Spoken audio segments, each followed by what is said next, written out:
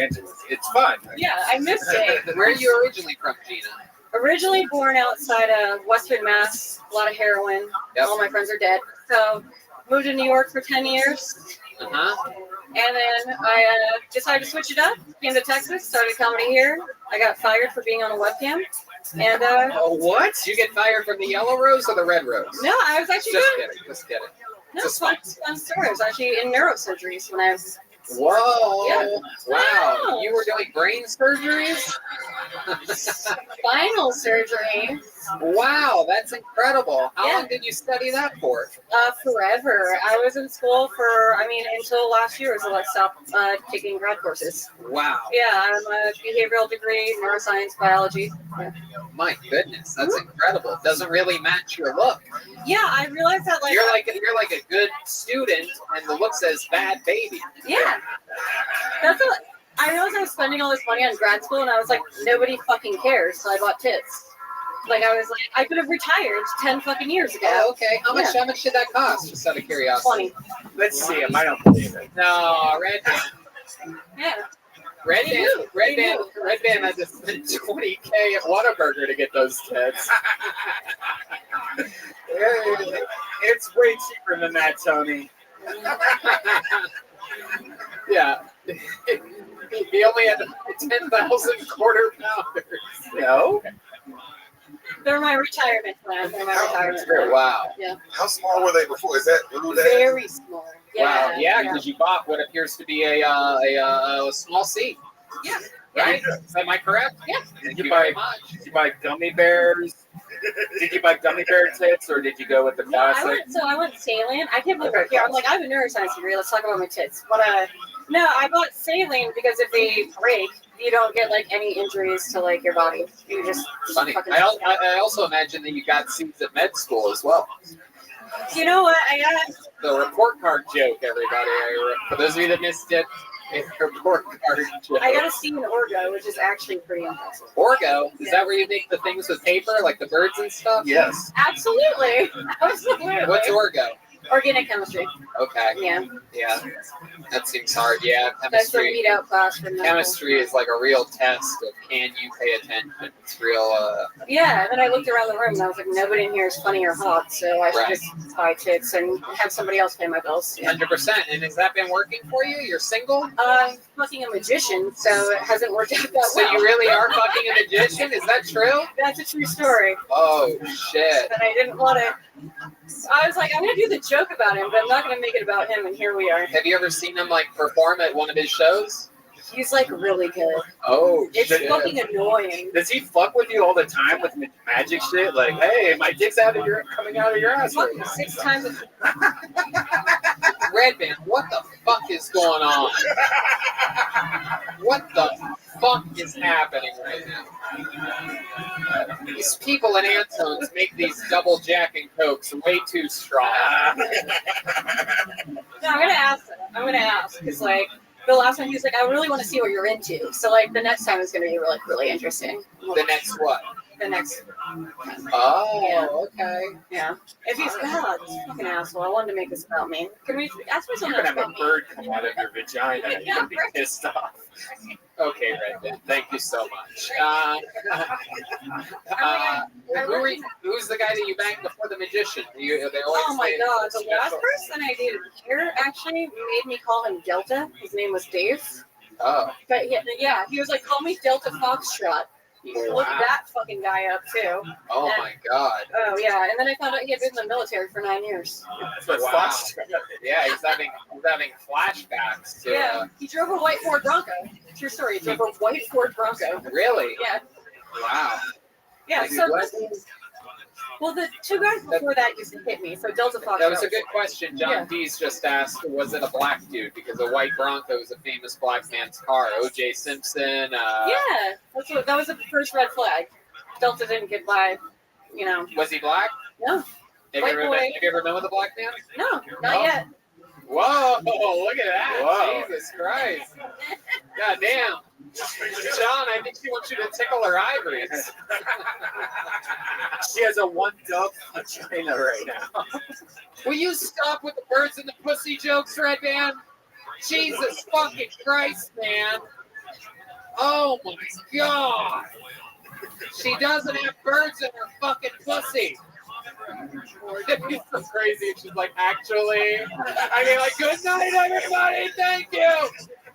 Sorry to Michael Lair, we ran out of time. Good night, everybody. It's just an eagle. Yeah, it's coming out like a giraffe, baby. It's just a dead owl just falls on itself. Old Hootie died from suffocation on that day. Wow, you were so funny, Gina Hyena. I'm going to be honest with you. I really was not expecting it. After being in this business for 14 years, when I saw a female wearing makeup, like trying it all, I immediately was like, wow, this is going to be the absolute worst. And it immediately set you up so that when you hit actual punchlines, I was shocked. Yeah. Thank you. What's the longest set you've ever done before? 25. Really? Wow. Yeah. I would like to have you Wednesday to do a spot. Oh, turn up. Whoa! Whoa! If you can. Yeah. Wow! What a stunning turnover! Nobody ever saw that coming.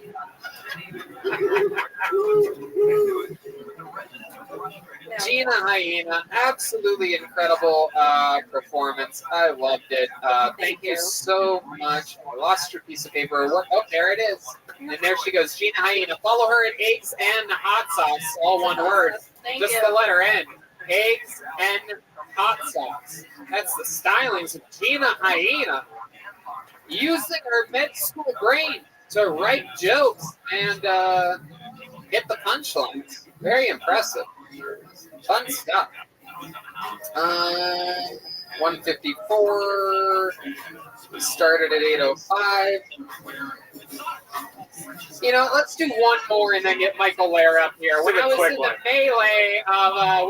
the melee of pulling out names to get a female up here, I pulled out a name of a guy who I actually know, and he is driven, I think, 4 or 5 hours, many Mondays, to come here to sign up for the show. I made friends with him when I did crowd work one night at a stand-up show in San Antonio. I did crowd work on this guy. He was funny. He responded funny. We had fun. We hung out afterwards. We went golfing a few weeks ago. A guy from a random audience member at one of my shows to golfing with me. He's so likable, so cool. I can't wait to see what he does up here. For the first time in Tony history, make some noise for my pal, Chewy. It's Chewy, everybody. I got Chewy. We go. He's pumping his fist. He's excited. Hell yeah. I do believe this is his first set ever. How about you guys give him a big welcome? It's my friend Chewy, everybody. Orale Oscar! I am a dreamer, a daydreamer. And like a lot of daydreamers, I've dreamt about having my own nightclub. And at the front door of my nightclub, I'm going to have a big wooden porch shaped like a wagon. So to get into my nightclub, you got to get on the wagon, stay on the wagon, till you get across, and to get off the wagon, you got to go down the staircase that has 12 steps to get into my club, the 13th step. My club's going to do so well, I'm going to open up another club on the gangster side of town. I'm going to call that club the G-Spot. And that club's going to be so successful that I'm going to open up a totally new club. I'm going to call that the Baby Gap. And I'm not going to forget about my hood rats. I'm going to open up a strip club on the ghetto side of town. And it's pretty ghetto over there. You're not going to see any Porsches, Mercedes. You're going to get coming up to the main stage. Put your hands together for Kia. And on the backstage, give me a hell yeah for Elantra. Yeah, hell yeah. Chewy, fuck yeah, man. Wow, I don't think you're allowed to call them hood rats anymore. That's proof that Chewy drove 4 or 5 hours from the middle of Texas to be here tonight. Way And for all my hood rat friends out there, Derek, what do you think about this? Yo, what the fuck is the ghetto side and then the gangster side? Oh no, they're separate. They're separate. What? Yeah, these hood rats and Porsches and Benzes. Chewy's about to be the first person in the show's history to get murdered by the band up here. Hey. And what happened to Michael? Did he get deported? Oh, come on. Chewy's referencing our Mexican friend, Michael Gonzalez. He's on a vacation in Hawaii. All right. By the way, it's very rare when someone's more racist on the show than they were at the golf course. But Chewy, Hey. I gotta give you credit. I've never seen anyone be completely nice and normal on the golf course and just come here. Where do you get deported? Where's my hood rats at? Those fucking gangsters, they'll have their own club too. I love it, Chewy. Tell us about you. This is your first time doing stand-up, right? First time. First time ever. First time ever. Chewy the Dewey. First time ever. I love it. Welcome, Chewy. And how old are you? Tell these people you're 57. 57. Absolutely. Absolutely adorable. And what have you been doing your whole life? What you been doing? Tell us about it. Working. Working. What do you That's do? old field. West Texas. I love it. The oil fields of West Texas. Way the fuck out there. Look at this fucking guy. This is a real man right here. What do you think about electric cars like Tesla and stuff like that? What do you think about that? You think he's gonna not like it? He's into oil. They're gonna make me be homeless out here. Yeah, exactly, right? Is that a real thing, like in your industry? Like, do people talk about that a lot? Yeah. Fuck yeah. Yeah.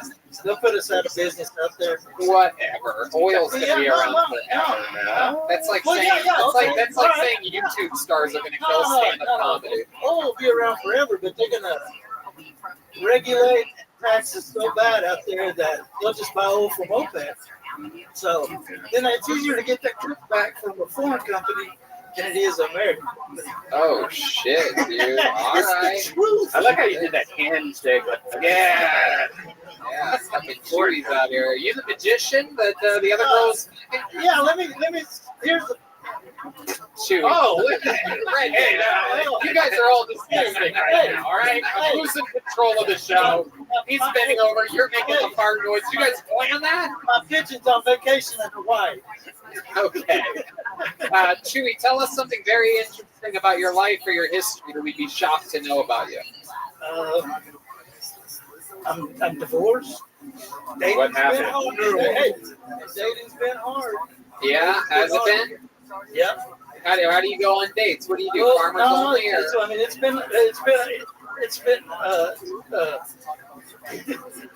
been tough. Really? When's the last time you kissed a girl? Oh shit. Oh shit. What are we talking about over here? Along. Really? Well, Did you got a big kiss on the lips? Because I've got a handicap. Yeah, what's your handicap? I am penisly challenged. Yeah, what does that mean? It means a couple of years ago I was just that motherfucker with the little dick, but now in this Biden liberal era, I'm penisly challenged, and I'm disabled. I want my fucking check. You can't get your dick to work? No, it works. Oh. It works. Does it work in the oil field as well? Does it? Hell yeah. Hell yeah. I wake up with morning wood every day. Wow, look at you. Fucking Chewy with the gooey. Wow. So, like, if you had to guess when the last time you kissed a girl other than your ex-wife was, what would you guess? A few years? No. I've been on dates. Oh, okay. So you made out with some of these hood rats or something like that? Well, it's not hood rats. Right. Mexican girl. Homeless people. Mexican girl. Mexican girl. Okay. How long ago was that? Couple months ago. Couple months ago. Okay. I was going to see if a random stranger wanted to come up here and kiss you, but I guess you got off easy on that one with by saying a random Mexican girl a couple months ago. We all believe you since you said hood rats earlier, too. Well, I mean, I'm Mexican. We don't think you would lie about making out with a Mexican girl is my point. It's so crazy you're Mexican because when you have white hair, you don't really think you're Mexican. Like it's so weird. That's so fucked up, Brandon. Yeah, Red thank Man, you, Red Man. John. You took the words Red Man. right out of my mouth. Red Man, what do you Like want? Steve What do you- Martin's here. Red Man, What? Red Man, what do you want? I'll hang you some sheetrock. No, some cement. no, Shit. no. Hey, How much hey, more? If they had a kitchen here, I'd wash you some dishes. All right, Jesus. Right, I don't have to Stop worry. with the stereotypes, everybody. This show's out of control right now. Chewy, you mentioned hood rats during your set. I'm going to hand it over to my friend Derek Poston. I'm going to see if he has any questions. I'm not saying you're a hood rat. I'm just saying. The fuck? I'm saying that that's an interesting type of verbiage to just throw around up here. Well, I was just confused because he said, oh, hood rats. He goes, no, I don't mess with hood rats. I dated a Mexican girl. It's like, so what is a hood rat? Like, what? Hood rat could be It seems like it's not. It seems like it's just a black woman. anybody who lives in the hood.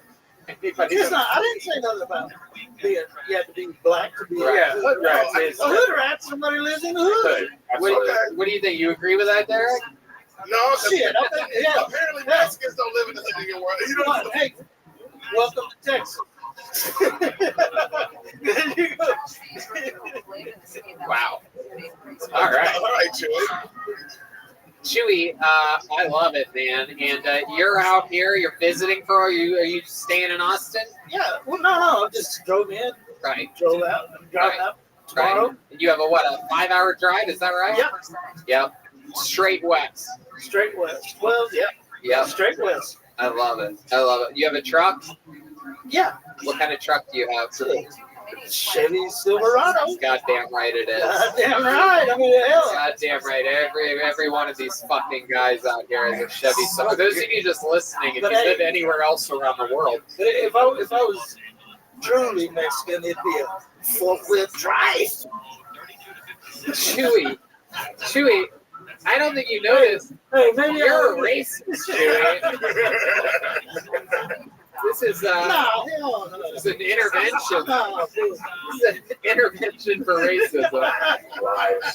Thank you, Jeremiah. Again, Jeremiah from Los Angeles, California. He's got a baby on the way. He's still talking about it. Yeah.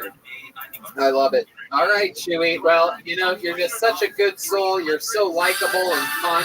I'm glad that you got to have your first time. This is something you've been signing up for multiple times. I'm glad we got it out of your system. How do you think? You think it's going to be something you're going to do again? Oh, yeah. Hell Oh, yeah. for sure. Look at that. He's Sure. hooked. How about a big hand for Chewy, everybody?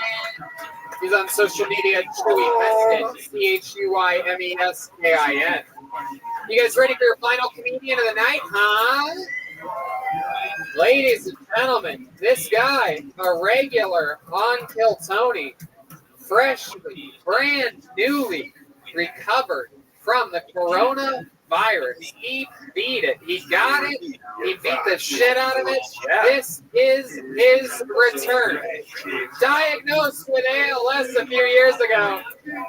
Gave up his 2 decades of improvisational background to chase his big dream of being a stand-up comedian. We saw him about a year and a half ago on Kill Tony. Fell in love with him, made him a regular. He writes and performs a brand new minute every week since then.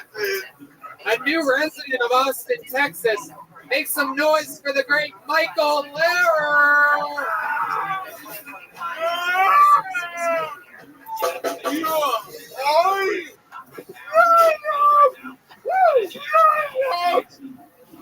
All you women, I find you one funny guy until you find out I can't walk.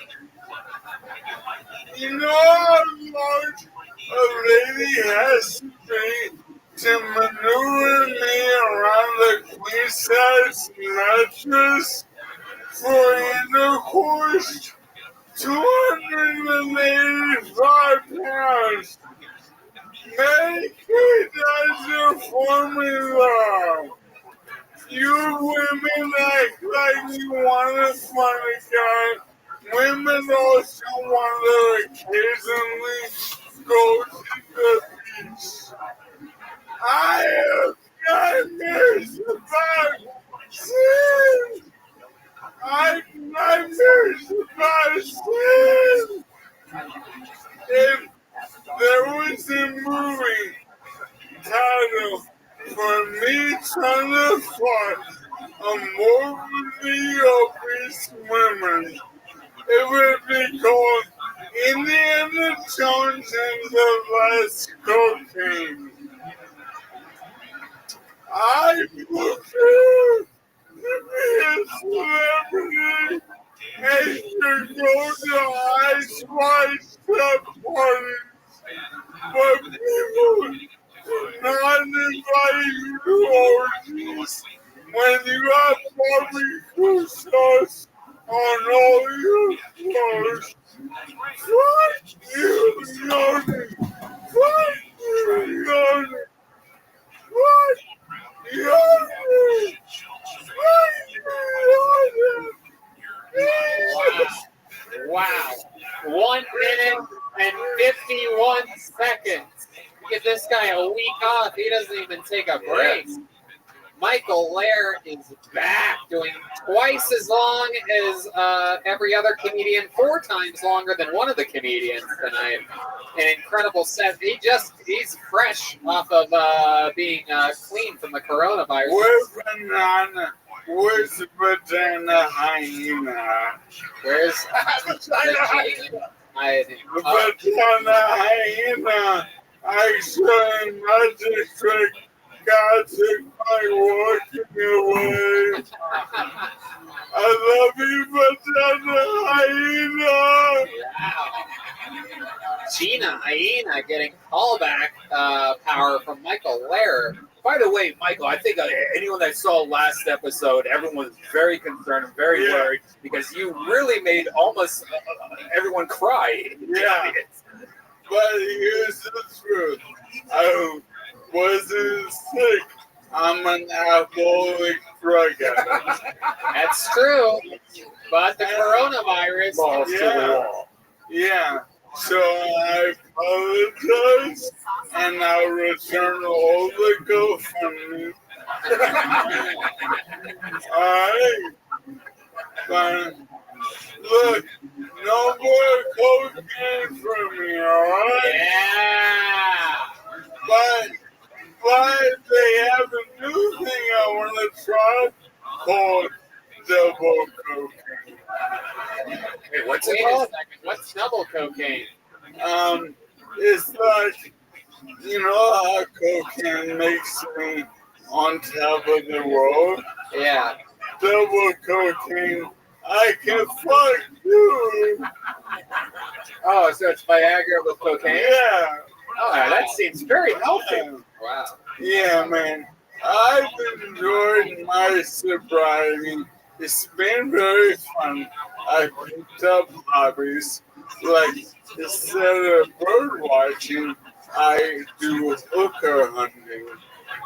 Now, this is great when you're in a restaurant. We're always curious, like, is that a hooker? There's an easy way to tell. Does she order off the menu like she's hibernating for the winter? Does she order off the menu like she's a gerbil or a hamster and has pouches to store food in her cheeks? And one, does she order double bacon, extra sausage, and double hash browns that I have? That bitch is a hooker. Wow. Very interesting. I can't believe we just found out Red Band's a hooker.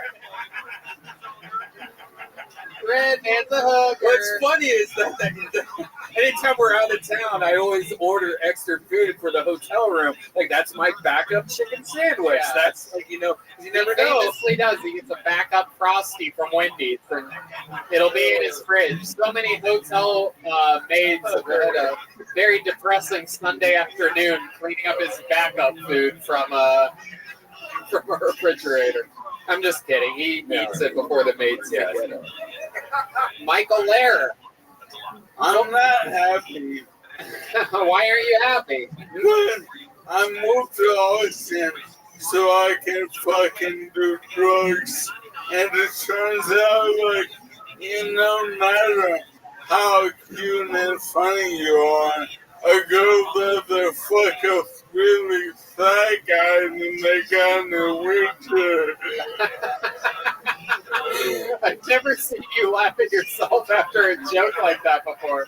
I've watched you hundreds of times at this point, and I've never seen you enjoy a joke that much. Are you talking to someone specifically? Yeah! What's wrong with you? You made me your phone number. You don't plan on calling back. I get it. You don't get my jokes. Alright? You know what? I lie to people now. When people go, what are you doing? I don't say comedian because then you hear a million annoying things. I go, special Olympics, bronze medal, hockey balls, North Korea 2025. Wow. I'm telling you, after a week off due to the coronavirus and a rough week, By the way, I just want to say that, Michael Laird, before we got Yellow Rose and Red Rose as a sponsor, went to the Yellow Rose. yeah, And he this said- is on February 13th, Yeah, by the way. and he sent us a text message. Yep. And his text message is, seriously, I quit everything, y'all. Work for, because Yellow Rose is all I've ever wanted. Bye, Felicia. Yeah. Yeah, he literally told us he was retiring because he went to the Yellow Rose. I don't know, I guess he was just planning on spending the rest of his money there. Again, this is definitely during the months-long cocaine bender that he went on. Again, he retired from doing what he loves to stay at the Yellow Rose at one point. He sent us this. He sent us this at what time? What time was By it? the way, didn't he say this? Fuck, I just realized I pissed all over myself in a stall at the Yellow Rose. I ruined everything nice. Wow. These are real text messages from Michael Laird. Oh man, I'll leave it back. Michael Laird is back, everybody! MichaelLairdComedy.com for everything Michael Laird. Whoa! Look at that drawing from Ryan J. Evo, Holy shit! Lee Redband, and Derek Poston. All the way down to the details of the baseball cap on that one. Yeah. Everything's available at RyanJEbelt.com. Did you guys have fun tonight, huh? For those of you listening to the podcast, make sure you follow the band. These guys are unbelievable. How about a big hand for John Dees? Follow him on social media, John Dees, all one word, JONKEYZ. On guitar, Matt Muehling, everyone, at Mutation, MUEHTATION. How about a big hand for Deep Madness, everybody? And on the drums, Daniel Watson, D Watts, DWATZ323. Him and Matt Muehling on guitar are in a band together called Prager. And that's the band, the Fix Vodka Kill Tony band. Fix Vodka, the alkaline vodka. Literally the best vodka that you can buy. For those of you that drink vodka at all. I've been making screwdrivers lately to cure my hangovers using Fix Vodka. With, If you have stomach acid, it's really good for that. yeah, I just like it because it's just a nice clean buzz. Hey, I have a show every week at Vulcan Gas Company. This week, we have it on a Wednesday, but as you can tell, two of the people on this show are going to be there. And also, I can say it now, maybe William Montgomery. So, look at it. Guys, how loud can this place get for my guest? His first time as a guest on the show, Derek Poston, everyone. He's got a great podcast. It's called Spoil the Beans. Listen to it. Follow him on social media at PERICPOSTON, all one word. Derek, fun times, man. The most fun time, bro. And to every comic listening, man, get serious, but bro, just keep going. I was working this show. I was a door guy working this show, being like, man, I'm gonna be on that motherfucking show. And then 3 years later, bro, I'm on that motherfucking show. So, Goddamn right you are. Going. Don't stop, Goddamn bro. right. Keep going.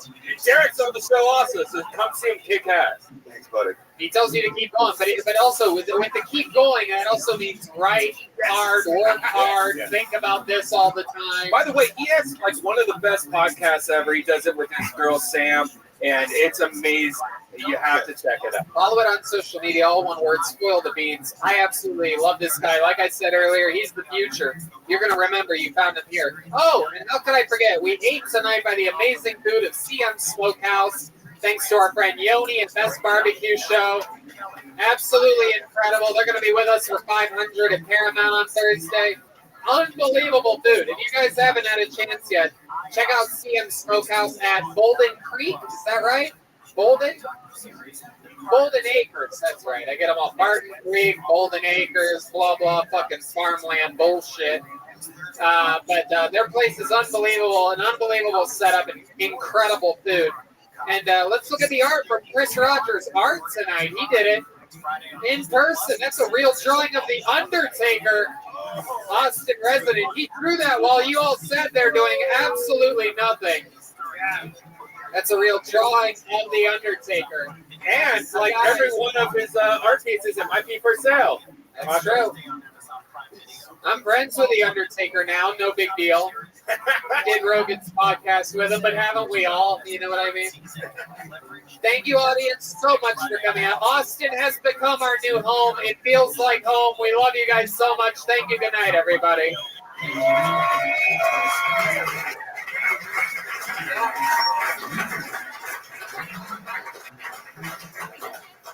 Yeah, Spider-Man is freezing full of bag.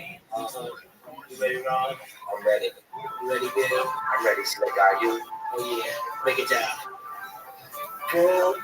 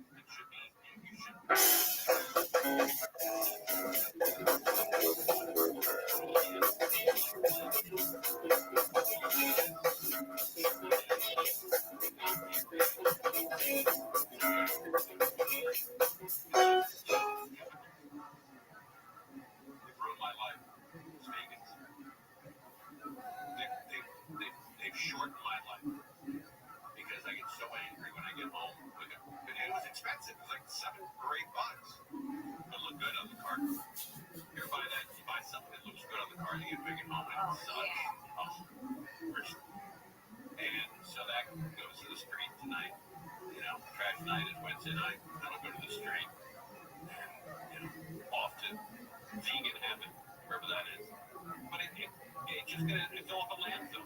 It's gonna go right in the landfill. So you vegans created that landfill, or at least my vegan, odorless, flavorless, sugarless, non-dairy ice cream. It is going into the landfill tonight or tomorrow. So you vegans did it. Congratulations. You caused that landfill to absorb that ice cream. And that's where it's going. Income. All right, let's talk about this. They're giving melatonin out at a daycare. And we'll come back. We'll tell you about this and why it's odd. But they're giving melatonin at a daycare to kids. And they're not telling the parents. They're not telling the parents that they're giving these kids sleeping pills. And essentially, that's what it is. I know it might be natural, but still, it's a sleeping aid. Oh, it's crazy. It's crazy. More craziness in Southern California. We're live on KFI AM 640. We'll come back and talk about where this is happening. Giving kids melatonin at a daycare center without talking to the parents. Crazy. Live on KFI 103. President Trump's announced a 90-day pause on some tariffs. ABC's Rebecca Jarvis says the pause affects more than 75 countries, but not China. China is still a very, very important trading partner with the United States. They export about $440 billion worth of goods here in the United States. Jarvis says lots of small and big businesses rely on China. Trump raised tariffs against China to 125% after it raised its tariffs on the U.S. to 84%. The LA City Council has given the okay to move forward with plans to expand the convention center downtown. The full council has now followed a council committee's decision to revive the more than $2 billion project. Councilman Isabel Romano says the expansion could bring much-needed cash to a city facing a $1 billion budget shortfall. It's crucial we invest our limited resources in projects that generate revenue, stimulate our local economy, and lift our communities. The work would start in September, pause during the Olympics, and then finish after the Games in 2029. Downtown business and civic groups say it's much needed to help the troubled neighborhood. National Weather Service's temperatures could reach the mid-90s in some parts of the Southland over the next couple days. Meteorologist Todd Hall says he would call it a We have high pressure system moving over the region. And that's a highly near Thursday or Friday. We're going to see most of the morning. We're going to see this in the valley area, into the valley, and into the Gabriel Valley. Temperatures expected to start dropping Friday of the weekend. The clouds and fog overnight tonight will soon clear tomorrow, and as we said, probably the hottest day of the week. Then cool it down just a smidge Friday with for the weekend. Right now on Fullerton, 83. Costa Mesa, 69 degrees. Sugar Drive. Start off in the South LA area earlier on Monday. Manchester Avenue has wrapped up on Beach Open. Traffic picking up away from the 105. After that, you've got a decent opening until you make your way towards Martin Luther King Jr. Boulevard. You're on the brakes beyond all the way towards Stadium Way. Slowing in Pasadena, 210 eastbound leaving Sierra Madre. Delays pretty heavy all the way to Azusa. And we're heading out to Irvine. This is 5 northbound delays away from Culver Drive. Pretty heavy all the way to Harbor.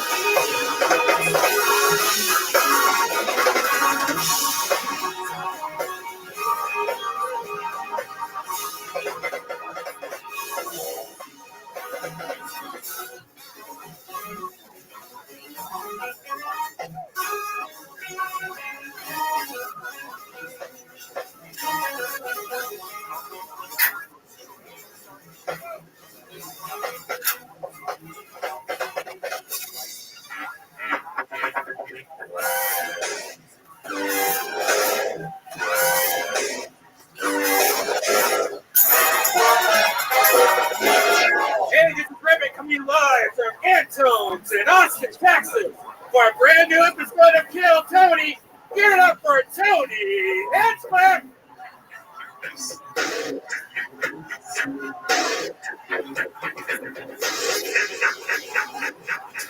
what's up, Austin? Make some noise. We're here. We're doing this shit. It's Monday night. This is the place to be. It's Brian Redband. What's up, everybody? Live in the flesh. How exciting. You guys ready for a great night tonight or what? Oh, yeah. Fresh off of Wild episode 500 at the Paramount Theater. Very, very exciting to be back at home at Antone's. Hell yeah. Feels good in here. How about a hand for the band, everybody? You just heard it. Thunder and Lightning, the Fix Vodka Kill Tony band. Look at that new Fix Vodka drumhead you got. That's beautiful. Fix Vodka drumhead. Who made that? Megan Palin? P-A-L-I-N? Megan Palin painted that whole thing. Fix Vodka. The best vodka out there. The first ever alkaline vodka. So if you like vodka at all and hate hangovers, try Fix Vodka. Yeah. Straight up now, tell me. How about a hand for the great John Deans on the keys, Matt Mueling on guitar, D Madness on the bass, Michael Gonzalez on the drums. And look who's behind us, everybody. The original house artist for Kill Tony, Ryan J. Ebel. All the way from Los Angeles, California, born and bred here in Texas. He's back home for the first time in a long time, getting Ryan J. out to Texas, and the first time here at Antone's. Yeah. And we have dueling artists. We have Chris Rogers' art right there. It's next to him. We've been doing a lot. It's an art duel. Ryan J. has official posters from episode 500 at the Paramount Theater. That's a super, super, super painting of all the old paintings and a new painting. It's crazy. You got to see it. He has them for sale along with brand new Kill Tony coloring books. You can get them after the show by finding Ryan J. Ebel. How fucking cool is that? He's here, everybody. Or you can get him online at ryanjebel.com. Hell yeah. This is going to be a banger tonight. I'm so excited about it. But before we start it, here's a little bit about the amazing sponsors that made tonight's episode available for you right now for free here. I don't know what it's like where you live, but lawns are a hard thing to take care of. Austin here just went through a ton of wild weather this week. We're talking hail, tons of rain, this and that. Taking care of your lawn isn't always easy. There's brown spots, bare patches, pesky weeds, and nibbling grubs. See your lawn thrive this spring with your own custom lawn care plan from Sunday. Sunday is more than just a lawn care product. It is a custom lawn care plan with a variety of ways to help you grow a beautiful lawn, control weeds, and remove pests. They take out all the guesswork and unwanted chemicals so you can grow a beautiful lawn that's better for people, pets, and the planet with Sunday. Red Band, you just use this on your brand new lawn. Yeah, this is my first lawn. I've never had a lawn before. It's a fun hobby. When I moved in, my lawn had not been taken care of for a few months, and there was dead grass. There was places where there was no grass and tons of weeds. I put in my address on Sunday's website, and they used satellite data to find exactly how big my lawn is, and they sent me, based on my location, exactly what my lawn needed. And man, I threw some seeds down. I killed all the weeds using their weed killer they sent me. I had a bunch of dandelions. I had some just for that. And already I'm seeing results. My lawn has gone from brown to green in just a few months. And it's amazing so far. It's incredible. This is technology helping people with lawns now. We've seen it with other things before. Uber, Postmates, this and that. DNA, like finding out what your DNA is. You know? It's crazy. Exactly. This is basically the 23andMe for your lawn.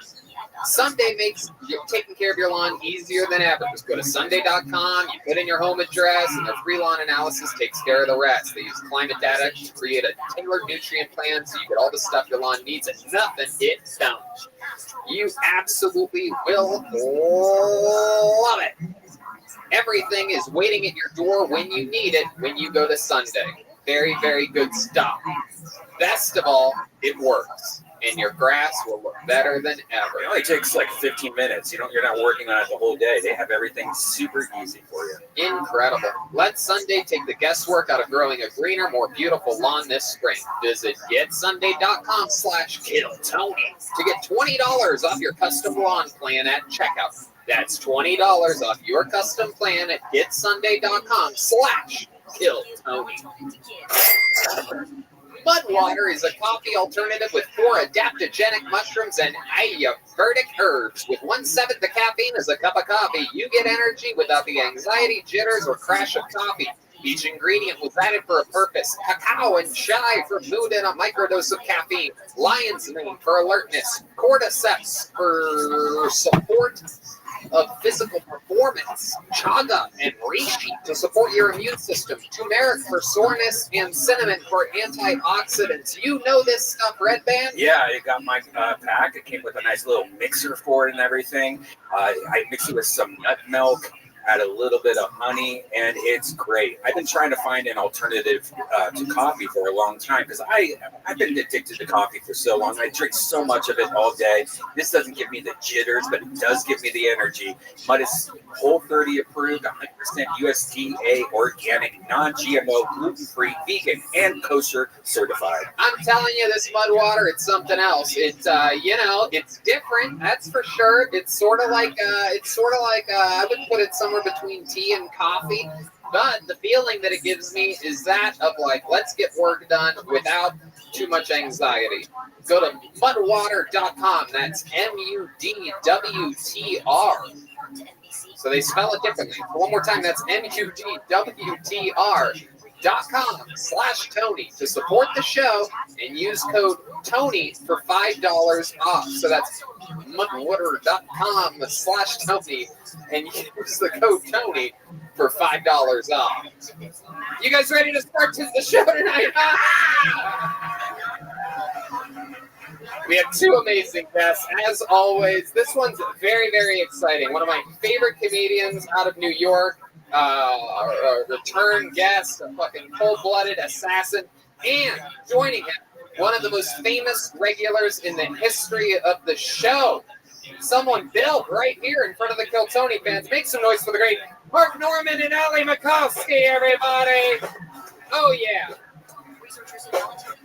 Come on in. Hell yeah. Mark Norman and Ali Makovsky. Hi, guys. Hey, Welcome, welcome.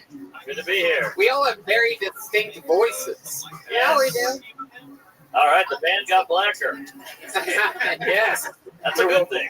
This is a new band since the last time you were here. Oh yeah. Basically, sort of the same old plain white electric guitarist that we always have. Yeah. Oh, look at that guy. Same little Mexican drummer that we always have, right? Oh yeah. Matt Muley over there with a little vanilla soft serve. And we have Deep Madness. Look at him. Wow. Questlove looks like shit. Oh. I'm joking, D. Madness. Deep Madness. Comedian. He's heard that a million times. So welcome back, guys. Of course, the great Mark Norman of the Tuesdays with Stories podcast. We Might Be Drunk with Sam Morrell, and my favorite special from the year 2020, Out to Lunch, available on YouTube. A wild, viral success. Thank you. And of course, Ali Makovsky, built here. She became a regular, or was on the show under the age of 21. Yes, sir. Started at 19, right? Yeah. And now absolutely killing it, opening for Joe Rogan all around the country. She was on JRE. Yeah. That's awesome. Resting Bitch podcast, available everywhere. Ali Makovsky, former Kill Tony regular, with us tonight. Great podcast. We're going to watch some comedians, or people trying to be comedians. Maybe they're unbelievable comedians. Anything can happen. We've been finding some real local here as of late, and business is booming. A bunch of people sign up. You guys probably know how it works. If not, they get pulled out of a bucket. They sign their names beforehand. Their names are cut into little pieces. If I pull their name out, they get 60 seconds. You know that time is up, and you hear the sound of a kitten. That means wrap it up then, or else we're going to bring out the angry 5th Street Bear. There it is. There it is. And a little sheep and an elephant for good measure. You guys ready to start the show? Yeah. How many of you have listened to the show before, big fans of the show? All right, that's a lot of you. You guys want to start it with a special treat then? All right, well then let's kick off the show with one of our 3 unbelievably talented regulars. You know what, fuck it, why don't we just start it off with the longest tenured regular of all time. This guy simply will not stop writing a brand new minute every single week.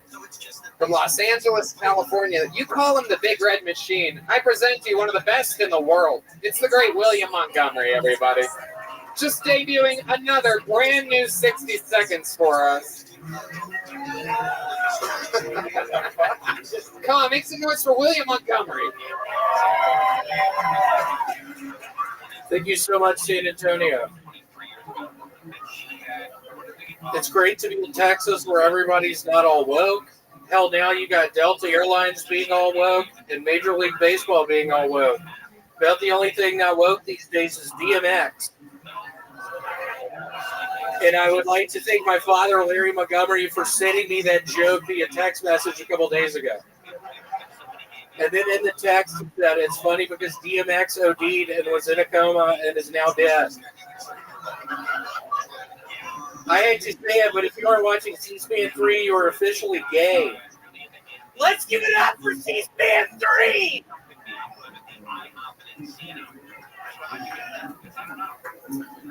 You know you're bad at golf when you play with Tiger and the next day he decides to drive off a cliff. That's a David Spade joke.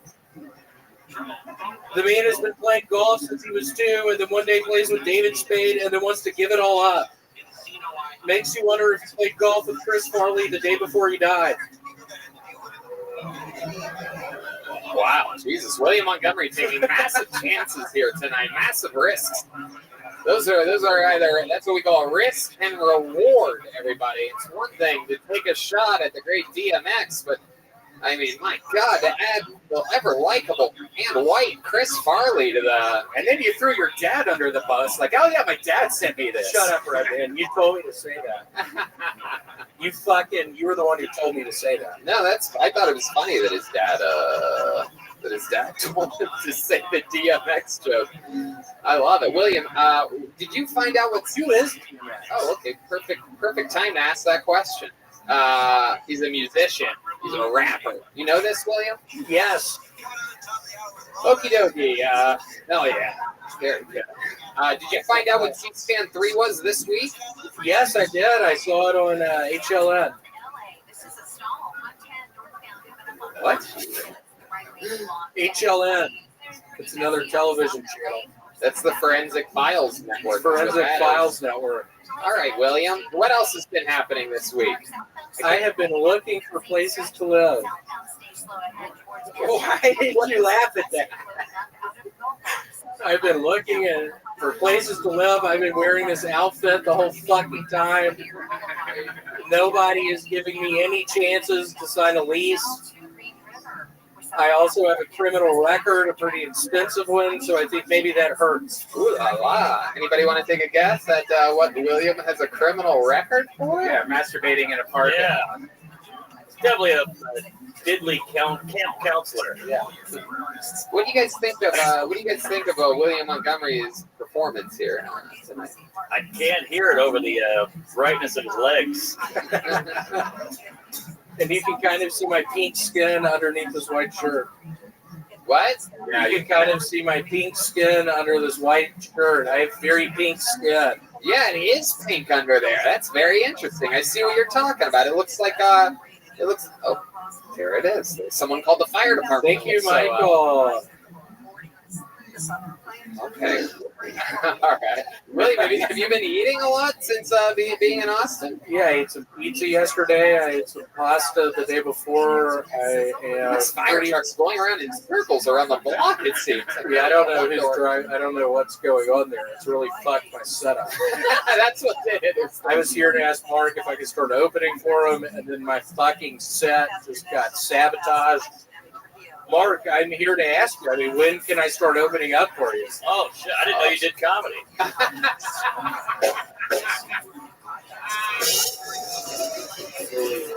Yeah. Fun stuff. I'm going to ask Larry to open for me. Yeah. Will you really? Yeah.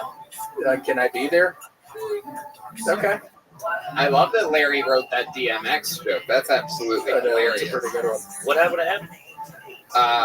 The dad? Oh. Died. What? Yeah, he died. Holy shit. Man, I hope Prince William's okay, too. I know. What was that?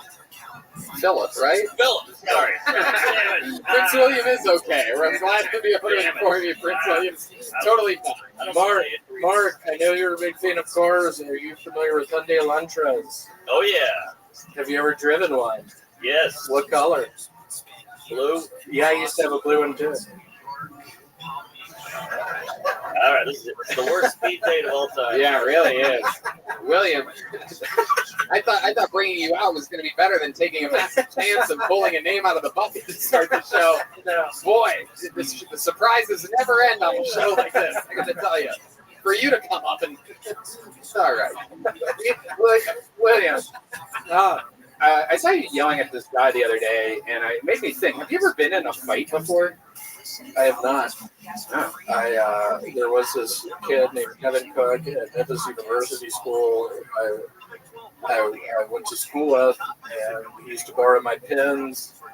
And one day I stuck one of the pens in my butt and gave it to him, and he put it in his mouth, and he didn't show up to school for the next couple of days. And when he showed back up, he almost beat me up.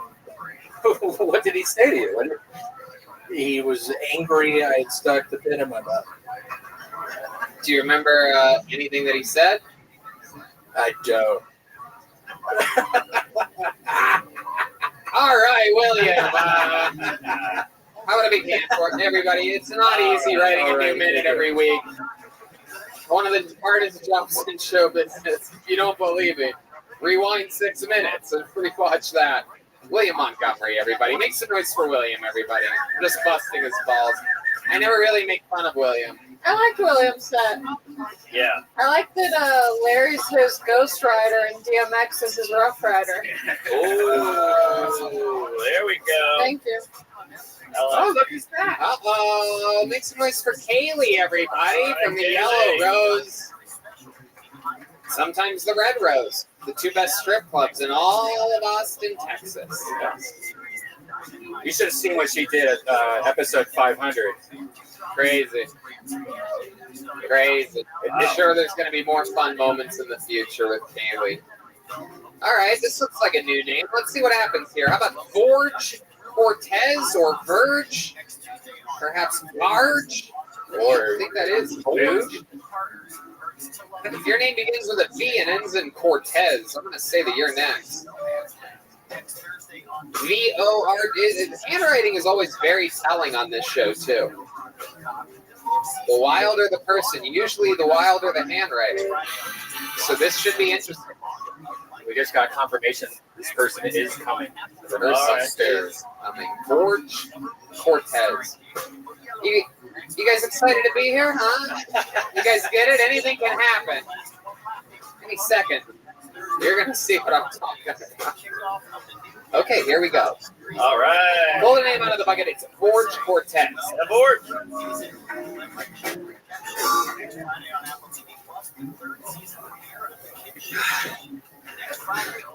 I love to smoke weed. I love to smoke weed. Without weed, my social anxiety would just be social anxiety I can remember. But thanks to weed, it just turns into paranoia, but I don't know where it comes from, you know what I mean?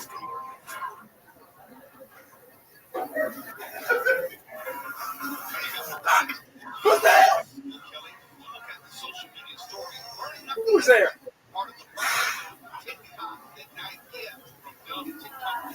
Okay, I'm the only one on the fucking spectrum. Okay, cool. I've done Molly a couple 3 times, and people say Molly's a sex drug. But every time I'm peeking on Molly, my dick doesn't do shit. So the only threesome I'm interested in is getting my hair brushed while I take a shower. If I want to take it to the next level, put a Q-tip in my ear and rub some Vicks on my chest. Okay.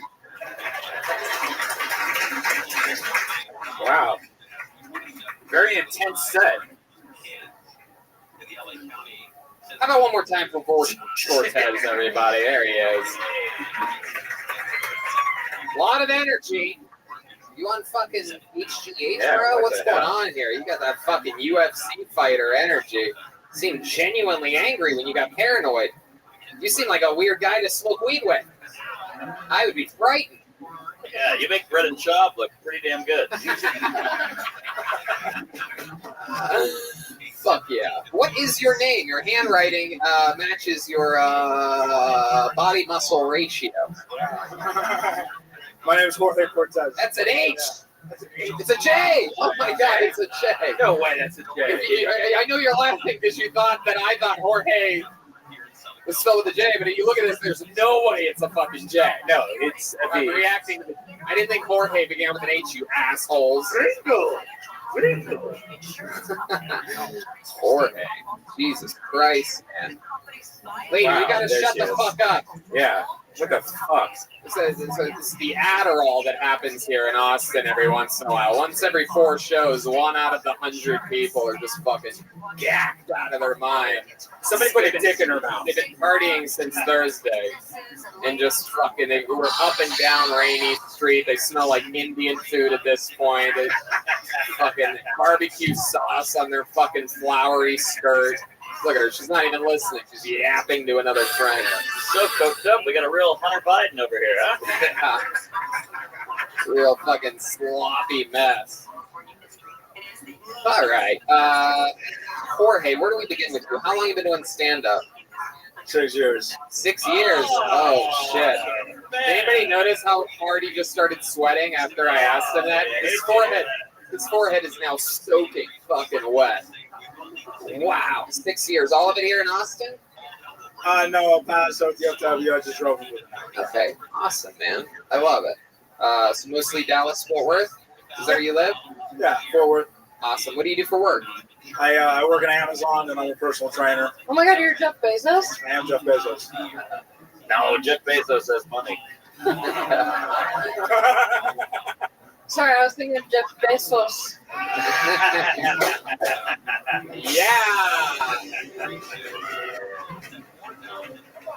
Yeah.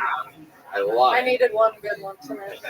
So you work in like one of those Amazon warehouses? Yeah.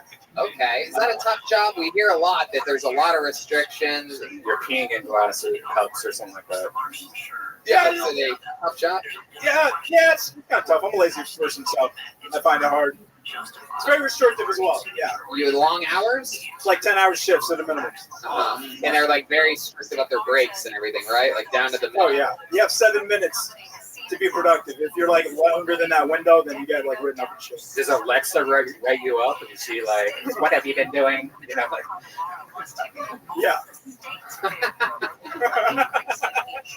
I'm surprised you work at Amazon because you have no delivery. Hey!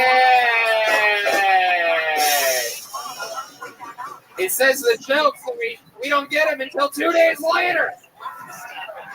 I think the jokes might be better in Chinese. Ooh! No? And a personal trainer? Yeah. You got a lot of people coming to you? Absolutely not. No. No. I'm recently certified. Yeah. Recently certified. Absolutely. How many people do you have under your tutelage right I now? have one person under my tutelage. One person. Oh, no. And what are we talking about? Boy, girl? It's William Montgomery. It's a dude. It's a dude? Yeah. Okay. What's his what's he shaped like? Is he a big guy or He's kind of shaped like a pear. He's kind of like fucking, like got this kind of like short, stocky, little fat around the gut. guy? Oh, like me. Like you, but like if you got fucking smushed. Yeah. Oh. Yeah, I think you can see it. That's all, you look quite tall on camera. That's what I said. Oh, on camera. Look at that. On a table, while sitting down on a podcast, you look awfully tall right now. I love it. Jorge, do you have any special skills or talents? You good at anything? You ever win a trophy for anything or win a competition? You have anything at all other than stand-up comedy? What do you? Trophies? No, not really. I was pretty mediocre at sports, you know. So, like, basically what you got out of the stand-up, I think that's how I've delivered in the rest of my life as well. Music, art, anything? You do anything else? Do I do anything else? I mean, I work out, you know, but I don't think that's much of a hobby. I garden. Oh, really? Okay. All right. It is Jorge after all, huh? What kind of gardening do you do? What are your favorite things? What do you got planted right now? Just like a small patio garden. We're keeping it simple, just herbs. Who's we? My girlfriend and I. Okay. How long you been with her? A little over a year. Oh, what does she do?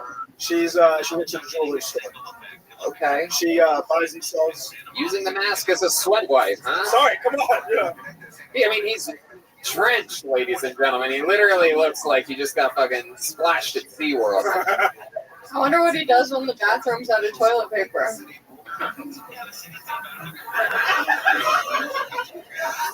You sweat a lot?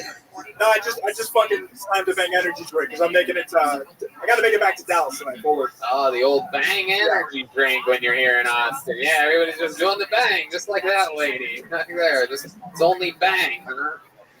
I love it. Okay. All right. You have any special maneuvers in the bedroom that you do on your girlfriend of the past year? I'm pretty humble. I'll eat ass. You know, I'm like pretty quick to eat ass. You do? I'm not trying to fucking act like I'm a miracle worker out here. I'll eat my, you know. Right. You say that like you just go straight for that first. I have a conversation first. In this day and age, you gotta ask. With the asshole or with her face? Because you said I eat ass. Like, that's just naturally. Hey, how was your day, baby? Good to see you again. Well, you ate a cock tonight, so it all evens out. I love it. Okay, Jorge. So much fun to have you on. Thank you very much. Hell yeah. Jorge Cortez, everybody. Yeah, Jorge. Talking about marijuana being paranoid. You know what I mean. That's a premise. That's a premise. Yeah, I think he had a Philip Garcia shirt on. He did. Philip Garcia, Kill Tony famous. Got pulled out of the bucket on 500. Turns out he told us about his car getting towed on the way there, popped the tire. And so we gave him a Ridge wallet with $500 there from our friends over at Ridge Wallet, the best wallet in the game. So the kid got to pay for his tow. And no one gives a fuck. All right, awesome. Haley from the Yellow Rose Red Rose, everybody keeping us safe. And your next comedian goes by the name of Anthony Zamora. Here we go. Here comes Anthony Zamora. Let's see what happens next.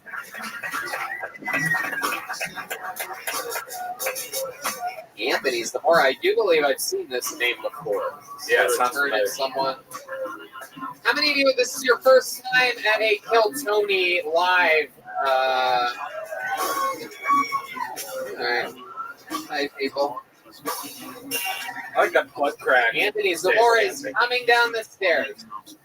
Here he comes. Put your hands together one more time for Anthony Zamora. All right, there he is.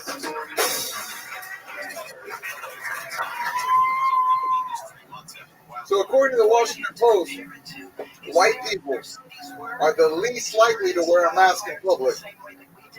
They prefer to wear the entire hood. The whole thing. The whole entire thing. It's fucking weird.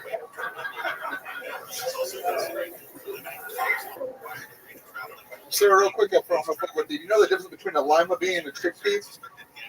I've never paid to have a lima bean in my mouth.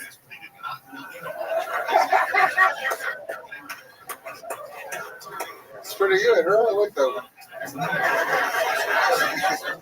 You can feel how you want to. I fucking love that joke. So I'm new to the dating scene. It's been a while, but I'm back on the fucking scene. Women are entitled now. I'm not sure if you noticed that. I was texting a chick and she asked me how long my dick was, and I told her 6 inches. And she told me 6 inches? 8 inches, bitch. That's my type. I said, how the fuck do you even know that song? You're like 14 years old. How the fuck do you? I'll leave it on that. Wow, look at that. Little he just likes to get out on a hard groan, everybody. One more time for Anthony Zamora. He said, I'll get out on that like he's got a standing ovation, you would have thought. Thank you, good night. Everybody's like, oh, disgusting. All right, Anthony, you've been on this show before. Once before, yeah. Hell yeah. Welcome back. Welcome back. Sure. Are you the Buc-ee's mascot? Does anybody else see it? Yeah, I swear to God. It just hit me now. I know I didn't think of this last time you were here. He said I had a Richard Nixon mask on. Still pretty good. I cannot tell a good second. Okay, that was good. Yeah, no laughs.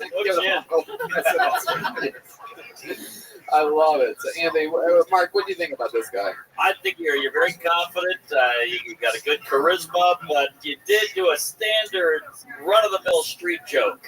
I mean, one of those jokes is like textbook joke book. Yeah, I got it from some homeless people telling it for a quarter. That's why. That's why. Oh, that's what you get from homeless people. Yeah, it's such an honest thief we have, everybody. All right. I mean, that's very interesting. The chickpea thing, that might be the most, that might be, you know what I mean, right? You know that other people have done that, right? Correct, yeah. Yeah. I had to give a shout out with my friends Squatch and Anna Lee. But you didn't give the shout out until we just asked. Yeah. That's the problem. I mean, It that's would have been cute if after that you were like, oh, guy gave you that. Like, I mean, it wouldn't have been funny, but it would have been cute had you given the homeless guy credit. I mean, who's your heroes? Carlos Mencia? Like, who is He loves this show. Look at this fucking giant Boy Scout. He lives for this right now. He doesn't even care that it's not going well. He's just so happy to be in front of those. But that is stand-up 101. Like, do not steal jokes. Like, do not use street jokes. Make them your own jokes. And if you How don't, new are you at this? Are you brand new? About 3 years in. Oh, okay, yeah. You're way too far to be. You gotta, especially on the show where you're doing 60 seconds. Like, I mean, you have to summon you have to show us something else. Can I redeem it? Can I do it different? Can you redeem it? Yeah, You want to take that back, and then you want to do one of your jokes? That's what I'm asking for, yeah. All right, I think the chickpea joke was we have it measured out. We have a whole app here for Kiltony. It's 11 seconds to do an 11-second. How many of you want to see him do an 11-second long joke?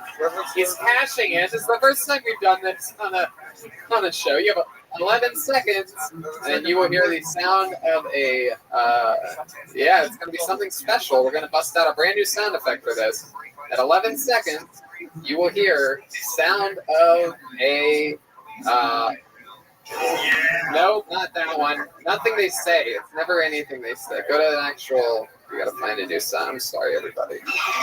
There you go. That's the sound of a dolphin. This is the dolphin of redemption. Are you guys ready for his 11-second dolphin of redemption? I don't know. If this was Vegas, I would bet for this is about to suck. Ladies and gentlemen, with an 11-second joke, I present to you, starting now, Anthony Zamora. Fantastic. According to the U.S. Census, 7% of Americans have major depression. That's 22 million people who practice stand-up comedy. It's all right. It's all right. Took 11 seconds. Gave you I a was couple. like 5. Yeah. that's what happens when you don't steal jokes. Huh? Ahs and groans. Ahs and groans. Anthony, what exactly do you have stuffed in your cheeks right now? We all want to know. Is it coins? Some people are saying that it might be some of those mini russet potatoes, perhaps. We want to know what is in those cheeks. Look at what. What's up? What's going on? What do you got in there? Anything? Nothing. What do you do for work, Anthony? Sales. What are you selling? Nothing. What are you selling, Anthony? Anthony, over here. What are you gonna ever do? Write a joke for you, Anthony? What are you gonna embrace that type of energy, Anthony? Are you gonna give her a quarter? No, it's really it's kind of absurd. I call people and I talk them into working for whatever company they signed up for. So you signed up for DoorDash, but you never started working. I call you and I convince you to start working for them. But it can be DoorDash, Uber Eats, Grubhub, anything. Someone needs to convince you to start writing your own material. Oh shit, dude. Oh, I'm sorry. shit, I'm dude. sorry. Anthony Zamora's up here getting punched right in the fat cheeks of his. Tell us something interesting about you that we didn't find out about you last time you were on. After that episode, were you like, God, I can't believe I didn't tell him about the time that or anything about you? Anything interesting about you, Anthony? It's a lot. The only thing I can remember right now is I juggle.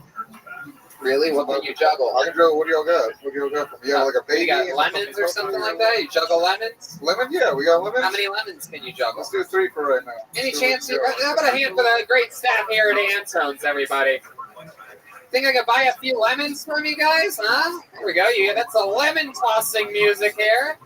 Those of you that haven't heard it before, this is the official song of lemon juggling. I will do anything to make Anthony Zamora seem somewhat talented. We're going to juggle some lemons. It's a real Monday night party here in Kiltony. Here they come. I can see them. 3 lemons. Hell yeah. How about one more hand for the staff here at Antone's? They're the best. We love them. This is our family here. These are our day ones at Kiltony. Yeah, the great Kaylee handing off some lemons. Here we go. Let's see if he can do this. Ladies and gentlemen. Whoa. Oh, shit. Oh, shit. Oh shit! There it is. There it is. We had a feeling. You have any? Is there like a big climactic thing you were getting to or anything, or was that it? No, we'll keep doing Wait a second, Tony. I've seen a clown do that before. Yeah, man. It's true. It's true. We see guys with face paint and a red nose. All you have is cheeks stuffed with shit.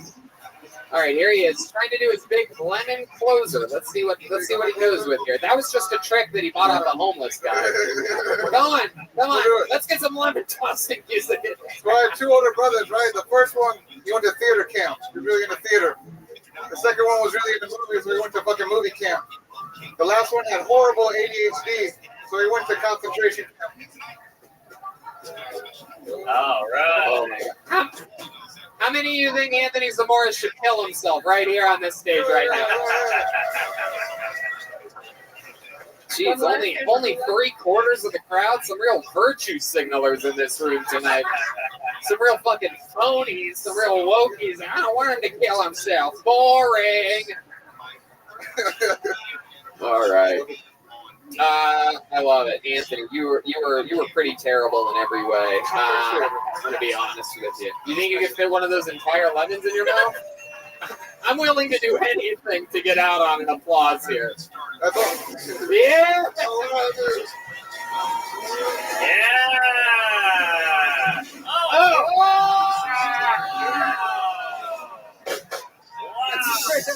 That's pretty good. Wow. That's pretty good. That's pretty good. Just think, that could be one of the lemons that ends up on your next drink, everybody. I'm just kidding. Oh, shit. All right, there he goes. Anthony Zamora, everybody. He's on Instagram at Antoine_the_Don. Don't steal those too. Lemonade. He loves stealing things worth 25 cents. He also looks like Wahoo from the Cleveland Indians. Did you see that? Hold on, he just grabbed something. Oh, Zamora kills himself in a stunning turn of events. What a twist. All right. Mariano DiVincenzo is next, but not before Kaylee keeps us all safe and sanitary up here. Again, the Yellow Rose and the Red Rose, famous for their cheeseburgers, believe it or not. I don't know if you've ever had a cheeseburger. They have cheeseburgers? Yeah, world famous cheeseburger. How many of you have had the cheeseburger at the Yellow Rose? Okie dokie. How many of you love HEB? Fuck yeah. Where's my Matt's El Rancho people at? Where's my Barton Springs, huh? Where's my Pete Terry's at? All right, here he is, everybody. Make some noise for Mariano DiVincenzo. What's up, everybody? So I know I have a confusing name and identity, but I am actually Latino. A lot of people ask me why I don't do like typical Latino humor, and it's because I'm from Argentina, and we're not very Mexican. Yeah. But I do speak Spanish, so that is pretty Mexican of me. But I am more Latino than people think. Growing up, I actually used to perform in a Latin soul band with my friend Erwin. We were called Erwin and Fire.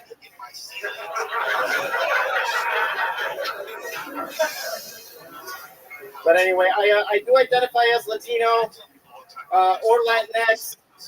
I don't want anybody to get offended. You're all a bunch of putex.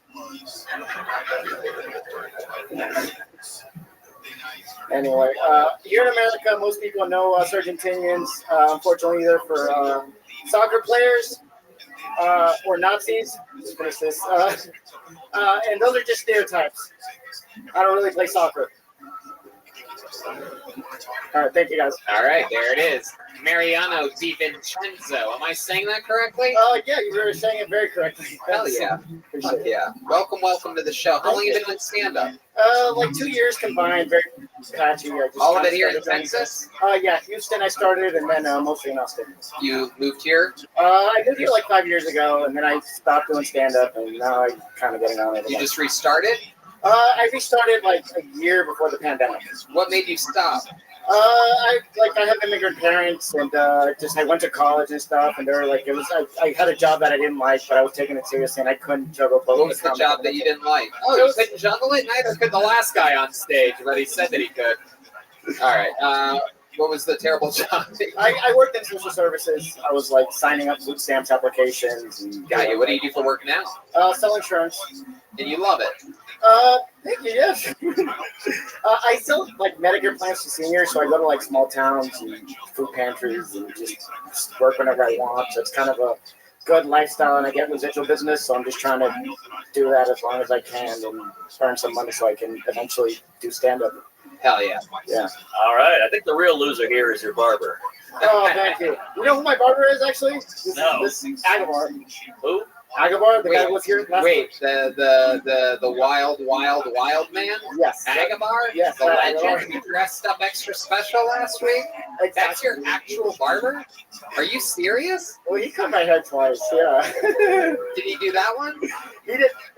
I'm overdue for a cut, though. I'm letting it go. But... Are you being serious, or are you kidding that Agabar No, is your barber? Agabar is my barber. Oh my god, that is hilarious. For those of you that actually knew who Agabar is, we thought to ourselves just a week ago in this very room, I can't imagine the type of person that lets this man cut their hair. And here's someone a week later, and that is what it looks like. This couldn't be funnier. Did he cut only one side of your hair? Like what? Yeah. You look like one of the plants from the middle of the Edward Scissorhands movie, like one of those single mothers like yards, and it's like, yeah, your hair. I know it's. I mean, I let it go. It looked okay about 2 weeks ago. It's really leaning left politically. That's true. That thing's Biden hard.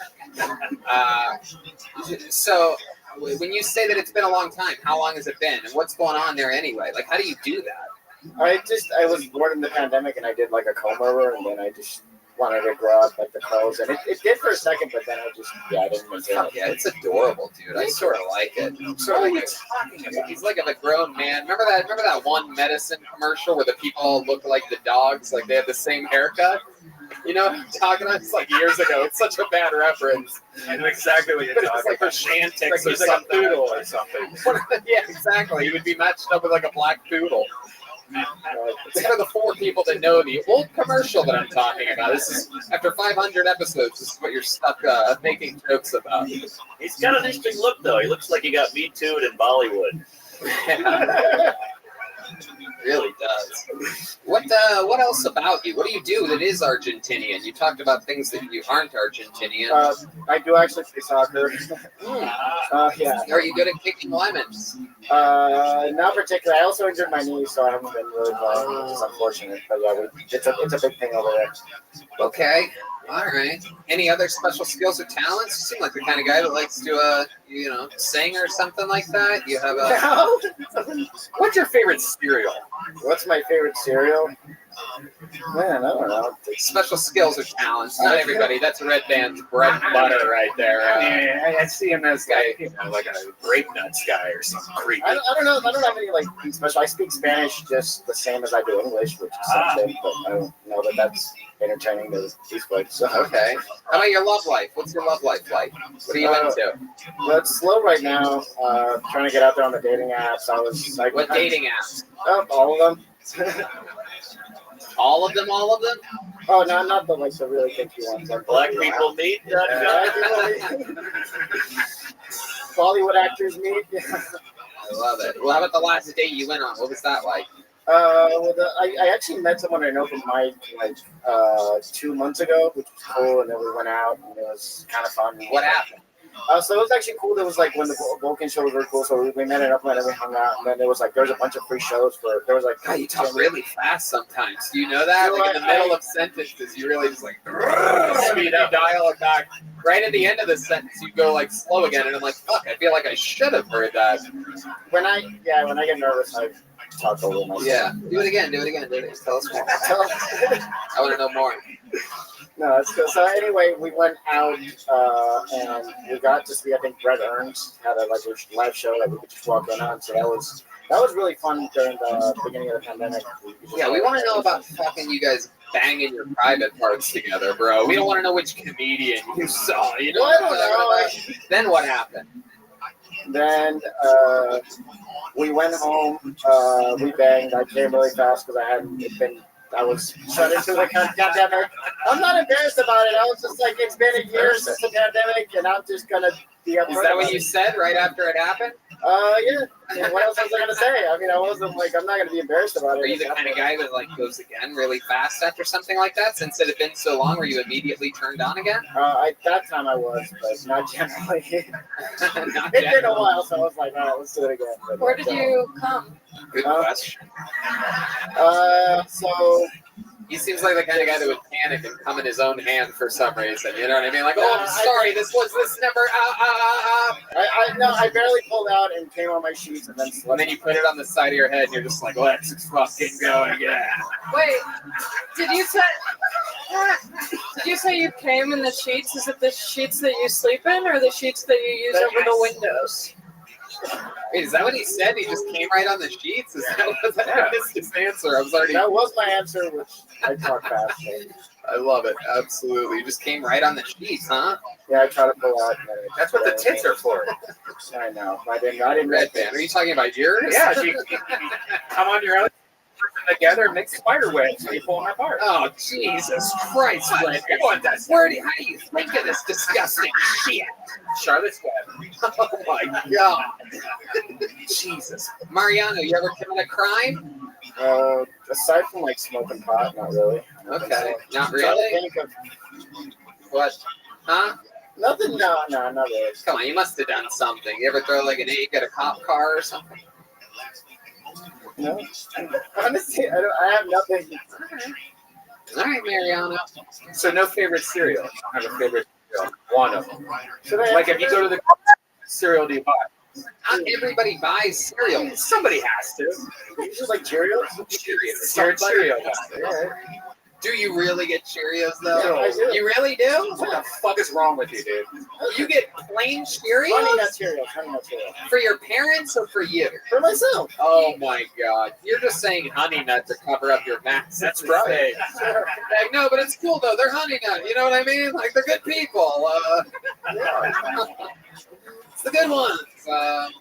Mariano, I love it. You mentioned, before you go, you mentioned your immigrant parents. What do they do? What are they like? So my dad's an engineer, so he's from like an immigrant family in Argentina, so they're very like just kind of, he made it in America, so he kind of had the same thing for us, and so kind of that's like the family pressure. Who'd they vote for? Really? Yeah. Yeah, that's what they told you, huh? Yeah, no, that is so like Venezuelans and like people like that are very Trumpers, but like Argentinians are a little more left wing. All right, kids in cages. Yeah, right. Oh, that's the former president of the United States, Donald Trump. Us Mexicans. Talking about us Mexicans. Really, When Mexico sends its people, they're not sending their best. Oh, okay. Thank you very much. There he goes. Dump the call. That's the president of the United States. And there he goes. Mariano Di Vincenzo, his first time on Tony. Thank you, Mariano. Follow him on social media. It's at Mariano_Di Vincenzo. Gotta love it. This live, raw fucking talent. Anything can happen here. You guys ever have like crazy haircuts like that? Like I once did the when I was in like, I think I was a freshman in high school. Me and all my friends. It was the lamest thing I ever took part in, but it was like 1999, and that was the time where like everybody did like the top of their hair bleached blonde, but the bottom stayed the same color. Yeah, I used to do the flat top. Remember the flat top? Yeah. You ever deal with it? You ever bleach it or anything when you were growing up? I did the peroxide when I was a skateboard douche. Hell yeah. All right, let's keep it moving. Bradley Yandel. Bradley Yandel. Oh, coming up from this side. Look at this. From right here. Hello. There it is. Bradley Yandel, everybody. Oh my God. One more time for Bradley Yandel. There he is. Here he is.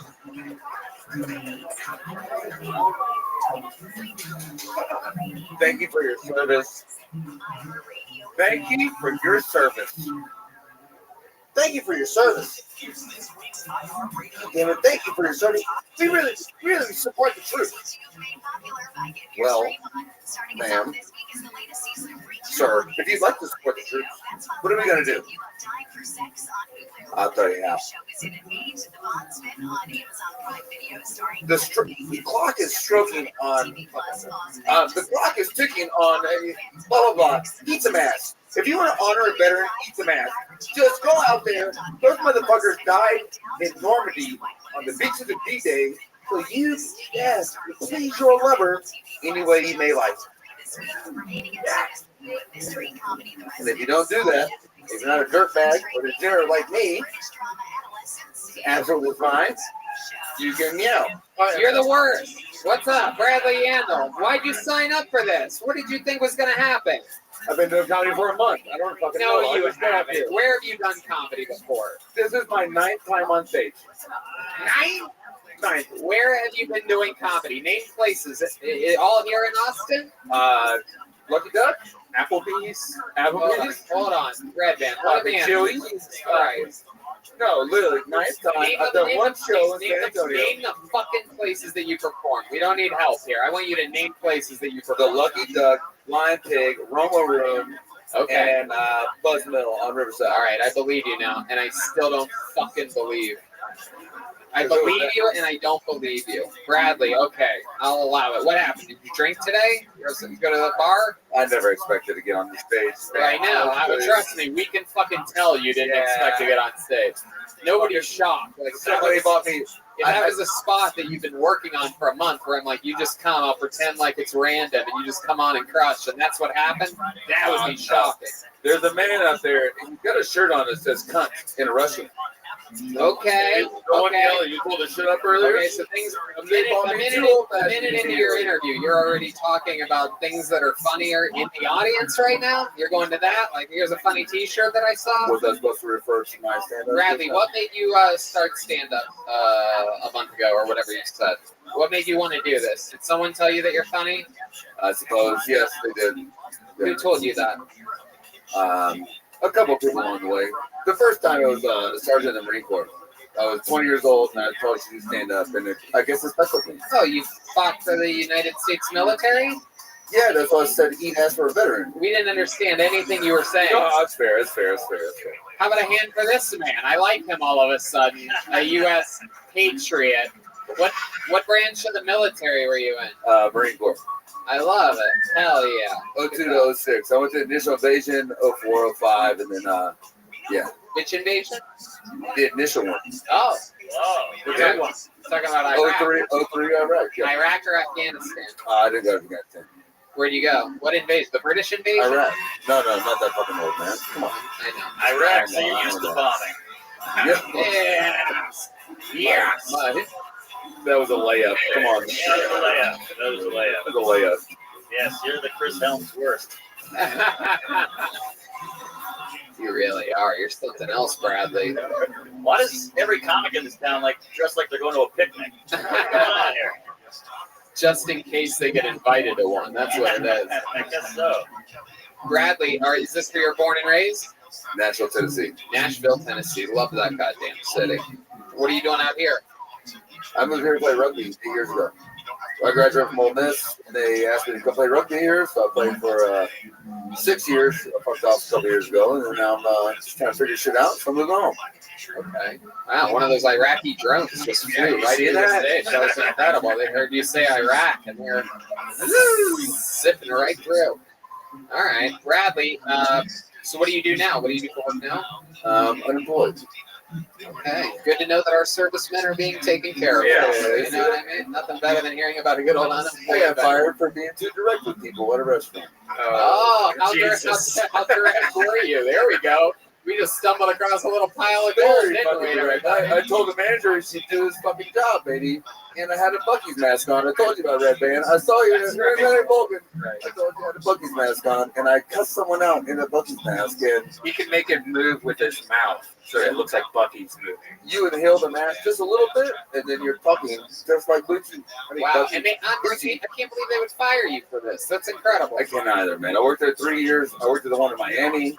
Papi, I was down in South Beach, setting tables. The restaurant. The restaurant, North Italia. Fuck him. I put it on blast. North Italia, domain, and Wow. here downtown. How long did you work with that company? 3 years. 3 years. And at the very end, you're wearing the Buc-ee's mask, moving your mouth like the Buc-ee, slightly. Cussing out a brand new manager because the GM's on vacation, and shit was going fucking. Things were stinking.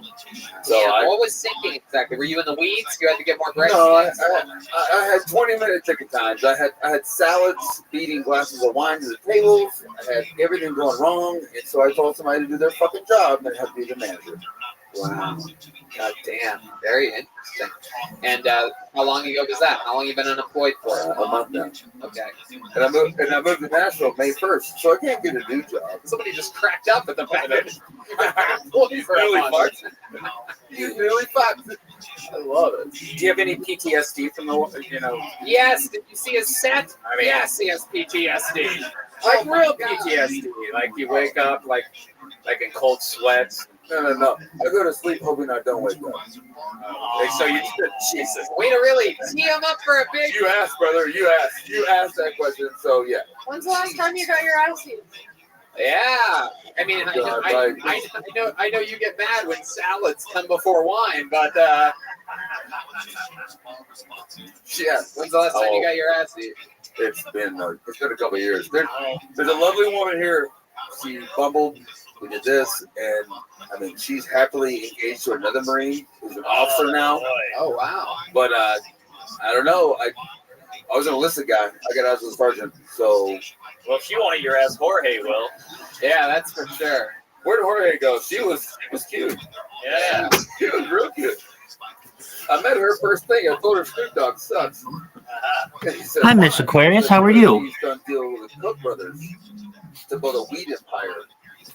He said, well, everybody likes Coca-Cola. I said, no, the Cook brothers, T-O-C-H. And he fucking ran away. K-O-C-H, right? K-O-C-H. Every time I went to their house, I saw the big K. It's another win for Iraq right there. Another win for Iraq. Wrap it up, brother. I love it. I mean, very, very interesting stuff. What else do you do for fun? What else about you? You seem like a guy that has... I'm a rugby guy. Longboard, skateboard, stuff like that. You seem cool. It seems like really cool stuff. Not funny. I seem cool, but I'm not funny. So what's going to happen? Are you going to bang the married Marine's wife or whatever? I guess I never really followed up with that. Now I'm interested to know. I didn't imagine life to be so bright, but I can't see it from here. Listen But to the voice of that I will. fucking lady. What was that? Yeah, come on, come eat my pussy. Jesus, lady. You don't really have the voice for heckling, huh? Maybe whisper your ideas in someone else's ear and let them yell it. Hey, why don't you go fuck yourself? Makes me low here. Jesus Christ. There's people getting lit up in the dark tonight. Look at that. Hold that candle right in front of your face so I can make fun of you some more. I'm just kidding. I'm kidding. Bradley, what's the funniest thing you think you've ever done in your entire life? You ever prank your old bunk mates or anything like that, or anything crazy? I'm not really a pranker. I'm the kind of guy that says, if you punch me in the nuts, I'm going to hold it over your head forever to make you suspect when I'll punch you in the nuts. How do you get nuts way up there? Because we sleep on bunk beds. You ever heard of a soap party? You're a bottom. Oh, well, duh. It's a bunk bed joke. Hell yeah. 1 in the bunk, 2 in the skunk. You know what I'm saying? All right, there he goes, everybody. Come on, make some noise for a real U.S. hero of the greatest country in the world, the United States of America, everybody. Come on. You guys aren't going to get loud for the United States of America? Have we hit that big of a lull in the show tonight? There he goes, Bradley Yandel. Follow him in the. I can't read his handwriting. Well, that's another one with bad handwriting. Who would have guessed that one? How about a hand for the great Kaylee? All right, Kaylee. What is it again, Kaylee? Kaylee Funk 73 or something like that? Kaylee Dot Funk 73? Kaylee Funk Dot 73. Dash. Kaylee dot Funk. Kaylee Dash Funk Dot 73 on. You gotta write it down. We always have to write it down from now on. We're gonna get it right. Probably more people will follow you because I got it wrong, believe it or not. It's one of those things. It's how podcasts work. And they'll be like, I remember the time Tony got it wrong, so I'll follow her, because other people probably didn't follow her. Anyway, you guys having fun out there? Indiana Jones? Anything can happen. It's Clearly.funk.73. How about DL? We got eyes on DL. Anybody see him? No? Anybody? Yoni? Number 2, you see him at all yet?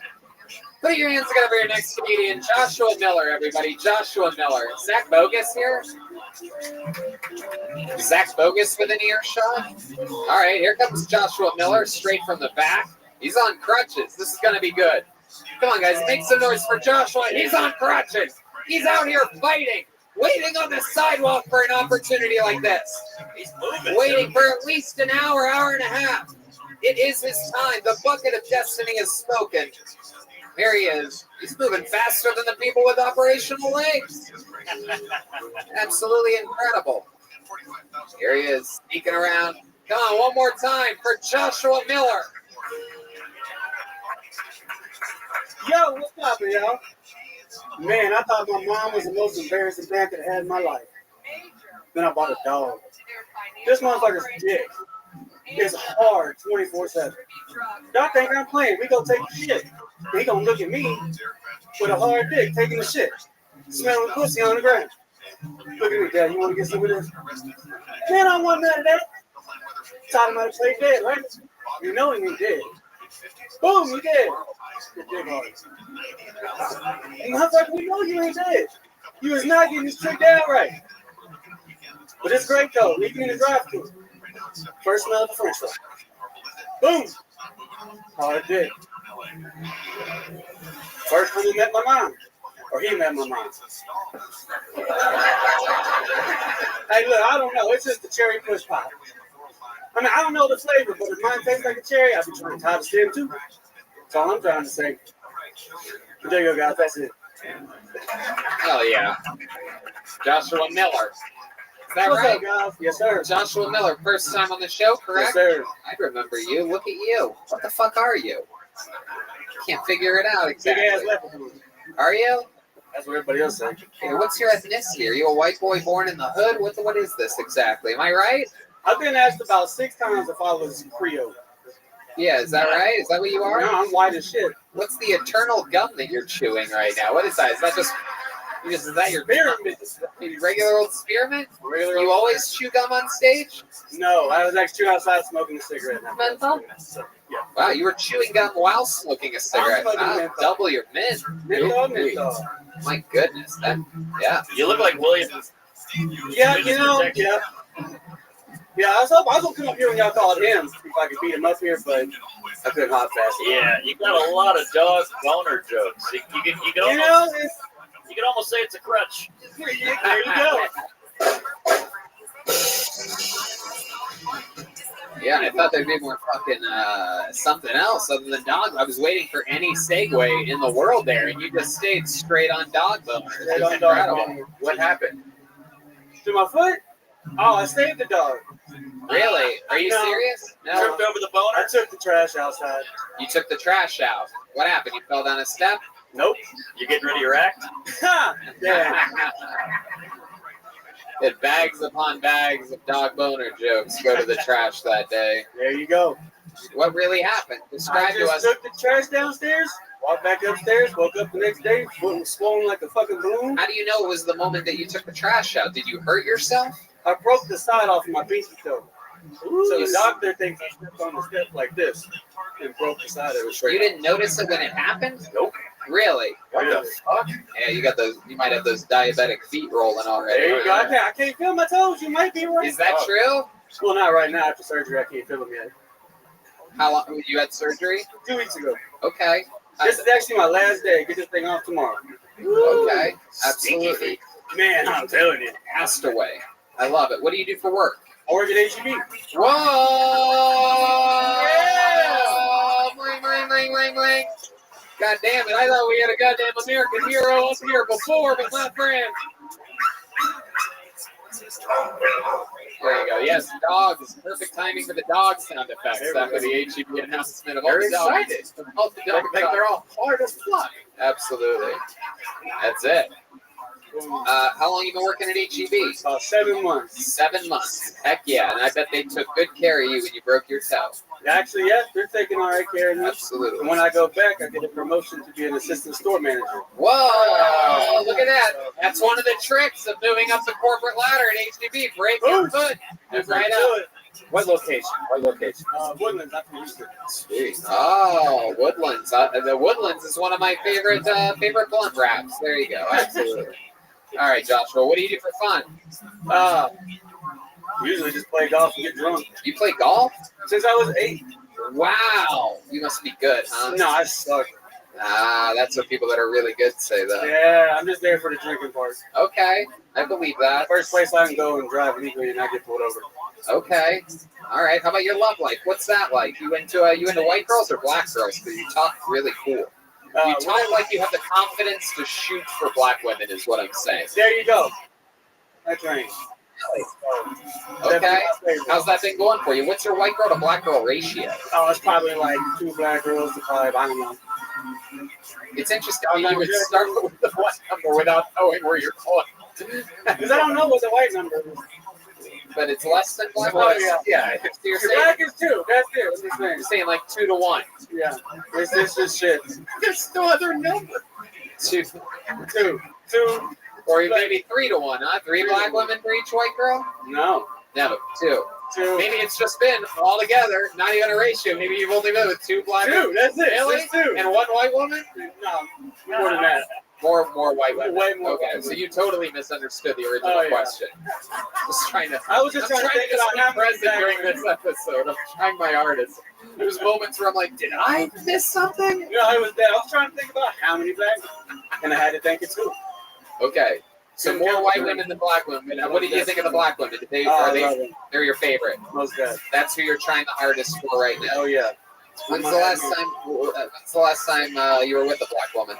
3 years ago. 3 years ago. My goodness. When's the last time you were with a white woman? Probably about 2 weeks ago. 2 weeks ago. Where'd you meet her at? Some boring white place? Right?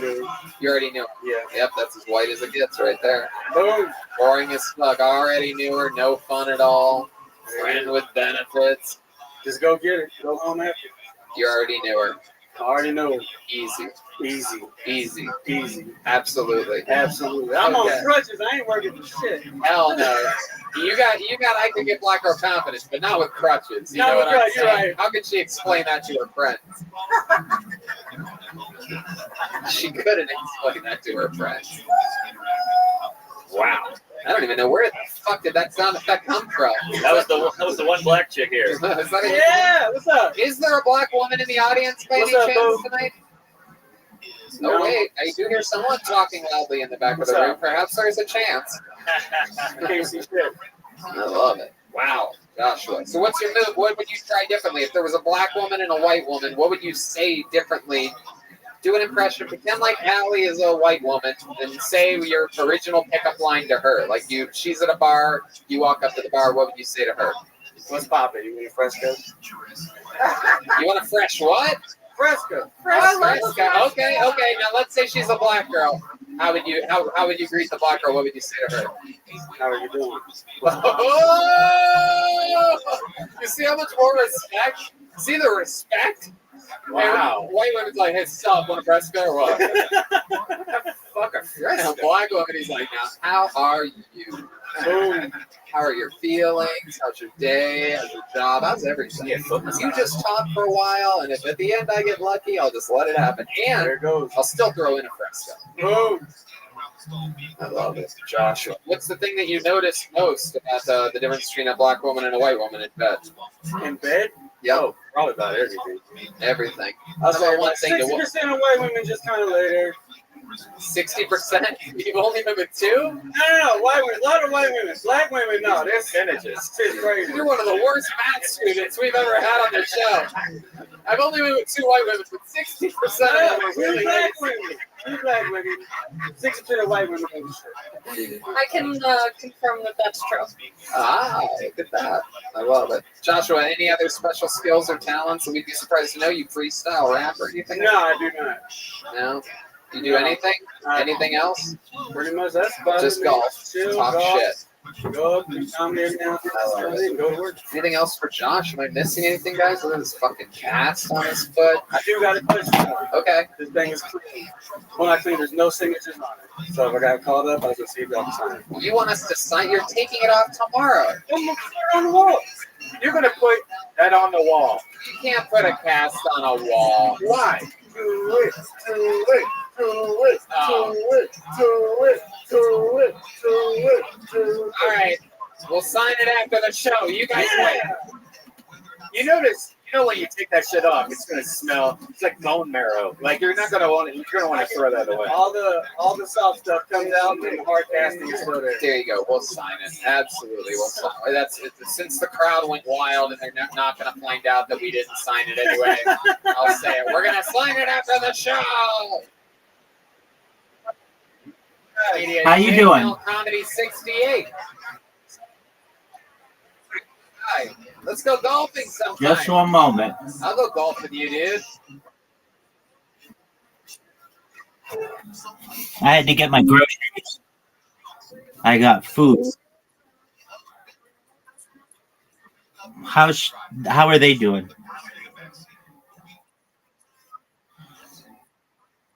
That's good to hear. Absolutely. All right, you ready to bowl, girl? Excellent. All righty. I'm going to send you an invitation.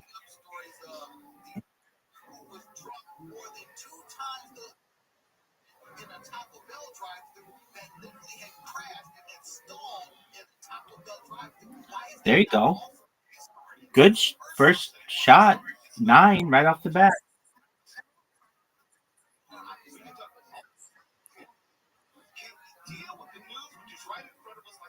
Oh, beautiful. Spare. Get it. All but one. I matched you.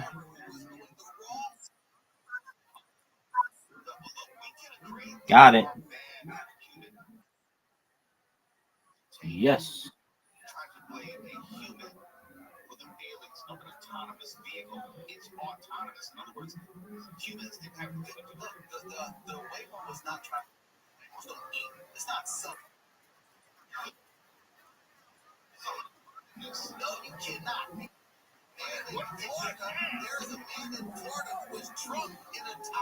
Beautiful. 2 spares. You've been practicing.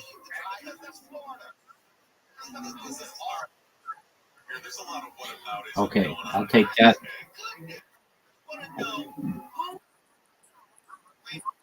Got him. Thank you.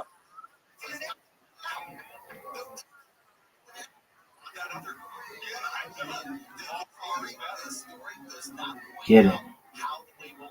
Oh, all but 2. Man, you're playing really well.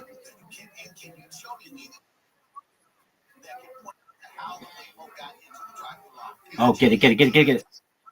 How did you only get one of them? Oh, that was bad. My finger didn't do what it normally does.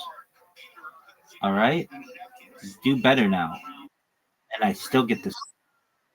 And I still get the spare.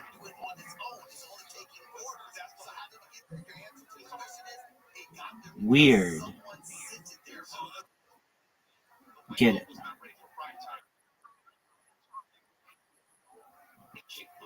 Get it.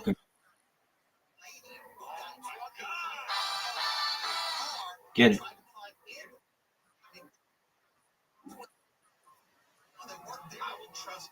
Get it. That's what I'm talking about. That's what I'm talking about. Get it. All but one.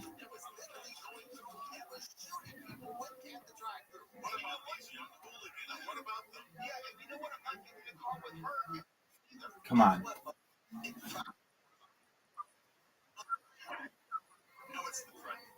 Get it. That's a tough split, Miss Aquarius. That is a split. Get them both. Get it. Oh. That's okay. I'll take 7-7. I'll take it. I'll take it. Exactly. You win, I win. Absolutely. That was a very competitive game. Very. All right, here we go. You're gonna get this. That's okay. That's okay. I know you. You're gonna do that.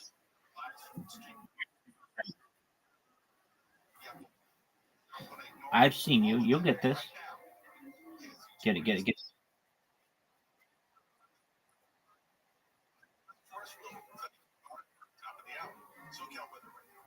There we go. That's what I'm talking about.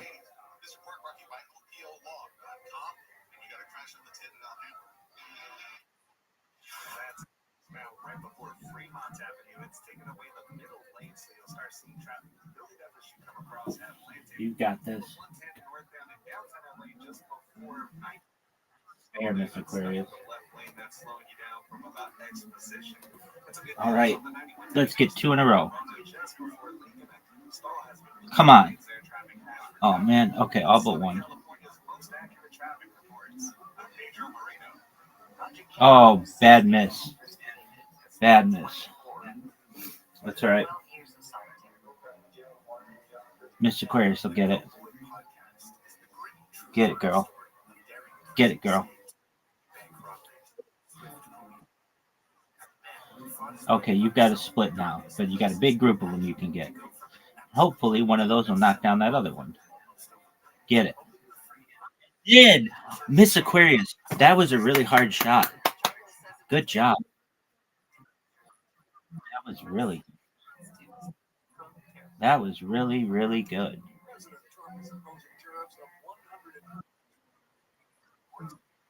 Oh man, Miss Aquarius.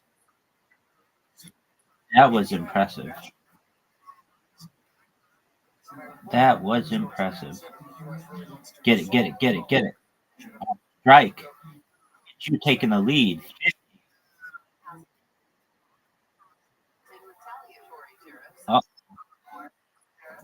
Uh oh, Miss Aquarius. That lead. I did not pass you. It all comes down to this.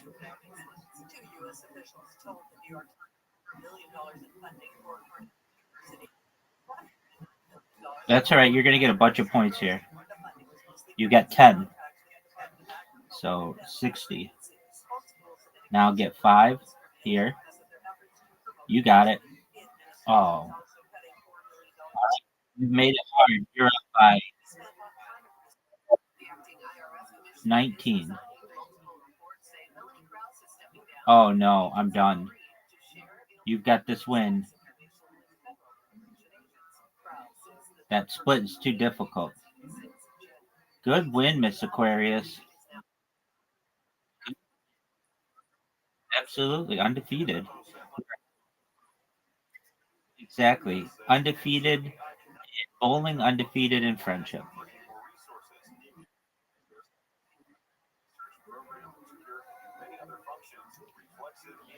All right, Miss Aquarius. That's a good shot. Now that was perfectly right on.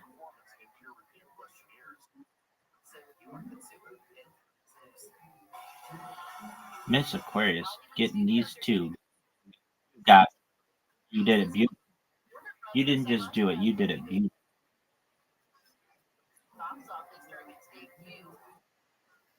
Double one.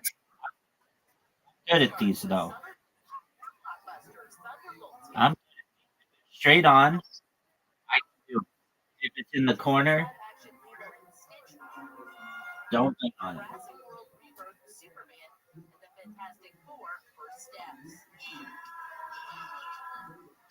Nice strike.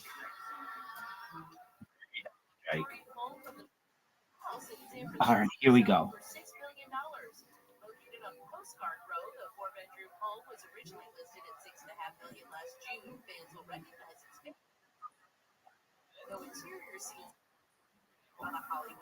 Two strikes, two spares in a row, but you have the lead, and that strike is going to help you here.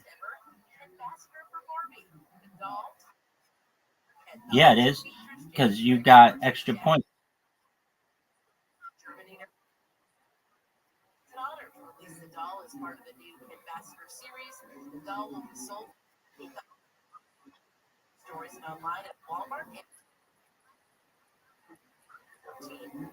Get it. There we go. That's what I'm talking about.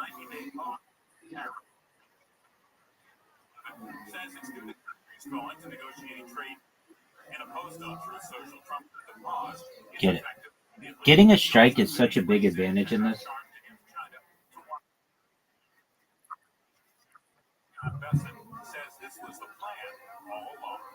Get it.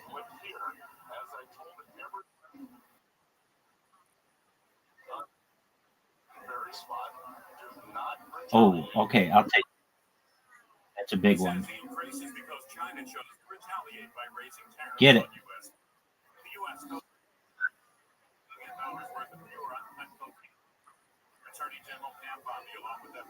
All right, 3 strikes in a row, Mr. Aquarius. Get it.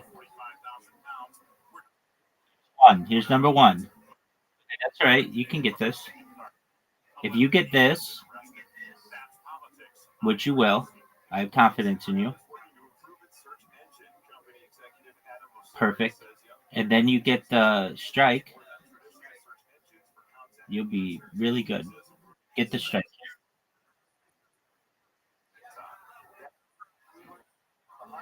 That looks good. You did. Miss Aquarius, great job.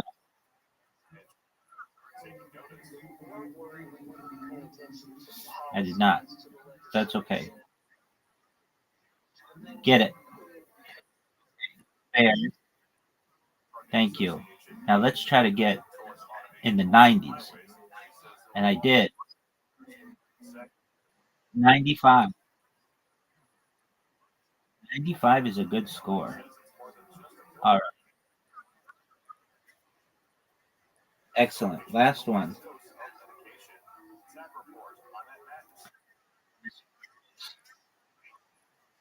Gonna do really well. Right here. Perfect.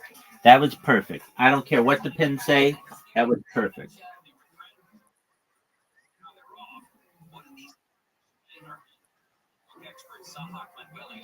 That's a good one too. I agree.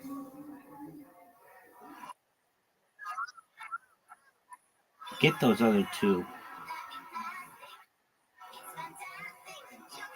Get it. I got it. Oh no. Oh, I can't believe it did not knock that other one down. That's not cool.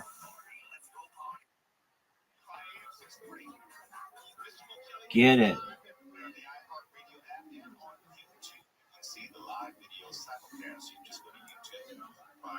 All right, you got this.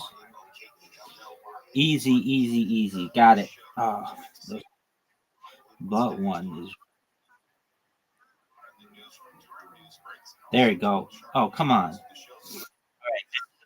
right. I just kissed it and it moved over. I kissed it and it moved over. All right. You've got the lead. Miss Aquarius with a nice lead here. She's adding to it, folks. She's got a 6-point lead and it's going to increase here. Beautiful shot, Miss Aquarius. Beautiful. Are you serious? I did not get that. Get it.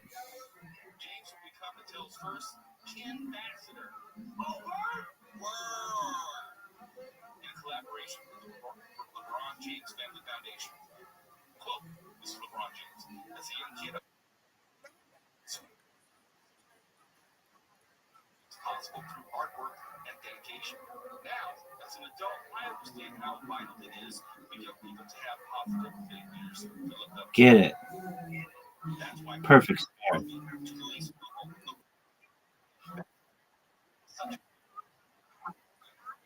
Yes, I do. Yes, I do.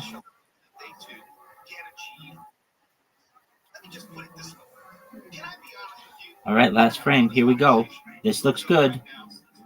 You can get this, but it's not easy.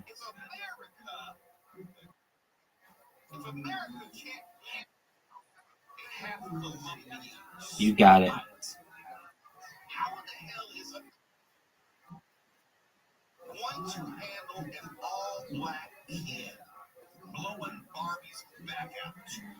Okay.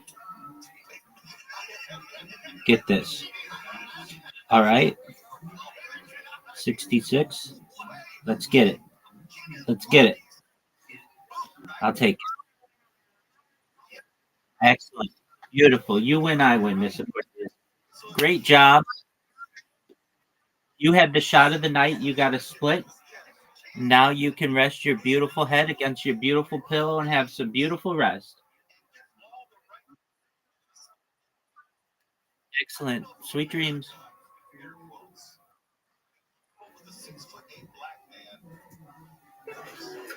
He sounds like he could roll a blunt. What you talking about? You know what I'm gonna go. Shit.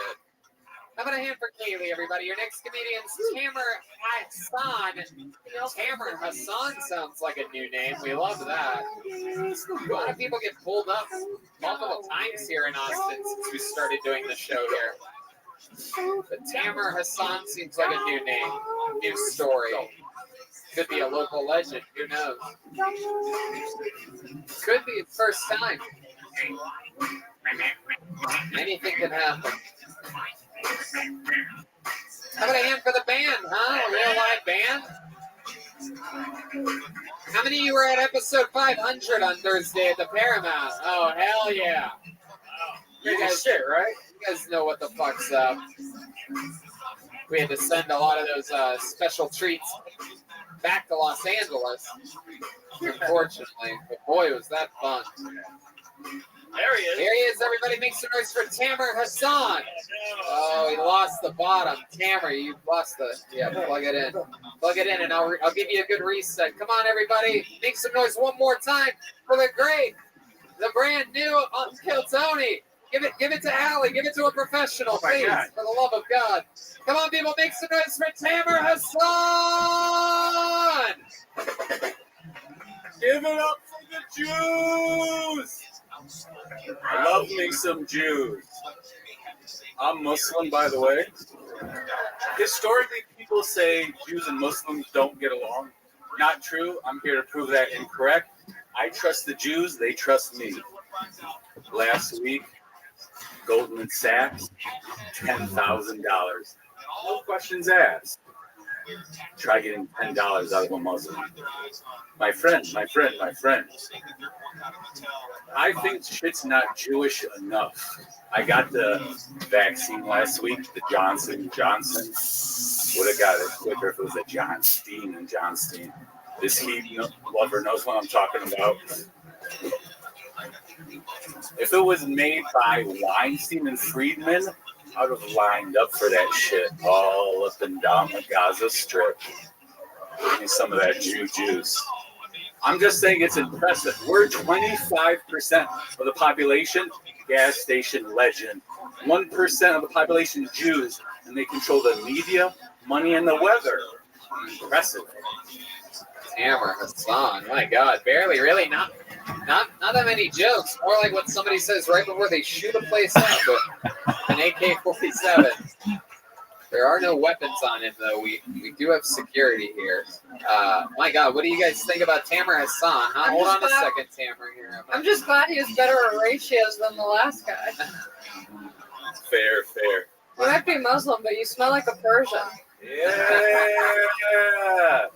Well, Miami, Cuban, California, Texas. Are you just naming places right now?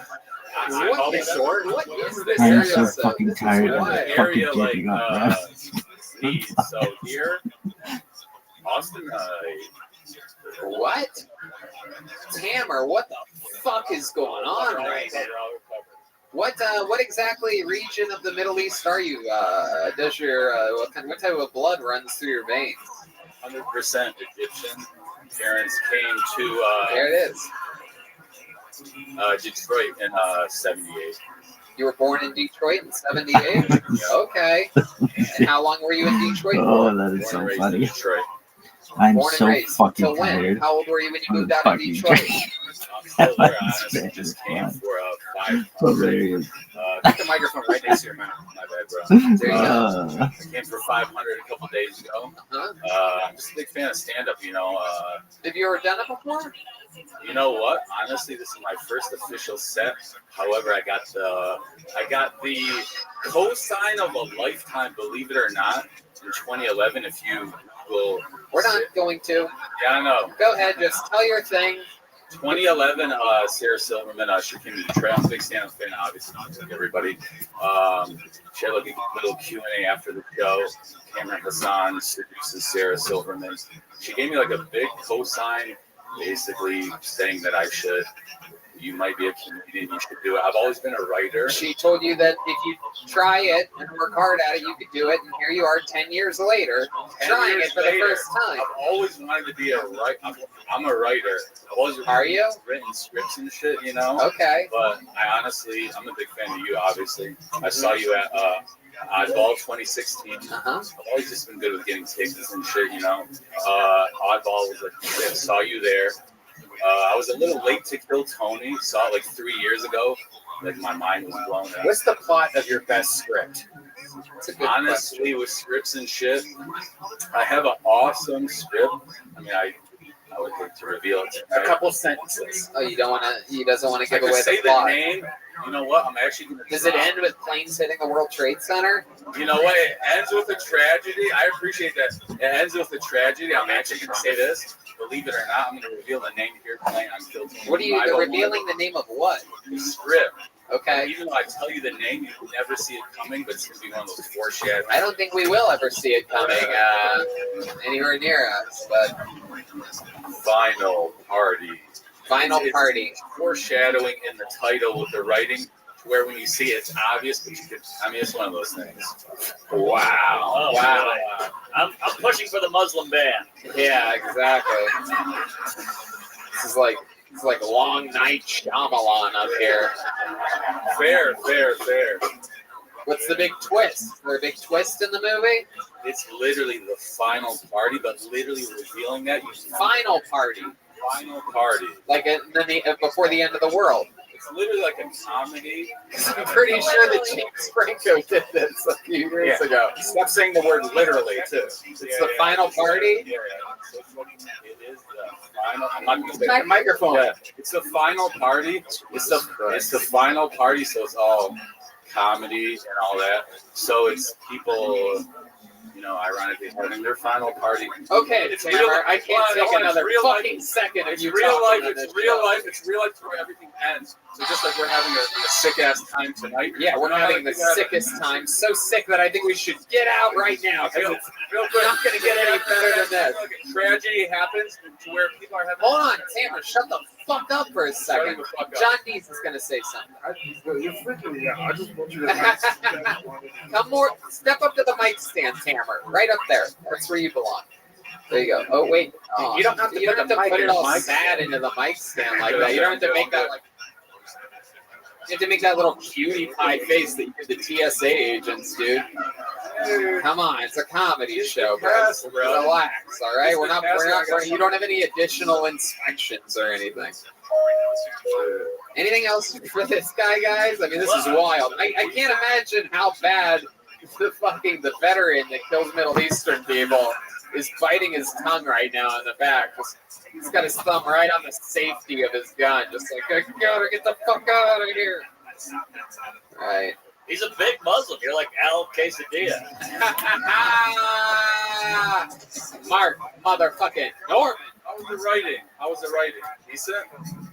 Tamara, all you talked about was stereotypes up here. My friend, and then you just went on some really racist tirades about the Jews. The writing, honestly, I mean... Sarah Silverman, Tamara Hassan. But what did she say? Wait, what did she... She didn't see... I know what she said, because she was being encouraging, because she's being a good person. She's being nervous. But she didn't... She stop fucking talking, Tamara. But she didn't see any of the work that you had done, correct? You asked a question? right? And you I said made a something. joke and I got a pop from like a soda. What was the joke that you said in 2011 in front of the room? Right here. Yeah. Sarah, she said, Put the fucking mic up to your mouth. Sarah, hello. My name is Hammer. If you couldn't make out with anyone in Hollywood, male or female, be honest. It's not a joke. Wait, It's a who would it question. be? She said, She I made the said joke. myself included. It popped 5,000. Did your question pop or did her response pop? Tell the truth. I mean, I got the pop. I don't. Really How the fuck did you get the pop on a question? That's impossible. I made the joke. It's not a joke. That's a question. That's a question. She's a Jew. She was terrified you're going to cut her head off. I'm just trying to survive the interview. Yeah. I got a lot of. I think you should be heading back to the audience. There he goes, everybody. Tamara Hassan. Oh my goodness. Fucking great. Oh my god. That guy's going to kill us all one day. It's always fun when you see the ones that are going to be peeking through your window later that night. Nothing more exciting than that feeling. Even Hugh Magnus fucking sees trouble in that guy. Yeah. Alright. Ooh, that's exciting. Look at that up here in display. How many do you think I should pull for a woman, huh? Yeah. Haven't had a young lady up here yet tonight. Weight the balances of balance the scale. That's something we forgot to do at episode 500. Yeah, but we had Jetsky there. That was fun. Jetsky Johnson. By the way, if you're a female listening to this show in Austin, Texas, and you are thinking about doing stand-up comedy, please write a minute and try to sign up for this show. We have such a lack of females in this city. It's ridiculous right now. And there's not a single. This is crazy. Down. Leonardo? Is Leonardo a boy or a girl? If it's a girl, you can come to the stage. If it's a woman, you can come to the stage. If Leonardo Joni is a man, don't try to come up and be funny. I don't think you guys know Leonardo? My God, what a debacle. Look at this. 4 different guys named Austin, though. Isn't that exciting? Real original parents out there in Austin, Texas. Oh, wait. We got some movement. Is that Leonardo? Is that Leonardo? Oh, wow, here we go. Leonardo Joni, everybody. How cool. Come on, make some noise for Leonardo, everyone. What's up? What's up? All right, if you guys didn't catch that, my name is Leonardo. That is Albanian for we were expecting a boy. So, do we got any Albanians in the house? What a surprise, huh? There's like 3 of us in the world, and the other 2 are taking Liam Neeson's daughter. So, you know, my dad watched that movie and was like, she's a whore. Who told her to go to Paris? I was like, I hope I never get taken. He'd be like, don't bring her back. I did turn 35 this year. And thank you. Any other women in here expired? I do miss how it felt to feel young, right, ladies? Because this only lasts for us until we're what, like 13? 13. Like, I knew I was getting old when I stopped being afraid of getting molested. It went from show me where he touched you to I'll show you where to touch me, huh? Wow, look at that. Set of the night so far. Out of nowhere. Wow. Knock that off your Las Vegas risky bet that the set of the night would be the female comedian for the first time ever in the show's history. Leonardo Joni, welcome. How long have you been doing stand-up? About 2 years. I love it. And you're really Albanian. I am really Albanian. You know who else is Albanian? The very famous from the comedy store, Rose the Bartender. Oh, yeah. Yeah. And you kind of have that rose. Yeah, you really do. Very like sort of you have like gypsy family members or whatever, like gypsy-ish. We don't talk about it. Right, exactly. I know. Gypsy's like a rugged word, but yeah. I love it, Leonardo. So how long have you lived in Texas? I just moved here 2 weeks ago. Wow. And then how long did I stand up? 2 years. 2 years. And where were you doing it? New York. Oh, great. Hell yeah, that shows. Have you seen, you guys ever work together? Yeah, she's funny. She's built in New York and she came here because they're terrified of her. Why are you terrified of leaving her? Well, she keeps it real on stage, and I think New York's getting a little, yeah, a little too close to the Chelsea, huh? Yeah.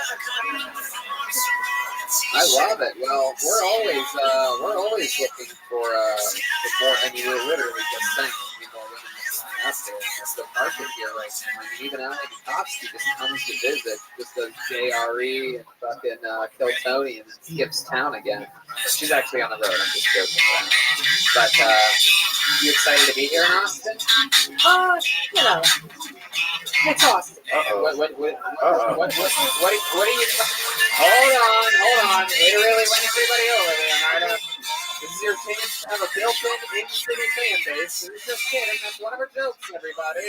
That's one of her jokes. She loves it. I just think we have better homeless people in New York. That's all. Why? Why are they better in New York? Well, they sing. You know, they sing and they dance, and they do drugs, but they sing and they dance. So. Yeah, that's true. They really don't sing or dance here. The Austin homeless are actually real homeless people. Like the homeless in Los Angeles and New York, they're just lazy hippies. Yeah, like that's. Yeah, the ones in New York take their fucking tip jar and go into a nicer apartment than the people that give them money at the end of the day.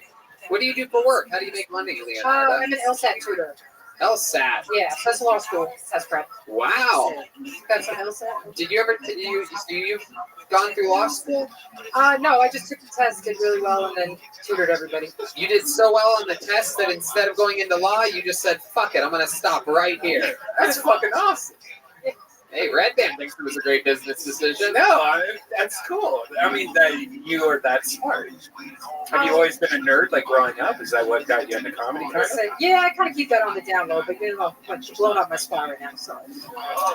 That you're a nerd, just a real attitude. I do see what you mean now, Mark. This is just like Rose, by the way. She's a real fucking spunkmeister, this one. Leonardo, what's your love life like? You got a boyfriend? I do. Keep him on a tight leash, don't you? No. You beat the shit out of him, don't you? What does he do? He's a producer, like film producer. Oh, okay. He's a hot black. Hey, is that true? Oh, yeah. Oh, wow. Look at that. Thanks for blowing up my spot, Mark. So, I'm pretty sure your black boyfriend's the one blowing up your spot, if you know what I mean. Let's face it. That thing was built for Albania, not for fucking WrestleMania. You know what I'm talking about? It's actually amazing, by the way. Oh, shit. Hell yeah. I love it. Leonardo, what else do you do? What do you like to do for fun? I mean, that's a hard topic. Yeah. What do you mean? Well, I just work a lot. So, yeah. What's like your release, though? What's something that you like to do? Like me, I'll take a couple drops of eucalyptus oil, put it on a nice little washcloth, boil some water, pour that shit on there, and I throw it right on my fucking face. What's your version of that? I have recently discovered paddle boarding in Okay. That's fun. That is fun. Okay. Yeah, Paddle boarding. We don't have that in New York. Better than waterboarding. It's true. It's true. Which our last comedian on stage has gotten really good at. Yes. I love it. Did your boyfriend move out here with you? Yeah, we moved out together. Okay. How's he liking it? He loves it. He's like, I'm never going back. Yeah. If he wasn't black, I'd say he was whipped. Jesus Christ. Mark Norman. Sorry. Powerful. You know, I am always looking for new talent. I would love to invite you to the Vulcan show Thursday if you can. I'd love to. Look at that. How cool. Leonardo Joni in the mix. Thursday at Vulcan. How awesome is that, huh? Put your hands together for her. There she goes, everybody. It's Leonardo Joni, everyone. She just booked a show live Thursday night at Vulcan. I'm at Vulcan Friday and Saturday. Tony Hinchcliffe and his current friend. I just picked it up today, so you could be the first people to get tickets. Friday and Saturday. Just stand-up shows. I'm going to host them. Friends are going to be here, whoever's in town. We'll see what happens. Okay, back to the bucket we go. You guys good with that? Bucket one more time, huh? Make some noise for your next comedian. He was on Kill Tony 500. He's back again. This guy, an incredible story. He just got pulled out of the bucket. Make some noise for Philip Garcia, everybody. Here we go again. Philip Garcia. Fuck yeah. This guy, incredible luck on this bucket. Really is. Oh, there he is. Here he is. One more time. Make some noise for Philip Garcia, everybody. Hey everybody, I officiated my buddy's wedding 2 weekends ago. Yeah, I was a preacher for my friends in college. They were like, it was a weird situation though, because like, hey, that's preacher Philip with the whole family. Like, all my friends from college, like, that's the plug. You just don't know. It got even weirder though, because after the ceremony, I went to the restroom in the reception, and a little kid about 5 years old comes up to me. He's like, "Hey, mister, can you help me do my belt buckle?" And I was like, "Not this weekend, dude. I'm a preacher. You know, it's a." Like, oh, Philip Seymour Hoffman, I get it. It's okay. You don't remember the 2008 box office smash hit Doubt. You remember the 2007 box office smash hit Transformers. Yeah.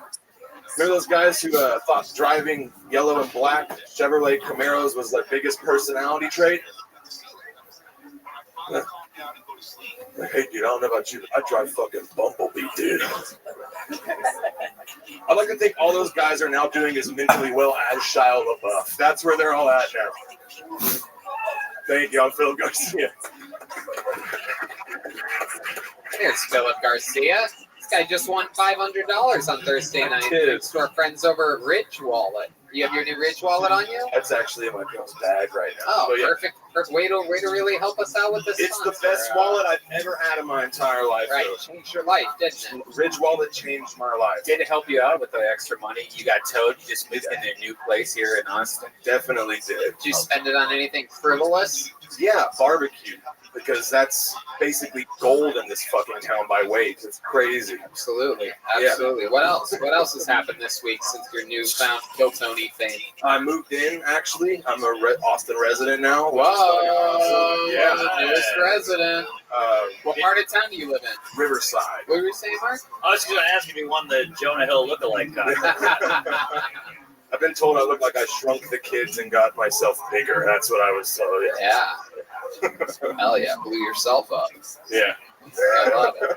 Philip, what else? What do we not know about you yet? We've interviewed you 3 times in the past 4 weeks. Oh, man. I've had more fingers in my ass than any other straight man in this 24 that I know. Okay. Hell yeah. Explain yourself. How does that happen? I've got colon issues. Oh, yeah. Let's talk about that. I can help you out. Let's see. Semi or full? Semi or... Are you talking about like male periods? Basically, that's what started happening. I was like, that's a interesting. Is it internal or external hemorrhoids? Wow, this is disgusting. Watching you two fucking morbidly obese people talk about your bloody assholes. Incredible. Be sure to try the hot dogs here at Antone's, everybody. Get yourself a good old delicious Cliffy dog, everybody, while these guys talk about their engorged fucking outers. Okay, go ahead. Let's hear more of this bloody mess. Where's your fart board? I mean, if you're ever going to do it. I'm going to save the fart board for next week. Wow, look at that. Oh, I like to talk. I don't know. It's always awkward being at the doctor's office and like having to bend down. I never know what to like say there. I'm usually just like playing with the subway like paper at the end of the bed, just like golf much, you know? What do you really say to a doctor? So what have they treated you for? What are they calling it? Polyps. Yeah. Polyps I do. Yeah. Jesus Christ. They told me I need to stop eating like red meat and smoking cigarettes, but I just can't stop eating red meat and smoking cigarettes. Right. Yes. This looks like a great guy for your cereal question. What kind of cereal do you love? Lucky Charms. I'm going to say Honey Bunches of Oats. Ooh. Yeah, I like that answer. Right. Yeah, I don't know you, but you look like you have allergies. Thank you. You look like the human version of "Can I speak to your manager?" I feel it. Really? I'm actually a stepdad. That's actually something you don't know. I can see you hitting a kid. Wait, how did this happen? How did you become a stepdad? The fucking pandemic, dude. I was like, the world might end. I was like, I gotta experience everything this kid of hell has to offer. So our relationship really sped up, and then I just stepped in the How old's position the of kid? 5. 1 5-year-old. Yeah, 1 5-year-old. I like to say I got to skip all the hard shit. I guess so, but now Yeah. you're like a real dad. How long have you been in this position? Like a year? A year, yeah. Oh my goodness. Yeah, it's Boy or girl? girl. Okay. I'm trying to And get her. is her dad in the picture, or you're just the only dad now? Not really. It's kind of a bad person. Oh. I'm just like, I don't. Do you like You it? seem like the Do I kind of like it? guy. I love You it, seem yeah. like the kind of guy a lady would date after getting out of a really bad Exactly, relationship. right? Like a pillow. Yeah, super soft, like a my pillow. It's the only way I think I would have been able to have such a hot girlfriend, honestly. Somewhere right in between a teddy bear and a body pillow. By the way, that needs to be an app, like hot chicks with kids that just got out of divorce and they need some comfort guy. You know that? That's me. I'm the comfort. My goodness. Wow. The only trauma she has to deal with now is you waking up in the middle of the night with a bleeding asshole. And getting snacks. Yeah. Groaning in the middle of the night. Well, Philip, you've been on the show a bunch lately. We're going to get you up and out of here. There goes Philip Garcia. There you go, everybody. Follow him at Philip Garcia Comedy. What do you guys think? Can we go to this bucket one more time, huh? One more! One more! You guys really think there's some fucking talent here tonight, huh? You think someone's going to do good? How many of you think the next comedian's going to do bad? Make some noise. That's a pretty safe bet. Let's see what happens. We should have heard you stand up. You got to get a minute. You think you could ever do a How minute? much time do you think you have right now? You have a joke? I bet you have a joke better than that chickpea joke that the one guy did earlier. My life is a joke. My parents being proud of me is a joke. Hold on, wait, band. Hold on 1 second. We gotta hear this. We gotta hear Kaylee's going for it. This is a lot of pressure. Look out there. Wait, let it really soak in. Kudos to y'all. Come on, you do this all the time. Just pretend. I'm not naked though. So. Yeah, pretend like you're naked. That's what they tell people. You can actually do that. Aren't they supposed to be naked? Oh yeah, that's Hey, right. get naked Yeah. for me. No. Everyone take off their clothes right now. Sorry, don't worry, typically I'm not doing shit. There you go. Haley, everyone. Being dirty while cleaning up. Gotta love it. The yellow rose and the red rose. By the way, if you have a bachelor party, you can actually hire her to do bachelor Yeah, parties. right. You guys come into town to see Kill Tony. Check out CM Smoke. Do the full Kill Tony experience. Go to CM Smokehouse at Golden Acres. Eat some food. Come to Kill Tony, and then you go to the Yellow Rose. That's Red right. Rose. Red Rose. Red Rose. Hey, check out my Instagram, bachelor parties. I got y'all. Yeah. Oh shit. That's right. Team, Hell yeah. The one. but not naughty. Yeah. Not naughty.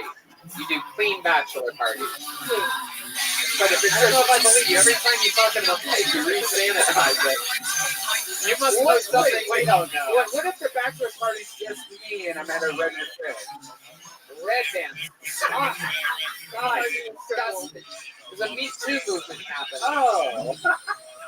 Actually, Haley is Me Too proof, if you're wondering, everybody. We made sure about it before hiring her for this job. We had her sign a waiver that says, And she's not tickling. Don't even try.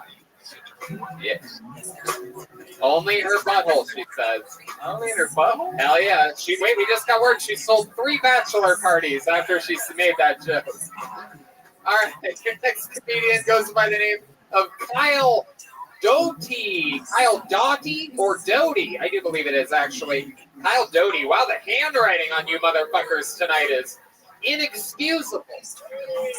Kyle Doty is next on Kill Tony. Wow. You know, my girlfriend's been watching a lot of videos about like handwriting techniques. Like you can like judge somebody about how they make their T's and shit like that. Yeah. Very psychotic. Really? Like, Yeah. Well, you saw The Jinx, right? No. Oh, yeah. You haven't watched The Jinx on HBO? It's like the greatest crime documentary of all time. Shit. And handwriting analysis is huge. Here he is, Kyle Doty, everybody. Antos, how's it going? Guys, I just figured out that I'm 50% white trash on my dad's side. I took a test called 23andMe Mall, which pretty much if anyone in your family gets called Meemaw, you're garbage. That's what it is. I actually have a mammal, so it came back inconclusive. I found out that my dad just got a Marine Corps tattoo on his arm, and he was never even in the Marines. What? They asked him what he got that for. He's like, look, son, you always got to root for the home team, you know? I'm like, Dad, we're usually the away team. When's the last time you tailgated a war? My dad watches war videos like a fat guy watches football when the quarterback incompletes a pass, and he's like, I could have made that. My dad sees a drone strike video, and he's like, I could have hit that school bus, you know? I could have hit that. He is a Pittsburgh Steelers fan, so regardless of if he's watching football or war, he is rooting against the Browns, though. So, yeah. Wow, I really like that. Kyle Doty. Some of the best jokes of the night.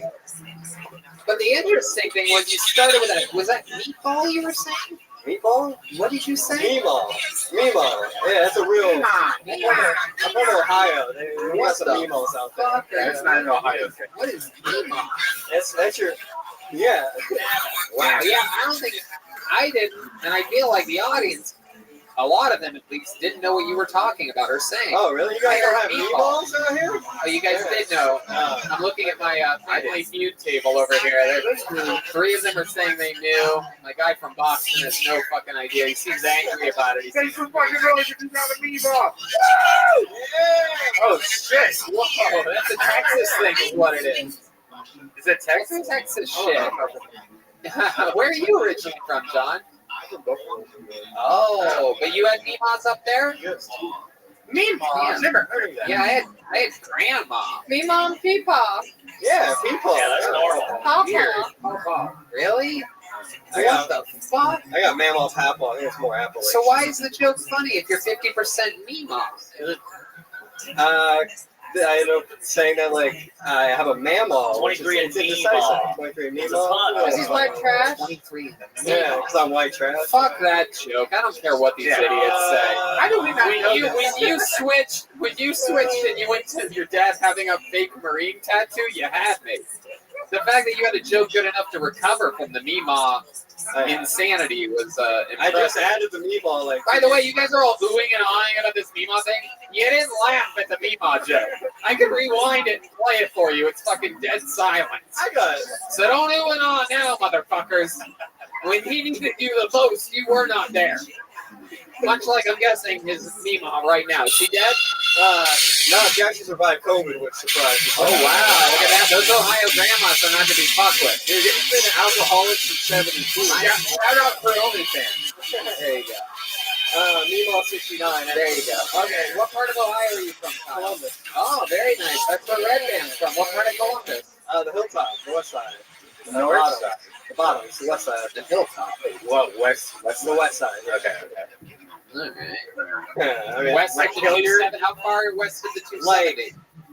like where all the heroin is. How right? far west of the 270? No, I'm still in town. In the 270? Yeah, in the 270. Oh, shit. Like on Sullivan Broad, yeah. Oh, all right. Okay. Dirty. Gross. What do you, You're a are dirty you just gross visiting person. here? Are you No, I just- moved here. How long did you move here? It's been like 2 months. 2 months. Yeah. Congratulations, Kyle. Look at that. What part of town do you live in now? Just up north near Domain. Oh, wow. You like the Domain, huh? Got the Body Works and shit? It's not bad, dude. I smell great ever since I moved here. I bet you do. I bet you do. If you're anything like your fucking Meemaw. Did you move here for stand up? Yeah. I moved to San Diego during the pandemic, and that was a bad choice. And now Yeah, California was not the place to flee to. Yeah. I love it. That must have been weird. You're just on the freeway going west, and everybody's going the other direction. I don't know if that's the right decision, my love. The traffic was great. I don't know why I assumed that you were there with someone that you loved. Did you come solo? Me and my sister. You're fucking your sister? Yeah, from the fucking Meemaw to the seesaw. You know what I'm talking about? That fucking 50% white trash. Getting all up in that sister blister. You know what I'm saying? That fucking sissy pissy. You know what I'm talking about? Get all up in. Oh, D-Man is covering his ears. You know it's not good when D-Man just only has 3 senses left. That he's All right, Kyle. So let's talk about it. What do you do for work? Construction worker, but I'm unemployed right now. I bet you are. They don't need construction workers built like me. What kind of construction? I do a lot of underground, like piping and stuff, like water lines and shit. Yeah, deck that. Oh, look at that! Oh, wow! It's not only are people getting spots for the Vulcan, but they can also book a spot making your deck. No. I just need a private seat at parfait. My neighbor has a hot tub, and it's disgusting when I'm in the backyard. Wait, you share a backyard? No. I could just, when I'm in my back patio, I can look over to my neighbor, and he's like, "Hey, Red Man, what's up?" It's horrible. He calls you by your podcast? Yeah, he knows me from podcast. Oh, shit, he's going to listen to this. That's so weird. Edit this out. Dude, I'll build you a fence, dude. I'll build you a fence. I got you. It's so frightening. Nothing weirder than a neighbor that calls a comedian by their nickname, right? No, it's fucking weird. It's so wild, man.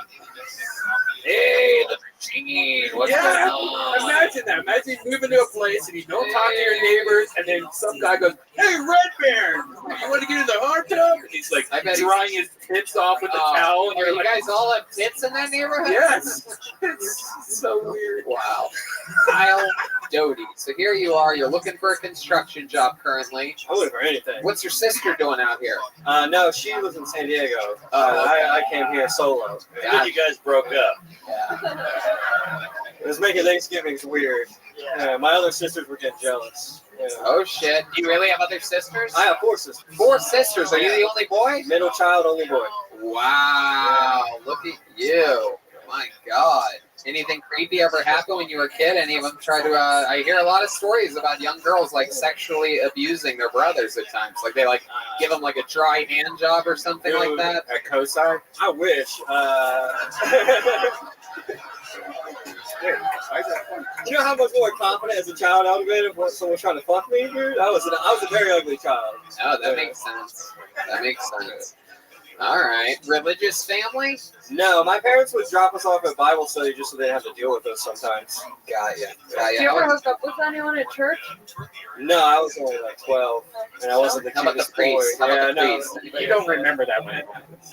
How about the special skills or talents, Kyle? Surprise us. You must be good at something. Talents. I mean, other than stand up. Yeah, not even that great at it. You were gonna say that shit. I was born without the roof of my mouth. That's a weird. Wait a second. What? Yeah. Oh my God! When my mom would feed me, it would just come right out of my nose. I was like a fog. Oh, shut the fuck up! Yeah. So what did they do? They put a fake roof in there? Yeah, I think some guy died. No wonder you work construction. What? Some guy, you have a dead person's roof of the mouth? Yeah. Does it smell? I think it's an old person. I can't take salt that much. Wait a second. You had the transplant of a fucking roof? What? I have no clue what's going on up there, but sometimes. What did they tell you? My mom just was like, "Hey, you just were born out of the roof of your mouth."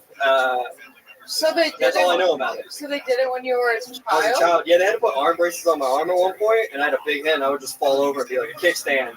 My mom could just leave me out front for hours. I couldn't get up because my head was so heavy.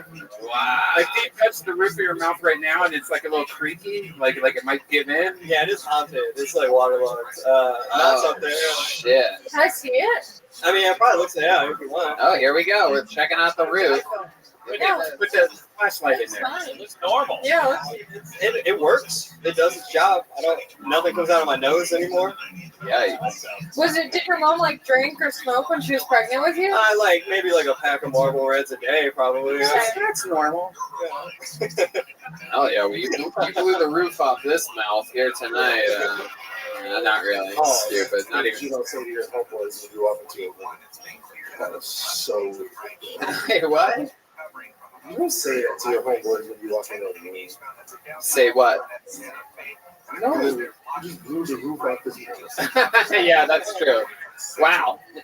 Wow. Now that you repeat it back, that may be one of the gayest things I've ever done in my life. Jeez Louise. My God, it's good to have it's good to know that our keyboard artist is also like our worst enemy in the YouTube comments. Everybody here, Tony said the fucking gayest thing ever. Blew the roof off my mouth. Pause. All right, Kyle. Well, fun times. Nice to meet you. Welcome. Another good Buckeye here. Kyle Doty, everybody. He's on Instagram at Kyle D Comedy. All one word. He got it. All right, let's put a ribbon on this fucking thing. You guys ready to end tonight's show, huh? Moving on. Okay, well, we're going to do it anyway, even though Lukewarm response. We ready for that, Zach? Are you sure? Okay. Ladies and gentlemen, your final comedian of the night, regular here on Kill Tony, just freshly, a couple weeks recovered from the coronavirus. Not recovered from ALS, Lou Gehrig's disease, which has plagued him for a couple years, but this guy continues to write a brand new minute every single week, as he is a regular on Kill Tony. He's an absolute legend in the history of the show. One of the funniest humans ever, a fan favorite. The only guy that could get us out on an episode like this. Former star from Chicago, 20 years at the Improv Second City game. Got diagnosed with ALS, decided to chase his dream of being a stand-up comedian. Now he's one of the best in the world. Here is a brand new minute from the great and powerful Michael Lair, everybody! Yeah! The West Coast has something to say. Yeah, baby. Fucking Austin is not a music city. Austin is a food city. But musicians are like scavengers with craft services. So you make the best food, the musicians will stay. But what you don't know is you're so good at food, but you're fucking cunts about everything else. Alright? Get off your fucking high horse. The musicians are only here because your food is so fucking good, alright? My bougie Cali ass is calling out all the group customer service, alright? Austin does not export rock and roll. Austin exports gout, alright? That's why everyone is such a fucking asshole. You're walking around on solid glass from the fucking gout, from the 3-week marinade barbecue that is fucking up your fucking foot. I'm tired of this bullshit.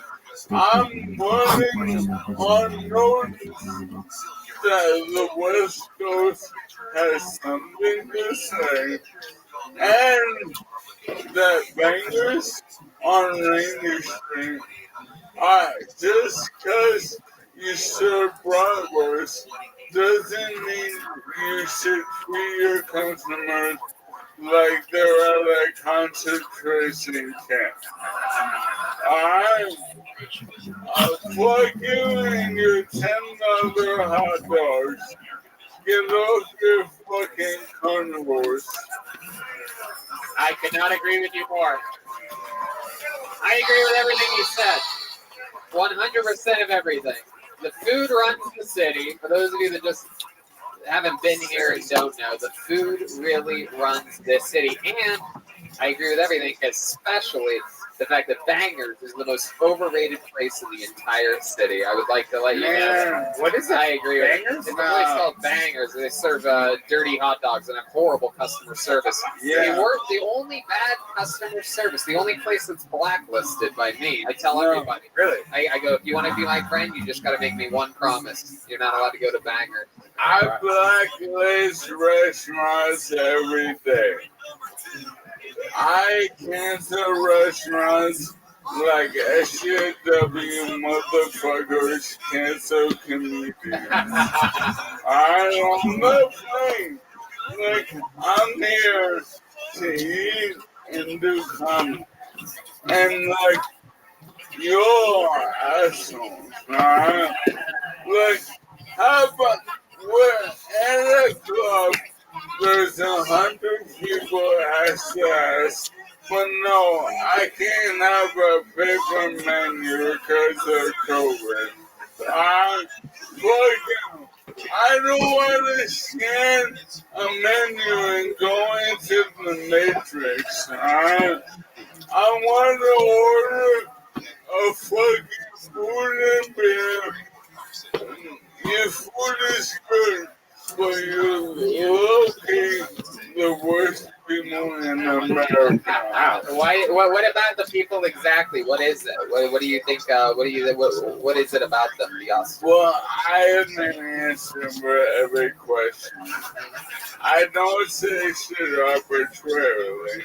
So to answer your question, regionally, America is very different. And I'm 42, so I got to live in a lot of places. And here, they're so good at food.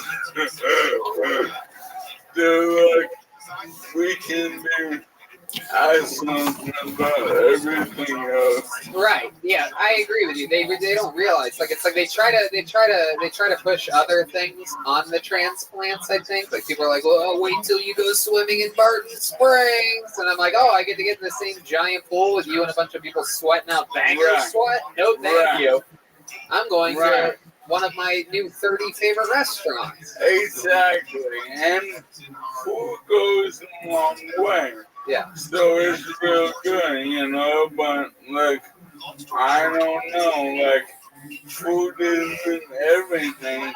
And I'm here to eat delicious food. It's true. I mean, people don't realize everybody's here for the food. Like, if someone wanted to do a terrorist attack on Austin, they could just replace the salt with sugar and fuck up the whole city's tourism for a week.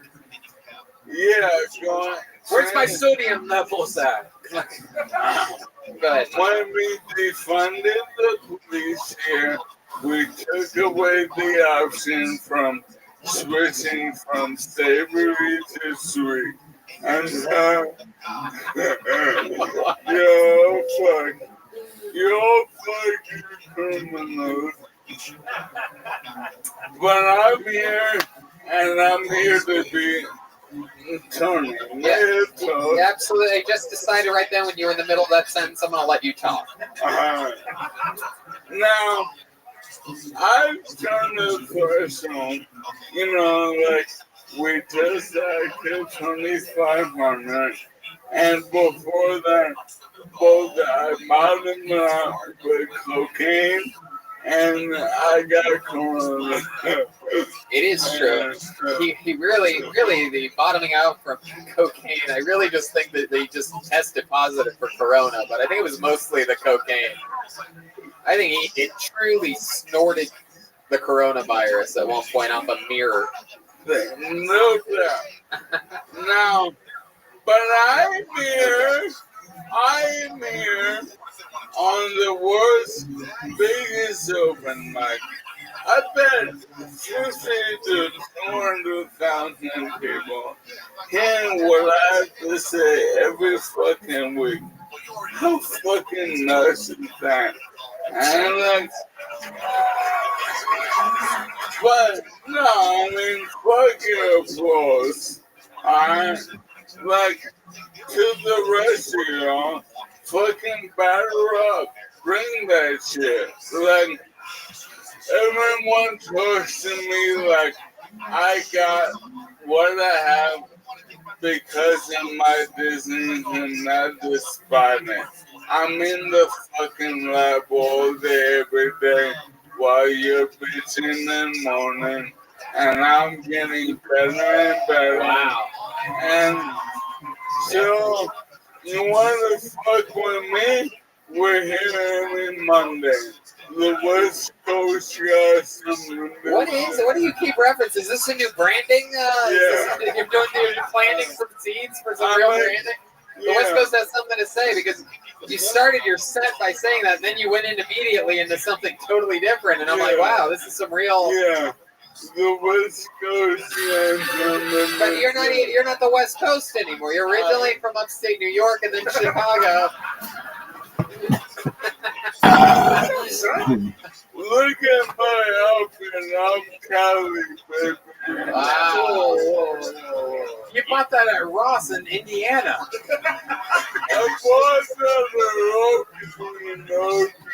You look like Stephen Hawking at the X Games. Yeah. Yeah, he's like Tony Hawking. Teamwork. Norman and Hinchcliffe 2024. By the way, he sounds like he has no roof of his mouth. Yeah. One of my favorite parts of watching Michael up here doing an extended set for the third time in a row, 2 minutes and 20 seconds, breaking a previously held record for. You can't walk him. 2.5 minutes, and then followed up by 7 minutes of a killer interview. And my favorite part of it is the whole time, from my viewpoint, is in the lit up staircase. I can see the first regular you saw, William Montgomery, literally mouthing apologies to me about his performance to start the show. So some of the fun things that I get to see, in which I'm trying not to laugh and pay attention to the show. But it's just William lit up in the back going, hilarious. Michael just owning it. You would think William was the one with a disease that's going to kill him in months to years. What? I mean, here's the thing. Nobody laughed at that. That made it weird. He knows he's got Look, like, if I wasn't deceased, if I wasn't on disability, if I didn't, like, go through a million cities and end up in LA in the fucking, I wouldn't be here right now. My weakness is my strength. My disease is your cure. Wow. The West Coast does have something to say. West Coast has something to say. Holy shit. The West Coast. I'm guessing we're going to see a new t-shirt released by Michael Lair this week. That's my guess. Guys, how long Welcome, can this Audie. How place are you? go for the fucking... Great. Michael Lair, everybody. We did it again. Guys, Hope big you're noise okay. for the great Ali Makovsky, the Resting Bitch podcast. Mark Norman, Tuesdays with Stories. You might. I'm YouTube, lovely, check out his special. madam. Guys, make some noise for the band. John D's on Fix Vodka Band. Fix Vodka. Go to fixvodka.com. Get yourself a bottle. High alkaline vodka. Yellow Rose, Red Rose, we love you. Make some noise for Matt Mueling on guitar, everybody. Follow him at Mutation. John Keys is on social media. John Keys with just an O, Jonkeyz. How about a hand for Deep Madness on the bass guitar, everybody? Come on. And Michael Gonzalez on the drums. Drawing the whole time while you guys were sitting there doing nothing. We had 2 artists drawing tonight. Let's make some noise for the great Ryan J. Ebelt. Everything's available at RyanJEbelt.com. Don't forget, you guys can walk right up to this stage after the show and buy one of the Kill Tony 500 posters from him, or a brand new Kill Tony the coloring book. Wow, look at that. Ali Makovsky in the middle there. Look at you, heavily featured. Wow, she's showing her butt. I think you just drew the very end when you pulled your chair out for Michael. Wow, that looks exactly like Mark. Look at that. That looks like me, and that looks like Red Band. A very thin version of Red Band. You must love that. Yeah. You must love that. I wonder if the paper stretches out like that. Come on. RyanJEbelt.com for all those prints. You can get a poster or a coloring book right now after the show. And of course, the great Chris Rogers has something to show us. What is it tonight? Oh, that's fucking Spawn. Spawn. Spawn. Someone's gonna get it. I was excited. Someone's getting Spawn. Local artist Chris Rogers.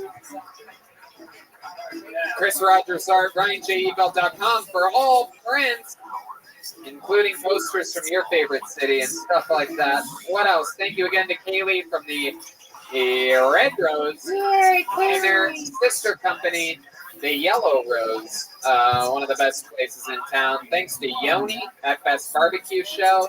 and our friends over at CM Smokehouse for keeping us fed. CM Smokehouse at Golden Acres, one of the coolest places to go. It's great for dinner, of course, but I prefer it for lunch. You show up at Golden Acres, the vibe, the picnic tables, there's a whole energy there. You can have some drinks during the day. Yes. So real lovely energy. Highly recommend it. Hey guys, Thursday we have a show at Vulcan Death Squad Secret Show every Thursday or Wednesday, sometimes at Vulcan Gas Company. A lot of people you'll see here on stage or at the show come out. Yeah, it's a crazy week. I'm actually, like I said earlier, if you can't make Thursday, come out on Friday or Saturday. I'm doing 2 stand-up shows coincidentally this week for the first time ever in Austin, a Friday and a Saturday with different friends on each show. We'll see what happens. Should be pretty crazy. Yeah. So you mentioned Bangers. Yeah. Fuck that place. Yes. But there's a place next door called Half Step, and tomorrow night I'll be playing there with the jazz band. Okay. Michael Hill, What time tomorrow night? 9 to 11. 9 to 11. I'll probably be there. Who knows? We might be there. We went yesterday. We had so much fun at the Van Zandt Hotel. We went and had some brunch. Caught John playing with the Michael Hale Trio. And we support all these guys. Anytime we get a chance to go see them live, we do. That's the move. D Madness has shows every Thursday. What's the name of that place again, D? Okay, Dean's going out of town. I don't even think he knows what town he's going to exactly. But We have an announcement. yes. We are working on the Bill Tony album. Whoa! It's going down, so stay tuned. I love that. Kill Tony the album for the first time ever. Yeah, it's going down. I fucking love that. You like that? I love it. It's never been done before. The great John D's leading the band to a whole new evolution here on Kill Tony. Again, special thanks to Mark Norman. But if you listen to this show, you know who he is. The badass out of New York City. Thank you. Mark, Allie, come hang out again with us soon. Hell yeah. Thank you, live audience, so much. Good night, everybody. Thank you. Raise hell up.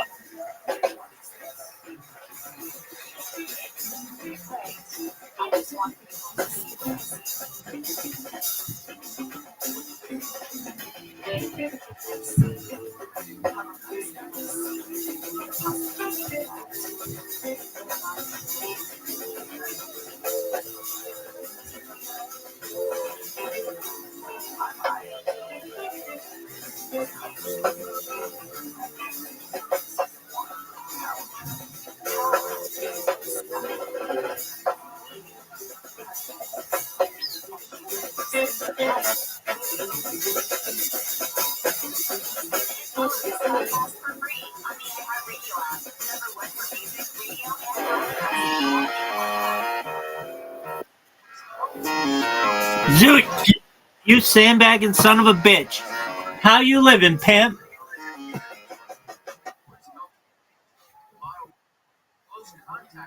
To get my groceries?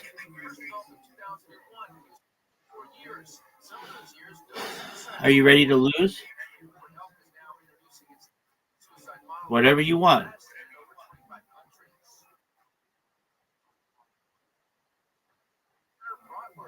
Dog, that game sucks.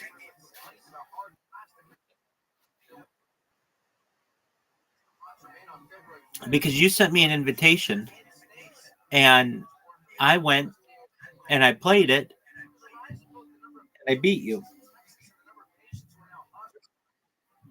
Look at the scoreboard, baby.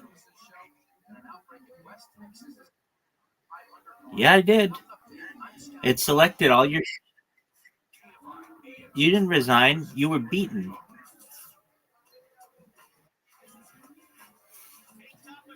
Dog, Match Monsters sucks.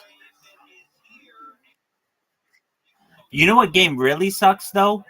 That red, blue, yellow, green game that we were playing. That game's... I don't understand what it... I still don't understand. I know I won, but I don't... It was basically just hit a button to roll some die, and then... There's some dice, and then... That was basically it. Dude, I'm going viral soon. I've got so many people tweeting about me. It's redonkulous. It makes me so happy. Like, maybe get this. I'm gonna call it tweeting till the day I fucking die. So you better get used to it. What do you call it on Blue? Baby, it's not even called tweeting anymore. It's like a word that went away, and I'm bringing it back. I call it tweeting. What do you call it on X? Posting. That sucks. You know what? You know what makes sense? Tweeting. And I'm going to continue to use that on Blue Sky. So many people are posting about me, aka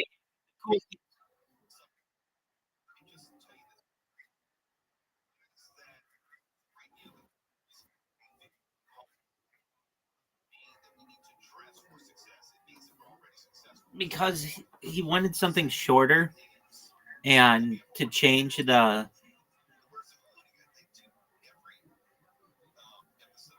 wanted to change the theme of it.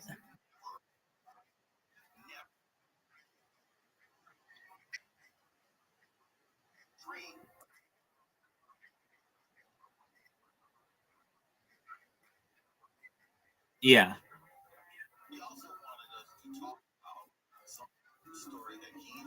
Speaking of which, let's play Literati.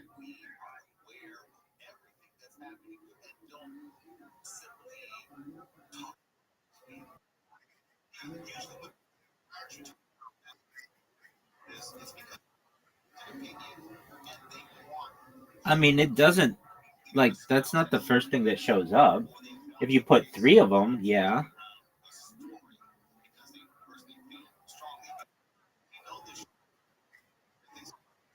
Dog, if you go down far enough on any search results, you'll get porn.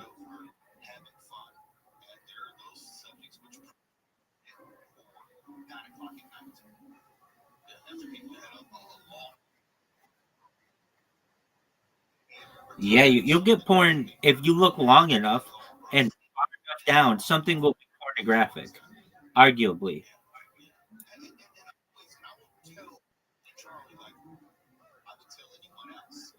Literati, baby.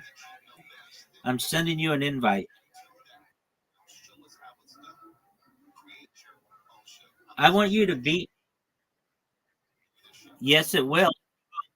Yes, it will. If you go far enough down the search results, it'll give you something pornographic.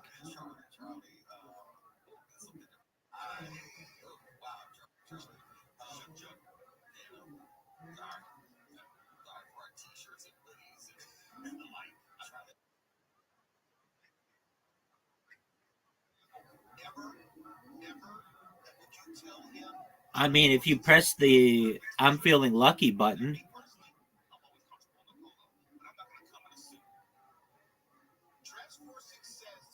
Zoot, I sent you an invitation, dog.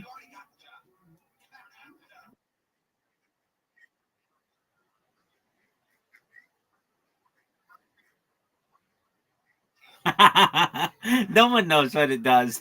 I could see that. That's not a that's not a bad thought. That's very funny.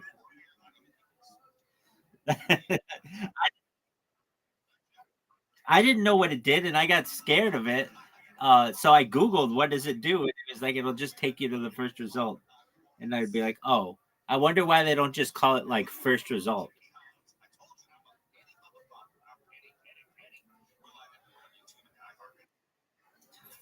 Do they still have the Do they still have the I'm feeling lucky button?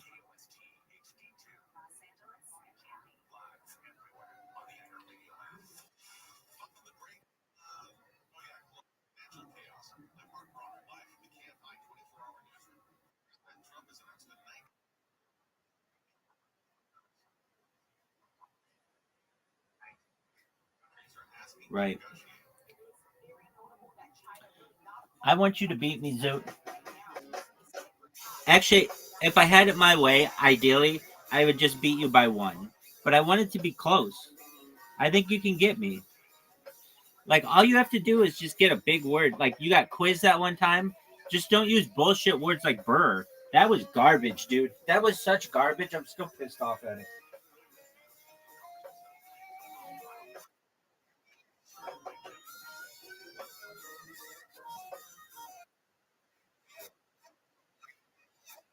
Dude, not like that. I don't use any garbage like that. All the words that I use have vowels.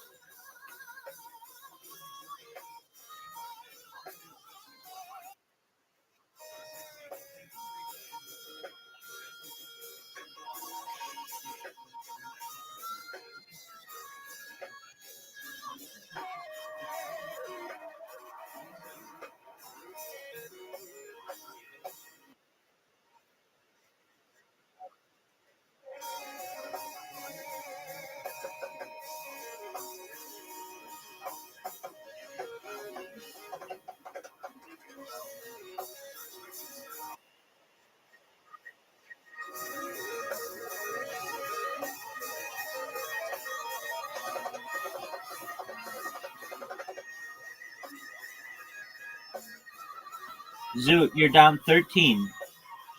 Get a good word in here and you can take the lead.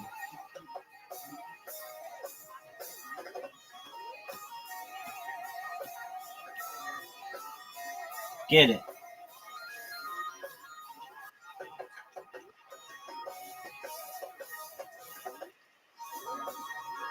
Low?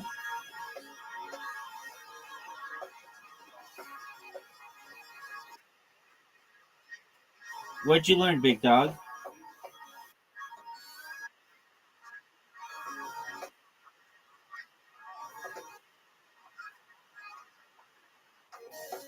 Cool, man.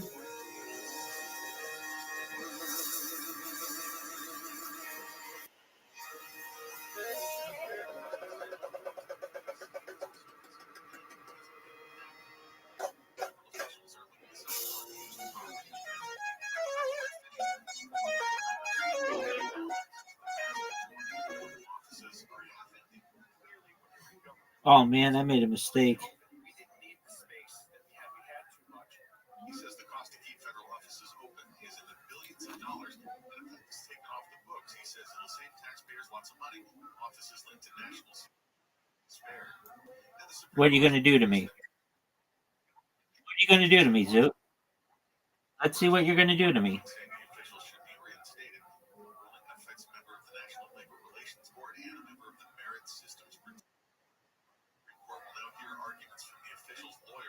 Whoa, dude, what are you doing?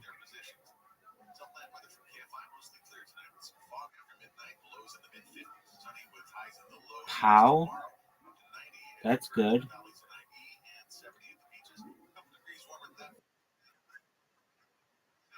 Zoot, you got a big lead.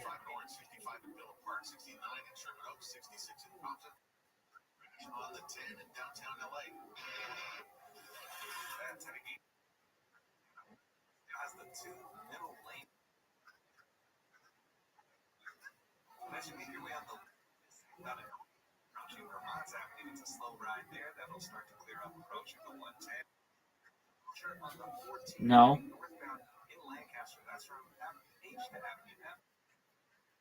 That's scheduled to end at 6 in the morning. And as you make your way up the 60 eastbound in Diamond Bar, just after the 57, looks like the stall there has been moved out of the right lane. Your drive slowly recovering from Brea Canyon Road. Car.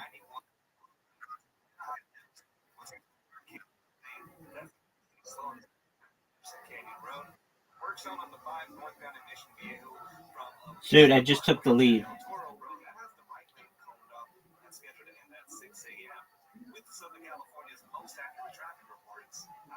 Zoot, were you aware that I just took the lead? But it's your turn. Do you see how our letters are like... Okay, do you see how our letters are like steps? Like it goes up, down, up, down, up, down. And they're really short? I think that's not a good way to play. We're doing what we can, but like I like it when they're long words and they're anything can happen. Those are cool.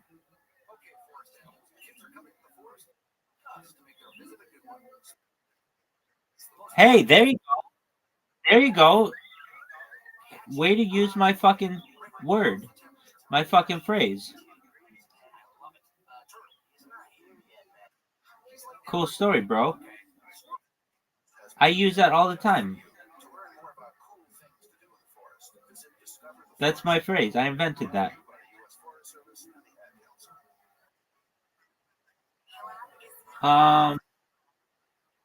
Yeah, less than a month.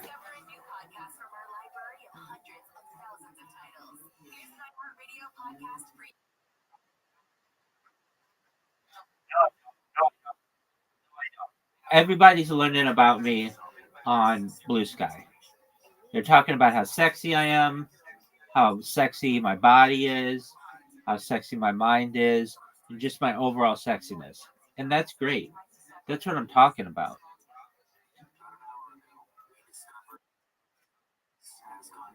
The most eligible bachelor on earth. Already am. What'd you say, Zoot? Oh, dude, way bigger. That guy, I barely even know who that motherfucker is. I'm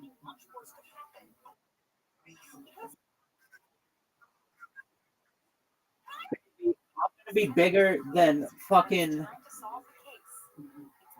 Sir Isaac Newton.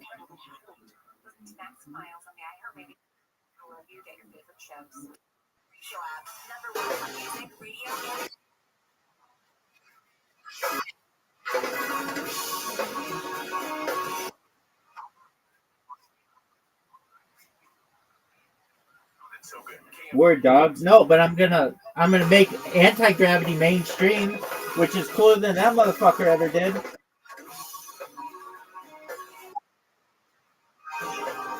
I'm gonna make it mainstream.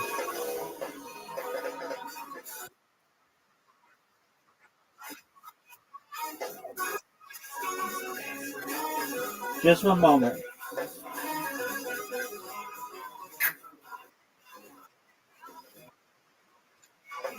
Dude, hold on. I'm doing something.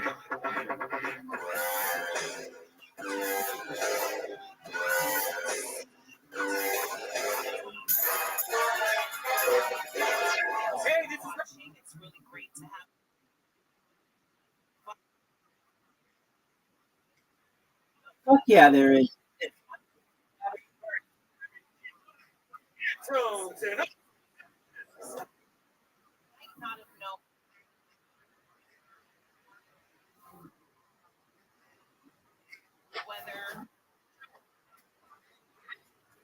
There's 1/6 the amount. There's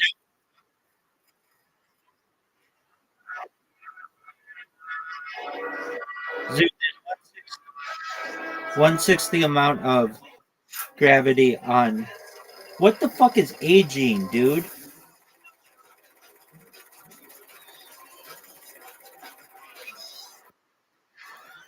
One-sixth. So the force of gravity on Earth is negative, or acceleration is negative 9.81 meters per second squared. So it's 1/6 of that.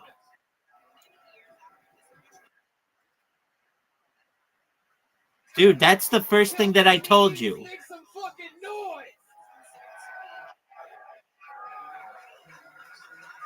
We are live here in beautiful Swansea, Massachusetts.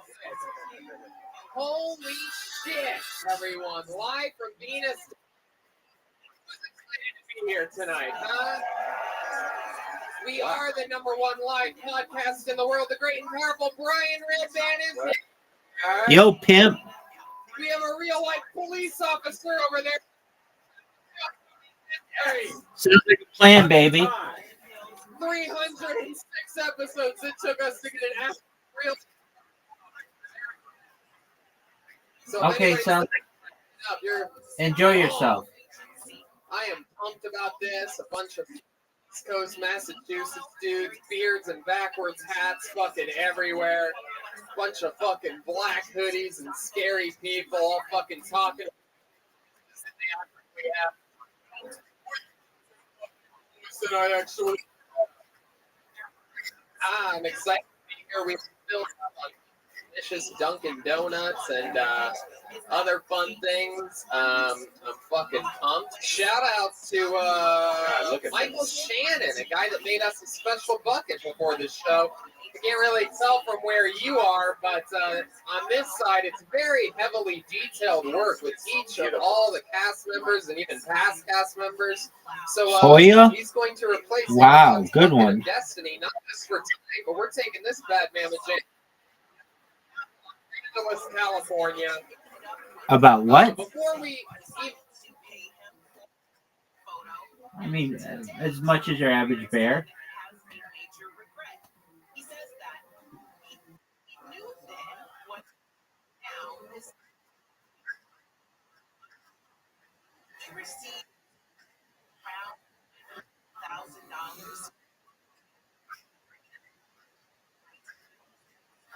Yep.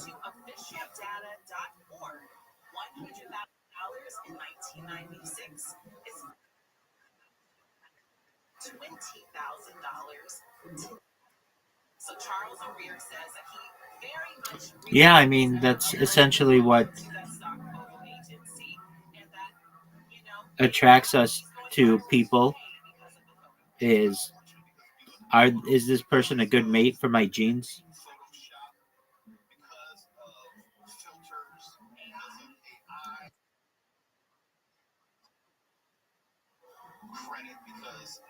Well, yeah, I mean, there are always going to be cases.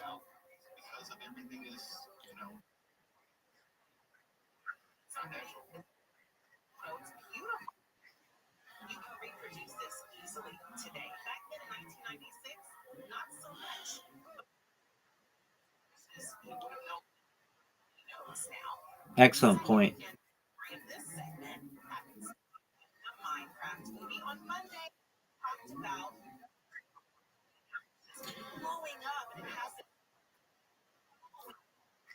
Yeah, but he was considered to be a very good-looking man.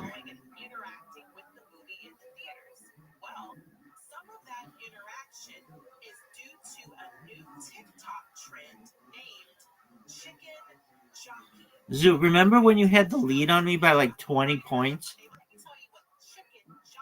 And now I'm up 60 on you?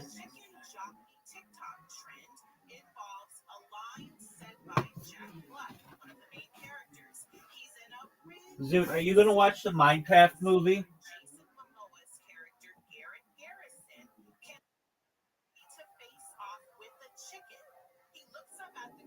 Is it already out?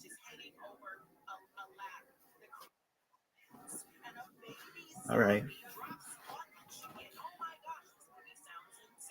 What the fuck is taxa? That's not a word.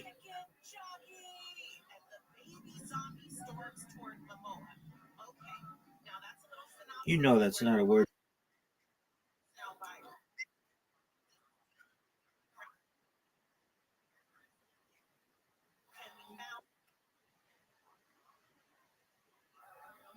Okay. Did you know that I just scored 30 points on you?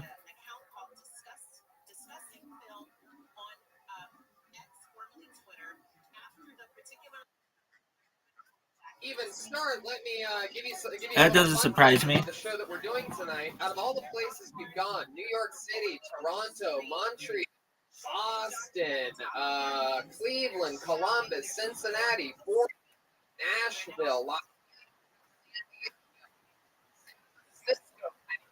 times. Fun fact: record-setting capacity. Zoo, create a new set of words or something. Get us out of this. Kill Tony East showed the fuck up. I know a lot of you drove a long to be here tonight. That's not what I'm talking about. I know that for a I'm fact. talking. Once again. So I am pumped. Thank you to Venus. Possible. A lot of people said, "What the hell are you?" I know. Well, I'll tell you what. I ate a 3-pound lobster before this show, bitch. So The best lobster we've ever had. So with that said, we have decided and we worked it out after the 3-pound lobster that we are going to make this. Swansea, Massachusetts, Venus de Milo. We are already making it a new annual event. So Kill Tony's already coming back, motherfuckers. What the fuck did I do? Shannon on the bucket. Vanessa and the whole crew made it possible. Chantel, A-Dog, Josh, Justin, the whole Venus de Milo crew. Monty Senior, Monty Jr., Alan Armin, Mike, Lexi, Noel, and Carol. So it's fucking. With that, tonight we are with the Bare Bones. What'd you say?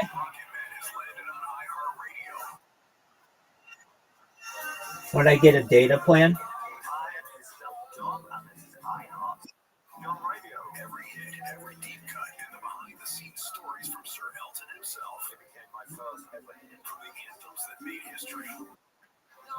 You didn't win shit, dude.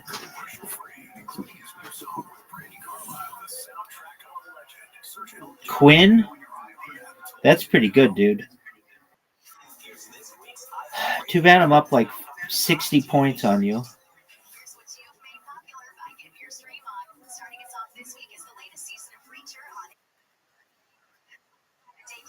No one knows.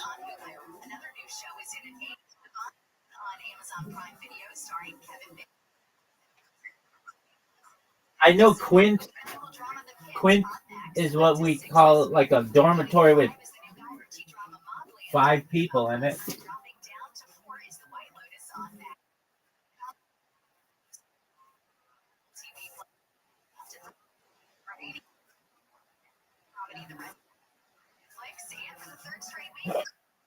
I know we these words.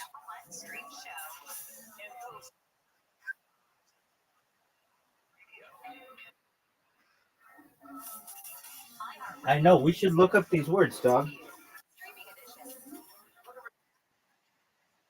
No one knows what these words mean.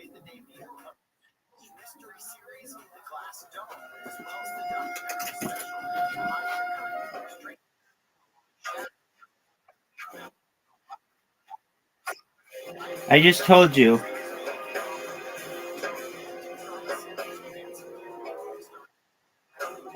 Yeah, a dormitory with 5 people. I mean, that's what we would call it.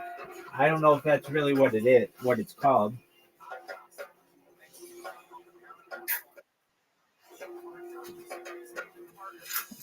Zoot, baby. Let me see what you got.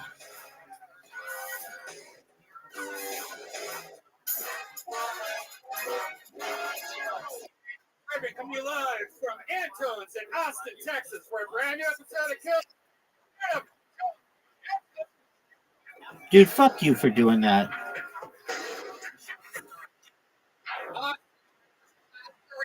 So make some.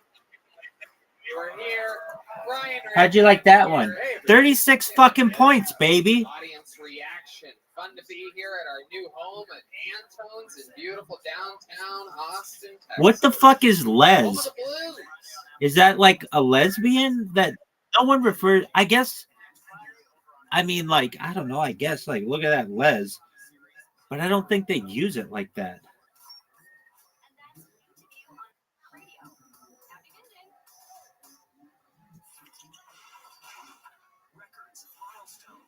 I don't know. You guys excited for a fun night tonight? How about a hand? These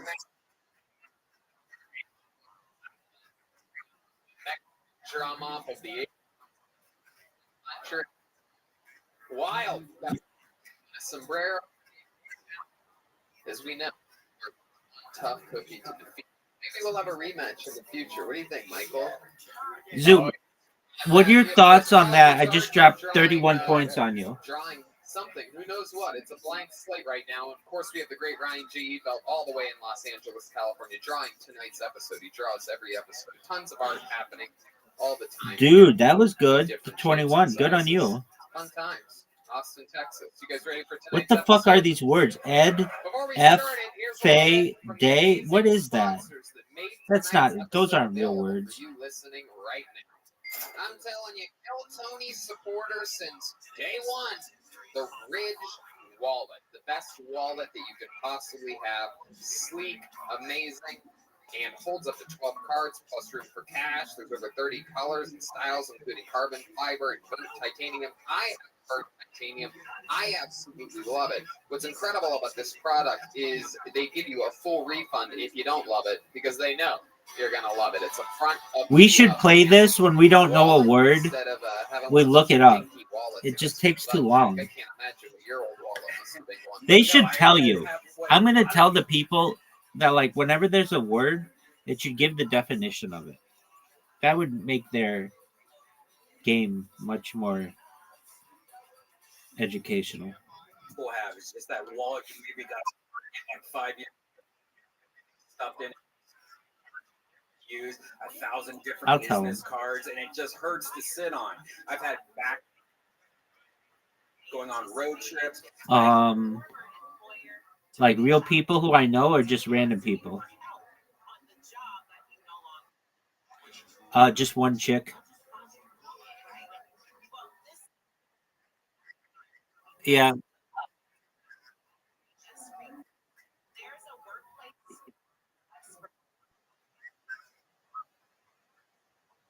There you go, baby. I can't believe I've been living like that for so long.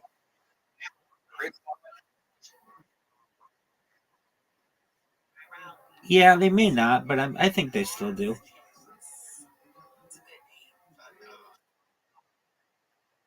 No. Now, if you ask people on Blue Sky if they know who I am, oh, for sure. I'm the most.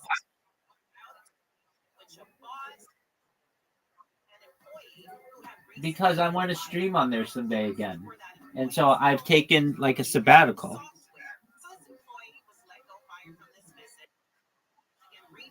We messaged.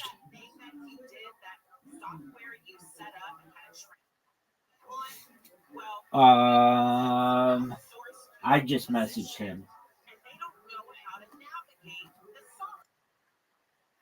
I mean, I didn't expect him to. I just sent him an interview that I did.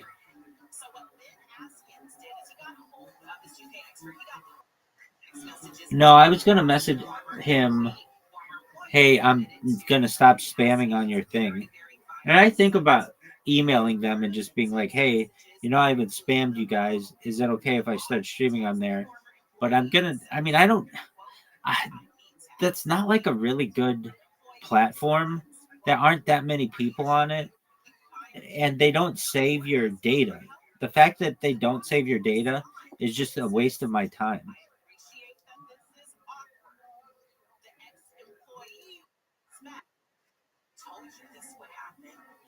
Yeah, but that's expensive for them and they want to keep costs down.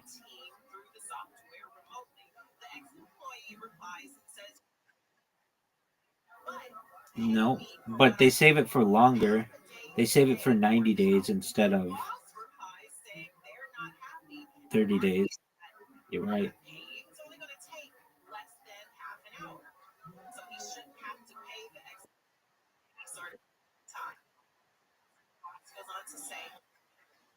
Yeah, I mean, I could create a clip bot that just always is clipping myself, but then eventually they're going to say that I'm manipulating their platform and ban my account.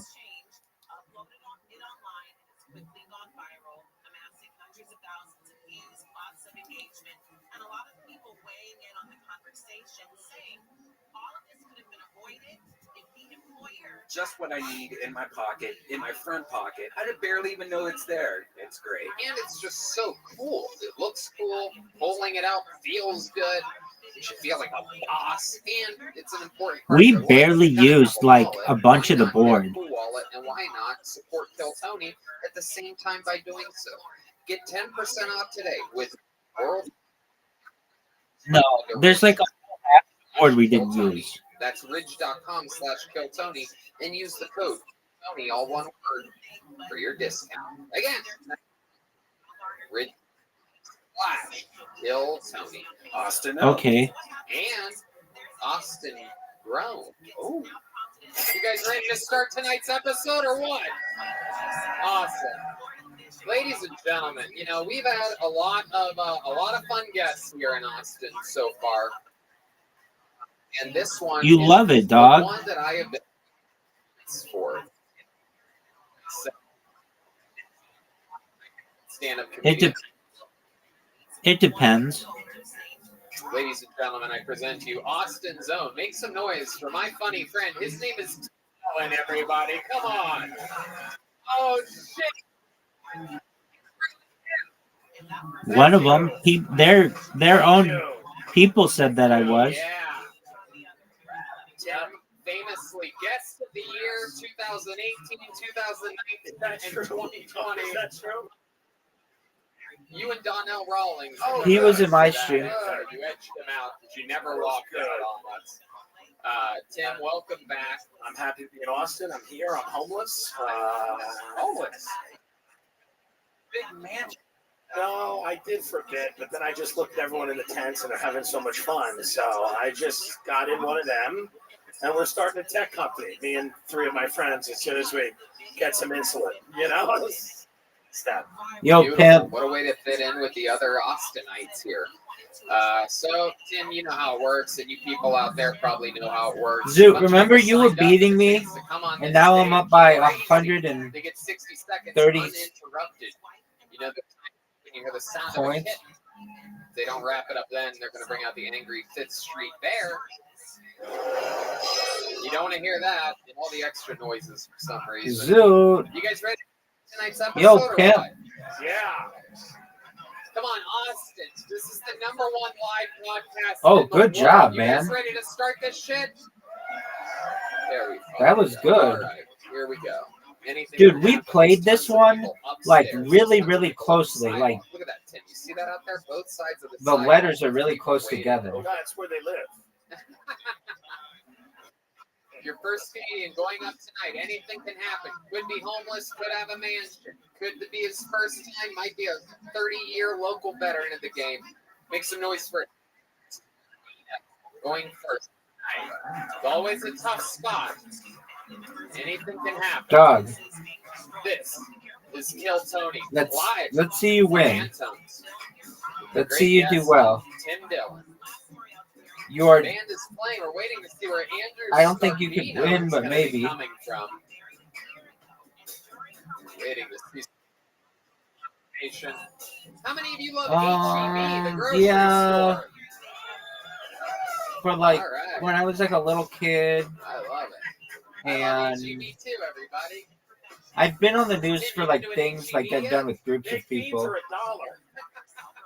That's what I look at it. It's I've a been on the dollar. news for like things I've done with groups of people.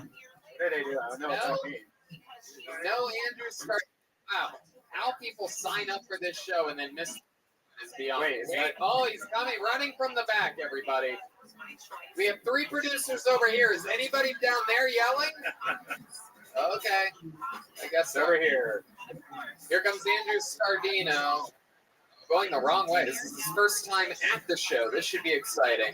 It's always fun when the person doesn't know how to get on the stage. And Always he's it's very telling of the fun to come. Here he comes. One more time. Make some noise for Andrew Scardino.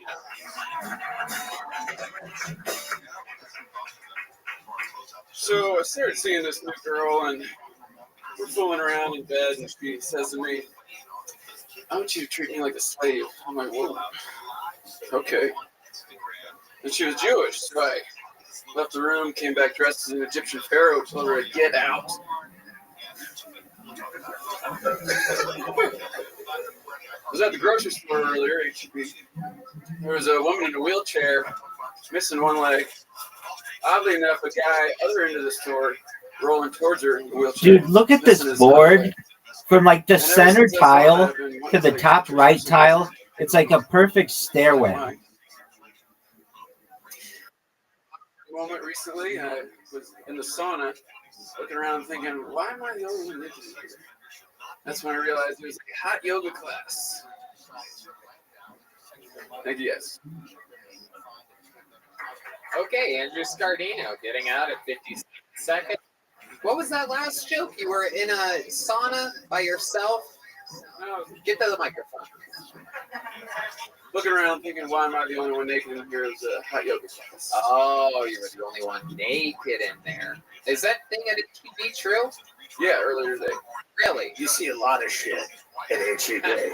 That's like the mildest thing I've seen as a legless person. You see a lot. someone's in shape, you know?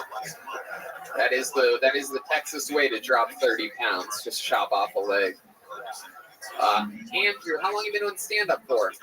First time. First time ever on stage. How about that? Only this show can you see something quite like that.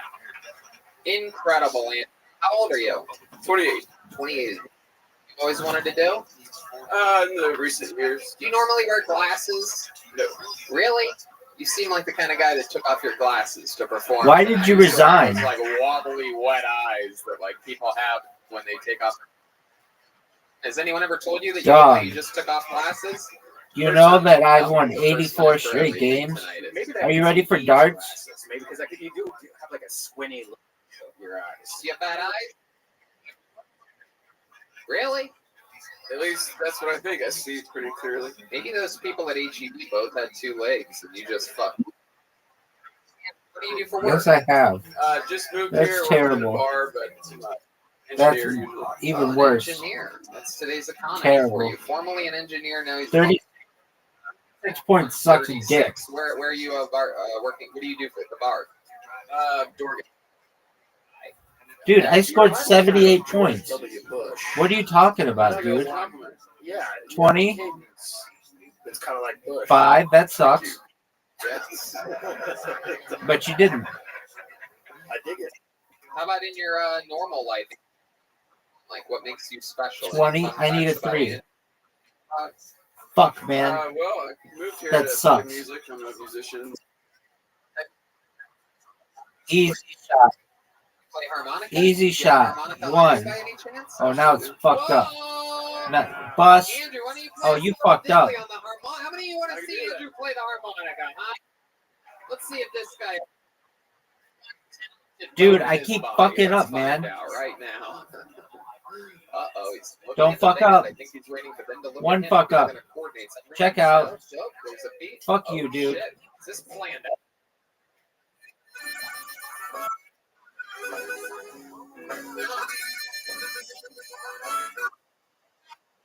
Dude, I'm gonna beat you now.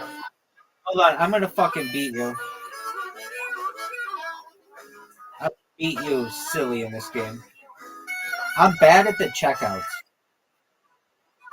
No, you're not. Not even close. That was terrible, dude. 17. You didn't get shit. Incredible. And also, not only was that Miss. great, but it was also funnier than. Miss. It's incredible. Miss. It really is. Harmonica That was terrible. better than jokes. Have you ever had a harmonica, Tony? Yes. Did you do like the typical joke?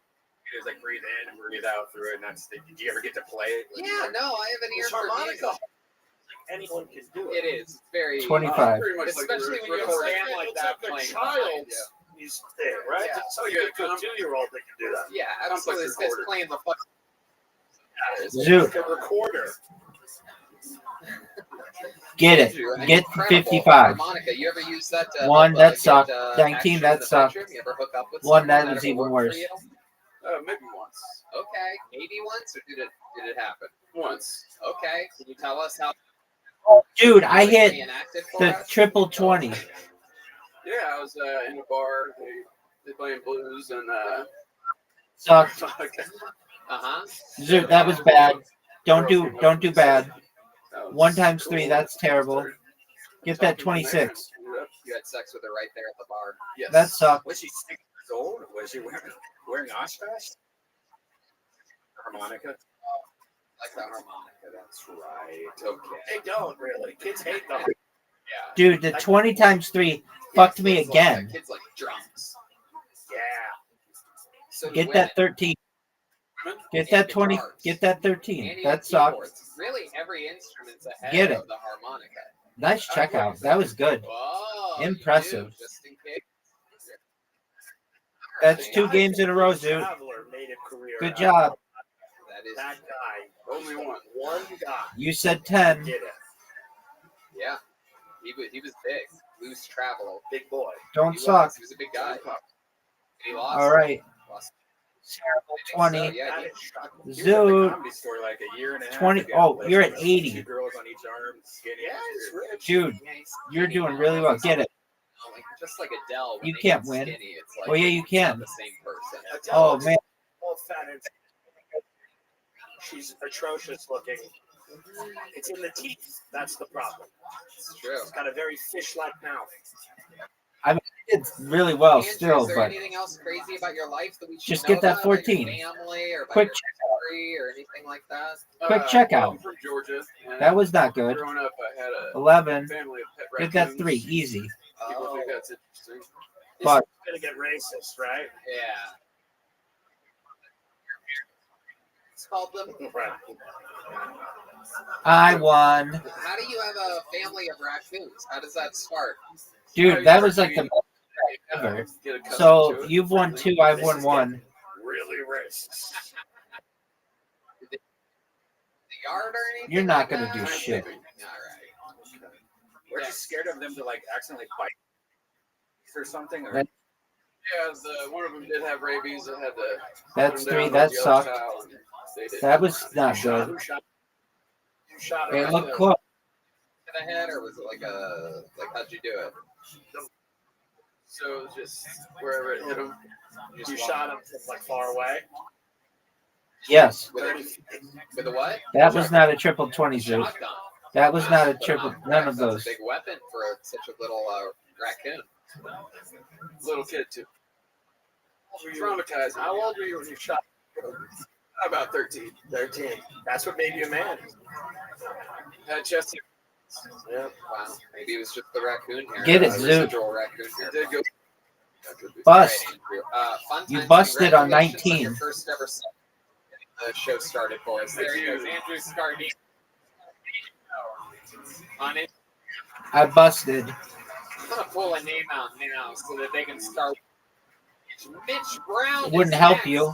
But look, everybody, it's from Get the 20. Red Rose Get the 20. and the Yellow Rose. How many of you like strip clubs out there, huh? The 2 best strip clubs in the city are the Yellow Rose and the country. Instead of having one of our Gotcha, bitch. producers change the microphone. Yo, dog. The great Kaylee. I'm getting joined better us at this, or from, you're getting worse. One or the Red other. Rose. Thank you, Kaylee. she was a guest on Brian Holtzman's podcast this week. Zoot, so remember check when it you out. dominated me at this? All right. Oh wait, Mitch Brown. Is Mitch here? Here comes Mitch Brown. That's 3. everybody. That Here sucked. we are. On to the next That's one. 1. That's even worse. 60 seconds from Mitch Brown. Get that triple 20, Zoot. 16. My problem with God, blame everything on the women. You try telling a woman, well, anything today. That's Zoot, get the triple 20 and quit being a B. More sensible. I think we men had to evolve. That was to shitty. survive. Do you imagine mom and dad walking in, ankles behind his head, dead? I don't know if you. Shit all over his face. Mom yells at dad, like, you got it. Dude, I just hit the triple 20. You're a cocksucker. Yeah, I gave you the fucking win. You're done. Get the 20. Seconds, that's it. Give me a shot in the game. Do you also play the Check harmonica? out. Because you better have an instrument right now. I hit the triple 20. This better be your first time ever doing stand-up, too. Uh-oh, that laugh tells me it's not. That's a minute right here. Mitch, what the fuck? Zoot, you How's know that I'm for an superior opening to you. question? I got the triple 20 twice in a row. How long have you been doing stand-up? Chose to go Yeah, with 40 STFU, seconds of dog. just curiosity. That's a 1. That sucked. That's a Love it. 20. That's good. 2 years. How often do you That's a perform? 20. How That's often do you good. 41. practice this? Most nights. Most nights Most is nights. the answer that was given Most every every night. Wow. Well, he's rusty because of COVID, right? Isn't that right? 65 That's right. points. That's right. That was Love good. it. You're making excuses for this fucking civil Get that war triple 20. reenactor out there. Get the top 20. Mitch, You what's busted. your best joke? Do you have a one like go-to that within the past 2 years? I wrote one 2 days. One-liner. Yeah. Okay, let's do it. Let's do a one-liner.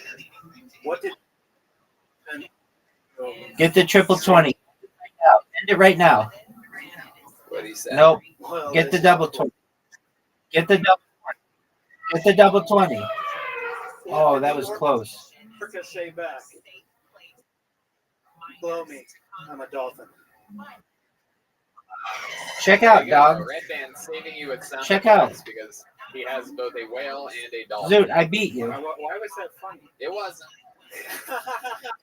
It wasn't. I'm getting I good was at the this referee game, to dude. just let you all What's your know that best joke in 2 years that you wrote in 2 days? Interesting. There's a guy who went to HEB today and somehow nailed a better joke than you. Zoot, 39 points, What do you baby. do for work? I'm gonna get that triple 20. I moved here in January. Get that. Get the I'm triple going to school 20. right now on, Get the triple GI Bill, 20. So I've been doing that the last couple. Not in the That was not a military? bullseye. That sucked. Okay, what branch? Triple 20. Quick, give this guy a hand, everybody. Triple 20. Wait a minute. The Navy is fake. What up, pimp? What did you do? I was a trainer. And then, hey, applause back. Mini golf. K9 handler? Yes, sir. They have dogs in the Navy? There's 20. about 300 of us or less, yeah. 300 dogs? 20. About, Get that 20. Get that 24 and end it. What are the canines Oh, you came do really in the close. Navy? Find explosives, drugs, people, drown. Dude, I take the lead. Drugs. I'm better than you are. Yeah, sold buildings. Where does Oh the no, Navy you get to go do again. that? Where does for drugs? Oh, you okay? I So was never we drunk on tied. explosive dog, so Okay. Did your dog ever find any Closest dart to the middle wins. Okay. So they sniff out 41 like millimeters, dog. Beat that. You ever, That's dogs really good, ever, I like, think. Go to sniff a landmine and sniff it and set it off? Yes. That's I gotta got be, you, Zoot. That's gotta be it. Yeah. I got you. I do too. I do. I agree. That's incredible. Have you ever seen that happen? That's a good You ever had suggestion. that happen where little German shepherds out there just fucking No, Block and I did well. good. Do you get to see the dog anymore? What happened to your dog? He had an accident. What do you mean? I just had 61 points. With his next hammer, and he ended up dying. His stomach flipped? Wow. That Jeez, sucked. Most depressing. That was answer terrible. in the history of the Not an show. accident. He like peed on the floor or something like that. Yeah. Stomach. I did. I got Wow, there's a triple. little nightmare Dude, for I'm you to so have good. I with got your triple. dogs away right now, live audience. Just picture that could happen to any dog. Dude, I'm getting so good at this game. Dog is not a hero. You did too. Good. Interesting. What do you do for then stand up? Really into theater. I just Nope, finished, I'm gonna check out Hamlet. because I'm a pimp. Really? Would you be willing to do a scene from Hamlet? Dude, you need like so many points. Do you remember what happened Hold with on, Armand? get the triple one. Yeah, Mitch. Hold Triple one, get it. You can do it. But you failed. I got you, Zoot. Zoot, I have within like 24 hours gone from just getting my ass absolutely kicked in this to becoming better than you are. I go in the comics will actually read some of the characters and stuff. They've done it with me, little Shakespeare in the Park. So why don't you do a few lines? Yeah, why don't you just do a fucking line? It's going crazy right now. 60 points, dog. Do a fucking line from the fucking Hamlet, dude. From the Hamlet, okay. Oh.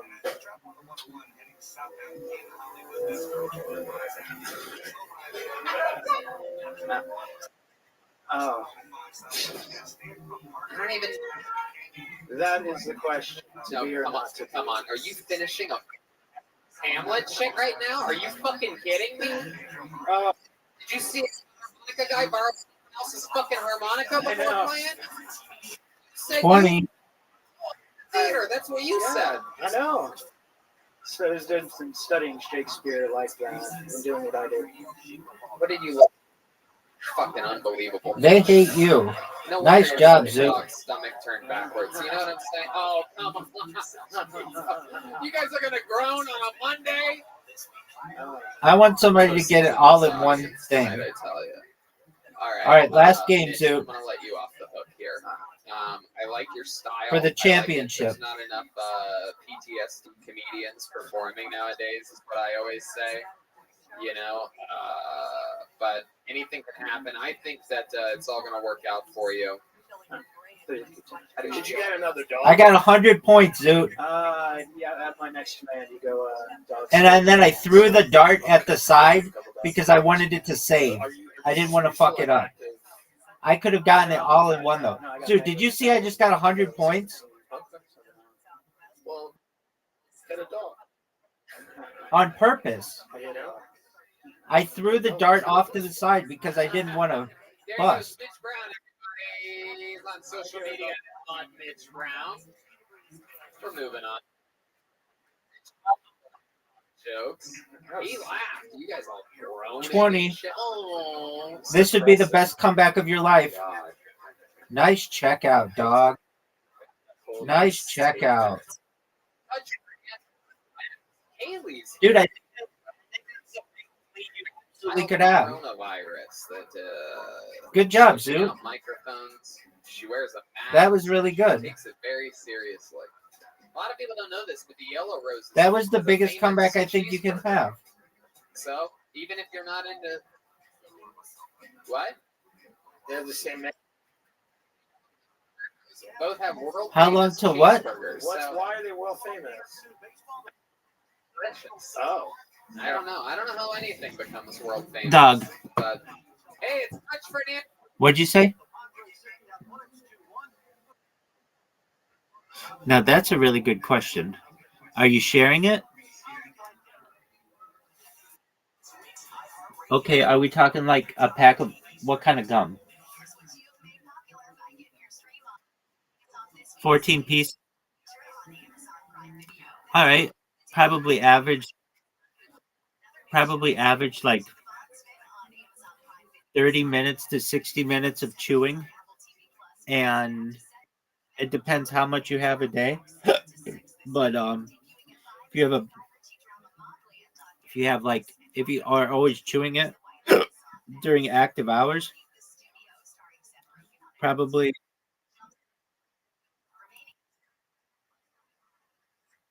Yeah, everybody does, dude. You think you're new to fucking life? All right, so I'd say probably a day if you're really chewing a lot.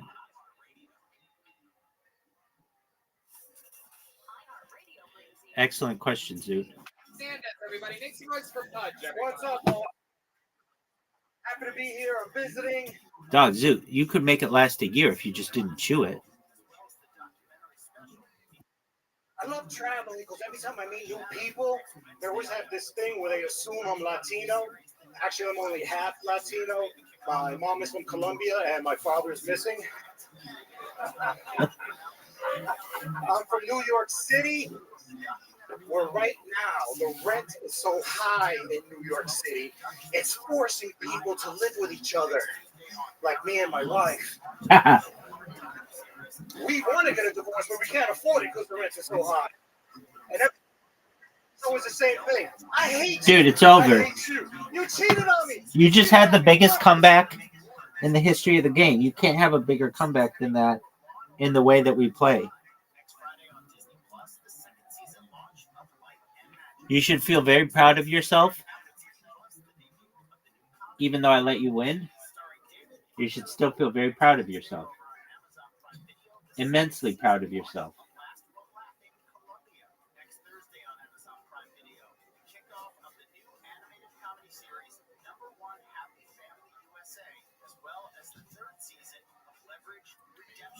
First, get the hell out. The rent is due. Maybe we should work things out. I'm from Queens, New York. You guys been to Queens? A lot of people don't know, but Queens is the most diverse borough out of all New York City. We're so diverse. I remember growing up, every race had their own personal cab service. Swear to God, the Indians had their own cab service, the Mexicans had their own cab service, the blacks had the NYPD. Damn, Pudge. Everyone was getting a ride, just not all to the same place. Pudge Fernandez, ladies and gentlemen, doing his full minute and then some. show, Pudge.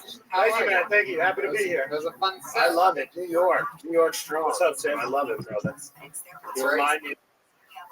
Yeah, that's where we're from, bro. Yeah, that's true. We're Long Island, Queens. We're connected. We are. Absolutely. I love it. Look at you guys, Burrow brothers over That's here. right. Pudge, welcome to the show. This is your first time joining us, right? Yeah, man. First time. I've been in Texas for about 3-4 weeks, running around. Okay. Well, are you living here now, or? Plotting. This is like my scouting tour. Okay. What does your wife back in New York think about you out here plotting for weeks? She's not happy. Okay. She's not totally on board with the comedy thing, but we'll see what happens. I'm plotting a movie, is what I'm doing. So Yeah. I don't know if she's coming. She doesn't support your comedy. Fuck that bitch. You know what I'm saying, Pudge? You have kids? Yeah, but they're grown, so it doesn't matter. Fuck the it. kids. You're Yeah, good. Absolutely. They're grown. How old are they? 8 or 9? Yeah, exactly. In the Latino world, that's a grown. Yeah, they're grown. They already have 2 They jobs. just got their shots. They're good. 2 jobs, their own fucking bird scooter, hot wired. Pudge, is it true that you're only half Latino? Or was that just a joke? You're fully Latino, right? Guy named Pudge Well, yeah, every joke has its truth. I really haven't seen my father since I was 9, so yeah, he's missing for sure. Okay. Well, surprise, surprise. Yeah, We're bringing him out of here. Pudge Fernandez Sr., ladies and gentlemen. How about the story with you and your wife? Did you guys really cheat on each other? Yeah. 26 Good night, years, big dog. a lot of gaps. A lot Take of care, my fuck-ups. friend. Yeah. And I'm gonna be honest with you. If I watch it, I'll watch it for like 5 minutes. I'll fall asleep. Yeah, I mean, I'm pretty tired. All right, sounds like a plan, Stan.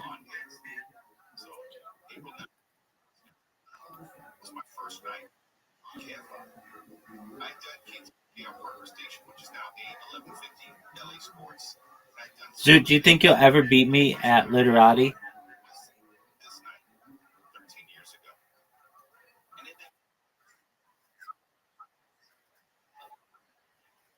Dude, no way. You'll get me one of these days in literati. You'll get a couple big words. You'll get all the Z's and all the Q's and all the X's and the...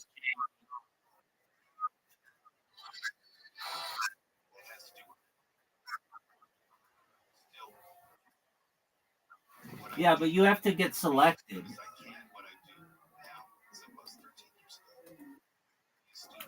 Why isn't it hard?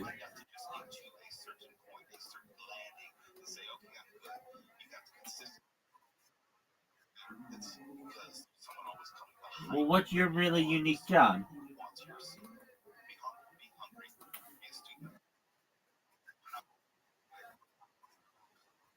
Nobody wants to watch you strip, dude.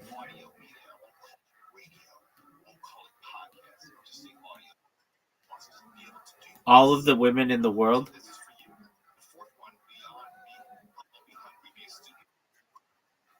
Yep. Every single one of them. You know who's going to be a big star, though?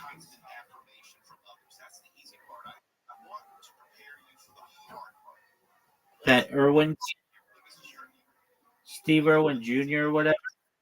Robert Irwin, yeah, that kid's going to be a star. He's on all kinds of steroids and stuff.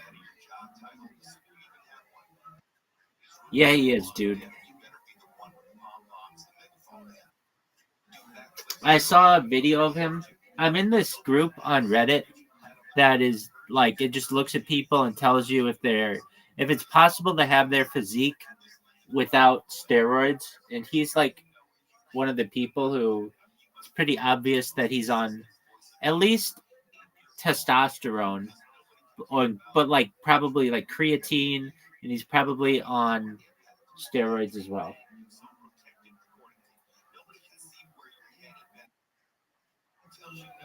Dude, you don't know. You're not there with him.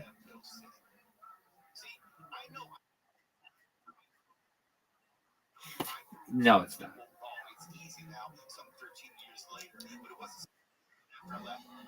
It's not. He's got his muscles are too big for his frame.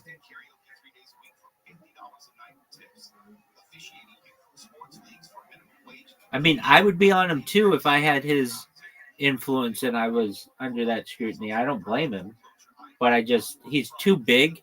He's too bulky for just being someone who uses the gym and is perfectly clean.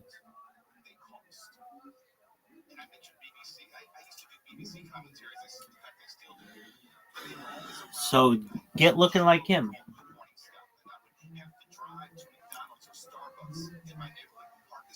Hey, you know who we haven't talked about as a famous Australian?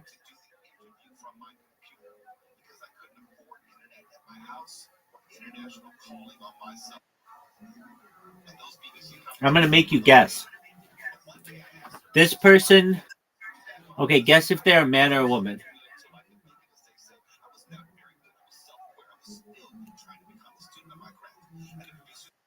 They're a woman. Or they're whatever they want to be, but, generally they've been known as a woman. Okay. Their initials, ask me what their initials are.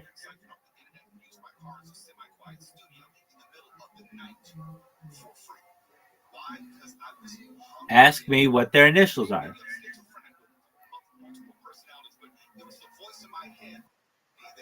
No. Close, though.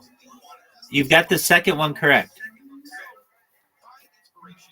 Their last name is I. Their first name... No.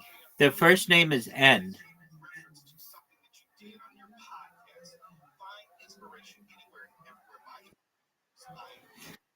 Yeah, dude. Really good.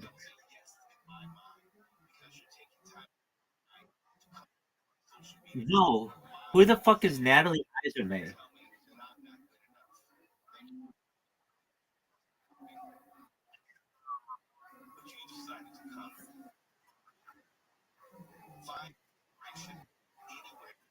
Natalie Imbruglia. She's a singer from the 90s. She's beautiful.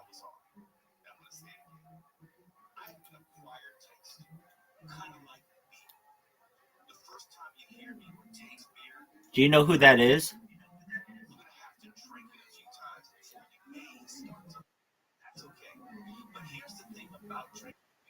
She sang a song called Torn, and it's amazing, and she's beautiful in it.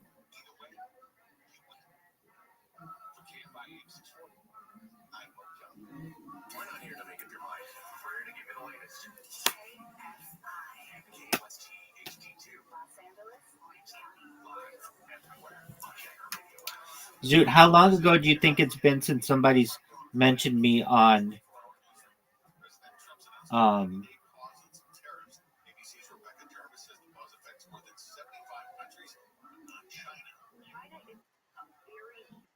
yeah.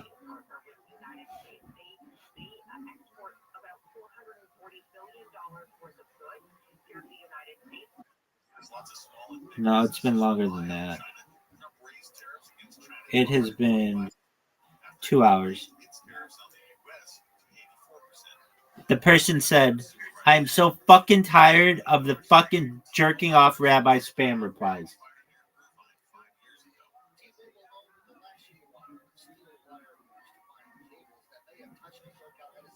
I think that's so fucking funny.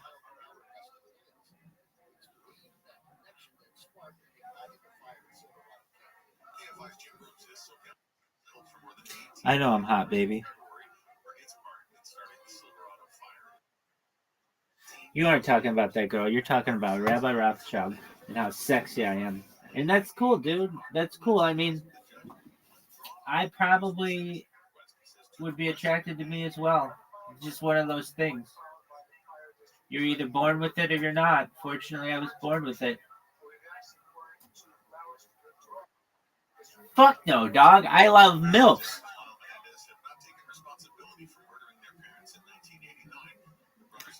I do have a theory, though, that everybody's gay if you're bored enough. Meaning, if I took all the women off the planet, then yeah, I guess I would have to be gay. But if there was one woman left on the planet, then I still wouldn't be gay. But if you took off all the women on Earth, I mean, I still probably wouldn't want to have sex with dudes. I consider it like nasty. But if I were bored enough and was put on like a desert island, like a survivor with just dudes for like 1,000 years, and they were like, in order to get off this island, you have to have sex with a dude, then, anything for survival, baby.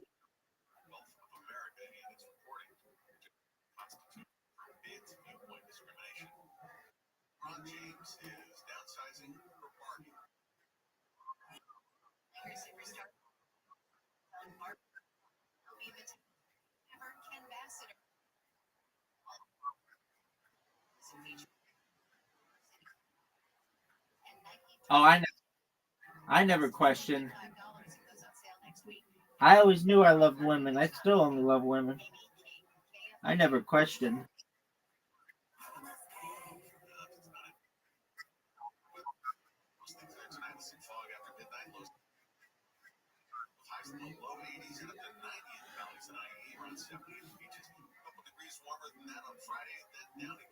I I thought what?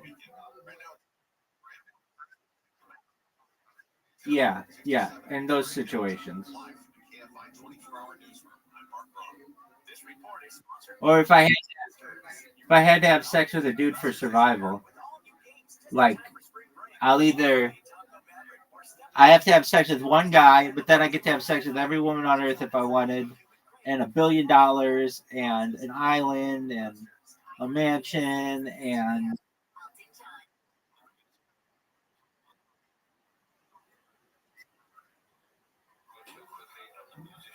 I mean, it depends how you set up the scenario. If it happened like that, I would say, dog, this guy's.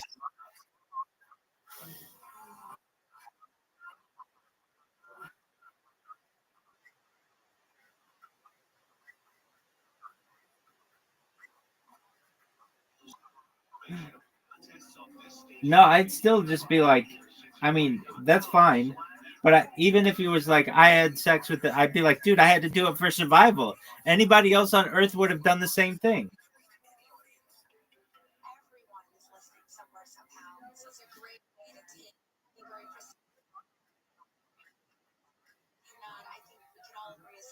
Well, I mean, there really isn't one, but if there were a situation where like there was there was some evil king and he like people in really compromising situation, or there could be this, like some guy could rape you. If a guy raped you, okay, but I mean, if a guy raped you, are you gay? No, you got raped.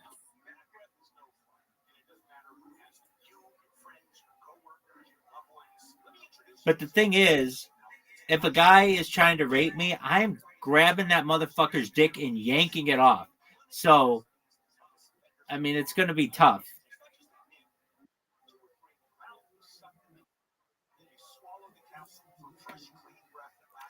How do you get raped by a dude?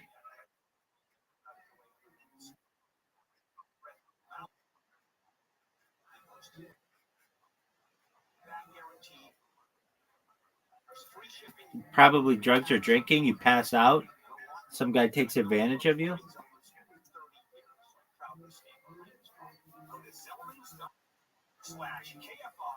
Um, I mean, sure, maybe in like jail or prison or something, but like generally, dudes are able to fight off other dudes, and I mean, if a guy's gonna fucking rape something, it's gonna be something like that isn't as powerful as a man usually.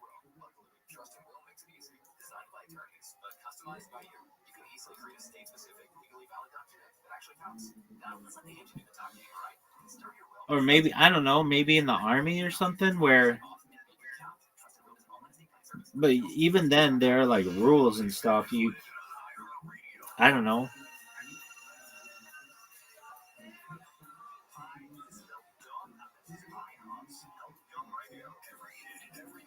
All I know is that in the LGBTQ plus thing, I'm the plus because I'm transhuman.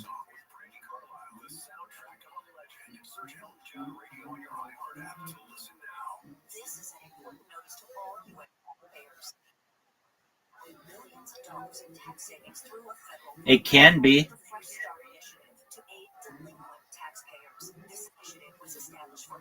And the reason why I say that, if you're transhuman, not transgender, but transhuman, and you live forever, then doesn't that mean that you want to ask me whatever you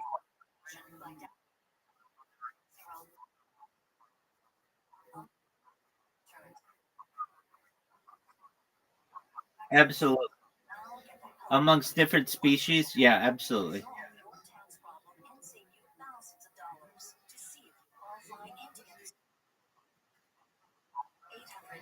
Yep.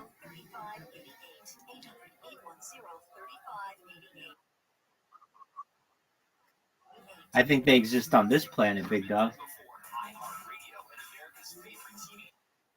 Yeah, I mean, there are arguments to be made that when aliens um, abduct people, they take their ovum, their eggs, and their spermatozoa, their sperm, and they do experiments on them. And sometimes, like, women just were randomly impregnated. And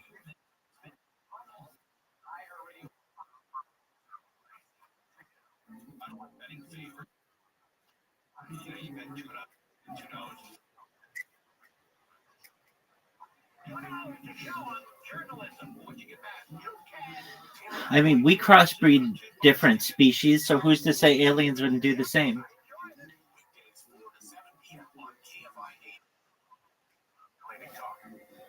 Well, like the mule is like a donkey horse mix, or the there are a lot of them. The liger, which is or the Tygon. So those are hybrids. There's a hybrid kind of horse and zebra mix. Um, there's a dog that like a dog and a wolf. Um, there's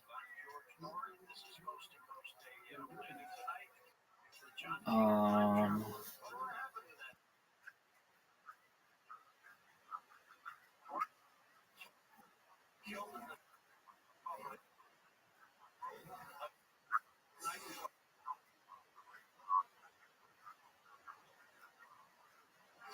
okay, no one knows what that is, but okay. Um, I'm talking real shit. There's okay, I mean anything's possible in your fairy tale world. Um, that's okay. I don't know. There's a that's okay. That's fine. Um, I think your domestic house cat can mate with larger cats, like a bobcat and stuff. Um, there's, I mean, there's a big list of them on Wikipedia. What's been tried?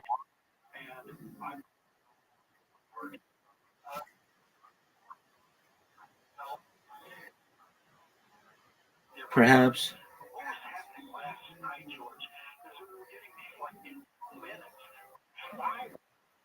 Okay. So here's a list of hybrids, species. There's genetic hybrids. A zonkey is a zebra donkey.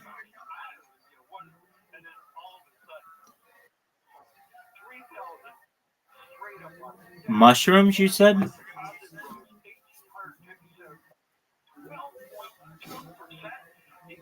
Oh, that's a good question. Can you? You can have hybrid plants, but what about hybrid fungi?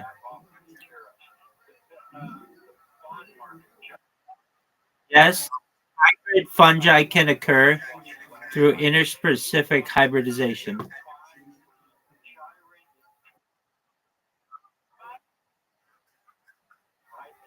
No, the closest is probably something like coral, but that's still an animal.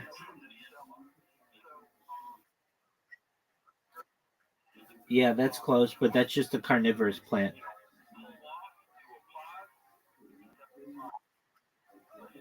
Correct.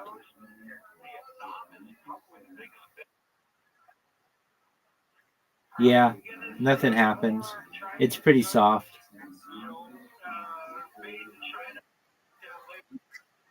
It doesn't hurt though. It's like little just like two leaves coming together.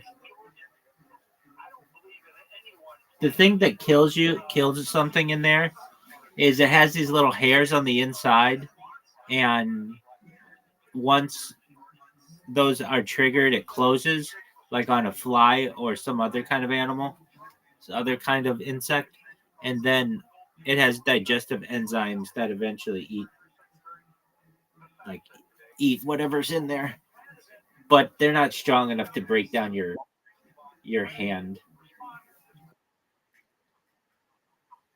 I think they do. Yeah, it's a good question. It's difficult to determine what consciousness is, but there's something about them, like they do better when you play music around them, or like they're able to find light. There's just something intelligent about that, and it depends how you define consciousness, but like they do really well if you like, if they're if you take care of them, if you treat them well, they emit better fruit. There's something intelligent in that.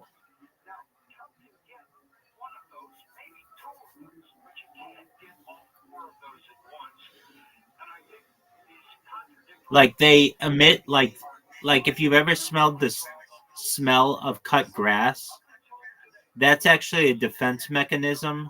The smell of it is a defense mechanism of grass. Um, there's just a lot to plants that we don't really give for which we don't give them credit. And I think just like any kind of like, I mean, they're not that simple, but like more simple organisms could have some kind of consciousness. I think any living thing could have some kind of consciousness, even like jellyfish and like bacterium.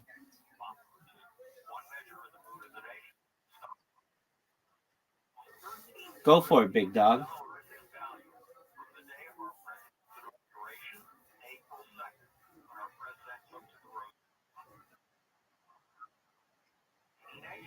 It depends what you want to consider consciousness, but sure.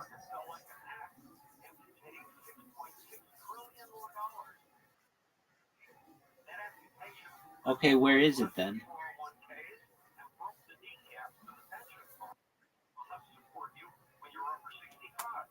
Okay, then it's outside. If you want to think that, that's a cool story, man.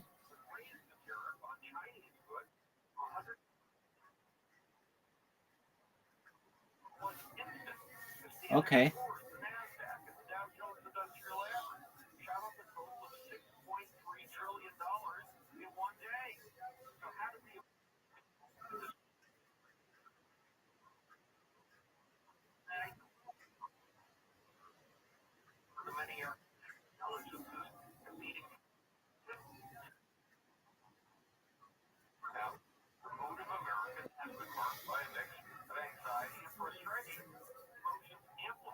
I mean, it could be, but generally, it's in your neurons of your brain.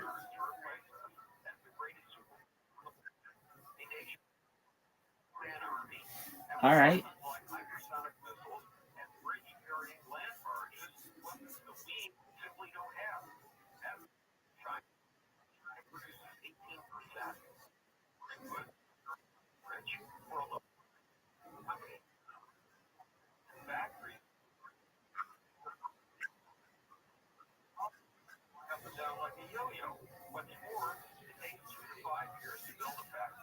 Okay.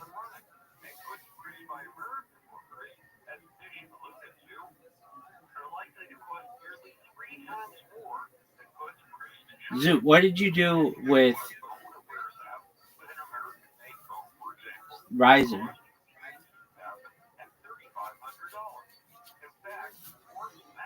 You should mention him. You should message him and ask him why he's being such a little bitch.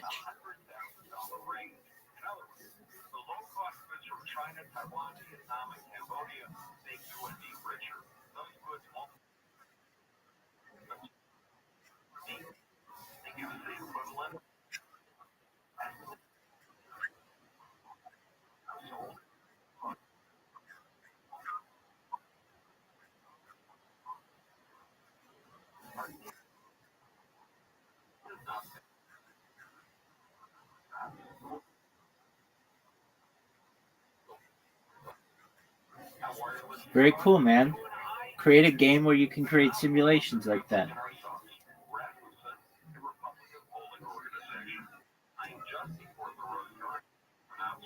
Absolutely. And it would. Well, it's super cruel to do to real people.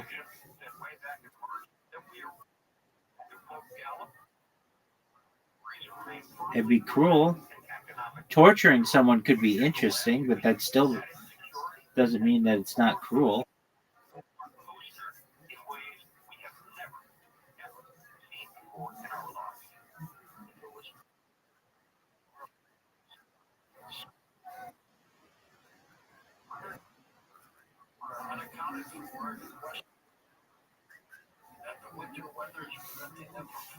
Absolutely, dog.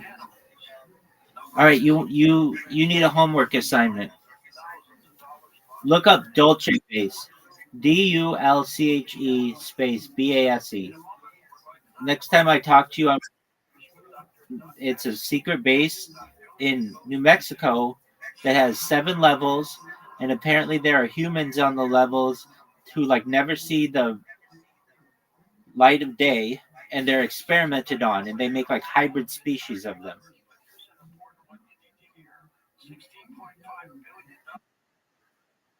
Okay, dog. Well, it's on the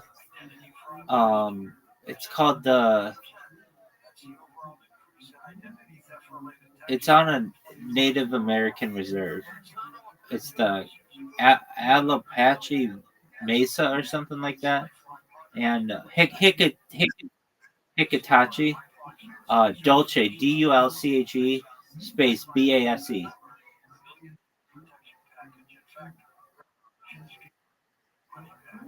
Dul. No, D is in dog, U is in uterus, L is in lion, C is in cat, E is in elephant.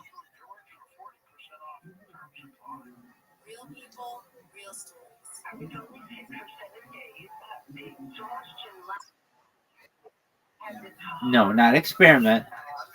Base. I want you to tell me everything that you know about it.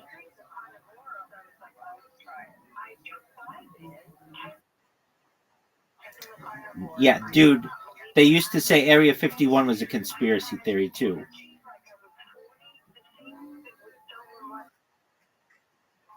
Yeah, dog. It's not a fucking that's just anything that goes against the corporatocracy is called that. But this isn't they used to say that about Area 51 and they had to change their tune on it. Don't you understand how this shit works? Basically everything that they call one of those theories is true. It's just slowly but surely the story of.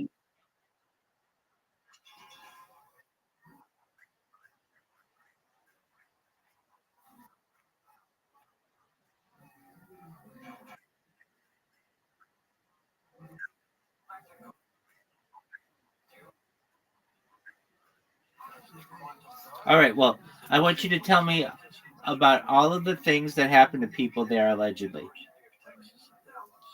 That's your homework assignment.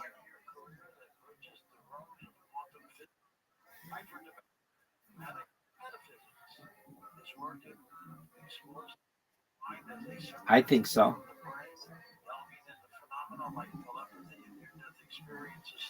They had television programs in the United States that went there, and they were like these big vents from the underground, and nobody knows where they lead. There are all kinds of weird helicopters that are around there. It basically, like the same thing that they used to say about Area 51 before they declassified it in like 2012 is what they say about Dulce. It's just like the new Area 51, but it's not. It's been around a long time. But they used to say that Area 51 didn't exist. They used to say Area 51 was one of those theories and that only lunatics believed in Area 51. And we'd be like, well, there are aerial photographs of it going back to the 1950s. What are you talking about? And people would try to gaslight you and be like, only lunatics think that that's a true thing. And then Obama comes out in 2012 and declassifies it. And then you go back to those people and you're like, hey, what the fuck? You made fun of me and said that this was all craziness when it turned out to be true. And then they're like, oh yeah, and they move on to the next thing. That's how this works. It's just gaslighting of people. People use that term, that theory term, to gaslight people. Don't let it get to you. Just read right past that and learn everything you can on the subject.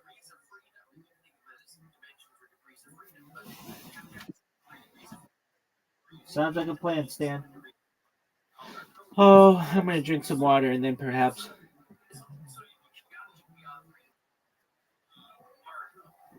whenever the fuck I want. Peace.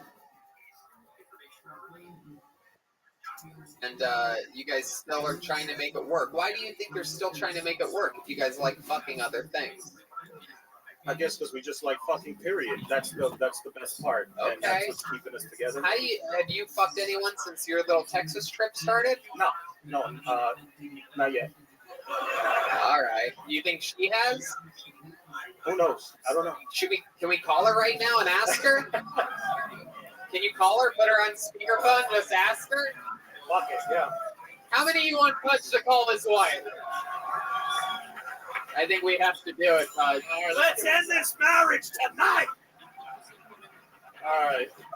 I can't wait. Somebody's gonna pick up. Let's see if she picks up. She's actually packing. Put the bottom.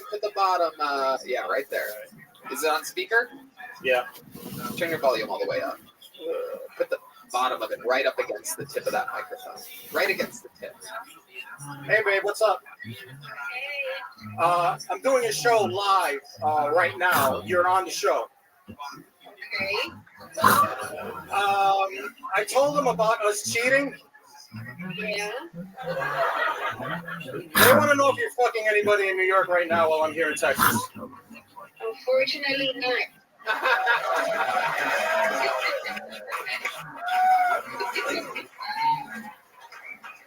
I love you. I love you too. The rent is due, right? Anything else? No, sweetheart. Okay, I'm busy. I bet she is. Hopefully not with anybody else. Have a good night, babe. Hell yeah. That's right. Oh, shit. That's a good woman. You gotta keep her. Yeah. That's a fucking keeper right there. I mean, keep cheating on her, but yeah, keep her around. You know what I mean? Have your fun. You know what I mean? I'll see what I can do. That's so great. That went absolutely perfectly. Who has cheated more, you or her? No one knows. That's a good one. He thinks the answer's him. I'm going to say me. I used to be a soldier, so I got around. Oh, okay. Well, what branch of the military were you in? Army. I was stationed in Fort Hood. That's why I love Texas. Okay, absolutely. Fort Hood sounds like you have some. All right. Yeah, not, I mean, not exactly a military crowd. That means hello. Hutch, what do you like to do for fun? What else in your life? Do you have any hobbies or anything other than stand up? Nah, comedy is it, period. Really? You don't ever you don't have a flight simulator? You don't play darts? I watch the Mets. Oh, There you man, go. that is the most New York shit humanly possible. It's one thing to be a Yankees fan, but Mets, that's a whole nother level. Yeah, sometimes it's 6 feet under level, but let's see how it happens. Absolutely. My goodness. Hutch, any other fun facts about your life that we would find interesting before we met you? Was in the military. Did you do any tours in the military? No. 8 years in the infantry, not a scratch. Right. Only I feel like they don't send a lot of pudges out to the real battlegrounds. You know what I mean? Yeah, I got lucky. I guess I got lucky. Yeah. Fucking Pudge can't even do his push-ups right. You know what I mean? Yeah. Is Pudge a nickname or is it just a... Actually, it was a nickname that I got while I was in the Army.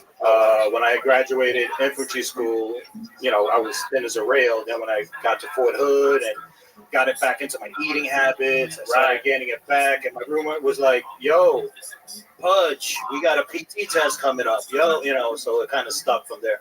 Good shit. What kind of guys did your wife cheat on you with? Do you know? Little white guys like me, or was it also Latino guys? According to the grapevine, there were Latinos. Oh, Latinos in the grapevine. That makes sense. I love that. She was a sucia. Okay. I thought maybe she went from Pudge to Fudge. You know what I'm talking about? Maybe. All right. Okay. No comment. All right, Pudge. I mean, such a fun set. I love your energy. I love it when rock solid New York comics come out here and show their stuff. So thank you very much, Pudge Fernandez, everybody. Thank you, Tim. Thank you, guys. Pudge Fernandez, everyone. P-U-D-G-E Fernandez. It's a fun one. Look out for Pudge. He's on the rise. Speaking of military, Kaylee was actually a Marine. Is that true? Yeah. Wow, I did not know that. Is that true, Kaylee? Good. All right. She seems shy about it. I don't know. Phil Lombardo is next. You weren't in the military? I broke my feet. Is this true? Yeah, she was in the military. She broke both of her feet, but wow, she was a Marine. How about a hand for Kaylee, everybody? Fighting for our country. Yes. Making all the women in the room immediately mad and jealous at the same time. It's always an exciting element to the show. The guys love it. The ladies absolutely hate it.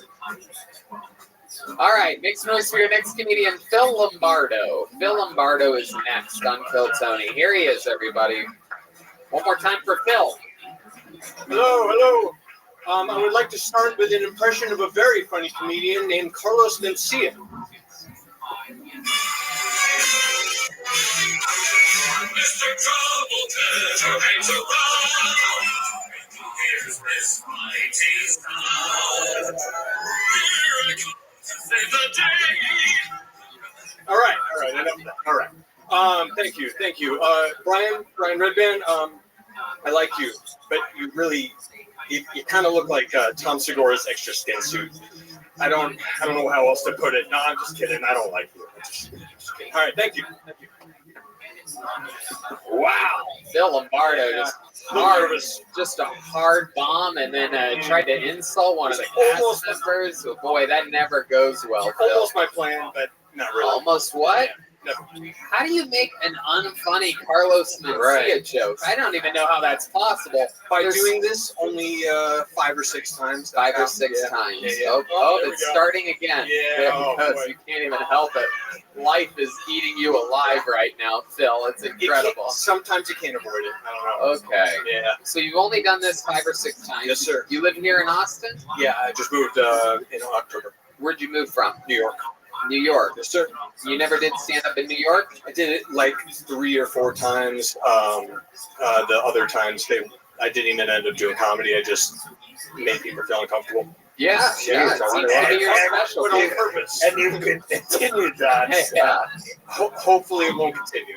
Yeah. At least it's different. What's the goal out of the comment? Like, what would you like to do? So I've been an entertainer since I'm 13. Well, actually since I'm like 12. But I just started doing stand up. What kind of entertainer? I started doing like when I was really young. I did magic, but then I was an actor. I'm still an actor. Really? Can you do a scene from something? Can you show us a scene? How many of you want to see Phil do a scene from something? Phil, just fucking do it. Don't let your instincts that made you do that Carlos Mencia joke take over right now. I really don't have anything that I can do. I don't know. You're not an actor then. Yeah, People, you're just a not allowed to shitty say magician. you're an actor. Good. Okay, Can you do a magic trick? You do a magic trick. Yeah. No. You can't do that either. Can someone get him a deck of cards or a loaded gun? Phil. So out of all the things that you said that you can do, what else can you do?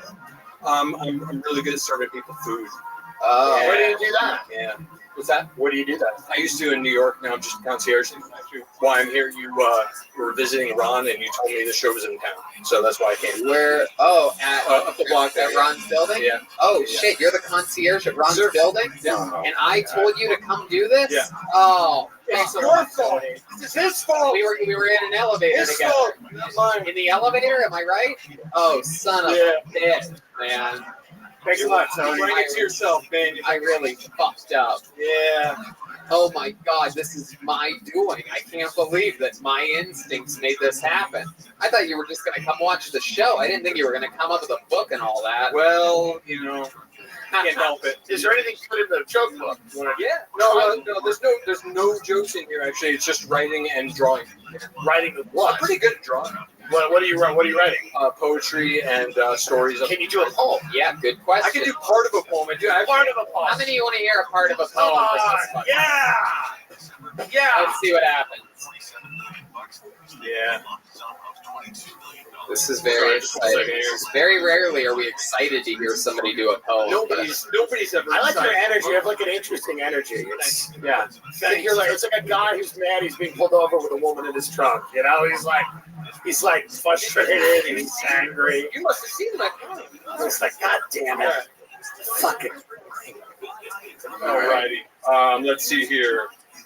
So I need not be all pundit-y when relaying blunt, imprecise realities. The vote has come to these auto-aligned learning curves. It is being brought upon us, making sure that one too many and uncapped stems shun all questions of where and when instigating change through monotonous monopolies or manifesting. All right, we're going to stop you there. I mean, that is somehow inexplicably worse than the set.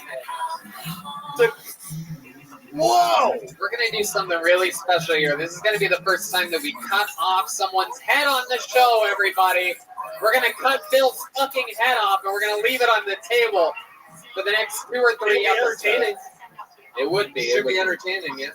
It would be. Yeah. All right. Tell us. Too wordy. Almost. It's too. I know. It's too wordy. I know. I didn't say I was good at it. I said I did it. You seem like a little bit of a wild man, Phil. You've ever been arrested or in trouble with the law? Almost. I got in trouble, and believe it or not, I made the cops laugh. They let me go. What did you get in trouble for? We were. It's a rape. You have rapist energy. Yeah. We're guessing that it was a rape. No. What? She had it coming. No. What was the crime that you committed? We were just driving intoxicated. Oh, yeah. I was say we. Who were you with? A bunch of friends that were all fucked up, and I had weed on me, so Where were you? I got in New York. And you made the cop laugh, you said? Yeah, on the way to the station. How did you do that? Magic. Yeah. What happened? Do you remember what you did to get the laugh? No, I was all fucked up. I don't remember it all. Maybe that's why I made him laugh. I have no idea. Wow. Maybe you should get real fucked up before performing and try that. Yeah. It's crazy. I'm gonna do my best. You can make a cop laugh while getting pulled over, drunk with weed. How much cocaine do you do a day? I've done it 5 times, and I'll never do it again. Why? What All happens? those 5 were tonight. Right now. What happens when you do it? Spend all my money and don't have fun. Wow. And so I just I didn't like it. I love weed, but you know. What's your love life like? Non-existent. Really? Believe it or not. No, we do, Phil. We believe you, Phil. When's the last time you had sexual relations with someone? I'm not going to answer that question because it is a very long time. No, a couple of years ago, actually. Wow. But you're not a bad-looking dude, so it's something you're doing. Personality. Something you're doing. Just about as much as I can. Like something is going wrong. Yeah. Are you always like super creepy with women? Are you like a little bit like overactive, a little bit ADD, a little bit? Not even. Really? I'm just really nervous right now. That's why. Okay. That's why, man. Right now, but also you haven't gotten laid in a couple years. Doesn't help. Let's see what it's like. Let's pretend I'm a hot chick, okay? And you and I are meeting, and hey, what's up? You seem like a cool guy. Oh, okie dokie. All right, there he goes. So what would you say if I was a hot chick? And I'm like, hey, I really liked your comedy tonight. Do you want to see the trunk of my car? Okay, Phil, stop trying to be funny. Yeah. You are the king of the groans right now, all right? Just roll with it. Try to be serious. You're an actor, right? You've been an entertainer since you're 13. Yeah. So just let's play this character straight. That's some direction for you. Okay, again, I'm a hot chick. I'm just excited to play a hot chick. Man, wow. Hey, Phil, I really liked your set earlier. You were super funny. I'm so dumb. I think you're hilarious. Yeah, I mean, honestly, I'd really appreciate if you were honest with me. You know, you don't have to lie. It'd make me feel really, really good if you told me honestly that I sucked. Well, you know what? I wasn't going to do this, but hey, you want to fuck? We're going to cut the show off. There we go. Phil's still trying to be funny. There goes Phil Lombardo, everybody. Phil Lombardo, everyone. Back to the elevator at Ron White's building. Back to Ron White's elevator. What's fun about this show is that you never know if tonight is the night where one of these people snaps. Right. You know? Yeah. Like, I'm 3 feet away from someone who's so unwell, so mentally deranged, that you have no idea if tonight's the night that they just decide to do something wild. And so that's the fun of this. It is true. It could happen at any point. Simon Nash is next on Kill Tony. It could happen at any point, but these people... He would probably go after me first, though. He obviously hated me. Yeah, but you're the hardest to get to. Tim's right here on the edge. They have to get through Tim just to get to you. Simon Nash is next. A wild episode so far. A phone call to New York was the funniest part of tonight's episode so far, for those of you keeping track. And comes Simon Nash, everybody. Make some noise for Simon, everyone. All right, I look like Cosmo Kramer fucked Barack Obama at a Vampire Weekend concert. I look like the Stephon Curry of graphic design. I saw a vegan with a Lucky Rabbit's foot. Pretty sure that's a faux pas. My friend came back from vacation. He said, I love Nicaragua. I said, first of all, that's their word. Secondly, it's called Hennessy. I figured out why it's okay to joke about murder and not rape. It's because there aren't any murder survivors. No one's going to come up to me after this set and be like, actually, I was murdered when I was 13. Kind of ruined my life. You should stop doing that joke. Then I figured out it's objectively worse because you would never sit around a dinner table for 2 hours and play a board game where you try to figure out which one of your house guests is secretly a rapist. Colonel Mustard in the library with a candlestick mind on.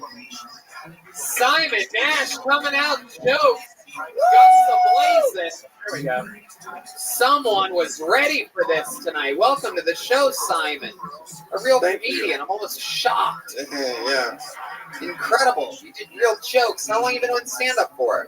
7 years. Awesome, man. Fuck yeah, how about a hand for Simon, everybody? 7 years. Buddy. Coming on the show, waiting for fucking psychopaths for a chance to get up, and it worked. And look at that. What is it? Are you back there with these people? There's like What is that like? There's 70 people like coughing on each other. Oh my God. That's great. I love it. Great fucking job, dude. Oh, thank you so much. I really appreciate that. 7 years, all of it here in Texas? No, I moved here 10, 11 days ago. 11 days ago from where? Orlando, Florida. Wow. What a great escape. Yeah, I wanted to move to a place where no one could reasonably give me shit for being from Florida. Right. Yeah. No, Fuck yeah. true. That's the right move. Orlando is wackadoo. It's fucking weird, yeah. What were you doing for work over in Orlando? Same job I do now. Everyone's remote and stuff now. I fucking do business-to-business sales for T-Mobile. Wow. You're a T-Mobile guy. Yeah, but not like the jack ones from the kiosk. Like I just call IT directors of No, we're all big nonprofit fans of organizations. T-Mobile. Yeah. It's a T-Mobile. We all use it. Yeah. Sprint just became T-Mobile. Yeah, they bought them like a year ago or something. Yep. I love it. I know John, before the old CEO. Oh yeah, that really eccentric guy with the long hair that was like, we do cell phones and I surf or whatever. Yeah, one of those guys. Just like the Virgin Hotel guy. Yeah, it was weird. So welcome, Simon. What else in your life? Tell us more about you. Gosh, well, I have to get this out of the way. My best friend is a recently famous TikTok comedian. She's a huge Tim Dillon fan. Oh wow. Yeah, so I was wondering if you would say into the microphone that Heather Shaw should quit comedy. Heather Shaw, you should quit comedy and kill yourself. I added that. Oh, that's so sweet. Why? She legit blew up on TikTok? She blew up on TikTok. Is she one of the Demillions? I think she is D'Amelio sisters or something? No. She does she is like a skinny lesbian and she looks a lot like Jim Carrey. Great actress. Great. Heather Shaw. Yeah, she's a famous TikTok. Yeah. I get approached. You shut the fuck up, sir. Jesus Christ, fucking guy. Well, I'll check her out. Oh my God, that would mean so much to her. Yeah. Thank you. Yeah. Wow. So I asked you about your entire I'm so life. sorry. Anything about you? I'm so sorry. Okay, so I can't play harmonica. That got shredded. That was awesome. I can juggle. I don't know. Yeah, I work a sales job because I have no other skills. But What about your family? What's your family? What's your ethnicity? My dad was black. I didn't lead with that because that's a lot to unpack in a 1-minute set. I know what I look like. What do you mean he was black? He's dead. I thought he transitioned to Caitlyn Jenner. Yeah. How do you die? Did it The reverse Rachel Dolezal. stomach flip? Gosh. Yeah. Parkinson's, you don't die from Parkinson's, you die with it. So. Wow. Yeah. Must have died young, right? 2 years ago, he was 67, 66. Okay. That's fine. He had a run. Yeah, he had a good run. He did. That's a good run. For How sure. old are you, Simon? 28. 28 years old. What's happening? It's dad died. I'm sorry, I was just doing a TikTok song. Never mind. Okie dokie. Red Band combining 3 things at once for our liking. So he was black. Your mom's white. Jewish. Yeah, very white, like British Isles, blonde hair, blue eyes, Irish, English, Welsh, that kind of deal. Okay. And is she had moved on to a new black guy? No, she went back. She went whatever that old joke is, back and forth. So yeah, my stepdad is another very, very white man, nerd, musical theater guy, whatever. Yeah. I love that. They're funny as fuck, dude. Yeah, oh my very God! down. Thank you. What's the longest set you've ever done before? God, 30, 35, 40 minutes, like a feature. If you're free Wednesday, I'd like to have you at the Vulcan show. Oh my God! I would Wow, love look to. at that. He just got booked on a real show, everybody. Wow! Dreams coming Thank you true so much. here on Kill Tony. Simon, you are absolutely hilarious. I love it when rock solid comedians come on the show. Thank you so much for really gracing us appreciate with it. your Thank you presence. so much. Simon Thank Nash, you. everybody. Follow him on social media at the Simon Nash. That's easy enough. You guys ready for a special treat, huh?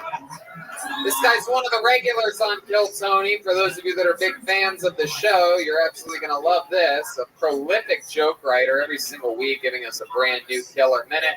Famous for his incredible roasting skills. How about you guys all make some noise for the great and powerful David Lucas, everybody? Here we go. David Lucas.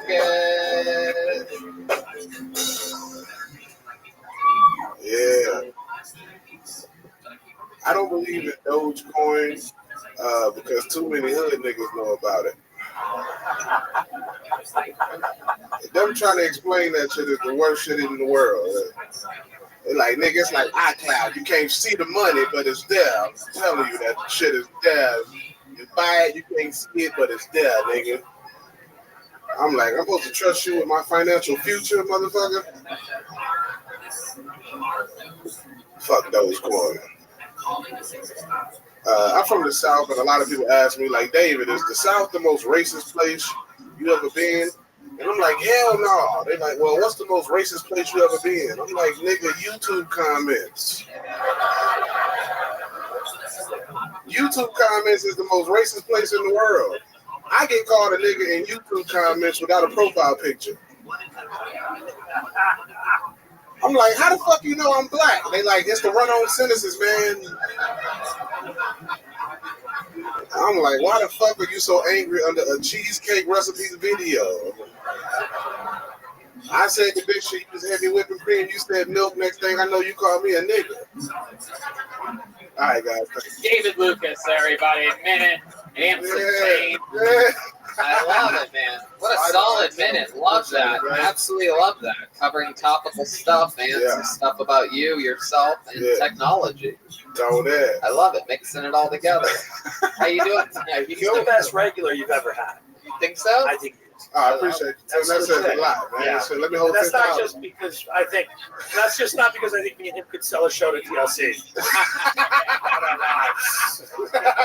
1,000-pound brothers right here. I love it. Tim, you actually got smaller, bro. Well, we'll change that. That fluctuates. Oh, gotcha. Yeah. And what's it like going out on the road? You guys know what it's. I mean, how is it for you guys? You guys have fun out there? I know it's hard to not eat delicious stuff all the time. Yeah. I mean, Tony, when I'm on the road with you, you eat good, motherfucker. Yeah, I do. I have lightning fast metabolism. I have the Joey Chestnut's gene, so I just... But you didn't earn that. You were born with that. It's true. He was born a girl. That's why. The fuck? Born a girl? Yeah, bro. You bleed your weight out every month. Oh, come on. You son of a bitch. You son of... Are we doing this? Is that what's happening? Fucking machine this guy is. An ice cream machine. Yeah. Soft serve. Yeah. Always open. If you say fag 3 times in the mirror, Tony will appear behind you with a dildo. What? What? Why would I even need a dildo? Why would I need a dildo if I just appeared? Hell yeah, the Texas dildo massacre. Son of a bitch. Yeah, man. Death by dildo, nigga. That's an episode on 1,000 Ways to Die. Oh my God. At least I have 1,000. You only have one way that you're gonna die. It rhymes with diabetes. Yeah. Tony, you got 1,000 ways to pee. What? He can sit down, he can squat, he can stand. Right. I love it. I love David Lucas because he's definitely following in the footsteps of the great Patrice O'Neill. Definitely not going to make it to like 35. There's not a chance in the world. No, you look great though, David. I love this. I love this new look you have going on. Tony, you're 35, but you got the facial hair of a 12-year-old girl. Well, I mean, Jesus Christ. I think a lot of people don't know that about my facial hair. Now you've exposed me. All right. Well, I mean, okay. I guess we're going to get it, David, with bottles of water. Thank you. Thank you, Zach. I love it, David. It's a new hoodie. I don't know how to make fun of it. It's a very off color. I feel like you dress defensively so that... No, bro, I thought a new shop. One thing I noticed the other day, I was looking at a picture of you on Instagram, and it was taken at like a higher angle, and I noticed that you have ridiculously short legs. I do. That's a real thing. It's my torso that's long. Yeah, you're built like R2-D2. Very like those ever hard. I mean, it must be hard on your knees carrying. I think his pants just go low. That's why it looks like he has short legs. I do got short legs. I got short legs. Bend at the knee real quick. Let's see what that mean, like that? Oh shit! Wow. That's not what I was expecting. I thought what you mean bend at the knee? Yeah, like that. Like that. Yeah, like that. I don't know what the fuck bend at the knee. But I love it. I thought I was the gay one until you did that. Like bent at the knee, just adjust doggy style position, arches his back up. David Lucas. Damn right. I love it, man. What else is going on? How's Austin treating you? Austin's good, man. Austin's great. Saw Tim go up the other night on your show. I went up on your show the other night. Great show. That was so much fun. And then, you know, Young Dolph performed out with us. Young Dolph from the Key Block. Are you serious? Yeah, it's a I whole think bunch I walked into the green room and I think he gave me like a dirty look. Who's Young Dolph? Young Dolph, he performed to like 1,100 white kids, which is so weird because all he rap about is drugs and killing niggas. Oh, yeah. Yeah, I'm like, this nigga gonna get y'all put out of y'all house and out of the trust fund listening to this motherfucker. I love Young But Dolph. he's from, I think he's from Memphis. Yep. And he ordered like $2,500 of shit for the green room. Really? And didn't use none of it, just ordered it. Yeah. I was in. I did your show last night. Last night, yeah. And yours was not $2,500 worth of shit in the green room. Maybe like 80. I walked into David Lucas's green room. Every young black comedian's green room is exactly the same. There's nobody in there. There's 2 pairs of headphones just sitting on the chair. And then there's just mixers. So it's like a carafe of orange juice, ginger ale, and something else. There's nothing in your fucking barren ass green. I don't smoke weed or do drugs, so it's like, you know what I'm saying? I don't know, man. Right. I was expecting I just drink tequila. Potato chips or something. I don't know. I'd expect more from you. I'm a full eater, bro. I don't like potato chips. I feel like that's a teaser. Right. You do any athletics? You've been working out at all? Yeah. What type of workouts do you do? I've been started back powerlifting, dog. Powerlifting? Yeah, powerlifting and swimming. I'm one of the only black guys that can swim. I swim too. Yeah. But it's proof that swimming is literally the most useless thing for fat people to do. It does absolutely nothing for any of us. I'm one of the only But black they say guys. it's the best exercise, but it's bullshit. Yeah, I think it's for old people, bro. Yeah. What do? You just jump in there and try to not sink the whole time? Bro, swimming is some bullshit because I'm one of the only black people that fucking get sunburned, dog. I get sunburned. Where have you been swimming at? At the boat. At the boat. You go outdoor swimming? Yeah. In front of people? Yeah, nigga. What time? I want to get. I want to get video of this. You gonna come out there in your 2-piece? That's why you. Tony want to be. I know. You prefer a 6-piece. So this guy goes swimming at Canes. Yeah, Tony gonna come out to the pool to ask niggas to put lotion on his back. You gonna have your bra unstrapped so you have no tan line. I love it. You're well moisturized. You use cocoa butter to cook with. I don't know. I'm running out of stuff. Yeah, We've been roasting each other for 2 years now. Cooking with cocoa butter. Right, I heard you audition for Mrs. Doubtfire too. Fuck, that was bad. God damn. This is down. I know, like, bro, it's like, why need to do guess that, bro? Like, You can just start roasting somebody else. You know, both of you should team we up should together. bring up an audience member. yeah, and roast fuck it, them let's do it, together. bro. The next comedian that bombed just called me on stage. I wrote Okay. All right, perfect. Well, we'll do that. Damn, that sucks for those guys. Thanks so much for David Lucas, everybody. We're on to the next one. Back to the bucket we go. On to the next one. As the great Jay-Z once said, on to the next one. It's going to be Jesse Burlingame. He's going to be next. Burlingame. But how about a hand for Kaylee, everybody? Working hard tonight, up and down, all around. Go to the Yellow Rose and the Red Rose. Support these amazing artists out there working the grind. Jesse Burlingame is next. Step back from that, my friend. Jesse Burlingame, everybody. One more time for Jesse, everyone. What's going on, guys? Wish I was way cooler. Like, I don't have any tattoos. But my sister completely covered head to toe in tattoos. She's like the worst tattoos. My sister's like 40 stars all over her body. I don't know what they represent at this point besides disposable income and boredom. I don't know what they're supposed to mean. But the best tattoo my sister has, my favorite, she's a lower back tattoo that says live and learn. Yeah, live and learn. I feel like every tramp stamp says that, right? You don't have to literally spell it out for us, sis. We get it. don't know. Live and learn. I don't know what she's learned. I met all of her boyfriends. What have you learned? How to use Narcan, maybe? I'm not really sure what that's supposed to mean. I thought it said no regrets for the longest time. I was talking to my mom about it. She's like, it doesn't say no regrets. It says live and learn. I was like, oh, that is way worse. Because no regrets means I don't give a fuck, whereas live and learn is like mistakes have been made. And through these experiences, I've gained some knowledge which I'll use in the future going forward. That's a lot to take in for the guy banging my sister, right? He's got to do missionary unless he wants to have an existential crisis every time. All right, Jesse Burlingame, thank you very much. Jesse Burlingame. Welcome to the show, sir.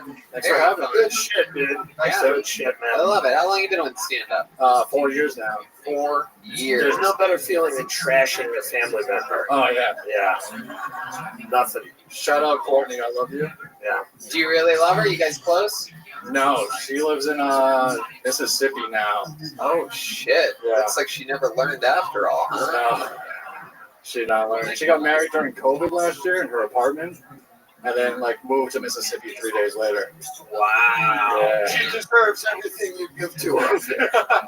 Everything. My goodness. You've been doing stand-up 4 years, you said? Yeah. And all of it here in Texas? No, I just moved 3 weeks ago from Worcester, Massachusetts. Wow, Worcester, Massachusetts. Damn, I got some friends from Boston visiting tonight. Yeah. Those were the loud groans that you heard.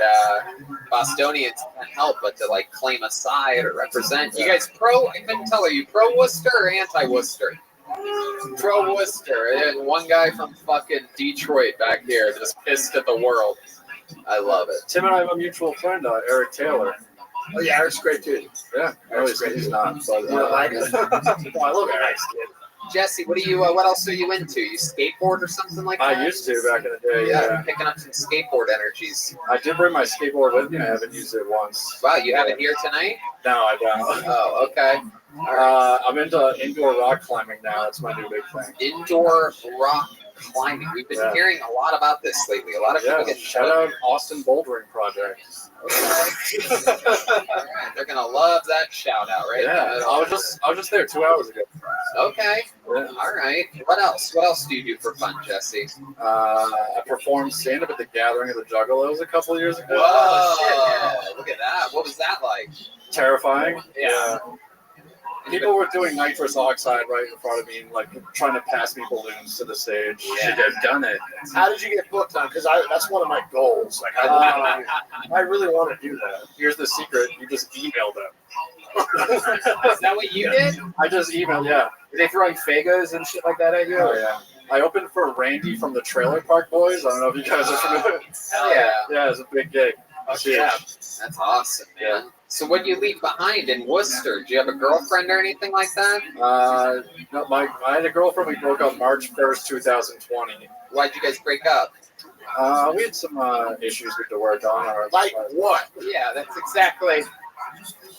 Well, I'm addicted to pornography, that kind of. You are? Yeah. Oh, this is great. This is beautiful. Absolutely. Tell us all about your pornography addiction. What kind? Is it adult pornography? People are like, how many times do you jerk off a day? It's just like one time for an hour or two. Really? You wait? Jerk off for an hour a day? You got like 7 tabs open. You got to browse through everything. So you hold on to the one load, and you like really milk it. You wait. Yeah. So what types of things do you find yourself saving for the big finish? Like what's something that you love when you are ready to? After an hour, 7 tabs are open. What's your final go-to? Big black dudes with tiny white women. Hey, that's a very good. I mean, I gotta. That's my favorite. I gotta. And now, listen, what the fuck was your uppity cunt girlfriend's problem with your hour-long jerk-off? I mean, she's a bitch, right?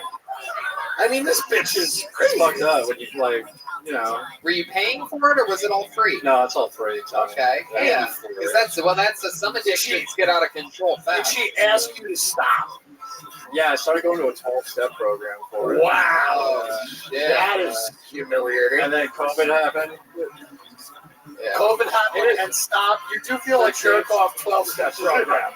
You feel like Dave Chappelle in Half Baked when he says he's addicted to weed.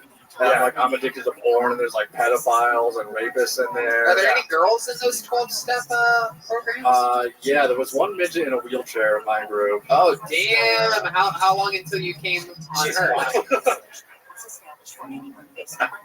So, that was just my next Google search. Pedophiles and rapists go to these 12 steps. Yeah. And you. And me. Is it weird? Yes. Wow. Yeah. Was the midget in a wheelchair? Was it like a stroller? Was the midget a pedophile? Was it a pedophile midget? Yeah, what was her problem? Are they even pedophiles if they're little anyway? I think she was just a sex addict. Yeah. A sex addict, a midget in a wheelchair is getting fucked so often that she has a problem with it. More than me, yeah. I love the fact that did your girl ever go with you to the 12 step? No.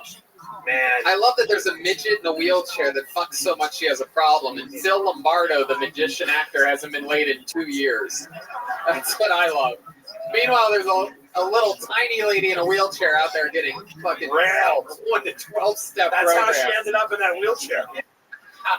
She was fucked into a wheelchair. That is incredible. What's the craziest porn you ever saw? Something stand out to you to where even you're like, fuck, I have to get off the internet. Oh, there's a site called dicktrainers.com. Oh, yeah. And the guy face fucks girls until they vomit on his dick. Yeah. Yeah. You've heard of this? I actually know about this one. Yeah. I'm trying to get him on my podcast. Wow, that is so interesting. I can't believe you named something that I actually... I actually the craziest shit I ever got into was there was a website, I don't think it's around anymore, but it used to be like old women like over 90 getting fucked, and half the time you could tell they were just like, where am I? And they're just getting plowed. Okay, that's crazy. That's rape. You were watching rape on the dark web. That's not something you got into. That's a crime. You just confess on a show. But it wasn't like you could get hard on it. It was just more creepy. All right. Okay. Do you do crazy shit sexually, or is it just the porn? No, I'm pretty vanilla on it. Yeah, that was my next question. Was your porn affecting your sex life with your ex-girlfriend? Yeah, I couldn't get hard anymore. Yeah, that's because that selfish bitch wasn't vomiting. You told her what needed to happen, and she didn't do it. Do you think, was she a tinier? Was she like a tiny type Yeah, of girl? she was 4'11". Wow. Did you ever think about inviting over a random black guy to have sex with her? No, I should have though. Yeah. No. Probably. No? No. Why just a random no out of nowhere? No, you don't want to have a random black dude at your house and fuck your girl. Should I ask my friend then, someone familiar with? Yes, have your buddy. That's cool. Keep it in the family. Yeah, there you go. Red Band is giving actual advice, not really. Are you going to go back to the 12-step program now that COVID's I coming? got to find one down here, yeah, because I did enjoy it. It was helping me. Well, ask around after the show if anybody. I'm sure someone's Anybody in here is There's any sex addict? A pedophiles, round of applause for my sex addicts. Yeah. Are there any midget pedophiles that can show this guy where you meet? Jesse, a great interview, an incredible set. Thank you so much. Thanks, Great Jesse. stuff. Jesse Burlingame, everybody. He's at Jesse.Burlingame. I like that guy. Yeah, he was great. Good dude who had a selfish woman. Oldest story in the book. Addicted to the porn, though, I don't think that's a real thing. Unless you can't even leave the house and you're losing jobs for it and shit like that. It sounded like he was heading in that direction. Kaylee, is you think sex addiction is common in the stripper industry?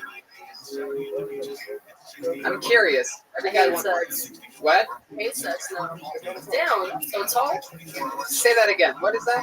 Sex is like not a thing anymore. Really? Yeah. I hate it. How about your friends, the people that you work with? Oh, they're whores. Really? Are they? I always wonder about strippers because it seems like I can't tell whether they love it or if they hate it because they deal with assholes all day, right? Oh no, I was super vanilla, and then after stripping, I'm like a freak. Damn, really?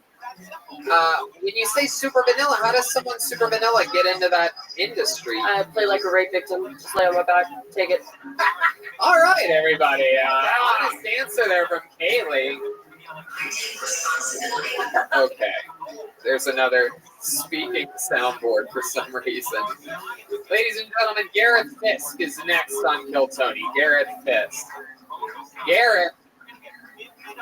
Oh, I just called it now. It's coming from the back of the room. This is always exciting.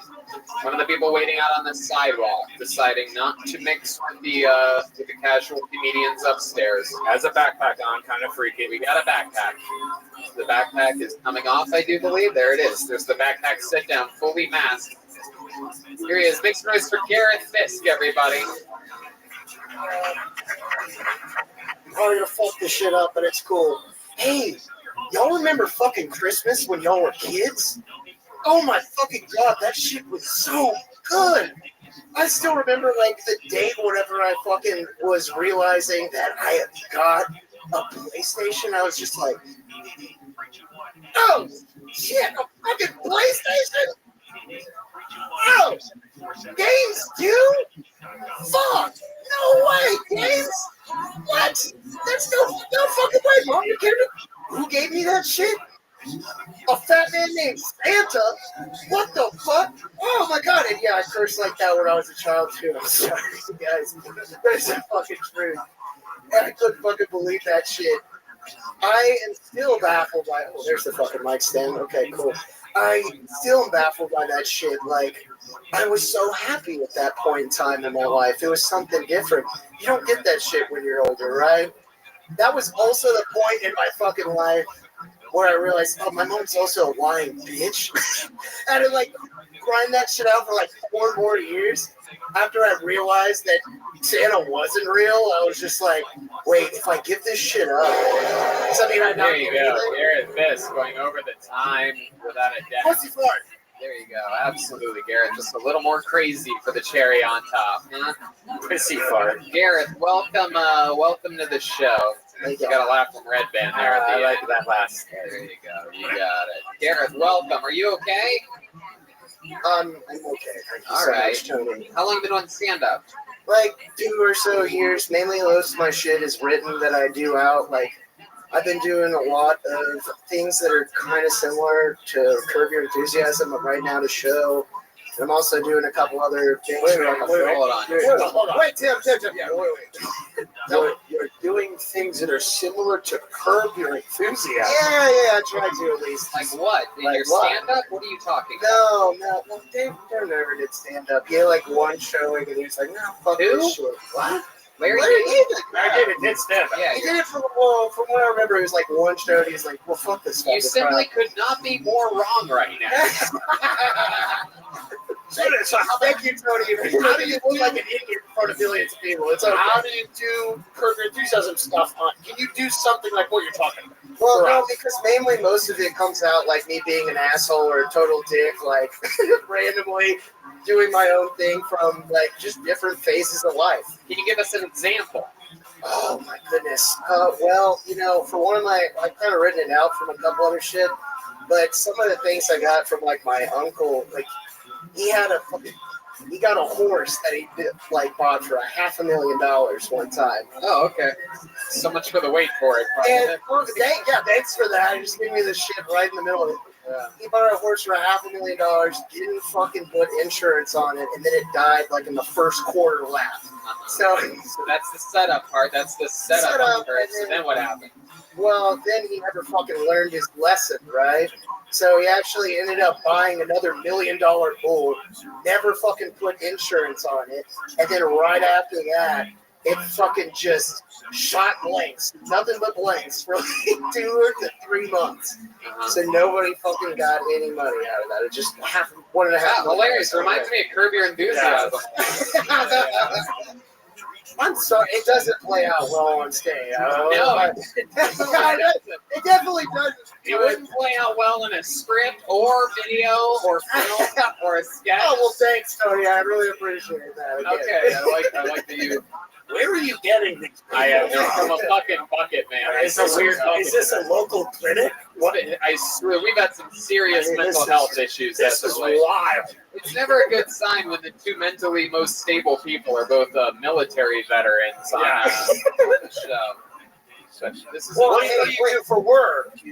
I do sales, man. What kind of sales? Fucking do? Yeah, man. It's just bullshit. What do you sell? Well, so I work for consulting, I do fucking solar sales, but it's consulting. So it's really just setting that shit up. God damn it!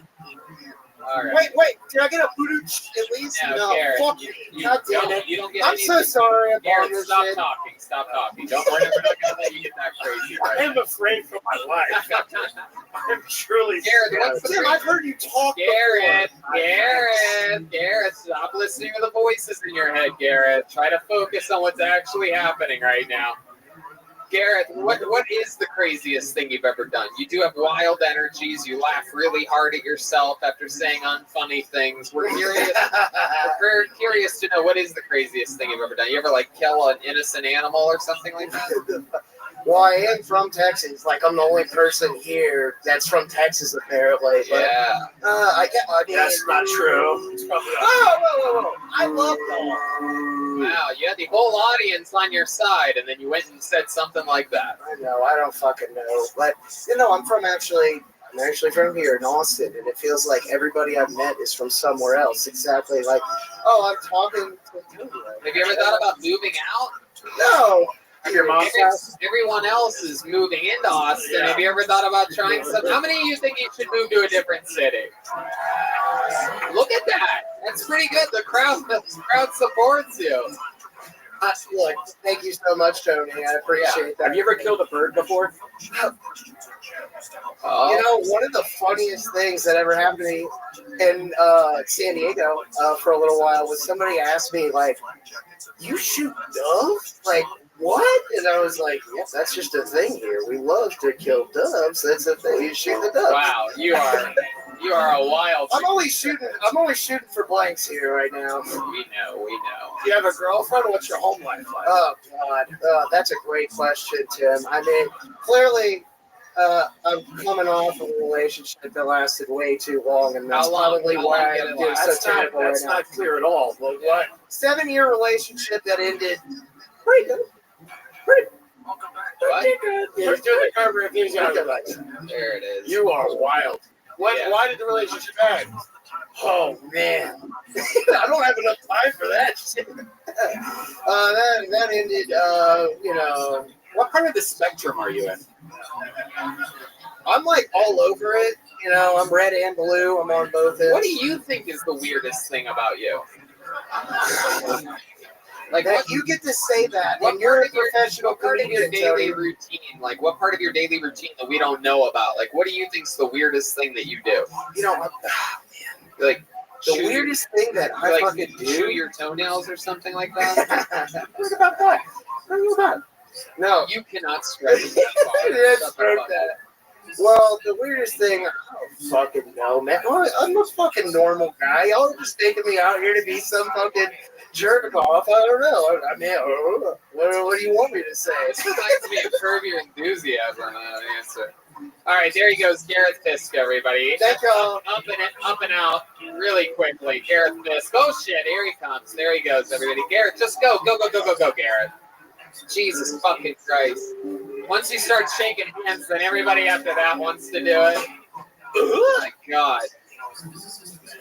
Tim, I'd like to be the first person to apologize to you for. No, I mean, it's just. I'm so grateful that none of them. Tonight's not the night. Should we get a female up here? You guys think I should pull until we get a woman? We haven't had a female comedian tonight. Let's see what happens. I don't think Shaft is a lady. That sounds like a guy's name. We know Nick. Let's see what happens here. Arthur, I'm sorry. Jack, you're not here tonight. Okay, here's one. Ladies and gentlemen, make some noise for Leanna Patch, everybody. Here we go. Leanna Patch. Right there. Sometimes it really does pay off to be a girl. It's the first and only time that's ever happened to me. Y'all, it's been a rough go dating-wise. I keep dating refrigerators. I know this because they're all 6'3", ice cold, and there's nothing I really want inside them, but I keep going back just to check. Like, are you still a dickhead? You okay? You are. All right, great. Love that journey for me. Met one here last night. His name's Jeremy Shin, and he doesn't eat pussy. Just so you know. Don't date him. That's going out on the internet.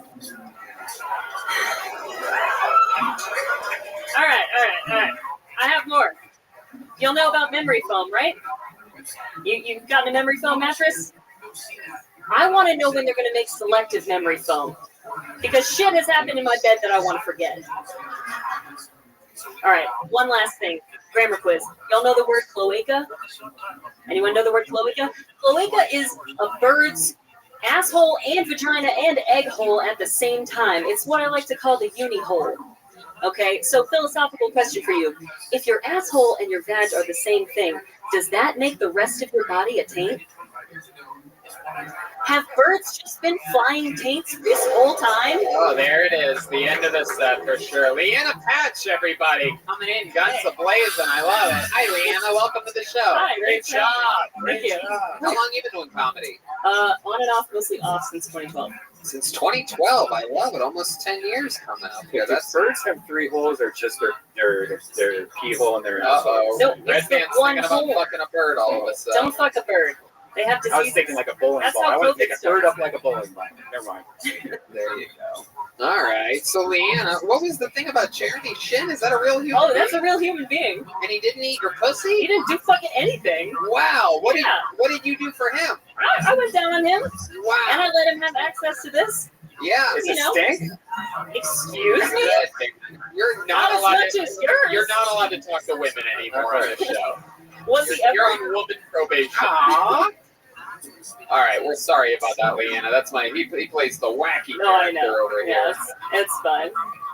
So you did everything, and you had sex with them. Yeah, How unfortunately. many times did you hook up with this guy? Oh, once, just once. I'm visiting. I'm from New Orleans. And that's a real guy here That's in a real Austin, guy. Texas? And he unmatched me after we fucked. And the only reason I was mad about that was because I lost an earring in his bed. I wanted nothing else from him but this earring back. Wow. But it's okay because you can find anyone on the internet. So I found him and was like, "Give my earring back, you dickhead." Right. Yeah. Did he respond? He did. He said, "I'll look for it." Oh. And I said, "Great." I bet. Yeah. I bet he won't find it. Accuse him of rape. That's the nuclear option. 2021, everybody. What's the besides him not going down on you, is the sex bad? Like, It was so bad. Yeah, what was so bad about it? Can you describe it a little bit for us? Well, basically, he was interested in getting off, and then he was done touching me. And I was like, "Hey, I didn't, He used to be a magician? I didn't come." No, he's a marathon runner, so I guess he saves all his energy for that. This man is a true psychopath. His apartment is entirely empty, and he runs 20 miles at a time without music. Oh, man, that is... I really know how to kick him. My favorite thing is that you clearly got back into comedy to shit on this guy. That's the only reason I make jokes. She's like 2012 on and off. Every time I meet a dude who doesn't eat my pussy, Every it's like fucking doing time. Yep. Fuck yeah. That's true. I love that. I love that. My Hell have goodness. no fury, right? We had a lot of male comedians eating it up here today, so maybe one of them. I matched with one of them. Yeah, and then I unmatched him. Which one? He tried to do a bit on me. Simon, the good one. Oh, he's the good one. Yeah, he's the good one. Yeah, He's the good one. Yeah, the only one who crushed. Fuck the shit out of that guy. No The thanks. rest of them will kill you. They'll Yeah. eat you. Like the last guy would kill me for sure. He'd shoot me from afar, from the porch. Right. Leanna, what do you do for work? I'm a copywriter. A copywriter. What do you do for fun? I do this, Other and than stand-up. I'm on a Mardi Gras dance team, and I volunteer at an animal shelter. You're on a what dance team? A Mardi Gras dance team. What's a Mardi Gras dance team? So there are all these little crews in New Orleans that do like their own sort of part of parades, and they have like floats and dancers and handheld things, and so I'm on a dance team. So you as like part of the crew. dance while marching? Yes. That's incredible. Can you give us a little example I of knew you what were gonna that ask looks me like? this. You guys have New Orleans music, right? Oh shit! Listen to Louisiana beat. Leanna Patch gets it. Yeah. Oh shit. All right.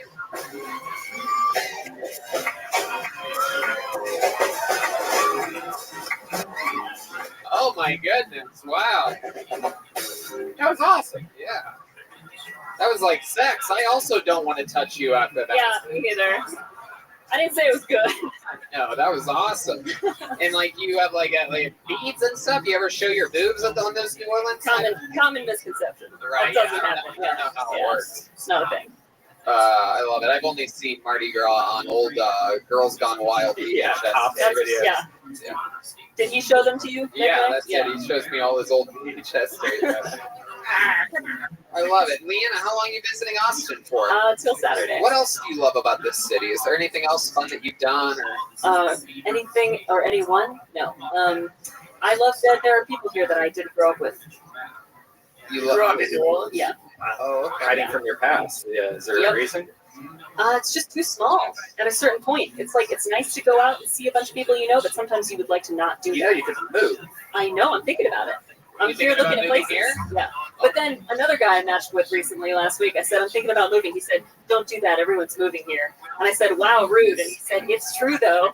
What an idiot. What an asshole, right? Yeah, that's And it's so easy to get in here. All you have to do is not be an asshole. Why matching so much? Why don't you have like a permanent boyfriend? Are you a crazy person or something? No, broke up with my last one last year on my birthday. Okay. Yeah, present to myself. Why'd you break up with him? He was not the right fit for me, and I wasn't the right fit for him. Okay. You know, adult, mature reasons. Oh, all right. Okay. This got serious. Yeah, it did. Sorry. It's not a little depressing and sad now. She's like, he had cancer. I probably would have stayed I with didn't him. want to stay with him till the end. Leanna, I love it. What's your favorite thing about New Orleans?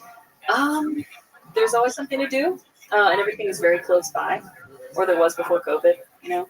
Yeah, it's an amazing city. Yeah, there's cool shit. Great food, everything. Yeah. But the comedy scene's almost non-existent. Yeah, because right? no one cares about comedy. There's no comedy up on There is a lot of comedy having there. fun. There's no club. There's no main club. There's a couple. There's like, you're right. It's a different culture. There's Mike Nights, but yeah, we don't have like a place. Well, Leanna, we loved your set tonight. You represented Good shit. the ladies very well. Thank There you. she goes, Leanna Patch, everybody. Thank you so much. She's on social media at Punchline Coffee. You guys think we should go to this bucket one more time, huh? All right, this is it. Let's get one more up here and see what happens. It's going to be Andrew Sachs is going to close out our bucket portion of the show. There's Kaylee. I believe Kaylee, what is it? Kaylee.funk73?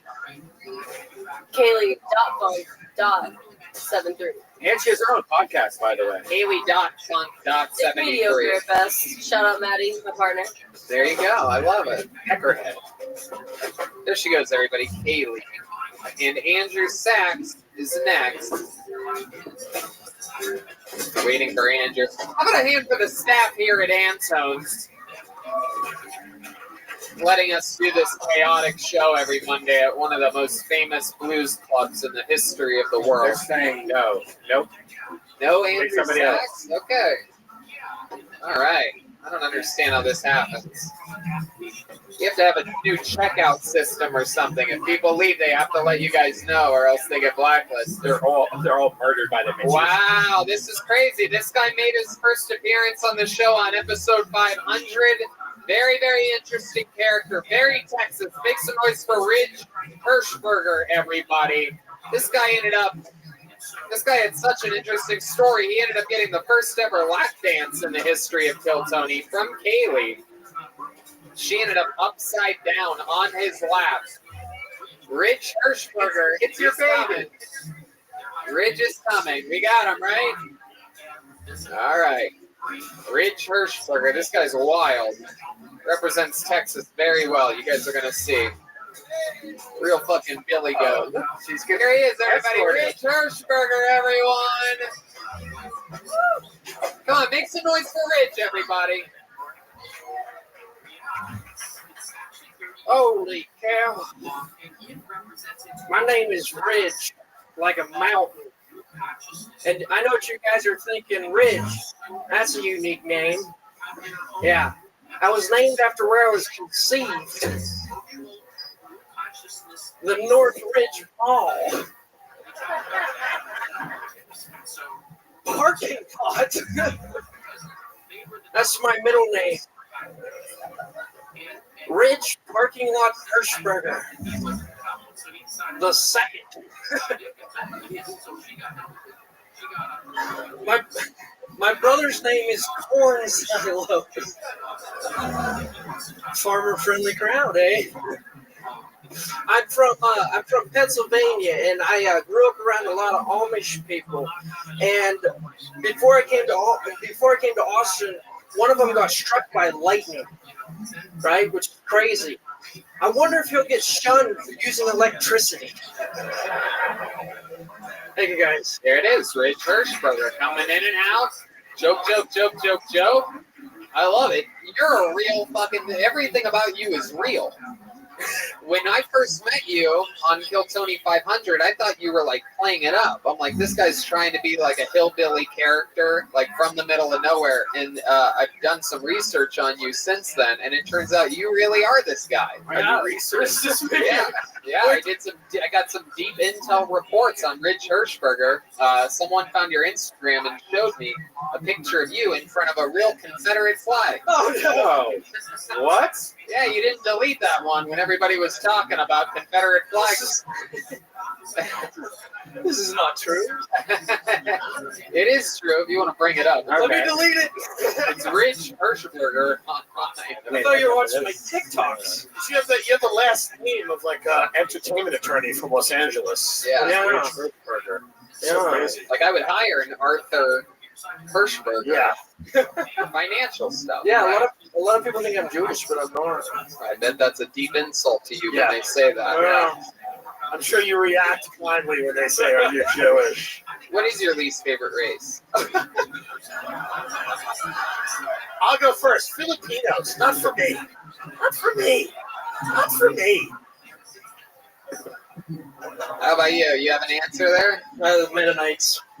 Oh, okay. You almost got Tim to spit take there. Jesus Christ, that was amazing. Mennonites. Oh, yes, man. God. They use electricity. Wow. I don't even know these. I didn't even know that was a thing.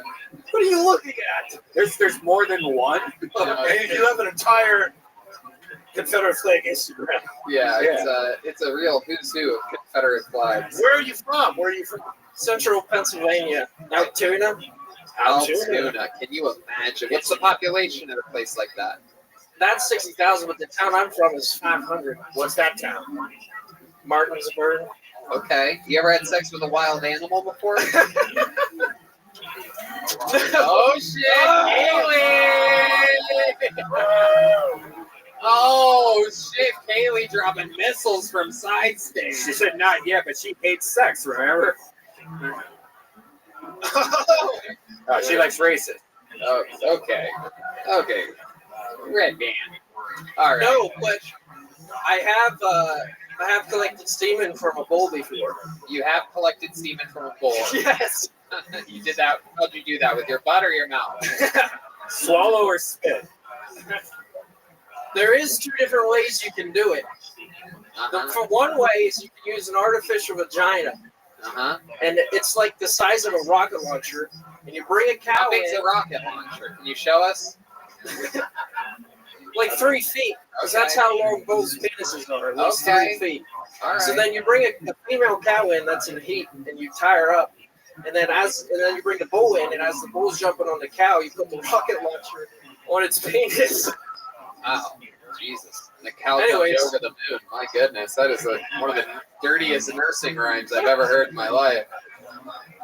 I love it. So how long did it take you? Were you showing the bull any kind of porn, perhaps dickdrainers.com or something like that? But we didn't do it that way. We did it the other way, which is easier. You just like put an electric dildo in its ass and electrocute it, and it just comes. Wow. Now I know what David Lucas's jokes are going to be next week on me. And you catch it with a cup, and it kind of looks like melted ice cream.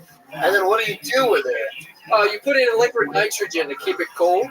Why are you doing this stuff? Oh, to breed cows. 1 cup to breed 500 cows. Occasion.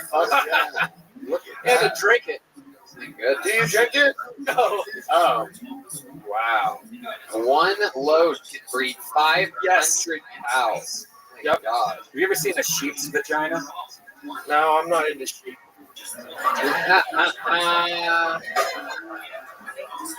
They are right there at Nick level. Anyways. I love it, Rich. What do you think is one of the most like hillbilly things about you? What do you think? What do you think you still do in which you're like, God, that is just so country? I don't know. I was here in Austin like 3 weeks ago. The first night I went out and I went to that place that has a mechanical bull. Tried to ride it, but it was broken. So then I convinced the people that I could fix it, and they let me try to fix it for half an hour. What happened? Did you jerk it off and collect the semen?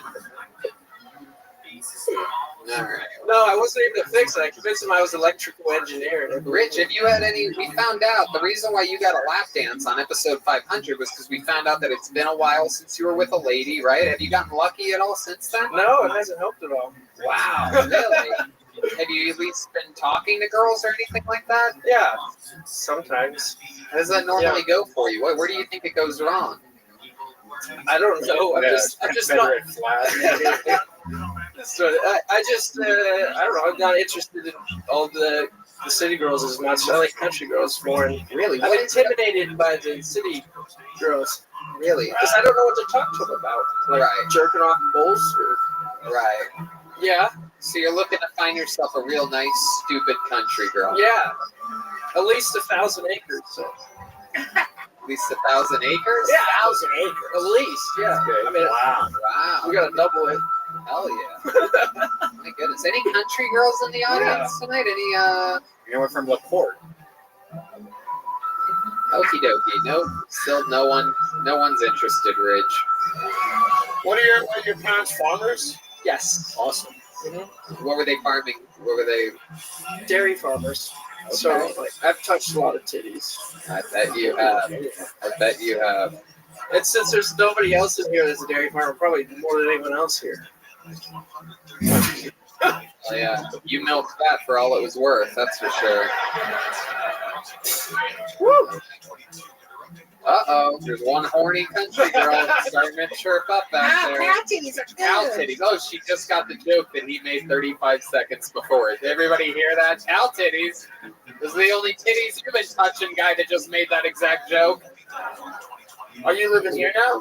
Yes. Fuck yeah. Because Austin's like a big city, right? Oh, massive. Massive. Yeah. What part of 4 blocks. 3 of them are closed for a homeless wedding or whatever the hell. It's downtown is a dump. Tell Joe Rogan to get us the fuck out of here. Anyway, I'm kidding. Great to be here. Did. Great to be here. They all lied to us. Ham and Ron White lied to us. They said, come to Austin. Get out of LA. Get away from all the traffic and homeless people. Yeah, right. Come live in Austin. Very, very interesting, Ridge. You chew tobacco? Yeah. Yeah. What kind of tobacco do you chew?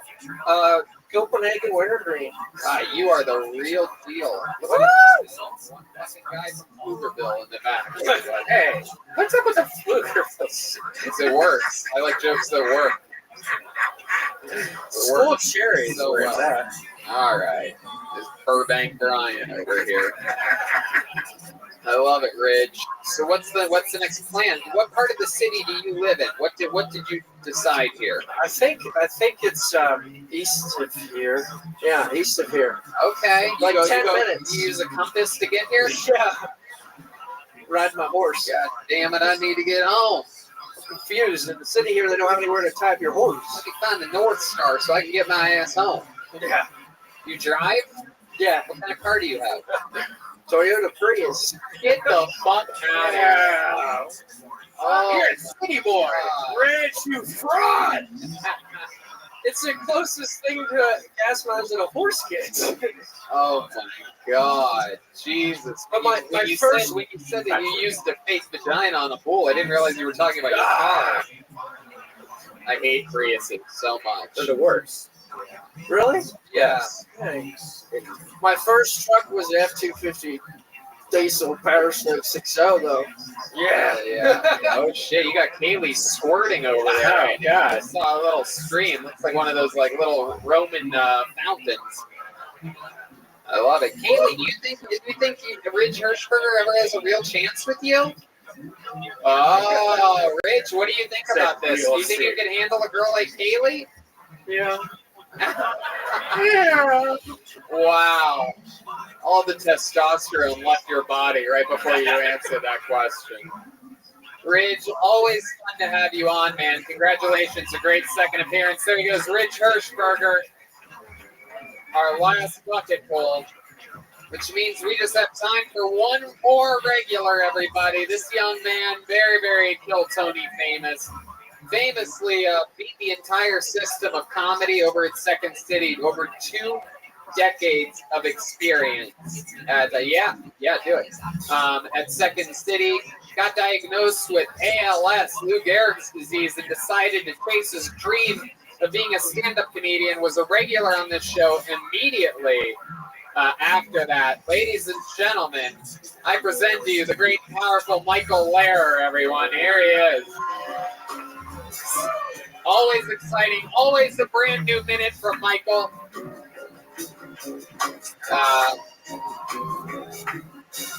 Absolute crowd favorite here. And Austin Resin. Here he is, everybody. Michael Lehrer, everyone. Come on. Your final comedian of the night. Takes you'll be fucking with me too much. I'm learning Tex-Mex Kung Fu. It's called Topo Chico. It means be like water. Or Hasu usa agua pinche mari con caliente. Mi amigo como se llama caliente. Fucking Austin fucking defines the police, but the sidewalks look like earthquake art. On behalf of the entire disabled community, suck our unused dicks, Austin. My doctor is like, oh, you can take your piss with the applesauce. Yeah, every 40-year-old guy likes to hear that. Can I eat my piss with pussy?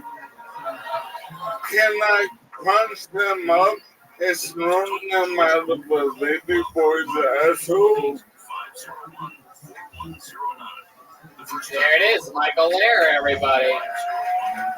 Absolute shredding up here. Great set, my friend. Yeah, I told you. Tony was bullying me before this show. He was trying to get in my head like he always does. And he's like, what did you drink today? I'm like, nothing. And he's like, tell me, trying to fuck with me. And then I come and I crush. So fuck you, Tony. Wow. Well, just for the record, I love that. It's the first time he's mentioned that, but let the record show that he said I do it all the time and he always kills, so maybe I'm doing something right. Yeah. What do you think Phil Jackson had to coach Michael Jordan, my friend? Yeah, but at least... And Michael Jordan wasn't in a fucking wheelchair, by the way. Yeah, Phil Jackson gave all these players books, and he never give a shit. Does Tony ever hit you like on the legs with like bamboo sticks or anything? I do. I have a yardstick that I use on Michael. Oh, a yardstick. That was my mom's weapon growing up. It used to be a ruler, but then COVID, 6 feet or whatever. For real. It's stupid. It's literally 3 feet long. I can't believe I just said that. But Tony helped me out, and he cut my nose hairs. I did. I trimmed Michael's nose hairs this week. Absolutely. We were having coffee together, and he laughed at one point and tilted his head back, and my mind was completely blown to see that he had a fucking Sherwood forest through his fucking nostrils. I'm like, wow, I'm like, this is the most handicapped part about you, Michael. We need to take care of this. I know. And I did. I used my Manscaped nose trimmer, and that thing was fucking working overtime. Yeah. We got it done. Yeah. I swear to God, I've never seen nose hairs in my life like I cleaned out of this fucking guy's skull. And they're like around steel wool. That's where I get my heart from. Fuck you. I love it. You tried to make me look like a bad guy in the beginning of this interview, and then you accidentally admitted that I trimmed your nose hairs this week.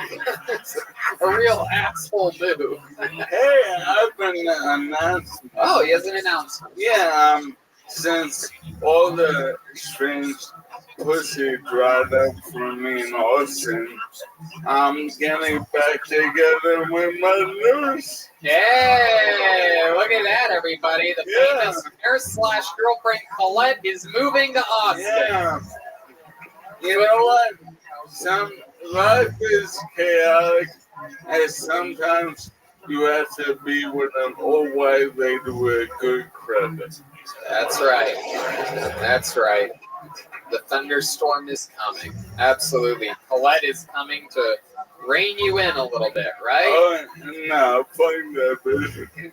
She's actually a good woman. I was really sad when you moved here without her, and she's always been such a sweetheart and a helper for you. Yeah, but I was promised anal. You won't give me anal? No. Well, you need to I know. get her drunk. There you go. I know. I'm working on it. There you go. Red Band's advice is to rape her butthole, everybody. There you go. Okay. Tim, you've seen Michael before. He's the best. Yep. Thank you, Tim. He deserves anal. He does. Thank you. And this city should, I'm pretty sure if you walk right out on the street, you can get fucked in the ass here within 25 minutes. You say that. And I moved here literally to get laid until I die. And the wheelchair is a deal breaker. As cute and funny, I used to get fucked all the time. The wheelchair. I know a midget lady in a wheelchair that's literally a sex That's addict. right. I could hook you two up. You guys could go rolling around fucking like Mario Kart. Yeah. Like Princess and Toad out there, just. Men are disgusting. That midget lady in a wheelchair gets fucked by 12 black cocks a night, alright? Hey, how do you know this? TikTok. Okay, Red Band, really, again, I mean, just really dialed in tonight. No better time for a fart noise than. Hey, I get to use one. There you go. I guess so. Really been saving it for that moment. Michael, what else? Anything else before we go? No. There it is. Michael Lair, everybody. MichaelLairComedy.com. Gonna get the drawing from Ryan J. Ebelt here. Let's look at the drawing from Chris Rogers art. What do we have over there? Appears to be some type of art. Michael Lair, MichaelLairComedy.com. How about a hand for the band, everybody? John Dees. Here's the drawing from Chris Rogers. Look at that. Oh, that's awesome. That is so cool. It's the Terminator. How about a hand for Matt Mueling on guitar, John Dees on the keys, Michael Gonzalez on the drums. Thank you to all the comedians that were on tonight. Here's the drawing from Ryan J. Ebelt. Wow, take a look at that, Tim Dillon. Look at you. Amazing. How fucking cool. Amazing. Shades of like a James Bond type of theme. Very, very awesome stuff. RyanJEbelt.com for the new Kill Tony coloring book. All the new posters. And make sure you check out, I've been saying since day one, the first time I brought this guy on the show, Tim Dillon, I said, this is the future, this guy's the best, and look at you fucking now. Well, thank you for having me. I appreciate it. How about one more bit? How loud can this place get for Tim Dillon, everybody? We love him. Guest of the year, 2018, 2019, 2020, already on his way to get taken into 2021. If you're not, and I know that you are, because you guys that are fans of this show are the real biggest comedy fans. You guys fucking love comedians talking to comedians about comedy. So I'm sure you already are, but if you're not, of course, become a fan and a Patreon member of the Tim Dillon Show. Get into the game because this is the future and the present right here. We love you, Tim Dillon. And thank you to the live audience for coming out. Red Band, anything else? Hey, we got a show at Vulcan this Wednesday and every week at Vulcan. Check it out. Thank you, Antones. Thank you, audience. Good night, everybody. Thank you so much.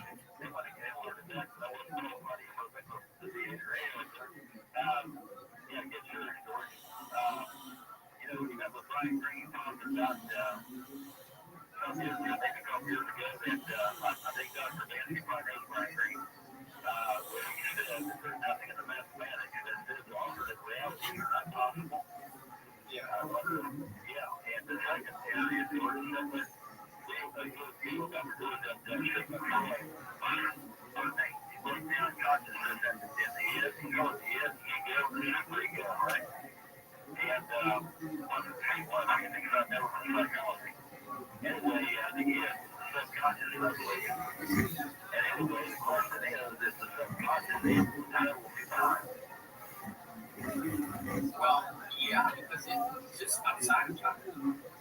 You know, near-death experience, people say they go through this tunnel. What are they doing? This tunnel is where they're actually stepping out of time. And then they have a life review. So life review is like I call it panoramic time. You're above time, and you're looking at all of time as though you're looking at it like a great game. And you experience that as a life review. You're thinking of it as sequential, but it's actually happening all at once. It's just that our mind is not used to running computations in parallel like that. So we do kind of still serialize it. But a life review is stepping out of time and experiencing. That's our nature. Consciousness is being outside of time. And the only way you can be outside of time is if you're not in space, even if you're in this hyperdimensional space. So that's my specialty, hyperdimensional spaces and thinking about it. So yeah, we're outside of time. In fact, that's why precognition works. That's why presentience works. That's why retrocausation works. That's why you know the prop is up there around the next corner 5 seconds before you get to that. So if everybody can just believe that we're outside of time and we can tap into that, knowing about our future, people do it all the time and just they dismiss it as being unreal. Doug, is there a higher power that gives us these abilities, or do they just happen?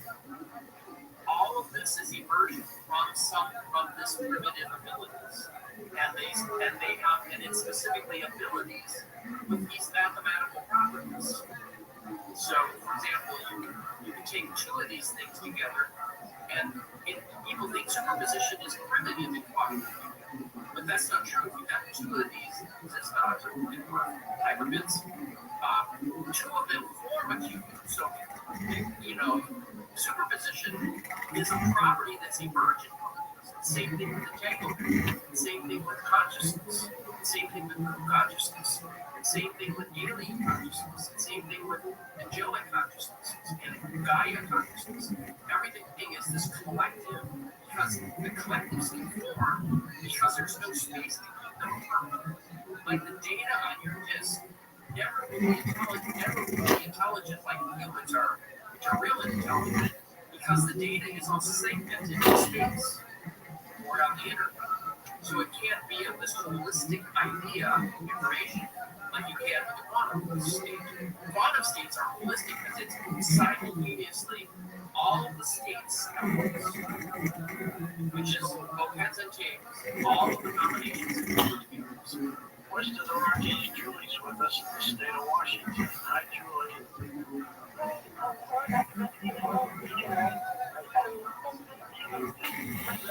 Particle that looks like two, you have the density, but when examined, it looks like one. It actually was a vibrating back and forth, making it look like two, which has traveled from one end of the vibration wave to the other end, appears to create distance or space, and the travel takes time to travel. This creates an illusion of time and space. It's beautiful. These factors create a time and space illusion, and affect your understanding of that particle.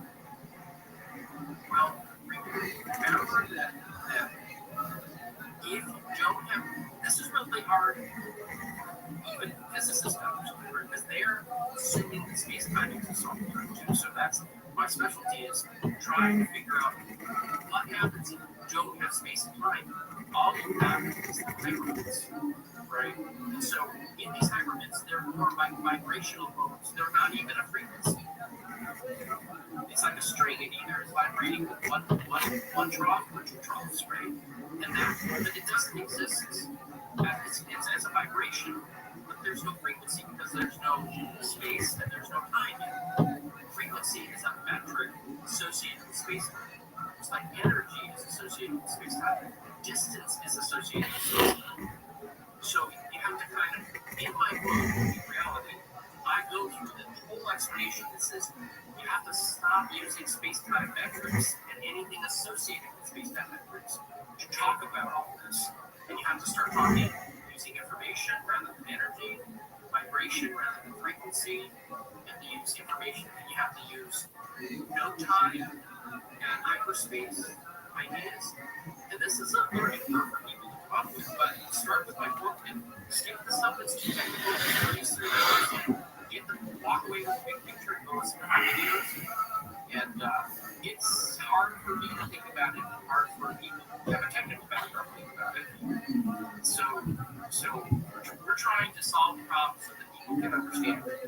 So hopefully some of these ideas will assist you in understanding how I think about it. Hopefully that will assist you. So, Or Dr. Dogmansky, Doug, is this paranormal or not? well, yeah, everything is what we call normal. This is normal. So it's not really paranormal.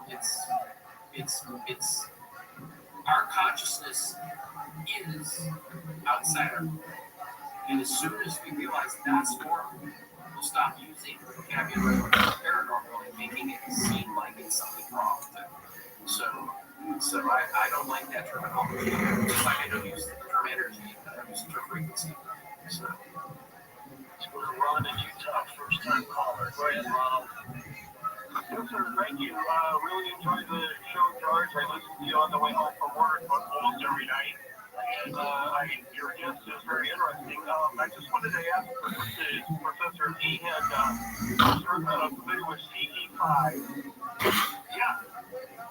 So I wondered, your thought equation process, does that correlate to CE5? Because what they talk about is getting together a group and using their minds to communicate with alien beings that are in other dimensions, and they actually come into our dimension and they actually hear, like what we say, they actually hear our prayers and everything. Is there a correlation in that? yeah, absolutely. You can think of these I'm going to call some of these may be physical, but a lot of them are non-physical. They don't have physical bodies. They're literally, think about them in the fifth dimensional beings, right? So they just are consciousness, fifth dimensional beings, and they have what we would consider ships or structures or planets that are non-physical. But that's the same thing that happens in a near-death experience or illusion. You have these structures that look like planets or ships. So what is the representation in hyperdimensional space to support that structure when they don't have physicality or three-dimensional spaces? So yeah, those CE5s are advanced non-corporeal beings using the same technology that I've just described here, and just their advanced control things what makes them to do intergalactic space travel. They probably live 1,000 years, and they're smarter than we can imagine because they're not limited by their brain. Their mind is arbitrarily complex compared to what we're used to because we're kind of too paying attention to our mind, our brain all the time.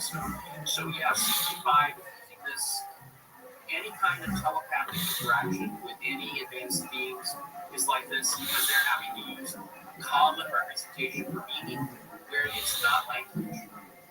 There's a conference coming up called the Light Language Conference where literally people are using their higher dimensional beings and their galactic beings that they're connected to speak through them using light language, like speaking in tongues. The new term is light language. Right. Well, I'm glad we got you out there, Doug, a scientist who understands the unusual and the strange. Thank you so much. The name of the book is Deep Reality. Up next, John Teeter, the time traveler. Whatever happened to him? Where did he go? Always on your phone? Then you'll be happy to know the Coast website is now optimized for mobile users. Just point your iPhone or Android browser to coasttocoastam.com and enjoy.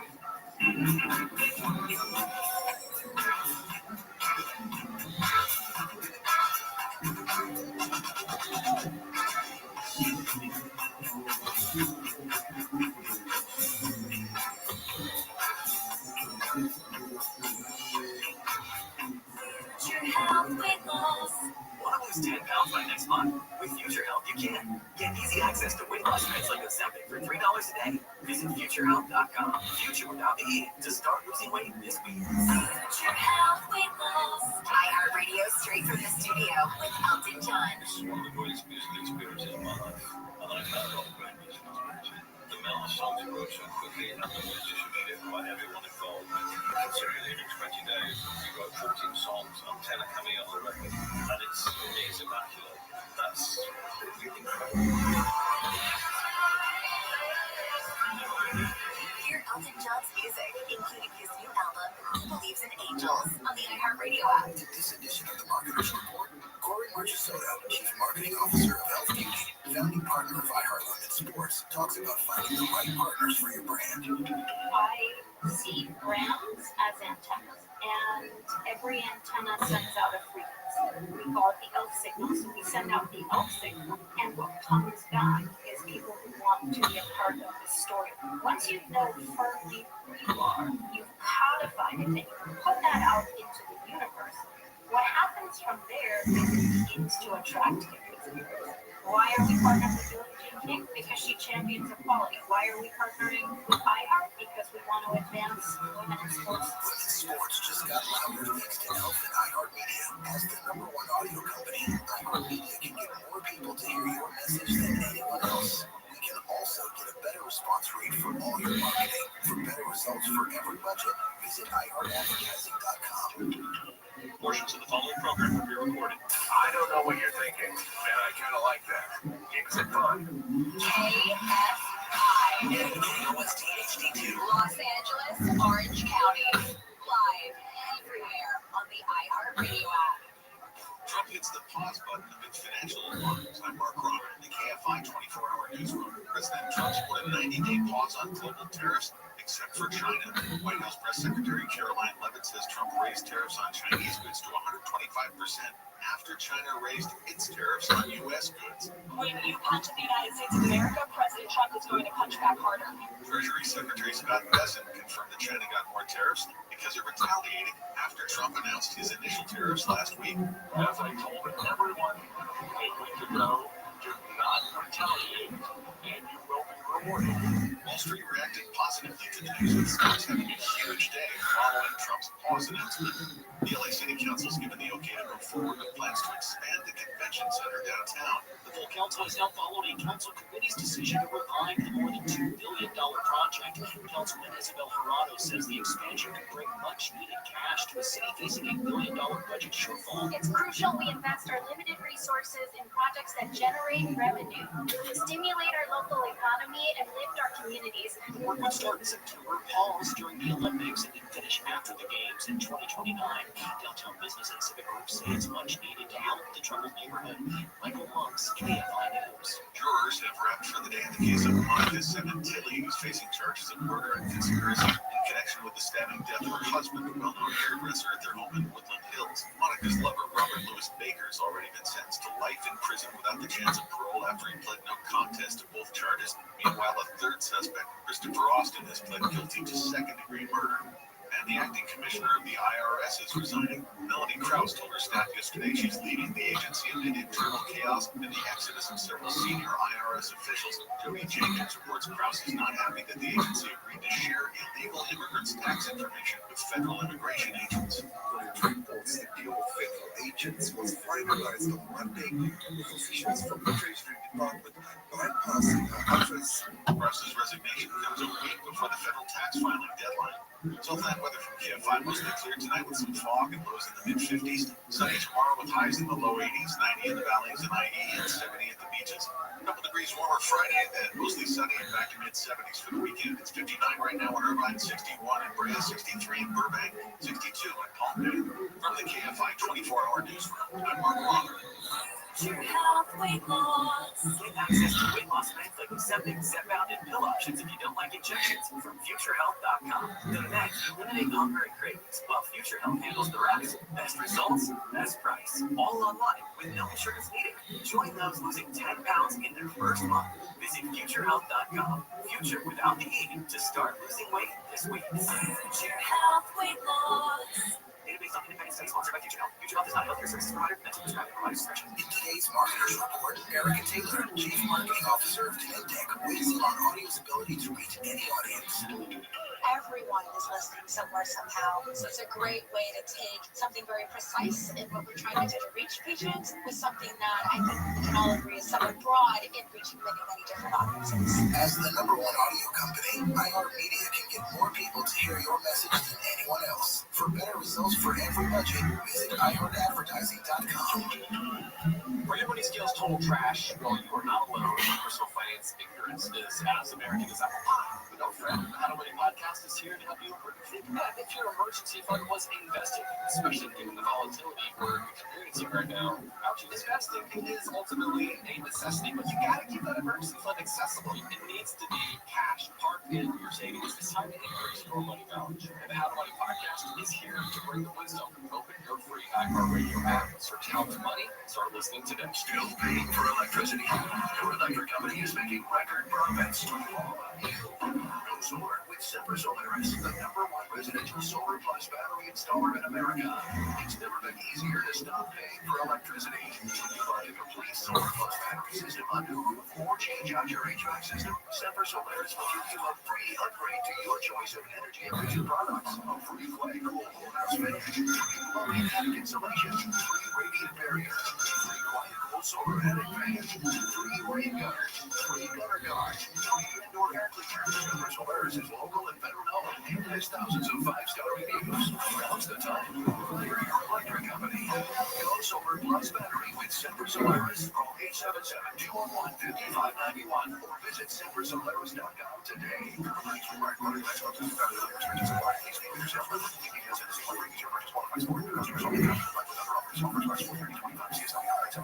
Your one-stop for advertising. Call 844-844-IHEART. It is Ryan Seacrest. Join me in the incomparable Vanna White for Wheel of Fortune, weeknight 7:30 only on ABC7. Once you sign up, you can't get out. They just keep you forever. And when you try to get out, why you're leaving? Because I want to leave. Well, don't tell me why your cancellation was why.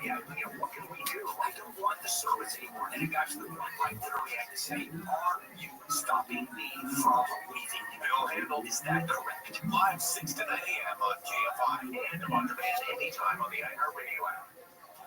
And the homeless woman who fought the bus driver, you can see she's wearing a G-string. So she's still in the game, this homeless woman. Dressing sexy game. Yes. So yes, you want to round off some of the sharp edges. The Tim Conway Jr. Show. They're more into the G-string than they are constantly. Live 4 to 7 p.m. on KFI and on demand anytime on the iHeartRadio app. KFI live everywhere on the iHeartRadio app. KFI AM 640, more stimulating talk. KFI AM 640. Watch Wheel of Fortune, weeknights at 7:30, only on ABC 7. KFI AM 640, more stimulating talk.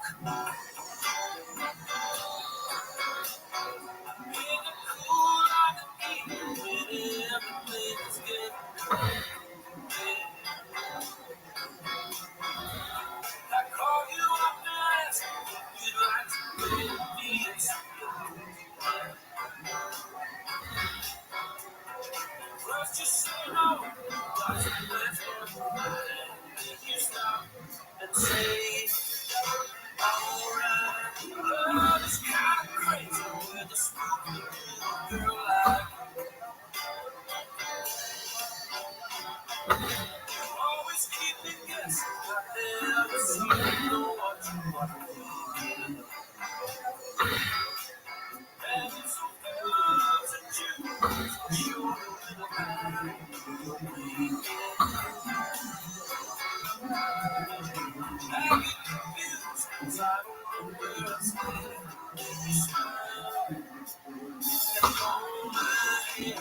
God is kind of crazy with a spooky little girl like you.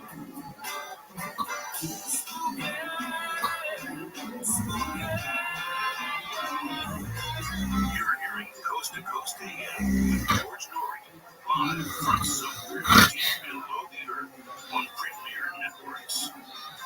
Here's an amazing story. In the early 2000s, a fellow by the name of John Teeter popped up on the internet, claiming to be a time traveler from 2036 coming back into our period. And in a moment, we're going to be talking to an individual who tracked as many things as he could find on John Teeter. And the website is johnteeter.com. In a moment, Oliver Williams back with us on Coast to Coast AM after 14 years. President Trump has exempted gold and silver from the tariffs that he's been talking about. While these new policies are triggering significant financial chaos, the administration preserved your ability to diversify into precious metals.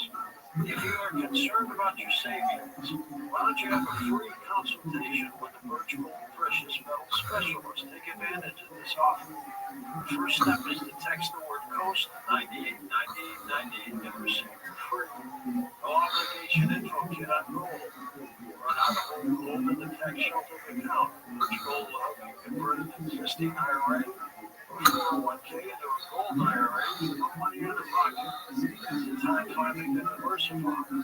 A plus rating with the Better Business Bureau, thousands of thankful customers.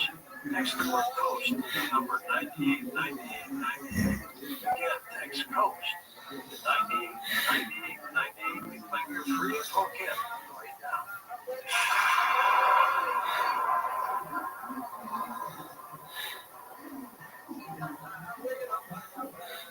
Israel is still under attack. Missile fire has resumed from Houthis, Hezbollah, and Hamas, enemies seeking Israel's destruction. Here in America, we cannot imagine living under constant threat of terrorism and rocket attacks. This is the reality in Israel. Parents taking their children to school fall into the ground to lay on top of their small children, trying to comfort them as sirens blare. The next attack against Israel is happening now, with little time to prepare, so we must act now. That's why I'm partnering with the International Fellowship of Christians and Jews to help provide life-saving aid and security essentials. Your urgently needed gift today will help provide security essentials like bomb shelters, flak jackets, and bulletproof vests for first responders, armored security vehicles, ambulances, and more. Join me in standing with Israel. Call to make your gift at 888-488-IFCJ. That's 888-488-4325 or online at supportifcj.org to give. One word, supportifcj.org.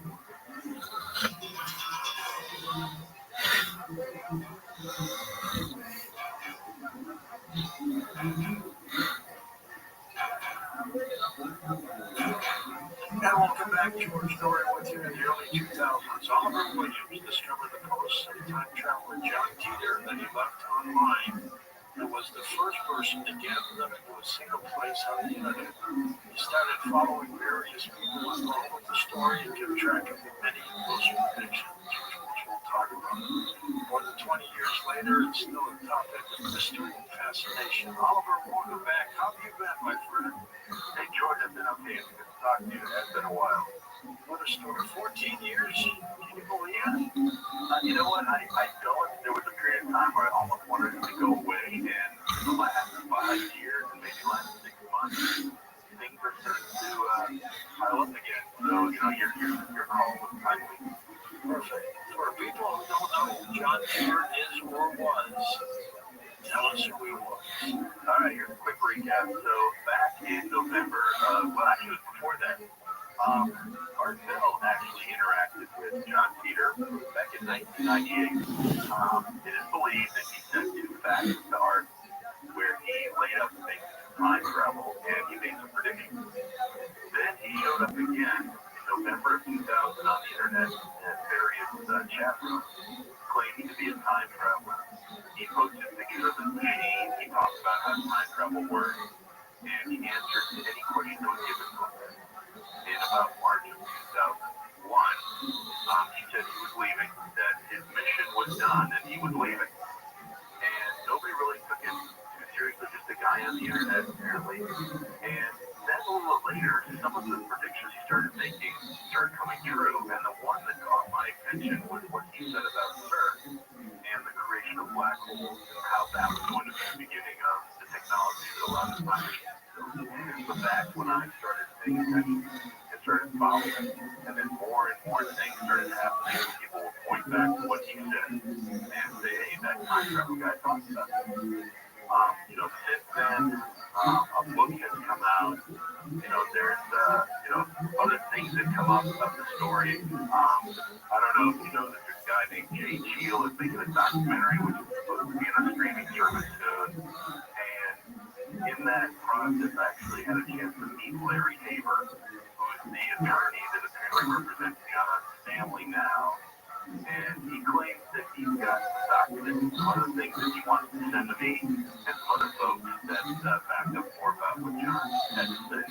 Now, my opinion about all this has always been I wanted to concentrate on the post. So if anything was said or done after the post, I kind of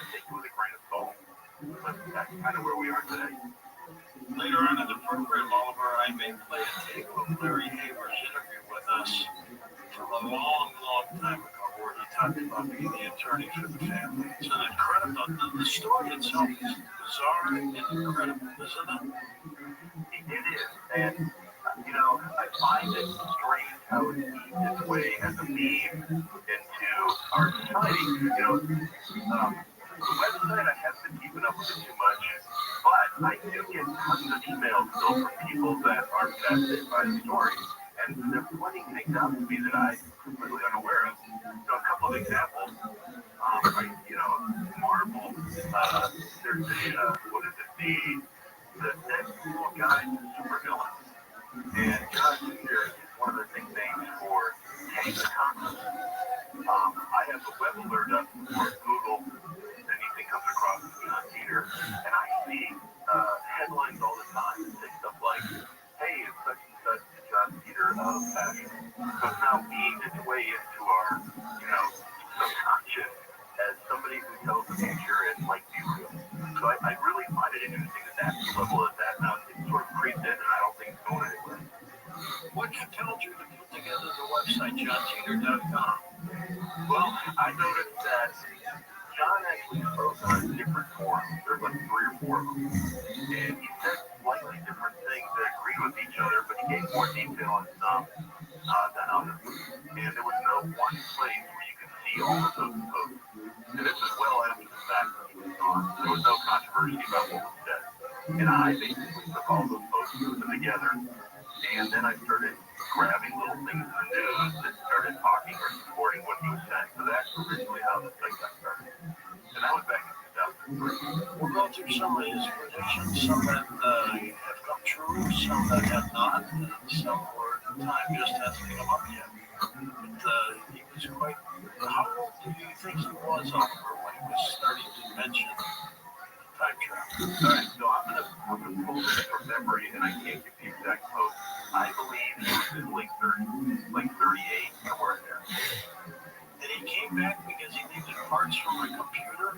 Yeah, he was part of a military group, and his mission was to go back in time and get a obscure old portable computer that IBM made back in the early 70s.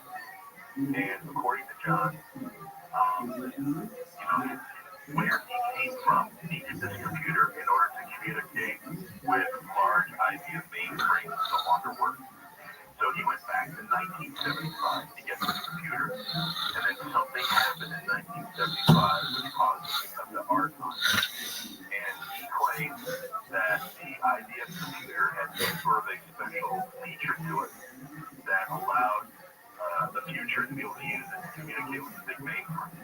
And he said that this feature was not advertised and that nobody knew about it. And after the fact, IBM engineers started coming out of the woodwork and saying, yeah, this guy is right. This did happen. We did have this feature and we never talked about it. And that was actually one of the things that a lot of people said, oh, you know, this guy knows a lot more than he's talking about. He might actually be a time traveler. Well, you know, there's what's so bizarre about all this, that if time travel is indeed possible in the future, and I believe somehow it's going to be, what are the odds of coming back to this time period? It could be pretty high. Yeah, it's interesting that you say that because, again, this is outside the post, but this is stuff that I've been picking up from Larry and from other folks that have been following this. It is believed now that the reason John left these posts is that he was trying to communicate to somebody. Maybe it was himself in the future, maybe it was another John, and they were both bouncing back and forth between time. But the reason that the posts were there was to communicate between the both of them, so that if other Johns showed up, they could read the posts and they could know what they needed to do and where they needed to go. And again, my understanding is it's outside the post, like Flash Press said. Apparently, Larry has a piece to the 5100 that he's hanging on to, and he's waiting to do something with it. And that's all I know. So my supposition would be someone's going to come back with it. At what point did you think, this guy's not real? Did that ever cross your mind? You know, okay, to me there are 3 possibilities. One is that he really is a time traveler. 2 He's in collusion with a lot of people, and they're pretending to be a time traveler. Or 3, whoever did this is just a really lucky guess. Now, if you go back to my first supposition, which is he really is a time traveler, I think he might also be alive. So just because you're a time traveler doesn't mean that you're telling us the truth about everything that's happening or going to happen or what you know about. And I go back and forth between this guy might be a time traveler or it's a group of people that have been working together and they're very organized, very smart, and they're in organizations like CERN, IBM, they know how to draw, they know about physics, they know and be able to wheel all this stuff off the cuff. So that's what I believe is going on. If it was a hoax, Oliver, I don't see any monetary gain here to do. I don't either, and I haven't made any money from this. The only thing that I know that, there was a book. If anything, it's cost you money. Well, yes, there was a book. There's a book out there that apparently was released by Larry, the attorney, and I think you can still go to eBay or Amazon and it's like $800 a copy because it's out of print. And Larry has a cafe press store, I believe, where you can still buy John Peter t-shirts. And it reminds me, somebody pointed out there is a new graphic of the time machine itself, the cutaway, a high resolution photo that I've actually had a chance to take a look at, which is available through Larry. So if anybody's interested in more detail about that, you can go take a look at it. I think I interviewed Haber back 14 years ago when I chatted to you on the program. And I recall, I recall that interview, was it John's mom? Was she on the phone or was it she off the phone and Larry was talking through her? Yes, he had called her and was communicating with her through us. And I do remember that. Right. And I may play that clip next hour for us. It's the ultimate goal. Will last forever. Let's talk about some of his predictions. What did he say that was right? What did he say that was wrong? All right, so a lot of his predictions were things that he said over and over again that were specific, but I don't think people really paid attention to it at the time. The first one that most people point to was the famous Art Bell fact he sent in 1998, where he specifically talked about a building that was going to be gone in New York City. And this is pre-9/11, pre-Iraq War. This is when the idea of time travel, multiple universes, creating black holes, all of this was science fiction. And we see a lot of it in the news now, and we take it for granted, but back then, all of this was science fiction. So John went on to talk about how the time machine worked, and made a reference, I believe, to 9/11.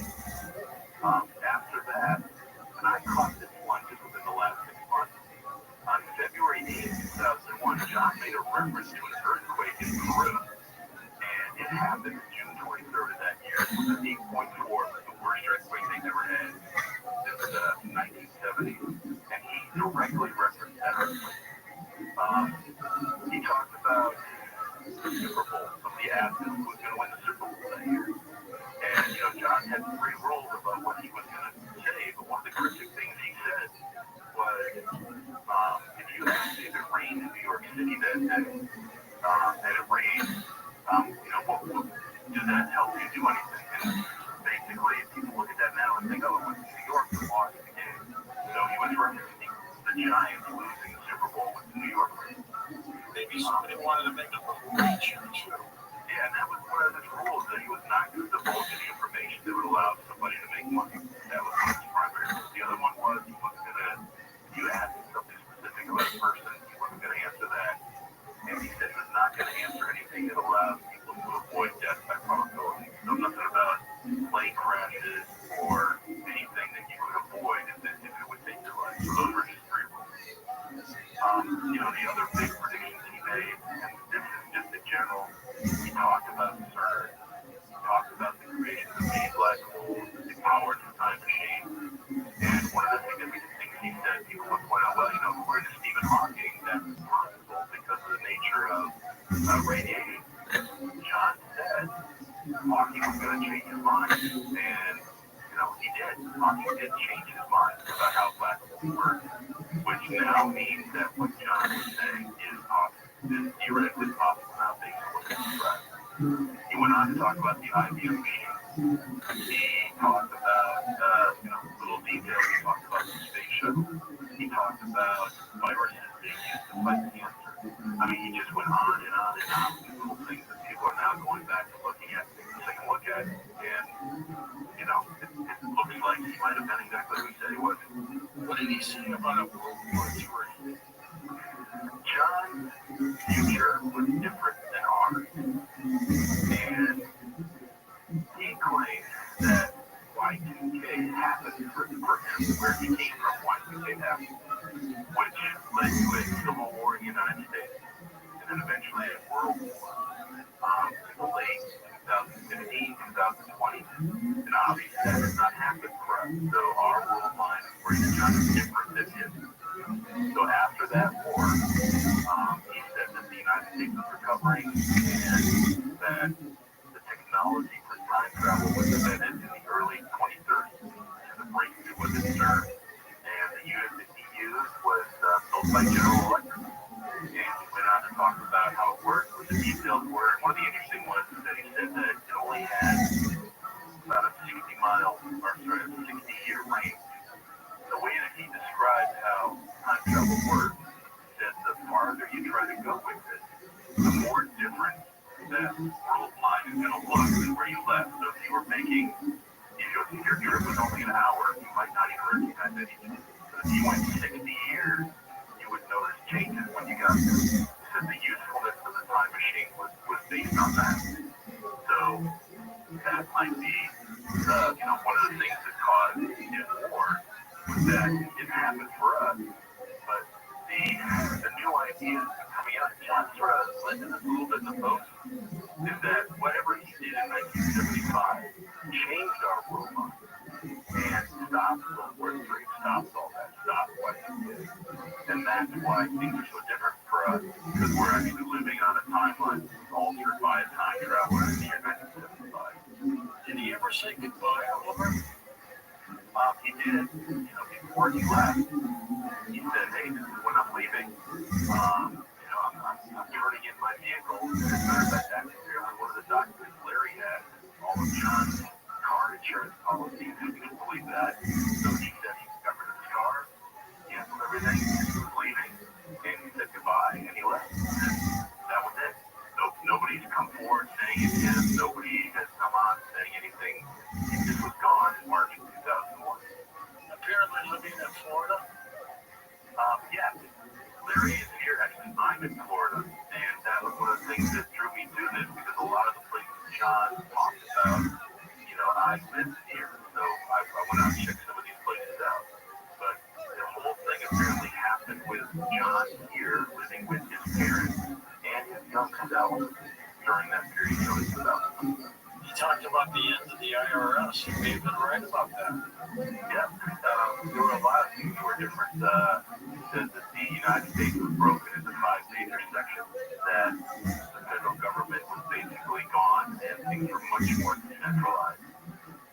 States had a lot more rights, he said, and he described the future as basically being high technology, but a day on the farm. So there was high-speed rail. At the same time, when you were, at your home, you used a horse.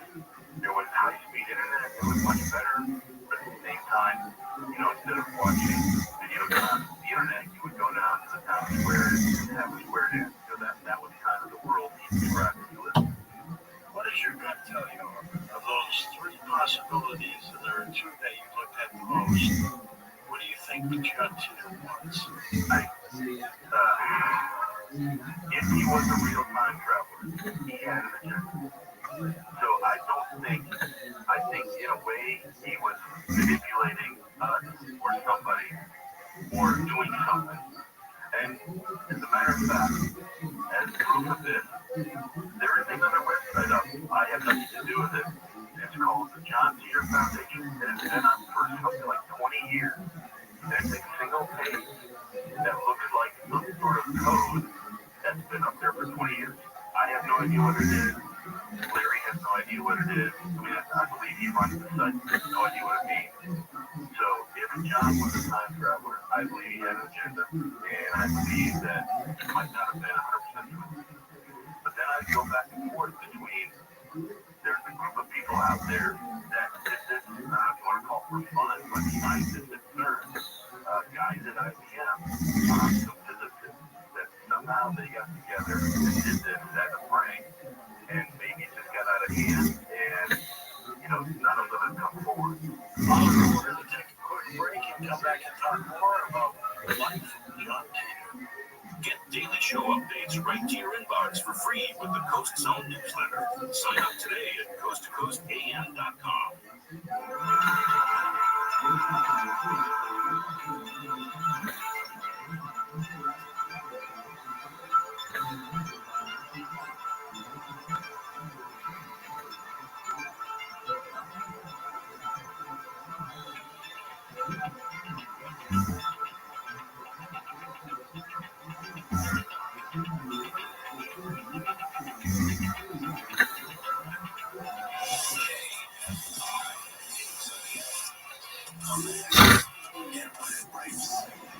I'm Bree Tennis in the KFI 24-hour newsroom. Fire-related beach warnings have now been lifted. The Department of Public Health says no chemicals related to wildfires have been found in the water or the sand. They performed testing throughout January, February, and again in March.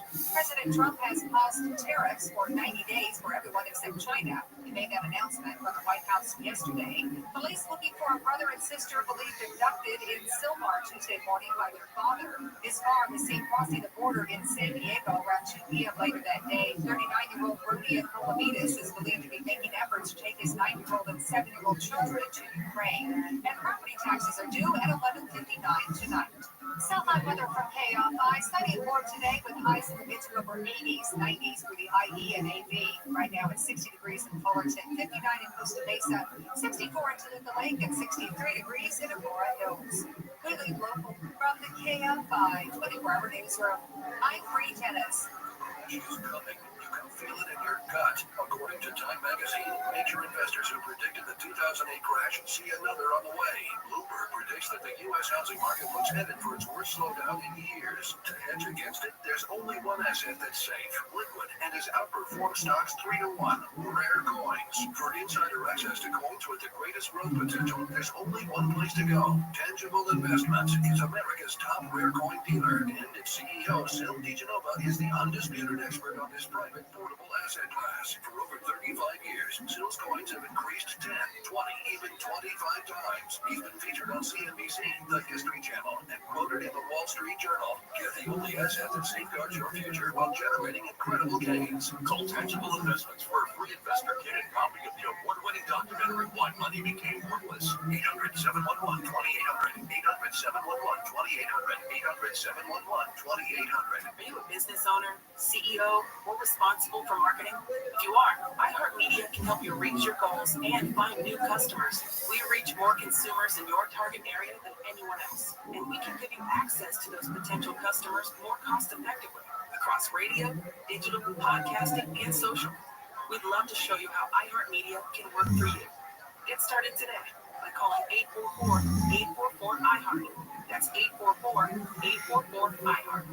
Future Health Weight Loss. Get access to weight loss meds like Ozempic, Zepbound, and pill options if you don't like injections from FutureHealth.com. The meds eliminate hunger and cravings, while Future Health handles the rest. Best results, best price. All online with no insurance needed. Join those losing 10 pounds in their first month. Visit FutureHealth.com. Future without the E to start losing weight this week. Future Health Weight Loss. And based on the event study sponsored by Future Health. Future Health is not a healthcare services provider. Please subscribe and provide discretion. KFI AM 640. My mom has taken up going to the park to practice yoga. Midnight's going to a club, but not a book club, a salsa club. Finding new hobbies comes with age. My mom started getting lost and not knowing where she's going. Becoming lost or disoriented doesn't. Confusion with time or place may be a sign of Alzheimer's. An early diagnosis can help improve the quality of life for your loved one. Learn the warning signs of Alzheimer's at 10signs.org. Brought to you by the Alzheimer's Association and the Ad Council. Prices increase so dramatically. Now tell you what is nailed. They on Social Security. Seniors, I mean, it breaks my heart. They just can't afford it. It really is heartbreaking.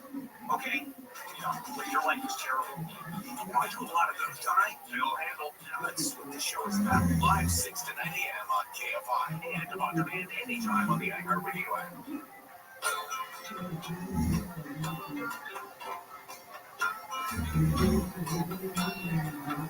There were bells on the hill, but I never heard them ringing. No, I never heard them at all till there was you. There were birds in the sky, but I never saw them winging. No, I never saw them at all till there was you.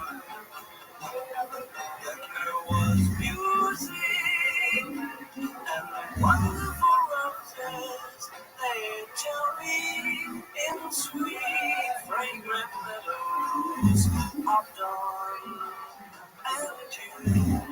There was love all around, but I never heard it singing. No, I never heard it at all till there was you. Premier Networks presents Coast to Coast AM with George Norrie. We'll take your calls next hour with Oliver Williams as we talk about the life of the supposed time traveler John Teeters. Get ready to jump aboard. Lots more to talk with Oliver about when we come back in a moment. ParanormalDate.com is running crazy these days with people signing up left and right. Tom, tell us more. Well, if you're looking for that special person, maybe a companion, a friend to talk to, someone to have a cup of coffee with, just hang out with, maybe go on a date with. How about that? Go to ParanormalDate.com. Those kind of people with like-minded people that think like you do are waiting for you there. Now, if you're looking for somebody a bit more mature, say 60 plus, you can go to ParanormalDate.com/seniors for that special friend that is 60 plus. So find your friend, find your love.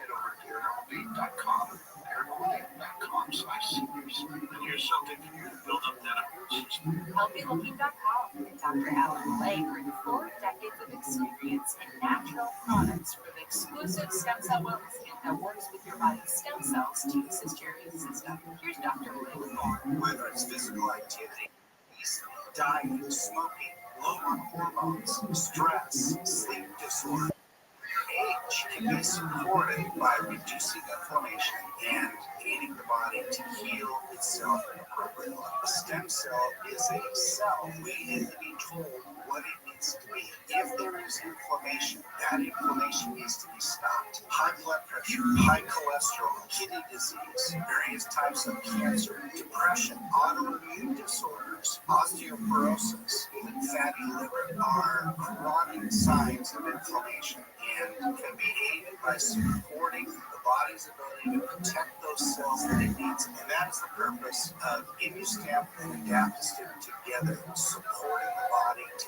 be the best it can be. Dr. Malaya, how will I feel after taking Adaptostem and ImmuStem? The ImmuStem is going to have an immediate effect, but I tell you, your immune system is starting to function better after 24 hours. You put Adaptostem along with it, and most will feel it within 30 minutes. Order now at HealthyLooking.com. The stem cell wellness kit from Dr. Malay protects your body's stem cells and will make you feel better faster. The stem cell wellness kit with Adaptostem and ImmuStem and your free gift Relaxol is only available at HealthyLooking.com or toll free at 800-563-3980. That's 800-563-3980. Don't forget to enter promo code George for free shipping. George's stem cell wellness kit at HealthyLooking.com. That's HealthyLooking.com.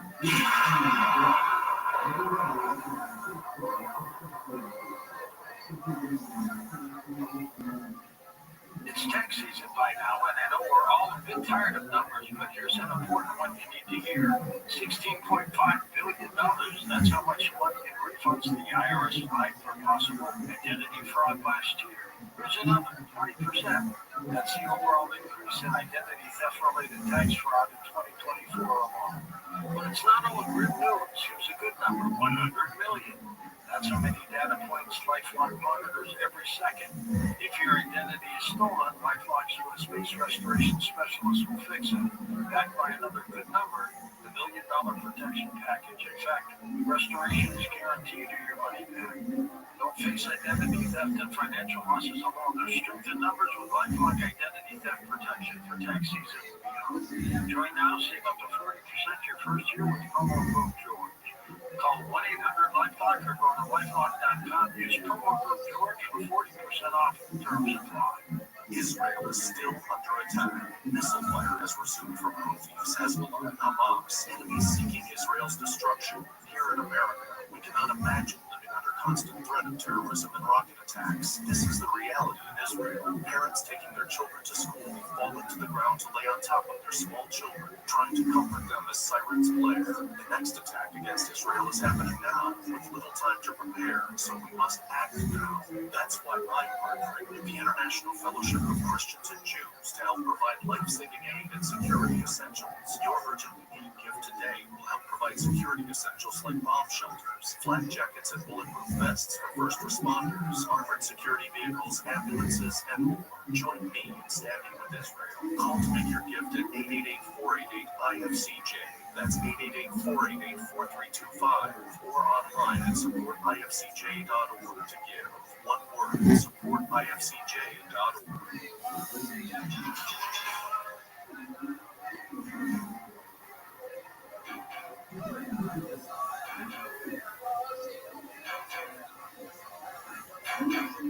Welcome back to Coast, George Norrie with you with Oliver Williams. Oliver, where do you think John is right now?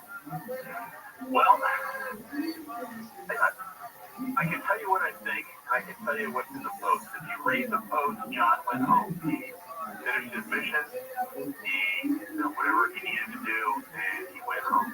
And hopefully, however, 2036, right? Yeah. Oh, yeah. Okay, did you mention that? I think his base is actually located in Tampa. That it was the Special Operations Command in Tampa, which is where he was based. So, apparently that's where he went. Now, there is wide belief, and again, this is not in the post, but there is wide belief that different versions of John that were here at the same time. And one of them went home, and one of them did not. And right now, I have no idea where the one who did not go home is. But that's what I believe. What's bizarre is we're only 11 years away from that time period now. Well, yeah, according to, okay, so I'm going to present this idea to you. So I get a lot of emails that have their own theories, their own speculation, and some people are very, very relentless and adamant that I get something, once a week or once a day. So there's a guy out there, and he thinks that the way that time works is that he called it temporal momentum, and he even gave a name to it. He called it the Holbrook effect. I think he named it after himself. But the idea is that there are events in time that have so much momentum that you can't go back and change it. And for example, if you wanted to stop World War II, just going back and eliminating Hitler might not stop it. Somebody else would take his place, and all the events you tried to stop it will happen.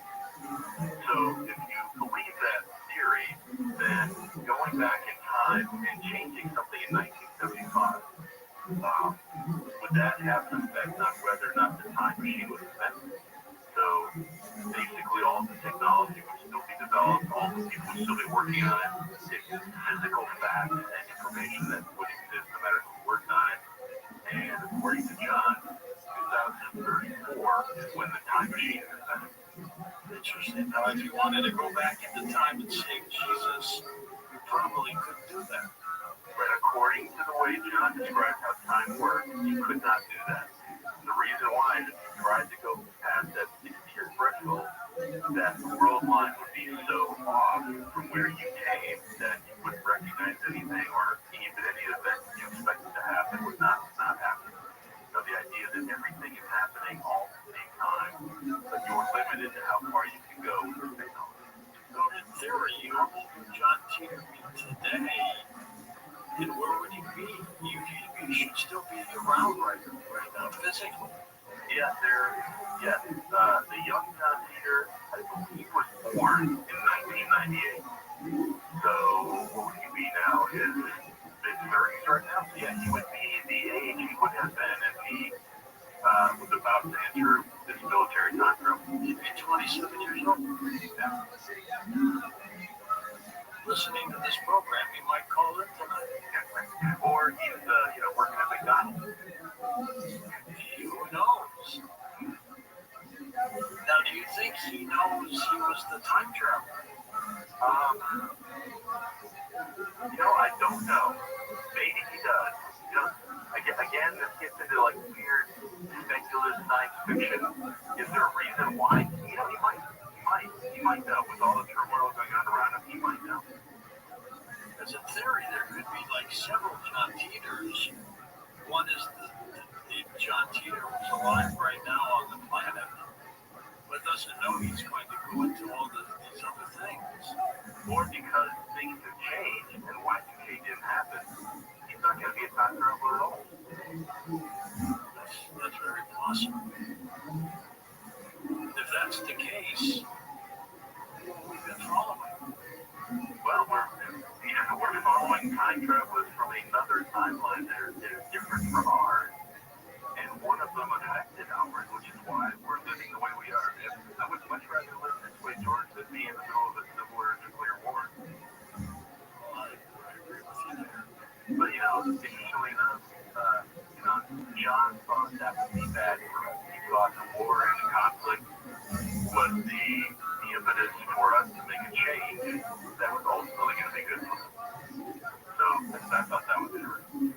If it was an elaborate hoax, other than a few laughs, what does anybody gain from it? It's nothing that I'm aware of, Larry. Nothing. George, I'm sorry. The reason I thought of Larry was because the big person they think is behind it is Larry and his brother. And I looked at that as much as I can, and his brother apparently has a connection in the computer world, but I don't see how you could do all of these other things. How does he know what's going on at CERN? How does he know what Stephen Hawking is? Who draws through the time machine press? Who made the manual? Who did the post? I just find it really hard to believe one person did that. He thought about the Olympics being canceled, right? Correct. And that was, he talked about the Olympics being canceled. He talked about the Civil War that didn't happen. And, of course, the nuclear war didn't happen.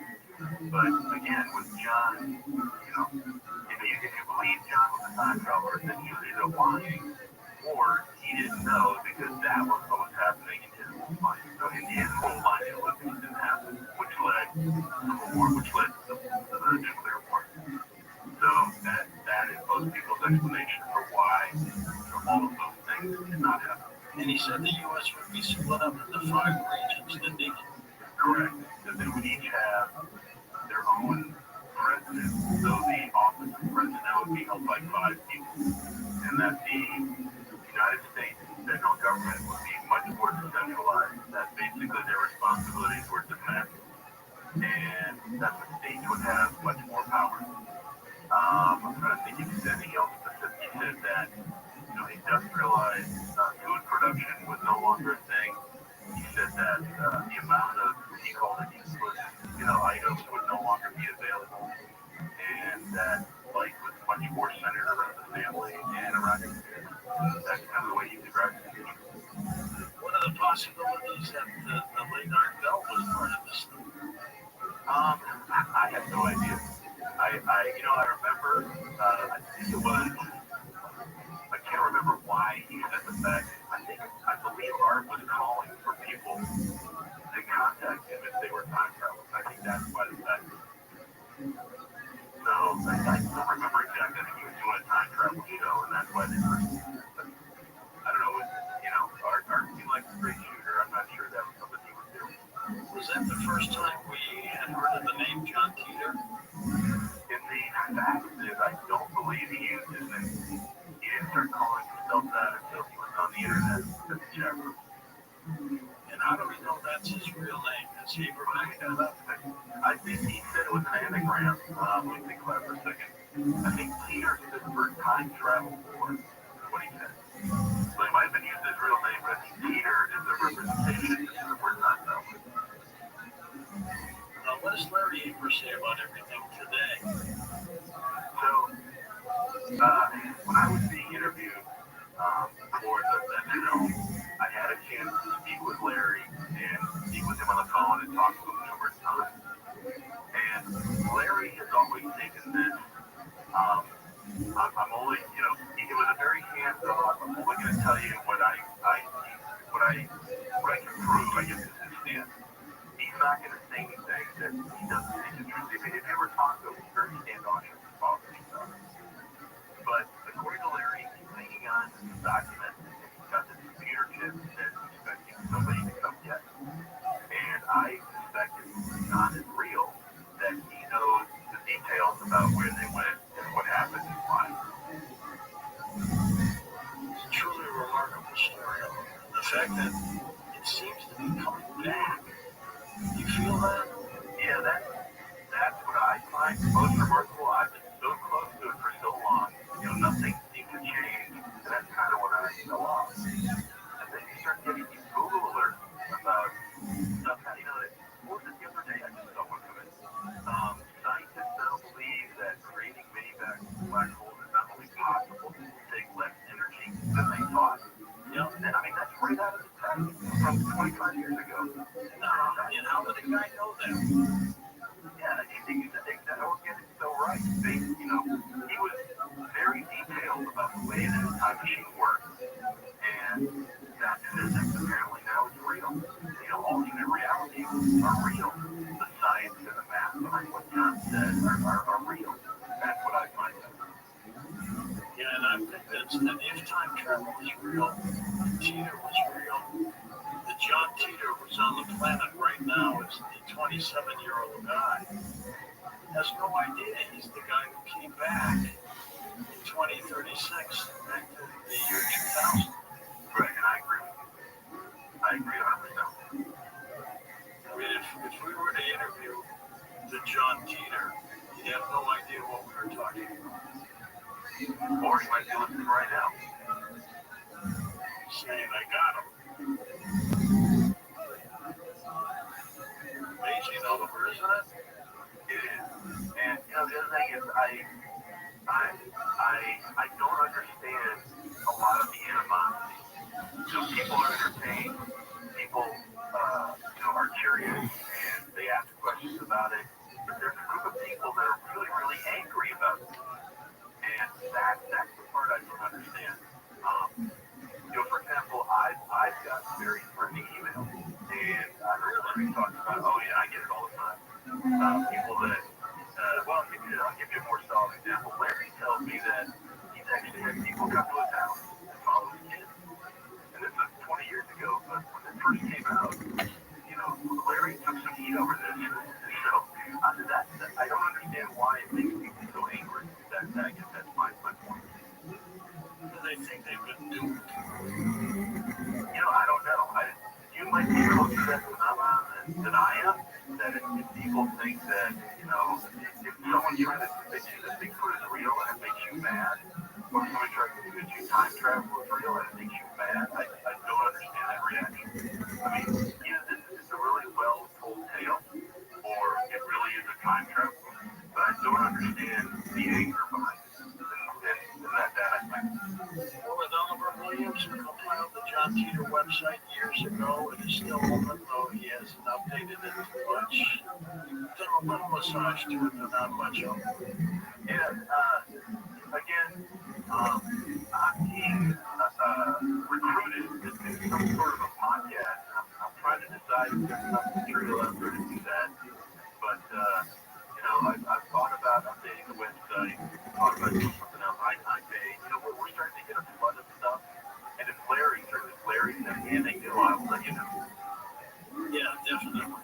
And we'll get that podcast up and running. Let us know. All right, thanks, George. Oliver Williams with us. His website, can I say it's johnteeter.com? Yeah, absolutely. And I promise to get to it soon and ask more stuff. We're going to take calls with Oliver next hour. And towards the end of the program, I'll probably play the interview I did with Larry Haber. It's about 8 minutes long, but it's fascinating. And I bet Larry would love to hear that all over again. Oliver? Yeah, possibility he's listening to. The people who were involved, there were other people involved with John Titor as a real-time traveler. What do you think they told him about coming back? So you mean that the people that sent him here on his mission? Yes. Well, according to John, they needed this computer to communicate with larger IBM mainframe computers that no longer work in the future. And his mission was to go back, get this computer, and then return.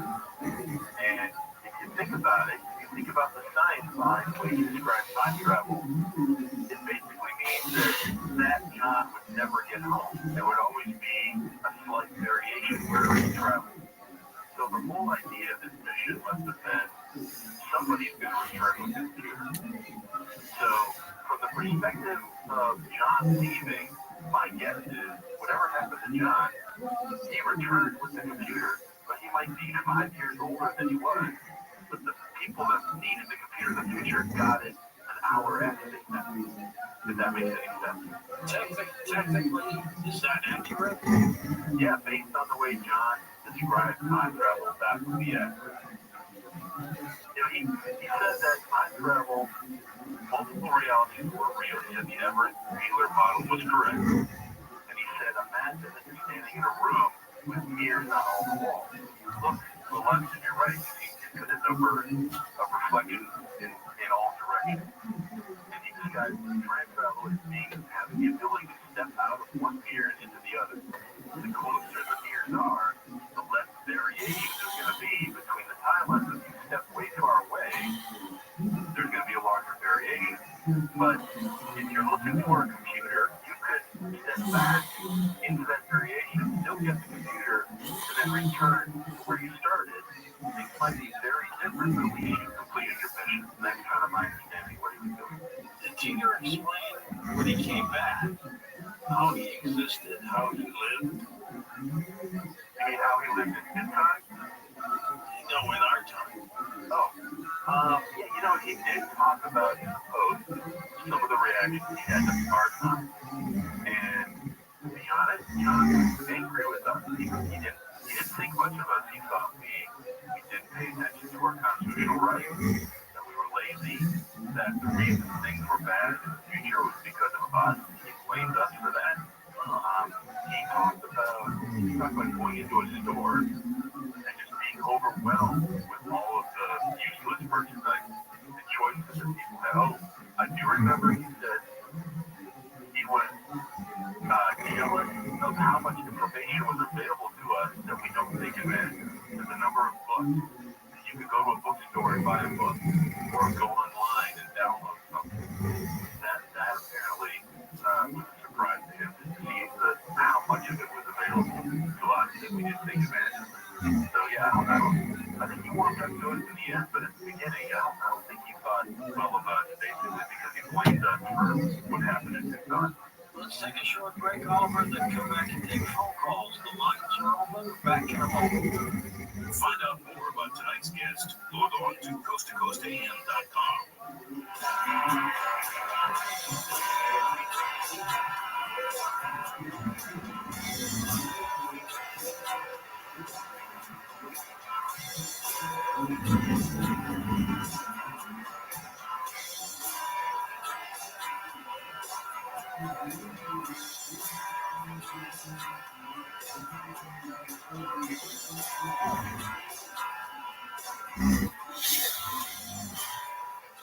Business owner, CEO, or responsible for marketing? If you are, iHeartMedia can help you reach your goals and find new customers. We reach more consumers in your target area than anyone else, and we can give you access to those potential customers more cost effectively across radio, digital, podcasting, and social. We'd love to show you how iHeartMedia can work for you. Get started today by calling 844-844-iHeart. That's 844-844-iHeart. Future Health Weight Loss. Get access to weight loss meds like Ozempic, Zepbound, and pill options if you don't like injections from FutureHealth.com. The meds eliminate hunger and cravings, while Future Health handles the rest. Best results, best price. All online with no insurance needed. Join those losing 10 pounds in their first month. Visit futurehealth.com. Future without the E to start losing weight this week. Future Health Weight Loss. Based on independent study sponsored by Future Health. Future Health is not a healthcare services provider meant to prescribe or provide discretion. Don't sell your house before you talk to direct buyers. You want out of your house for whatever reason. Moving, downsizing, financial issues, maybe you inherited the house. Selling your home usually means hours of cleaning, painting, repairing, and staging. Enough! But you can sell your home for a fair price without any of the hassle. What if the buyer never had to walk through your house? And what if you can sell them without an appraisal, pay no commission, and no fees? And you can get cash in 10 days or less. Wow! That's exactly what they do at directbuyers.com. Directbuyers.com is a local family-owned business. They've been around since 1986. It's a long time. I met with the owners, Janet and Matt. They're great, very honest, and chances are they're going to come up personally and give you an offer. There's a lot of bad actors in this industry. So do not sell your home before you talk to directbuyers.com and see what they have to offer. They'll give you an honest, no-obligation offer. They're not going to lowball you. That's not what they do. Directbuyers.com or call them 844-242-SELL. 844-242-SELL. Directbuyers.com. Directbuyers.com. KFI, AM 640, more stimulating talk. Stimulating talk for independent thought. It's never been done before. iHeartRadio and America's favorite TV show, Wheel of Fortune, come together for one week only. Music lovers from across the country play for incredible iHeartRadio experiences. iHeartRadio Sugar Bowl Concert, Music Festival, iHeartRadio Music Award. And you can win too. Play along all week at WheelOfFortune.com, and you can find yourself at an unforgettable iHeartRadio events. Spend your money all this week. iHeartRadio Week on the Wheel of Fortune with me, Ryan Seacrest. Check it out. KFI. And KOST HD2. Los Angeles, Orange County. Live everywhere on the iHeartRadio app. In and out fight. I'm Bree Tennis in the KFI 24-hour newsroom. Police in Marietta now asking for the public's help locating suspects involved in a fight at an In-N-Out on Saturday. Officers say 20 to 30 people were involved in that fight, with multiple reports of at least one shot fired. One person transported to a local hospital with undisclosed injuries. Police Lieutenant Miguel Garcia says there is surveillance footage, but suspects have yet to be identified. The LAPD searching for two children taken from their Silmar Elementary School by their non-custodial father Tuesday morning. Police say 39-year-old Rodia Colomides' vehicle was last seen crossing the border at San Ysidro in San Diego around 2 p.m. the same day. Colomides is a Ukrainian national. He recently lost custody of his children and is believed to be making efforts to take his 9-year-old and 7-year-old to Ukraine. President Trump says his 90-day pause on tariffs was not part of a planned negotiation with foreign countries. Speaking from the Oval Office, Trump said sometimes it's not a negotiation until it is. And it may not be a negotiation. It may not race. Maybe The president expressed confidence that a trade deal will be made with every country. Tariffs have not been paused on China. South LA community leaders say hit and runs are now an epidemic, and they're calling for a hit and run task force. More from KFI's Mark Mayfield. Earl Murray Richardson, president of the Los Angeles Urban Policy Roundtable, calls it an epidemic. A considerable upswing in the number of hit and runs out. These I don't call them accidents. Let's call it what it is. It's a hit and run murders. Hutchinson is asking for more officers to monitor troubled intersections and steeper prosecution. And today is National Sibling Day. 82% of us have at least one. Similar weather from KFI. Sunny and warm today. Highs in the 80s and 90s. Right now, 56 in Garden Grove and Dana Point. It's 61 degrees in Manhattan Beach and 58 in Valencia. Wheeling local from the KFI 24-hour newsroom. I'm Bree Tennis. Terms and conditions will take 29 US. Texting rules for current located text marketing messages. Message data rates may apply. Reply stop.com. My name is Salter Devano. I'm an attorney with the Wildfire Recovery Group, and we've been handling wildfire cases since 2015. Southern California Edison is a public utility company. We've determined that Edison is responsible for the fire capacity. If you suffer damages, you can seek reimbursement for smoke damage, structural damage, loss of your personal property, as well as injuries, both to your body and mentally. We recovered more than $1.7 billion for our clients in utility-caused wildfire damages. If you're a homeowner or a renter, we may be able to help. The call and consultation are free. Text BURN to 323232 or visit fireattorneys.com. Your consultation is free and there's no obligation. If we don't recover for you, you pay nothing. That's BURN to 323232. BURN to 323232. Attorney advertising paper. $1 for the LLP 2625. 5 Townsgate Road, Suite 260, Westlake Village, California, 91361. Past results depend upon facts of those cases. Future results will differ based upon different facts. iHeartRadio straight from the studio with Elton John. You can't guarantee when you go to the studio that something's going to be special. I wanted to make a special record at this stage of my career. I don't know whether I was starting off on the right foot. The frost melted. It was like, oh my God, this is fantastic. This is what I want. And I suddenly thought, yeah, music's going to be great. Hear Elton John's music, including his new album, Who Believes in Angels, on the iHeartRadio app. Future Health Weight Loss. Get access to weight loss meds like Ozempic, Zepbound, and pill options if you don't like injections from FutureHealth.com. The meds eliminate hunger and cravings, while Future Health handles the rest. Best results, best price. All online with no insurance needed. Join those losing 10 pounds in their first month. Visit FutureHealth.com. Future without the E to start losing weight this week. Future Health Weight Loss. Based on independent studies sponsored by Future Health. Future Health is not a healthcare services provider. Meant to prescribe and provide discretion. Everybody skills total trash. Well, you are not alone. Personal finance ignorance is as American as apple pie. But don't fret, the How to Money podcast is here for you. Think that if your emergency fund was invested, especially given the volatility we're experiencing right now, actually investing is ultimately a necessity, but you gotta keep that emergency fund accessible. It needs to be cash parked in your savings. It's time to increase your money balance. And the How to Money podcast is here to bring the wisdom. Open your free iHeartRadio app, search How to Money, and start listening today. Inviting my kids to cook dinner with me actually wasn't stressful. It felt great. I've experienced childhood trauma, but I'm healing myself and helping my kids heal too. Small tweaks like these, like going on walks, talking about how they're doing, and quick breathing exercises are helping us manage toxic stress that can be caused by adverse childhood experiences or ACEs. They can help you too. And you don't have to do it alone. Start your healing journey at livebeyondca.org. If you're going to have repercussions for criminal behavior, people are going to keep committing crimes. They're going to get themselves stabbed to death. It's going to create more vigilantes out of just normal citizens. Gary and Shannon. It's a recipe for disaster. Live 9 to 1 p.m. on KFI and on demand anytime on the iHeartRadio app. KFI AM 640. Part of the wall fell right on my head. And a huge piece of wall fell right on my head. Well, I don't know why the walls are shaking. Never seen that. It's soundproof Oh, it is? panels. Oh, I didn't know that. Why else? Well, I'm not an engineer. But you're a smart man that's worked in radio. The Tim Conway Jr. Show. When's the last time anyone has accused me of being a smart Live 4 to 7 p.m. on KFI and on demand anytime on the iHeartRadio app.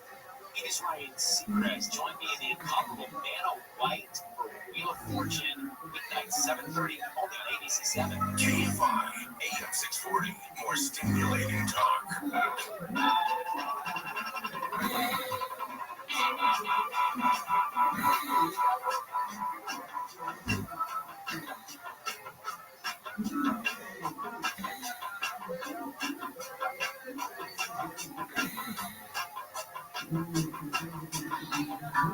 Pretty lady, lovely lady,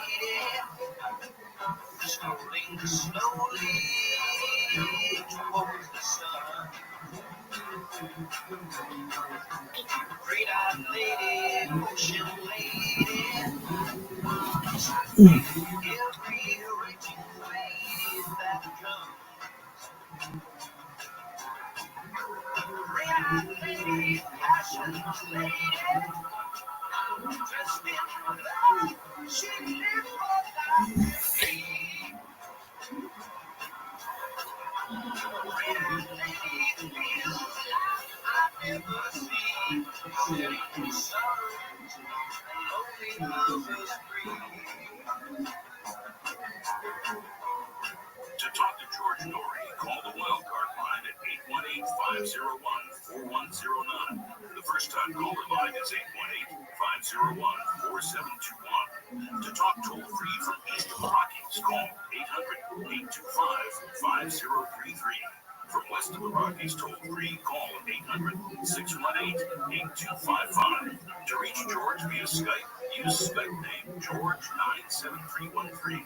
Send George a text message anytime at 818-298-6521. From the gateway to the west, this is Coast to Coast AM with George Norrie. In this hour, we'll take your calls with Oliver Williams, who's been tracking the John Teeter story for 20 plus years.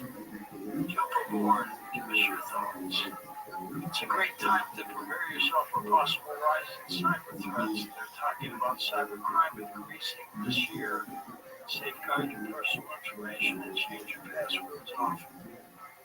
It's important to understand how cybercrime and identity theft affect our lives. Lots of places accidentally expose your personal information.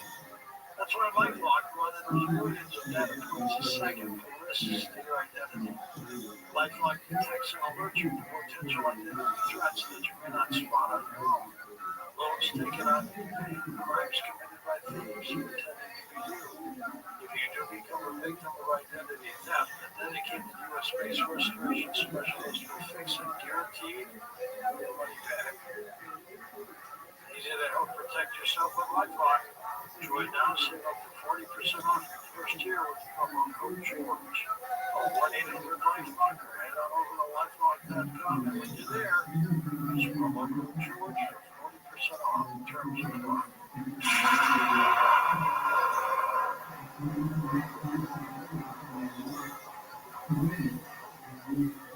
Israel is still under attack. Missile fire has resumed from Houthis, Hezbollah, and Hamas, enemies seeking Israel's destruction. Here in America, we cannot imagine living under constant threat of terrorism and rocket attacks. This is the reality in Israel. Parents taking their children to school have fallen to the ground to lay on top of their small children, trying to comfort them as sirens blare. The next attack against Israel is happening now, with little time to prepare, so we must act now.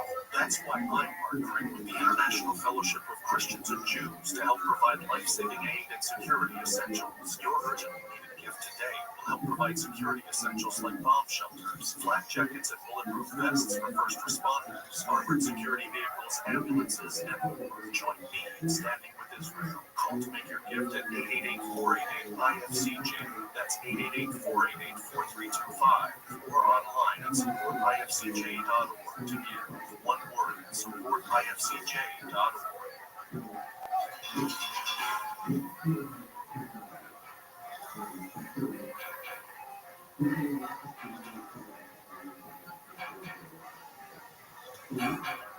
And welcome back to Coast George Norrie with you, Oliver Williams, with us as we talk about the life of John Teeter, the supposed time traveler.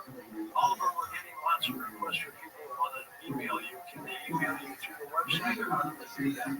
Yeah, sort of have a new email. Have all my old stuff forwarded to it, but I'm happy to give that out. And again, I'm interested in anybody's opinion. If anybody has any more information, any questions, I'm happy to answer them. It's JTEditor, one word, .036 @gmail.com. One more time. Sure, JTEditor.036 @gmail.com. Will that be on the John Teeter website? Eventually it will be, but if you just want to send me an email, please do. I'm happy and I read them all the time. Take it close. No, but you were getting threats. I was. I think some people feel that somehow this is propaganda and they don't like it, and they let you know. You're safe and sound, aren't you? Well, so far. Are you glad you undertook this project when it started? Yeah. This has been a huge rabbit hole. I mean, I like weird things, and this has definitely been weird. And it's been a massive rabbit hole that's been going on now for over 20 years. And I find it fun. No regrets? Not yet. Let's go to the phones. Joe in Long Island, New York, to get us started. Go ahead, Joseph. Probably the three, two questions. One is, can you give more information? How long was the guy here? And Annie, you say he was in Florida. What did he look like? You said he made posts apparently on the internet. He does seem to have had proprietary knowledge. And can you elaborate a little bit more about how basically he thought people were letting themselves get walked all over by apparently the big brother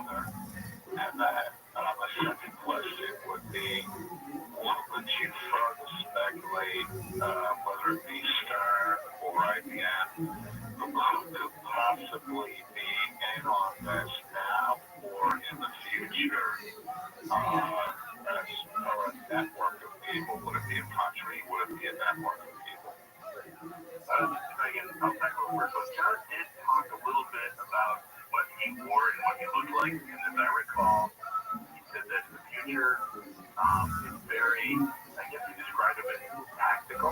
They had just come out of the Civil War and a nuclear war. He said a lot of greens and black and earth color. He said that, and he wore his hair short, and I always kind of imagined him as sort of lanky. I don't know, maybe I'm wrong, but that's not the way I imagine him. According to the Post, he was here from November 2000, March of 2001, with the possibility that he was here briefly in 1998, a couple of times he sent them back to our belt, and then once in 1975. So according to the Post, that's how long he was here. Now it is widely believed that John was either traveling in time and returning to leave information on the post, or he was possibly trying to communicate with somebody else, or with himself, or other Johns that might show up. As far as the IBM question, when this first happened and the IBM engineer came forward, I believe he said, and this was in a local magazine that came out of someplace in Minnesota. I can't remember, Rochester, Minnesota, which is where the IBM plant was that created this computer. It's my understanding there's only a handful of guys that do this, like less than 10. And one or two of them came forward and said, yes, this is real. Yes, we were aware of it, and we were told either not to talk about it or we didn't talk about it. So the fact that he knows about it references this means he has some sort of inside knowledge. And again, I don't know if there's other countries involved, but again, whoever did this knew that or had other people tell him that. But you also have to have the same connection with CERN. You have to know Stephen Hawking. You have to be a really lucky guesser, all these other obscure things, and that's what makes people think that. What did Teeter do for a career in the future? Okay, before he was a time traveler, I believe he said that he worked with his family and they hauled oranges up and down the river on boats. So he was part of some sort of a company that, hauled oranges back and forth. In the future. Yeah, that's correct. And that was before he joined the military. To be part of this time travel unit. And I also believe that the reason he was recruited was because he was related to the people he'd be interacting with in 1975. Now, wouldn't be something if he ever said that the family on boats sold oranges? Yeah, that would be weird. That really would. Let's go to David in Georgia next up. Hey, David, go ahead. Yes, you guys doing tonight? How you doing, George? Good, David, thank you. Awesome. I have a quick question. First off, George, I love you, man. You have made my life and a bunch of people's lives excellent, and you're the one that's created. I love it. I love it because it's beautiful. I want to thank you for that. You're welcome. And with the UFOs and all that happening, all the drones and stuff, whatever happened again, I wonder if I was looking at John Teeter's picture, right? This was a lot like this guy that I saw a video of, shed, and then the guy, literally was scared so much that he came out as an older guy. It was a lot like John Teeter. I'm looking at a picture of that coming out of the shed. But yeah, the kid had it on camera. He caught it on camera and everything. And the police even came. They went inside there, and there was nobody in there. I looked at it. I'm like, oh my gosh. I'm looking at my desk. I'm like, that's a lot. Picture this guy. I'm like, I'm sorry about that. It's just my age. No, it's a great question. What do you think Teeter would be looking like today? Yeah, I'm not aware that there's actually a picture of him out there. There must be, but I haven't seen it. But if you, like I said, if you got a link for something sent to me, I'd love to take a look at that. Mention that email again. Yeah, jpeditor, one word, 036 @gmail. I would love to see if there's a picture of me. I'm not there at all. Let's take a look at it. But, you know, I don't know. I don't know what you would look like now. You know, I guess how you look is a function of your experience. So if you lost all technology, we're in the Civil War and then a nuclear war, I think you'd look a lot different than if you grew up, you know, in our timeline and lived like everybody else. So he probably looks very different from the way you look when he's not traveling. And he's only 39 in 2036, right? Yeah, that's our John, correct. What do we know? Let's go next to John, truck driving in Ohio. Welcome to the program. Hey, John. Hey, man, I love when you get these kind of shows on. I've been made for time travel since the time machine way back in the day. What a great movie that was, wasn't it? I got me hooked. But here's my question. You said that he might have had, and I think he did have ulterior motives. You said that he wanted to use the computer. I think that he came maybe possibly to prevent some of these things that might have happened. And then my other two questions are like, if you go back in time, are you crossing? I want to go back to my lifetime. Are you saying that you may get hung up and go into a multiverse where you're totally different, or maybe you weren't even born yet? And the other thing, I think he's appeared once before, or once after this, because wasn't there a man who came back in time that he said played the stock market, and I think he started with like $500 or $800 and turned it into a fortune. And they came after him, and he said he was from the future. He was only here for a short time, and then he disappeared. No one found out about it, or they can't find the trace. You remember that? Yeah, I do remember that story. It was very quick, but it doesn't sound like something John would do. He seemed to be very focused, and he was very adamant about, you know, that money didn't seem to be an important thing to him. So if it was a time traveler, I don't think it was John. You asked a question about the machine. What was your question about the machine again? Well, the machine, are you there? Yeah. Okay, the machine. I can see that manual there, and possibly let someone give us it now. Will be working maybe for an IBM company. They went back in time and he knew that he had to leave the direction and the manual there to try to build it, so that it would happen. I just don't understand why you believe that. That's basic. All right, here's what I think was going on. Or I think there's a possibility, again, if you subscribe to the theory that he was trying to communicate with somebody or with himself. If he were to leave pictures of the manual, like for example, the cutaway of the time machine, no one's been able to identify that. I mean, it's obviously something. If there's been speculation that some sort of a radio or radiation detector, but nobody has come forward and said this is what this is. So if you were to post that, that would be a huge, huge flag that not only am I possibly telling you, but if you recognize what this is without seeing the post, you're going to go and find the post. So I think he was doing that to try to draw attention to the post because he had an agenda. He was trying to communicate something to somebody, and I think that's why he posted all that information. Do you think he saw his parents when he came back? Oh, absolutely. In fact, he said he arrived here in the 2000s. That's the first place he went. And then he went to saw his parents. And he was with them. He was using their email, using their computer to communicate. I wonder how they would have reacted seeing their son from the future come back down to them. Yeah, I've always thought about what would you say? Maybe you would knock on the door and the door opens up and there are your parents and there's the young person yourself. What is the first thing you say to them? I've always thought about that too.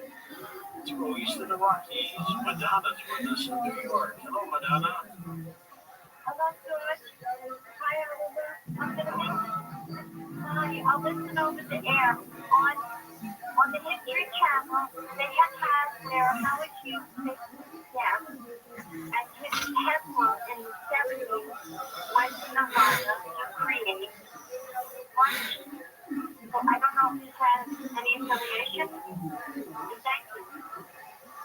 What do you know about Howard Hughes faking his death, however? Yeah, he was a character, so I suppose that's possible. But I'm not aware of any technology that has time machine.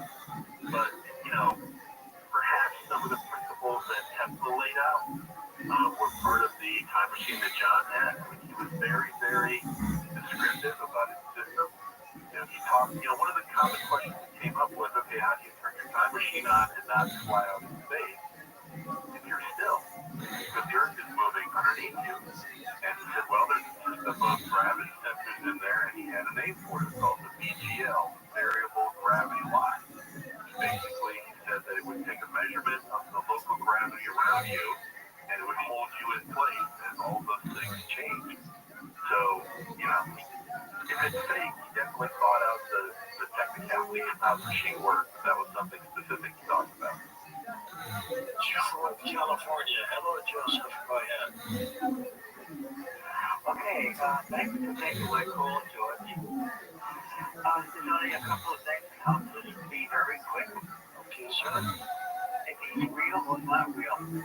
If he's not real, and this is a hoax from Silicon Valley, it could be a bunch of guys that are developing a program, a device even, to see the future. They cannot come up forward because they sign confidentiality agreements, but they can do this. In fact, it's John Taylor. So when they do leave the company, they have a financial umbrella coming out and saying, we did this, and he's our guy. They will not get busted and go to jail for doing this because they can say we are checking out our computer to see how accurate it is and see the effect. Or if he is real, and there's a possibility, because time travel is a reality, he won't have to worry about time travel paradox because time kind of splits and comes back together. Because we're like a rock into the river. We divide the river and then it comes back. So you don't have to worry about that so much. And he might not want to come back or go back into the future because it's not a very nice place. He might come here to help to change the future. And for all other time travelers, and here's another possibility. They have patents. They have a patent office. They know what was built back then. They know how to rebuild it. So that's not a good reason why he came back. It may be that it is illegal to build those things. Maybe a lot of things are illegal, and maybe he does not want to go back or go to the future. Another thing. The government may be running this particular, it's not a scam, it's like a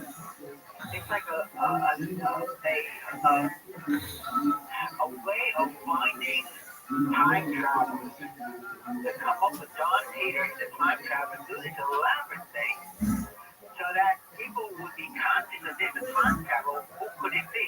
They might be searching for it. People talk about these things. And they may say, well, no, this guy might be a time traveler. He might not have really strange. So it could be a lot of different things. It is a search. It is definitely a search for John Peter, and I don't think he wants to be found. Yeah, I agree with you on that point. And you brought up a couple of things which reminded me. Somebody did take a patent out on the technology that John described. And I think it was maybe like 5-6 years ago. I think you go look it up. I think the D204 time machine patent, John Peter, you'll find it. And it's a whole patent laying out what John said in the patent. Somebody's already done that. And if you're referencing the IBM computer in terms of, hey, they have the plans for it, they don't need time travel for it. One of the interesting things that happened, I remember when the space shuttle program was still going on, it turned out that they didn't have any spare parts for some of the computer systems because they were so old. And they actually ended up going to eBay and having to buy old computer systems or scour junkyards to find parts to keep the space shuttle going. So the idea that you would need some piece of technology in the past in order to do something you know, I would tend to believe that, especially since there was a special function of this IBM computer that no one knew about. They couldn't just go and find, you know, maybe the nuclear war wiped them all out. For some reason, they had to go back and get another one that was working. You know, and again, your idea about this being a group effort, you know, I tend to think that way too, but whoever's in that group would have to have known Stephen Hawking, and then Stephen Hawking would have had to tell them, hey, listen, I've got a new theory about how black holes work. You can work this into your story. And that's what I find mind-blowing, is I don't know how possible that it's almost like it's more likely that they're a real time traveler than that would have happened. We're going to come back and take final calls with Oliver Williams in a moment on Coast to Coast, and also we'll listen to the past interview I did with Larry Haber, the current attorney for the John Teeter family. Never miss a detail of a show or a guest. Sign up for the Coast Zone email newsletter, available for free at coasttocoastam.com.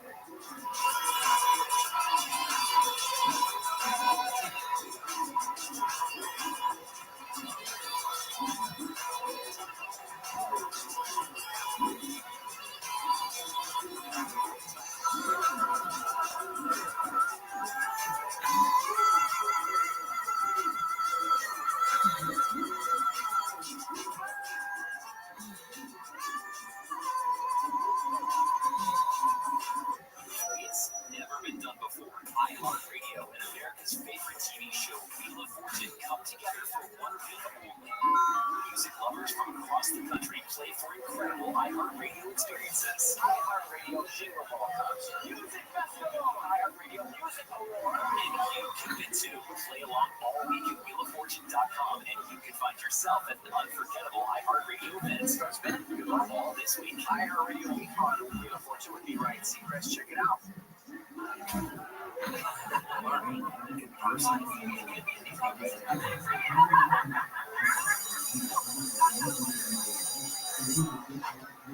right, please up now.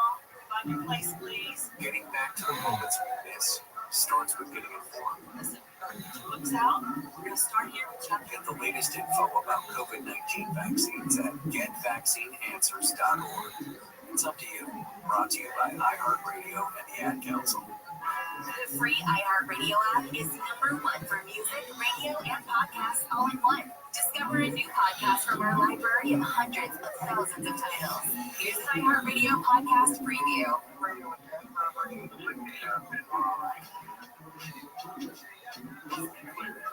I'm not saying it's okay to welcome anybody in my world at the time. I found a way to justify that quickly. This is Tony, and yeah, he's a bank robber. Turns out he was really, really good at it. He robbed 30 banks in about a year. We just can't seem to catch the guy. We're always just behind him, you know? But what really helped me about Tony's story was why he started robbing banks in the first place. Because Tony was a family man, doing great.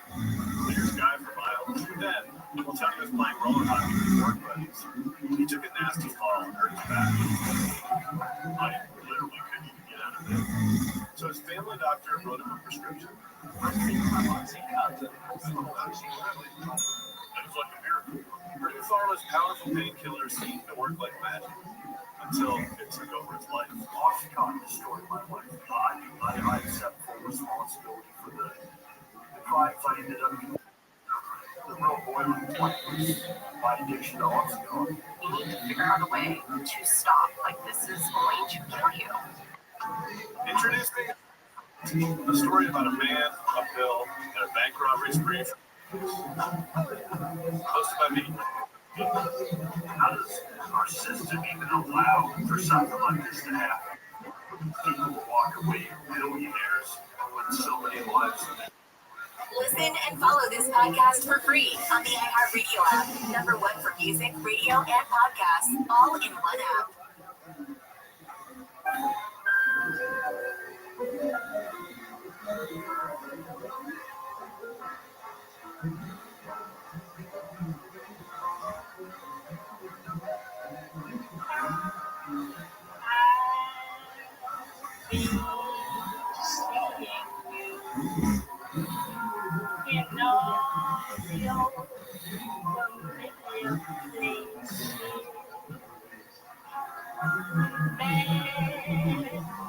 This heart of mine embraces all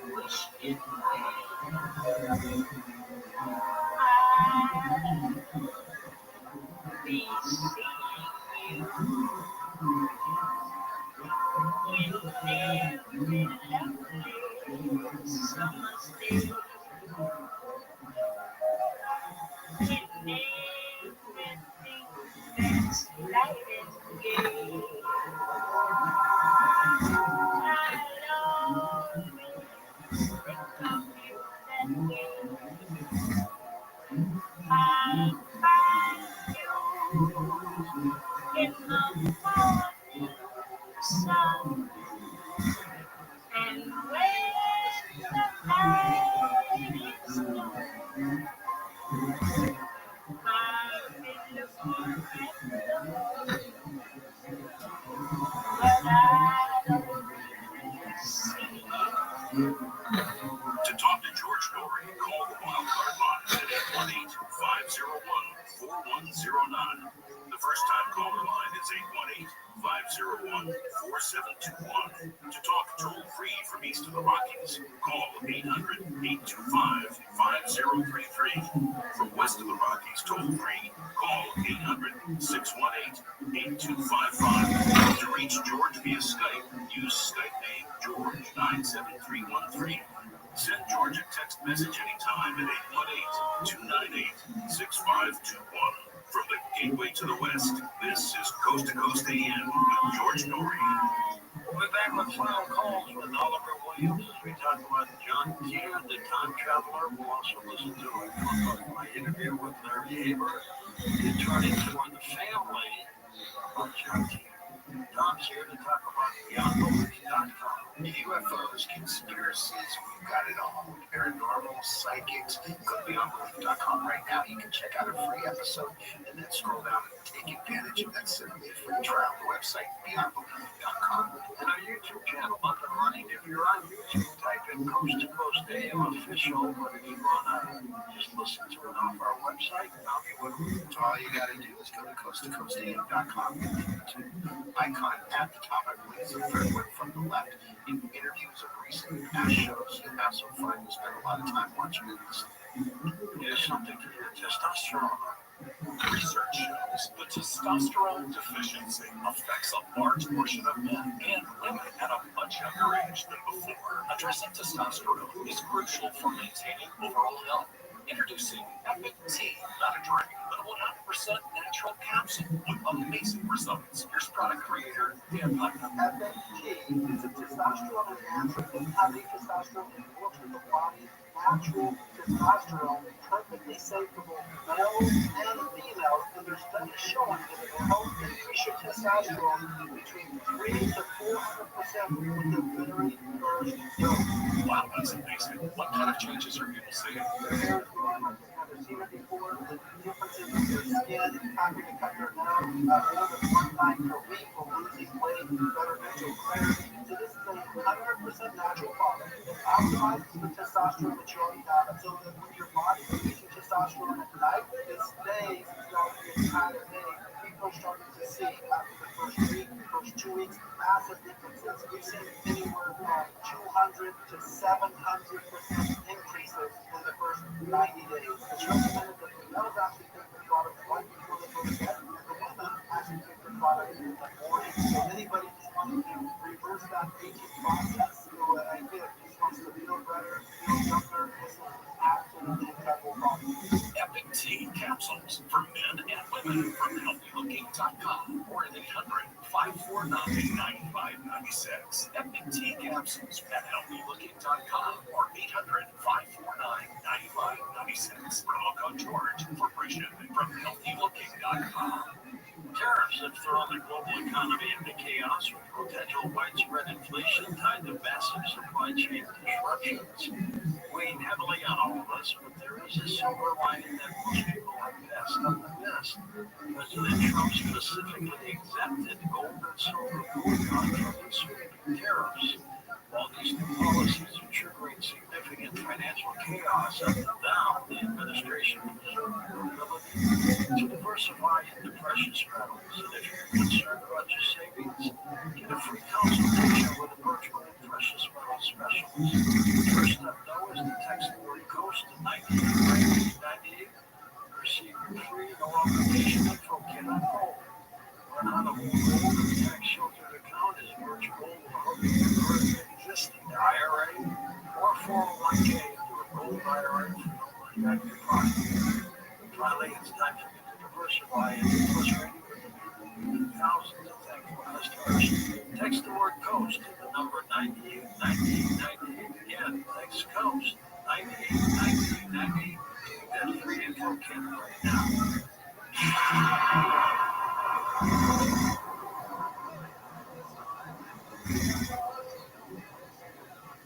Israel is still under attack.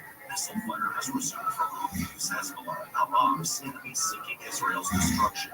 Here in America, we cannot imagine living under constant threat of terrorism and rocket attacks. This is the reality in Israel. Parents taking their children to school, falling to the ground to lay on top of their small children, trying to comfort them as sirens blare. The next attack against Israel is happening now, with little time to prepare, so we must act now.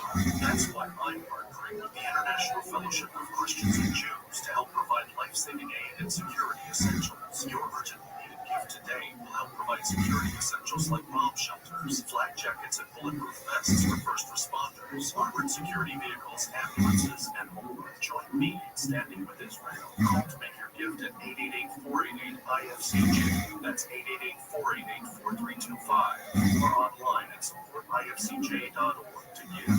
One word, supportifcj.org.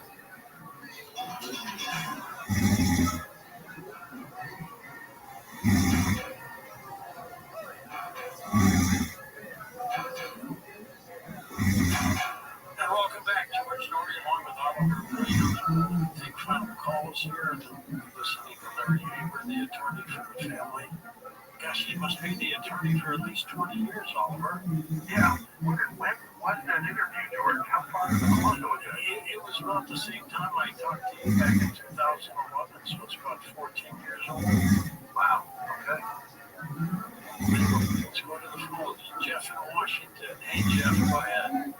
Hey, George, Oliver, pleasure to meet both of you. I have a request and then an explanation for why things are different. The request is that the post-punch stuff was taken off the internet June 6th without any warning, and everybody knows that June 6th was D-Day. So, in my opinion, that was a message from somebody. But if you can get the original posts for post-post, like the HTML, and the UPB Time Travel Institute, or whatever else you get, and put them up, maybe from Pamela or Mrs. Peter or Larry Haber, however you pronounce his name, I would appreciate it. But the time travel stuff was explained pretty clearly in his book, Time Traveler's Tale, with the two faxes. Apparently there was two translators trying to communicate through Art Bell to these faxes. That one of them, I guess one of them got lost. They were doing it one time, and they switched off between writing on the Time Travel Institute and Art Bell's post. But that didn't work out, so they ended up putting up those gravity regions from the different times on Larry Haber's site just for them. Those two times, not Peter and any others that would have showed up. But the machine had a 60-year limit. If you went over that 60-year limit, you got a 1.1% difference in time from the similar world line. And for 50 years from 75 would put it at about 5% now, plus you talk to the year. There could be as high as 30% or more now. And Is that it? All right, Jeffrey, what do you think? He seems like he's on the ball with this. You know what? That's exactly what I've heard. What he just laid out is what I've heard from multiple sources. Now, I've never brought it up myself because it was outside of the original post, but he's exactly on what people think is really going on. Do you agree with that? Oliver? I think there's something to it. I do think there's something to what he said and what he just laid out. There may have been two Johns. They were trying to communicate with each other. One of them was in trouble, and I think there's a possibility one of them made it back and one did not. So yes, I've heard that theory, and I think there might be something to it. Might it have been John Teeter today and then John Teeter in the future? Okay, to speculate, I think there's a possibility that when a John arrived here, another John arrived shortly after that, and then one of them was not where they were supposed to be. So one of them had already failed their mission because two of them showed up, and I think they spent some time trying to figure out how each one could get home, and I think that's why the folks were there. What is that paradox called, John Oliver, if you see yourself? The grandfather paradox? Yeah, is that it? Yeah, and according to John, it's absolutely real. You're not traveling on the same, he calls it world line. You're not traveling on the same world line. You're stepping into another mirror, which meant if you went back in time, you would be yourself. And if you were traveling around trying to hit a certain mirror, you might be off by a little bit, which means you land in another mirror where there is another time traveler that's already there. So, according to John, all that's possible. Oliver, what do you think the future holds for John Teeter? I don't know. I hope if there were multiple Johns, I hope they all got home. I hope they're someplace they want to be. I kind of hope that if there's a John here, would be involved in, that he never finds out about it, because I think that would be terrible for him. Okay, I want to give you the option. You can stay on the line and listen to Dave or interview, or listen to it on your radio at home. What do you want? Oh, absolutely. I'll stay on the line. I'm kind of curious to hear this. If you got questions. All right, well, listen, Larry Haber was an interview I did maybe 14 years ago. I can barely remember.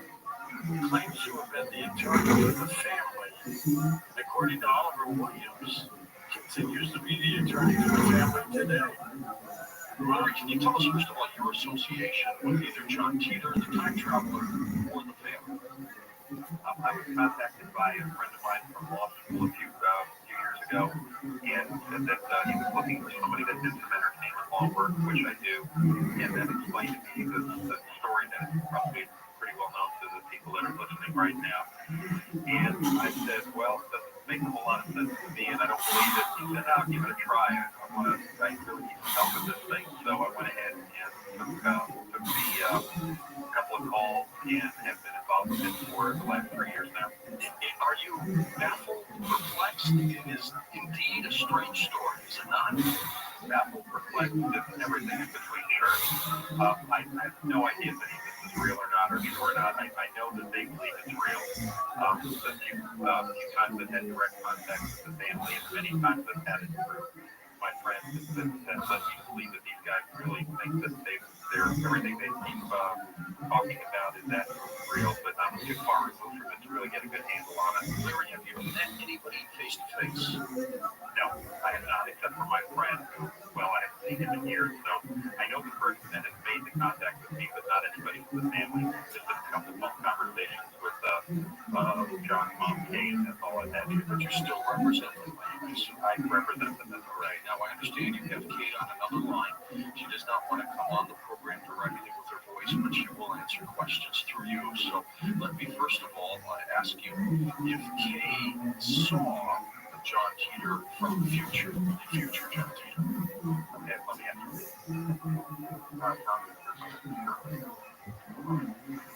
She's telling me that when he left in March of 2001, she hasn't seen the old version of him since then.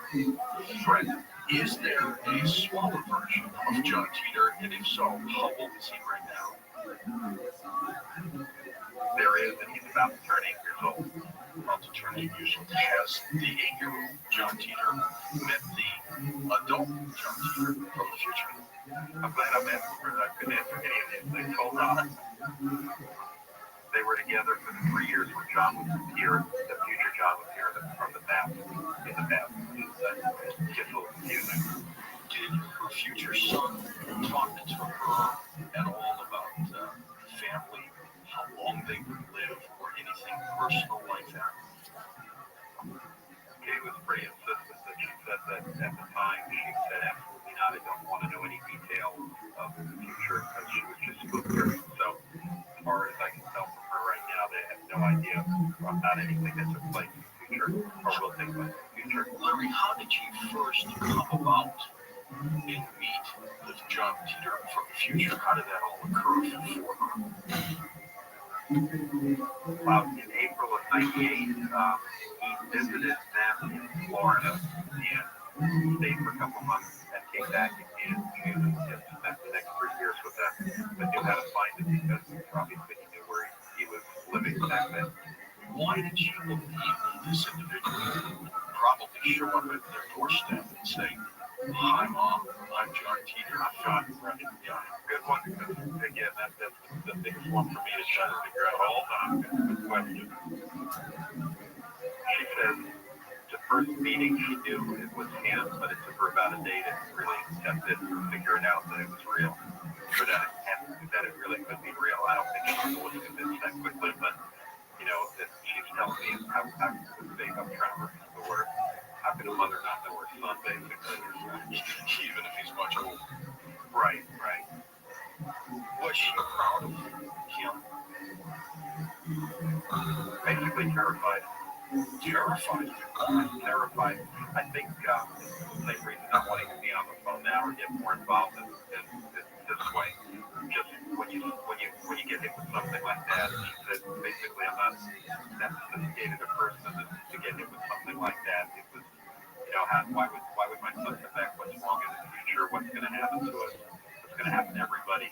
So on. So it took her a while to get over the fear. Very afraid, very fearful.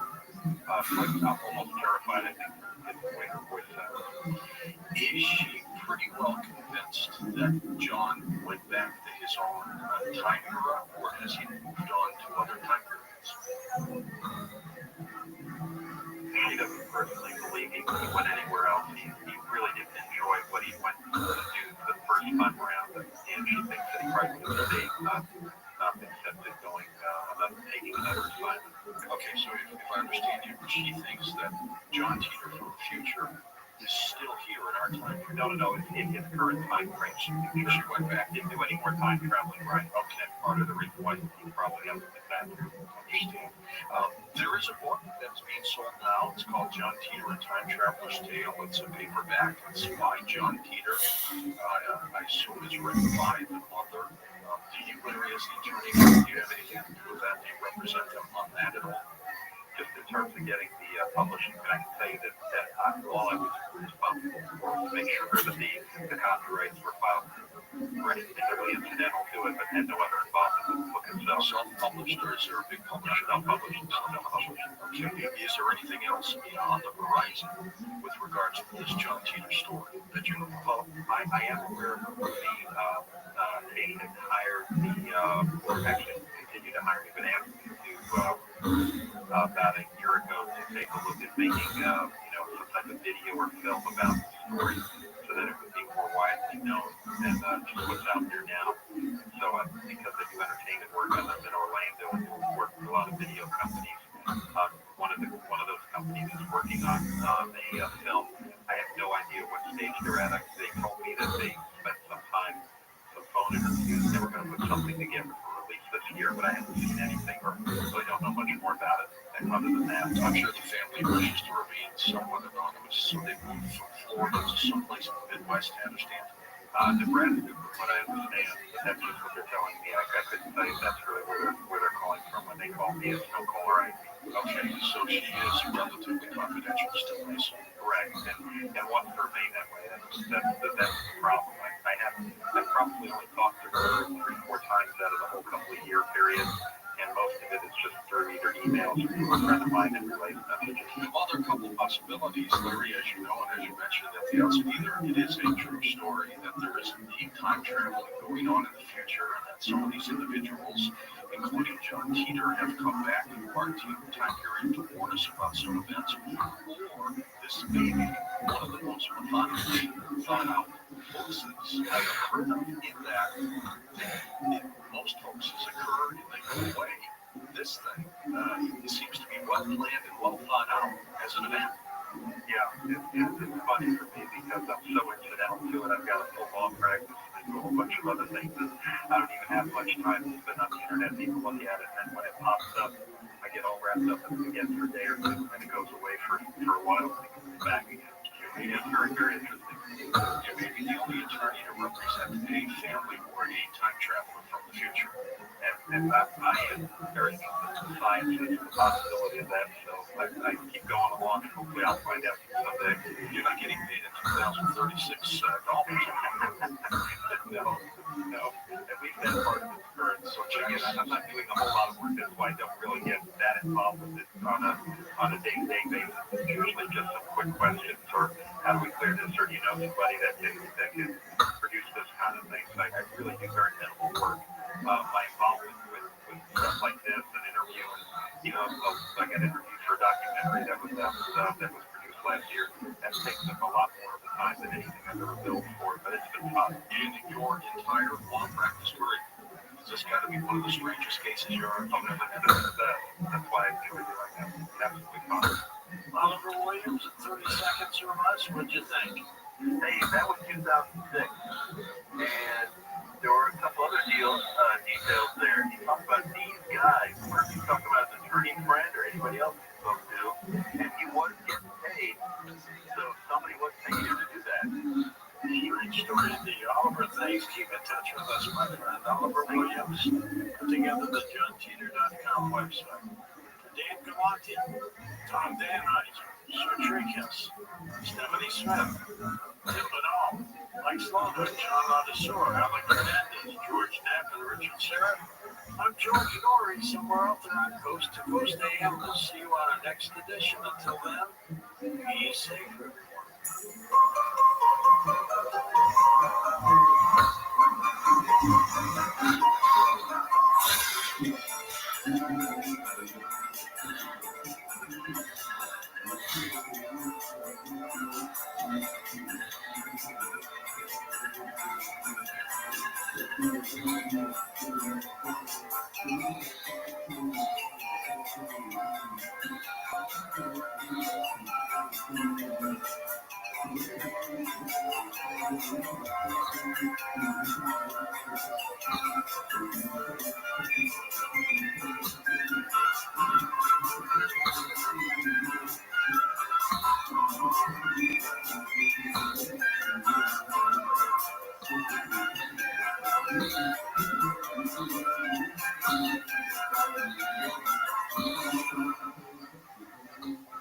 It's never been done before.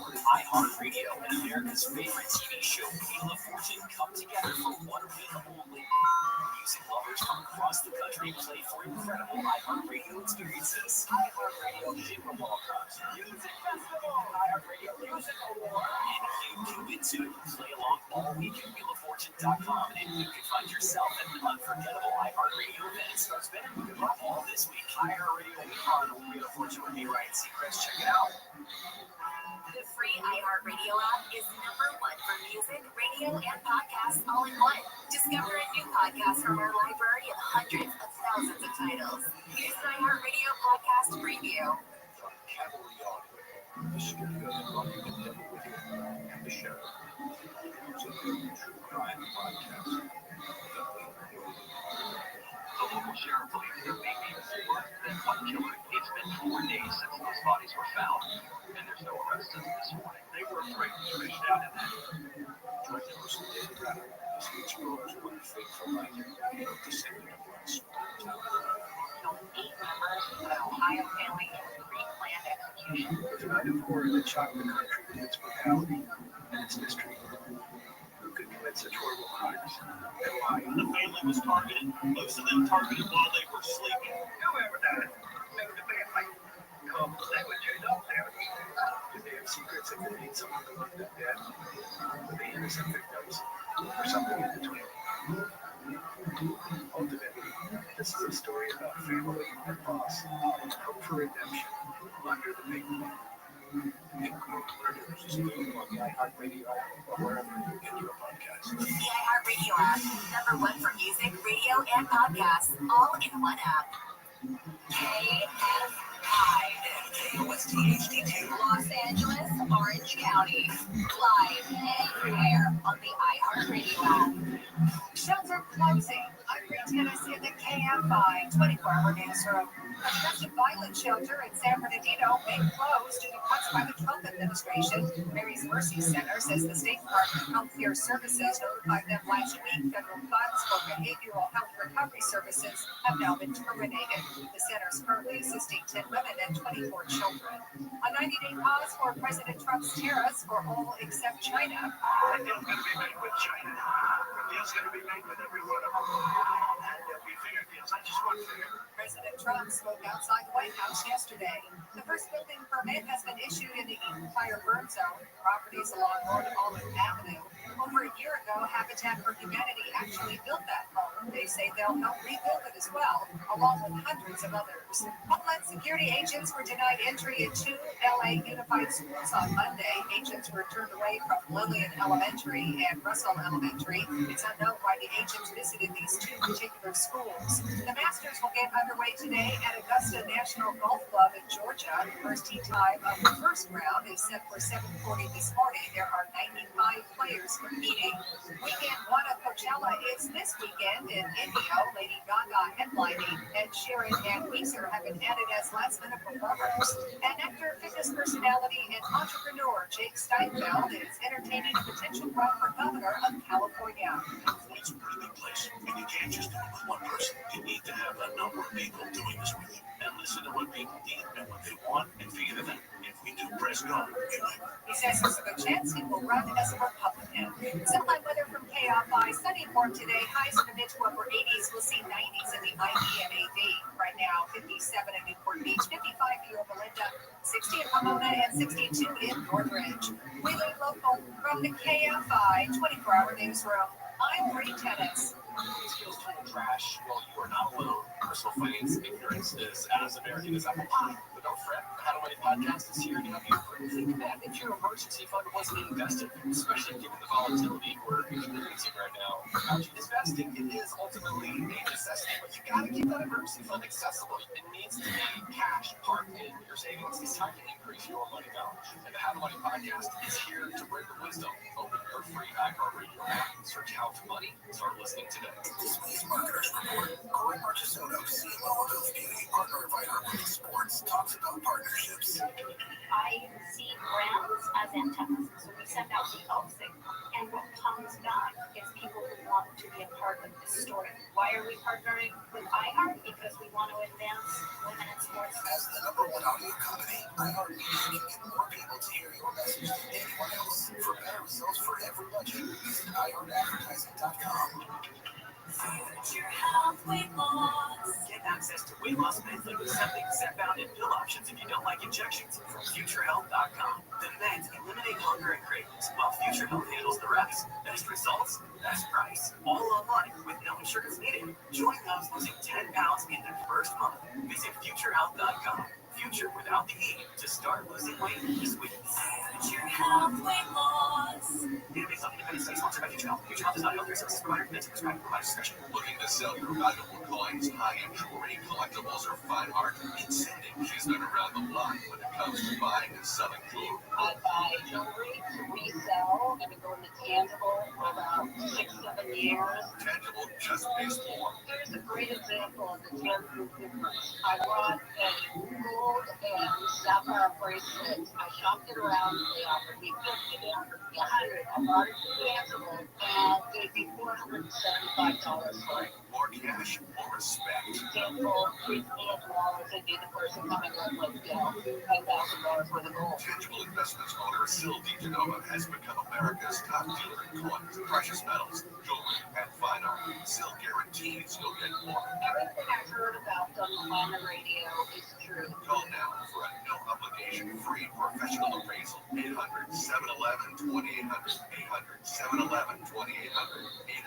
800-711-2800. Your one-stop for advertising? Call 844-844-IHEART. KFI, AM 640, KFI Live. Everywhere on the iHeartRadio app. Snakes, zombies, public speaking. The list of fears is endless. But the real danger is in your hand when you're behind the wheel. Distracted driving is what's really scary and even deadly. Eyes forward, don't drive distracted. Brought to you by NHTSA and the Ad Council. Mommy, how come my cat's in the front seat? Because I love you and you're just not ready yet. Putting your kids in the right seat for their age and sizes and active learning. Checking your kids on the right seat. NHTSA.gov/the right seat. Love protects. Not necessarily means if you have yours. Adopting a teen was more fulfilling or rewarding than we ever thought it would be. We just kind of knew from the beginning that we were family. Visit adoptingaskids.org to learn more. Brought to you by Adopting as Kids, the U.S. Department of Health and Human Services, and the Ad Council. As time goes on, I realized that politics is not serious at all. It's not about having accomplished things throughout your life. It's not that way. Now it's a social media popularity contest. John Cowell, people that vote the way people vote for an American Idol. Live 1 to 4 p.m. on KFI and on demand anytime on the iHeartRadio app. Watch Wheel of Fortune, weeknights at 7:30, only on ABC 7. KFI, AM 640, more stimulating talk.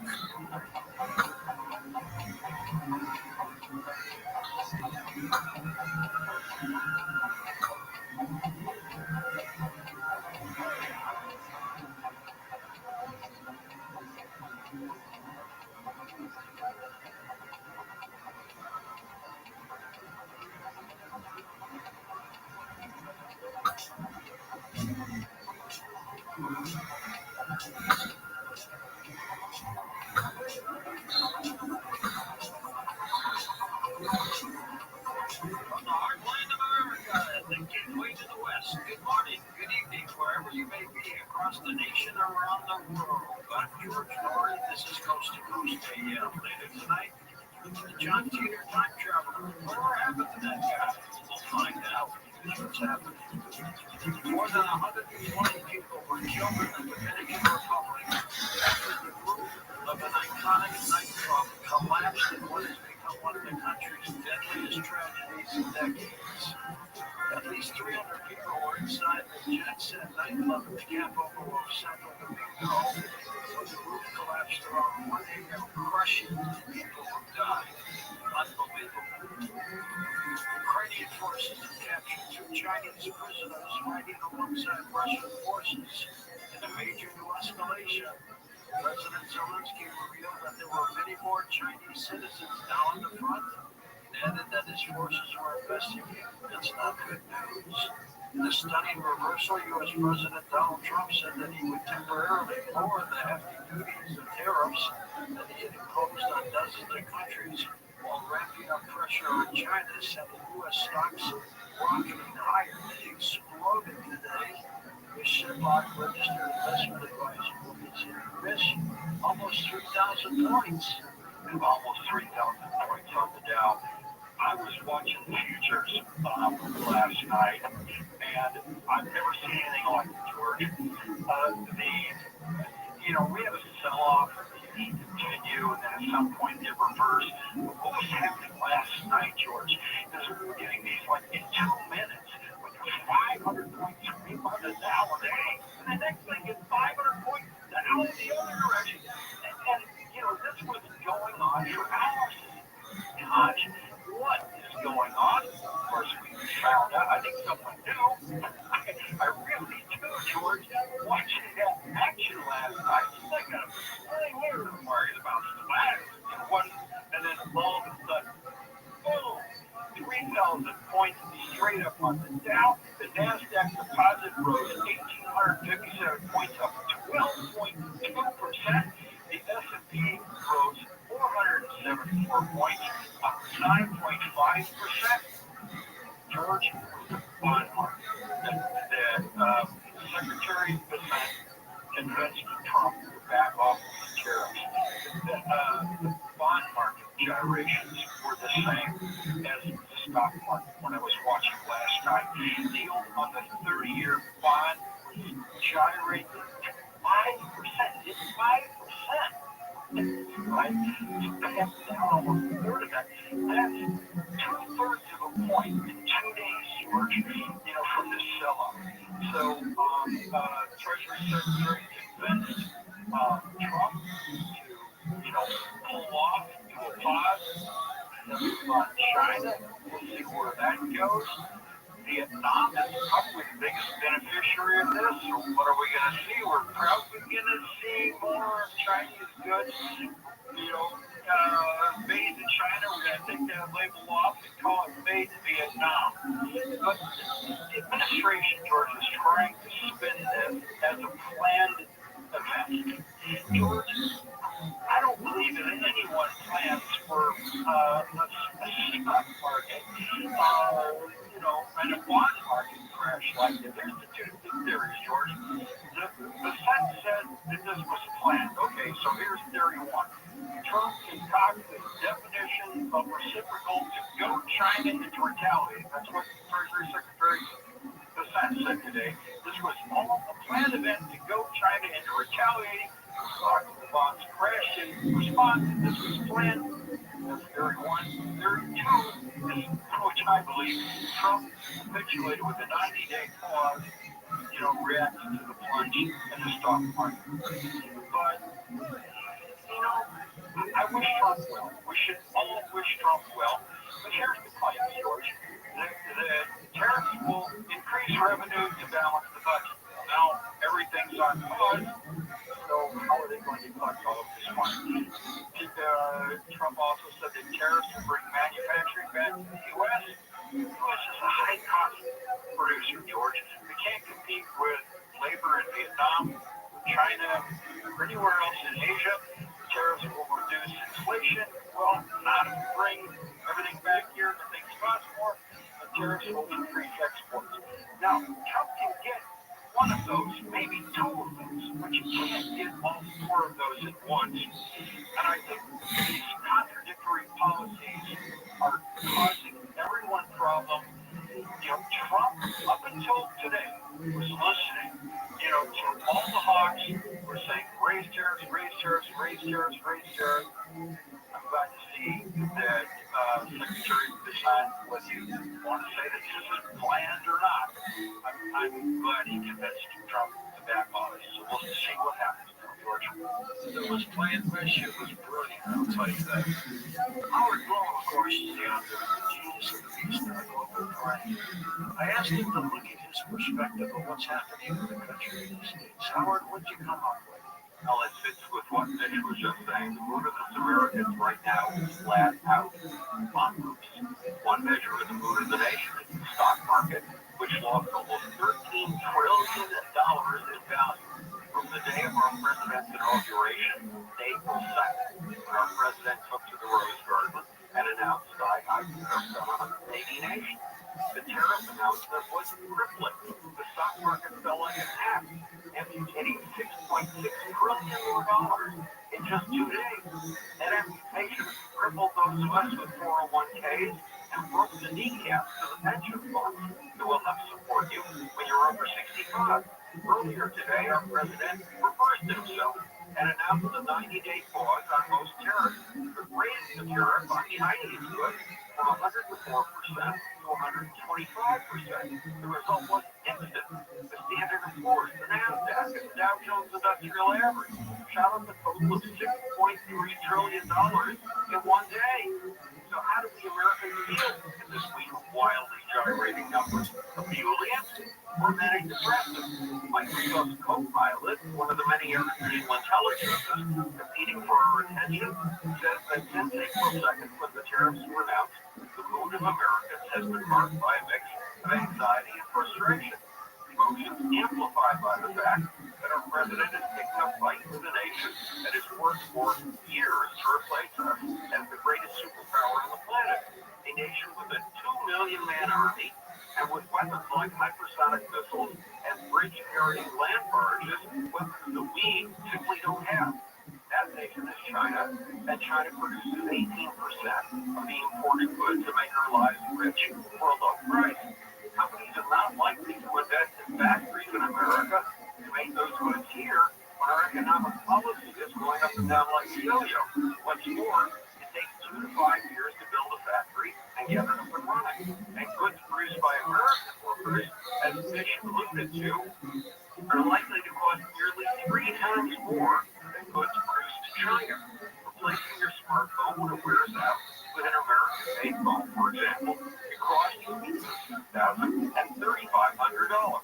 In fact, Forbes magazine says that an American phone would cost in the $30,000 to $100,000 range. In other words, the low-cost goods from China, Taiwan, Vietnam, and Cambodia make you and me richer. Those goods multiply our purchasing power. The tariffs make you and me poorer. They give us the equivalent of a giant pay cut.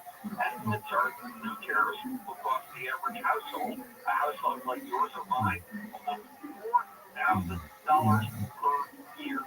Tariffs are taxes on you and me. China does not pay the extra 125%. We'll jack up the cost of Chinese laptops, children's toys, office TVs, and wireless earbuds. You and I do. But not all of us are trembling in our socks. Radicals, the Republican polling organization, proclaimed just before the Rothschild tariff announcement that 45% of us believed America was headed in the right direction. No wonder that in its summary of the bottom line on how we feel, Gallup, the polling organization, said way back in March that we are worried. And to quote Gallup, America's top worries remain firmly rooted in economic insecurity. In the last week, that insecurity has been roller coastered in ways we have never seen before in our lives. If it was planned, no, Howard, it was brilliant. We'll see what happens. Officials have announced that 180 heads of cattle are unaccounted for in western Colorado. That the winter weather is preventing them from finding clues about the missing animals. The number of missing cattle translates to at least hundreds of thousands of dollars lost to ranchers they belong to. They have no idea where the cattle went. In a moment, we're going to talk about the wonders of the universe with Dr. Doug Matsky next on Coast to Coast AM.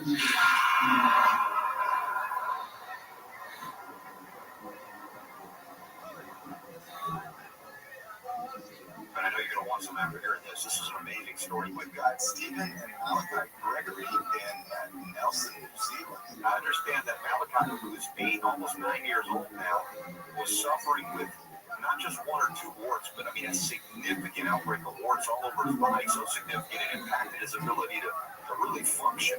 Yeah, he was having trouble even holding into the run. That was times look actually that got me thinking about it. I'm not surprised. It is an amazing immunomodulator, and so I can see that it would work. And so at what point did you see that there was actually improvements really going to work? Well, look, we really started to notice it around 12 weeks. You can see these things actually getting smaller and smaller and going down to whether just little red marks, the whole thing's gone.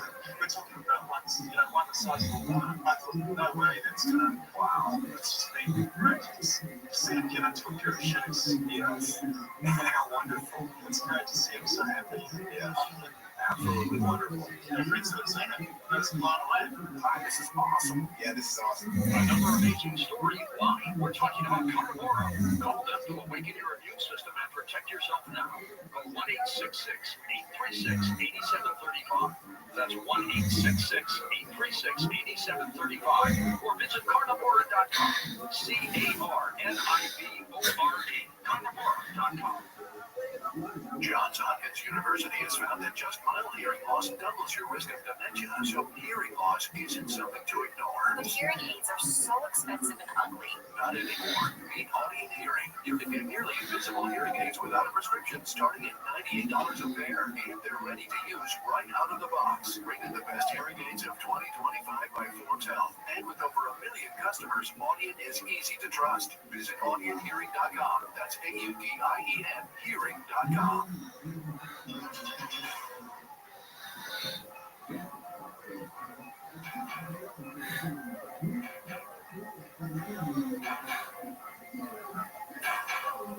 welcome back to Coast. George Story with you. Dr. Douglas Matsky back with us, known as the Quantum Dog. He's a distinguished scientist and researcher with a PhD in quantum computing from the University of Texas at Dallas.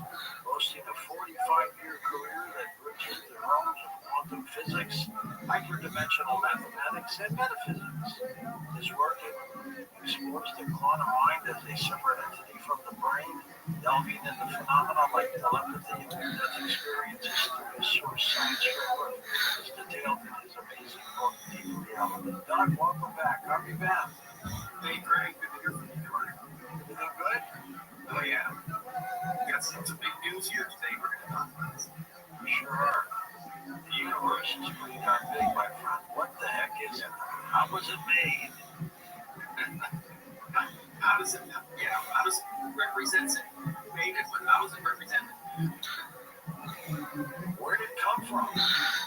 Yeah, exactly. You look at information a lot.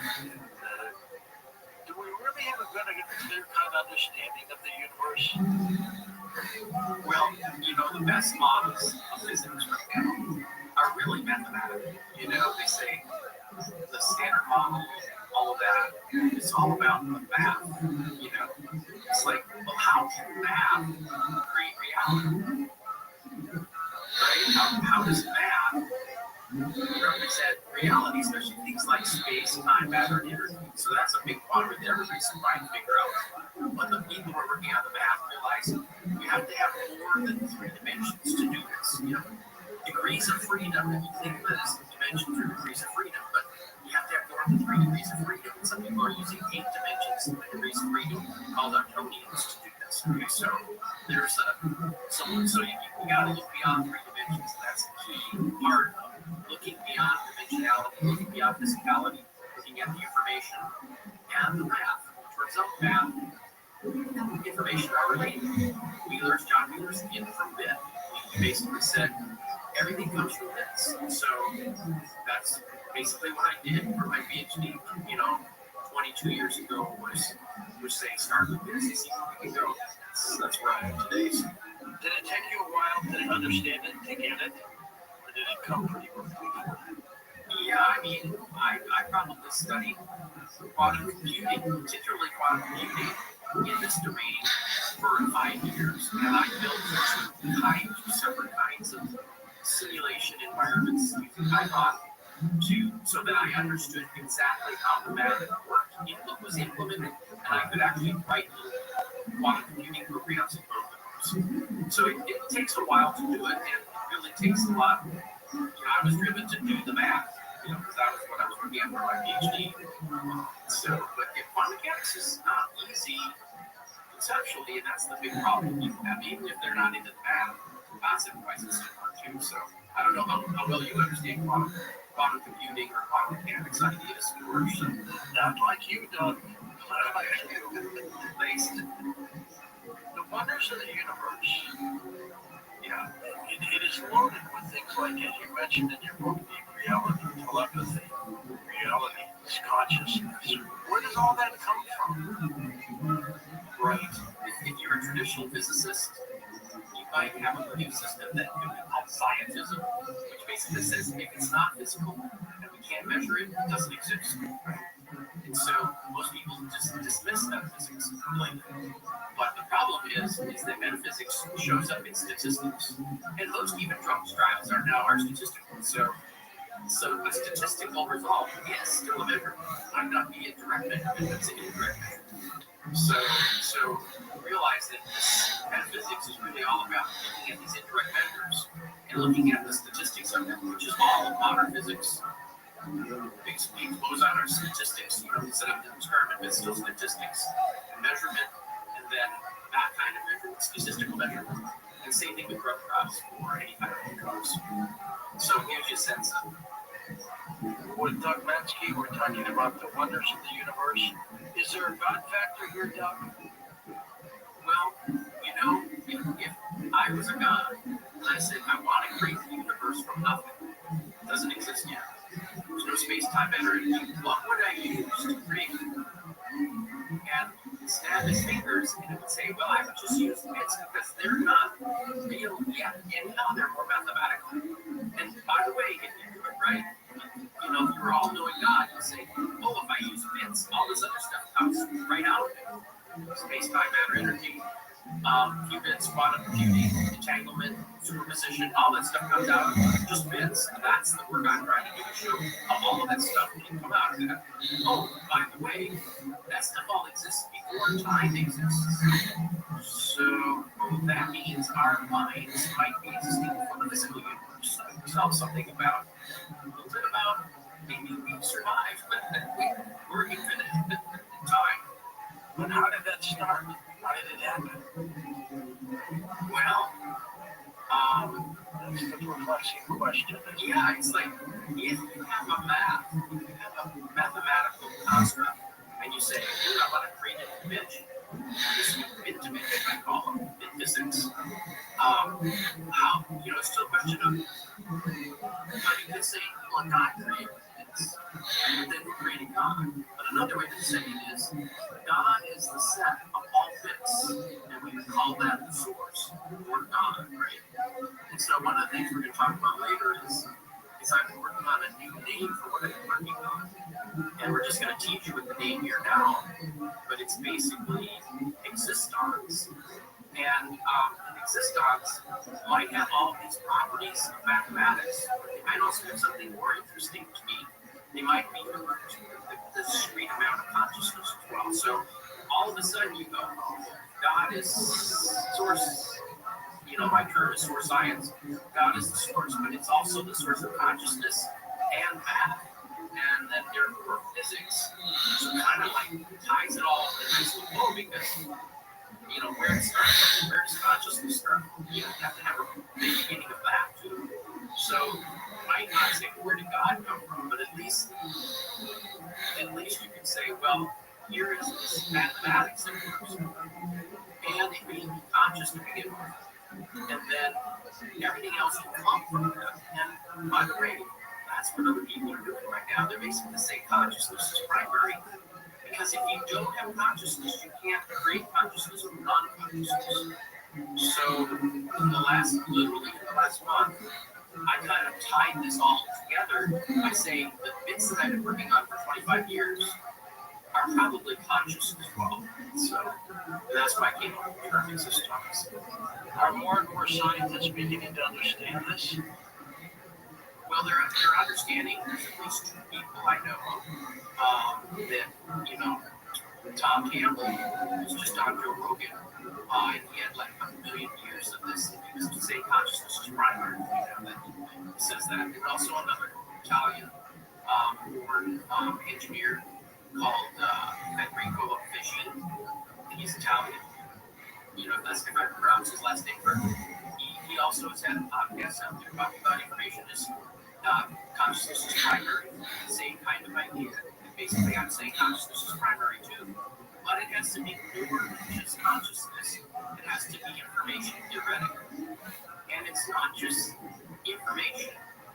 It's a kind of computation that's compatible with quantum computing, which is some people would call it like Sir Roger Penrose would call it non-algorithmic computation.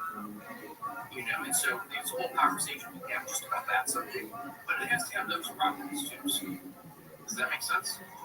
What's fueling the change?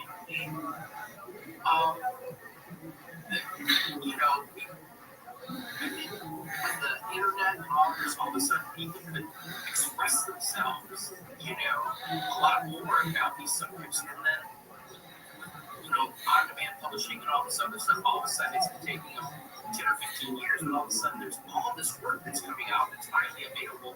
People can get at it so easily on the internet and see these podcasts. And so now there's a resurgence of interest in this all around the world because people all of a sudden have access to it. Before it was hard to get access to this, and people are presenting it in a way that's easier for people to understand. So, Doc, we're going to take a short break, but we'll come back and talk about this new name you created, existons or hyperbits. Explain what that means. Never miss a detail on a show or a guest. Sign up for the Coast Zone email newsletter, available for free at coasttocoastam.com.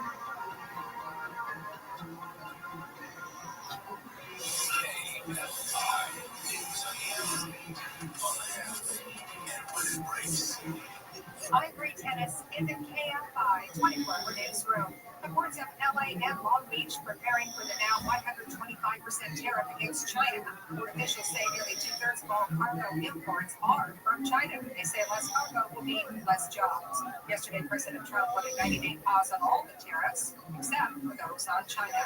A transgender military pilot is suing a conservative influencer after she was falsely accused of being involved in the D.C. plane crash that killed 67 people. Joe Ellis filed a defamation suit yesterday against Matt Wallace after he claimed Ellis was flying the helicopter that collided with the plane. And the 50th Grand Prix of Long Beach kicks off tomorrow. Satellite weather from KFI. Lots of sunshine on the way and warm and highs in the mid to upper 80s. We'll see 90s in the Inland Empire and Antelope Valley.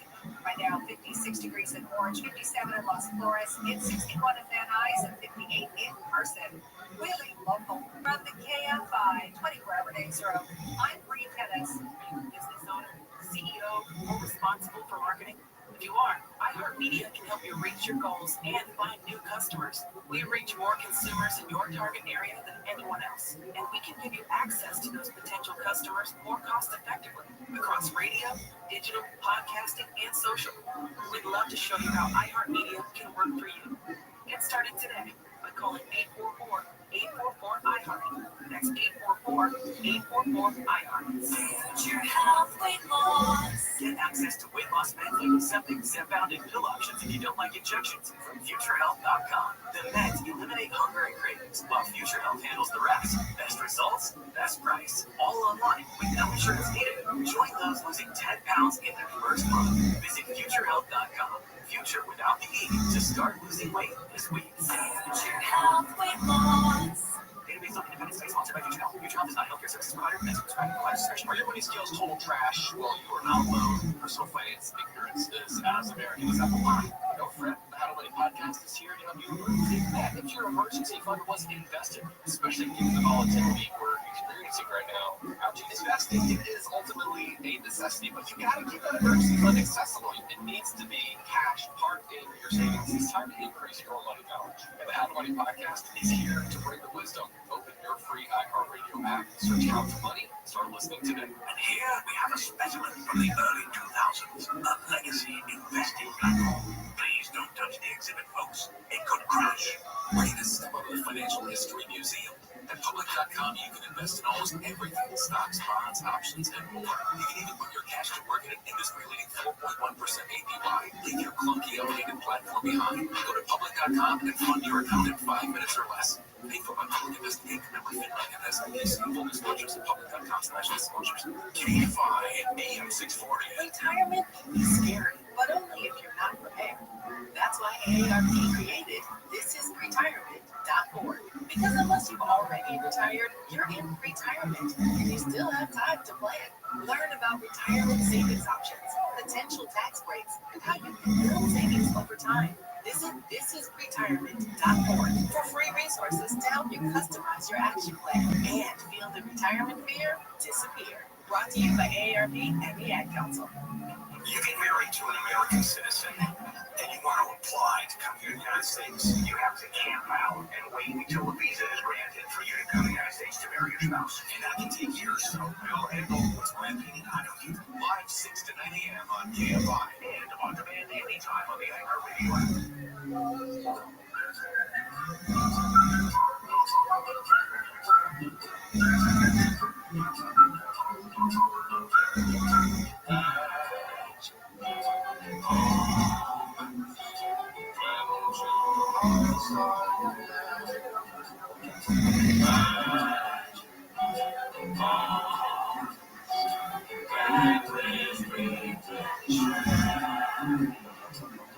I'll never forget the moment we kissed the night of the heat drive. The way that we hugged and tried to keep warm, making the sleigh ride fast.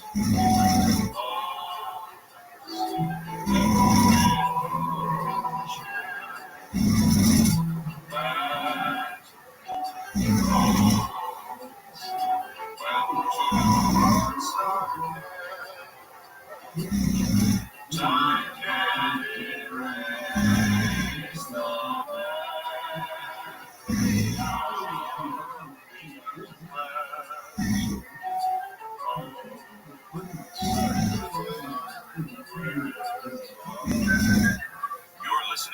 Coast to Coast AM with George Norrie. We're going to take calls with Doug Metzke next hour on Coast to Coast, so make sure you're a part of the program. We've got some live events coming up, and Tom's here to talk about it. But Tom, before you get going, I was looking at the seating arrangements, and there's a row of seats that are in the bottom level that are pretty darn good. They're still available. Grab them fast, folks. I have not looked at that, but if they're there, you got to get them because they will go. They're starting to fly now. Getting close to showtime Saturday, April 19th. A beautiful playhouse. We call it Radio to Stage. We dress up the stage a little bit. We'll bring in a band. George, how's those pipes? Because you're going to be singing some songs. I love it. Charlotte is looking forward to us. Yeah, and it's a beautiful theater. Lex has a link on the website. You can click that and see the theater. They've redone it. Beautiful place. We'll do a salute to the veterans and first responders. We'll do a meet and greet. We'll have all kinds of fun. We're going to set up microphones, so it's a very interactive show. You can walk up at any time during the show, get in line in front of the microphone, and ask questions of anybody that's on stage. So we'd like to invite you to come on out. When you first walk into the theater, there'll be some folks sitting there in the lobby doing stuff, and we're going to have Monica the Psychic sitting there in the lobby. So go get your fortune reader and get something read. But head over to coasttocoastam.com right now, and all that info is right up there for the show. When I said Charlotte is waiting for us, I'm talking about the city of Charlotte, North Carolina. I hope they're waiting for it. It seems like it because there's a lot of tickets flying out the door. And the Paranormal Podcast Network is up and running and available for you to listen to. It sure is. We call it the iHeartRadio and Coast to Coast AM Paranormal Podcast Network. If you listen to your podcasts on your phone, just download the iHeartRadio app. If you listen on a PC, all you need to do is go to iHeartRadio.com. In either of those, just put Coast to Coast AM in the search. All the shows will pop right up. Shades of the Afterlife, Strange Things, Beyond Contact, and even also the weekday shows we do here in the weekend shows. It's up to. So a lot of listening, a lot of stuff to do. Just go to coasttocoastam.com. All details are right there. Exactly. More with Dr. Doug Metzke and a moment on Coast to Coast. And first, build up your immune system. HealthyLooking.com. Dr. Alan Malay brings 4 decades of experience in natural products for the exclusive stem cell wellness kit that works with your body's stem cells to assist your immune system. Here's Dr. Malay with more. Whether it's physical activity, obesity, diet, smoking, lower hormones, stress, sleep disorders, or your age can be supported by reducing inflammation and aiding the body to heal itself appropriately. A stem cell is a cell waiting to be told what it needs to be. If there is inflammation, that inflammation needs to be stopped. High blood pressure, high cholesterol, kidney disease, various types of cancer, depression, autoimmune disorders, osteoporosis, even fatty liver are chronic signs of inflammation and can be aided by supporting the body's ability to protect those cells that it needs. And that is the purpose of ImmuStem and Adaptostim together, supporting the body to be the best it can be. Dr. Malay, how will I feel after taking Adaptostim and ImmuStem? The ImmuStem is going to have an immediate effect, but I tell you, your immune system is starting to function better after 24 hours. You put Adaptostim along with it, and most feel it in 30 minutes. Order now at HealthyLooking.com. The stem cell wellness kit from Dr. Malay protects your body's stem cells and will make you feel better faster. The stem cell wellness kit with Adaptostim and ImmuStem and your free gift Relaxon is only available at HealthyLooking.com or toll free at 800-563-3980. That's 800-563-3980. Don't forget to enter promo code George for free shipping. George's Stem Cell Wellness Kit at HealthyLooking.com. That's HealthyLooking.com.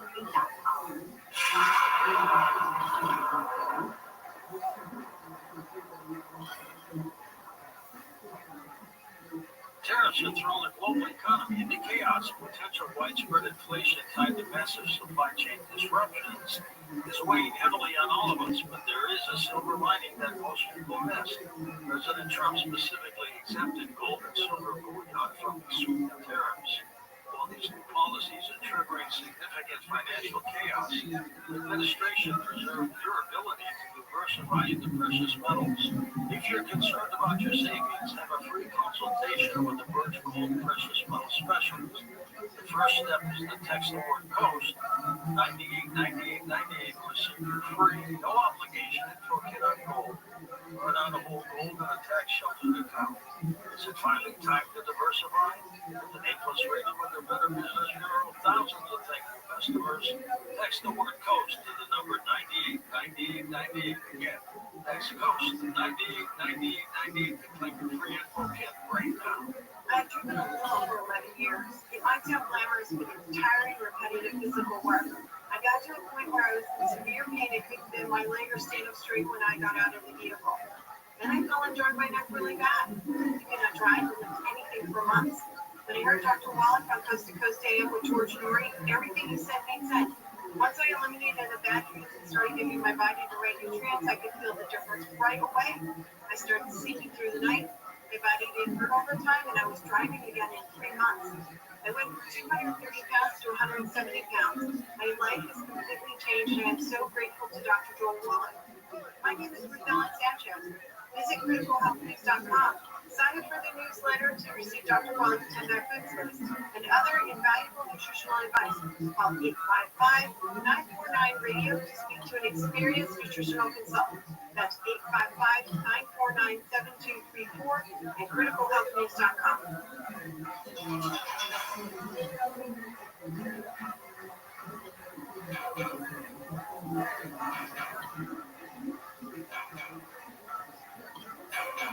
Welcome back, George.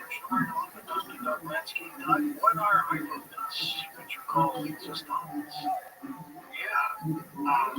And 25 years ago, I said, hey, I want to figure out how we can get the universe just from bits, And so I said, well, let's figure out a math.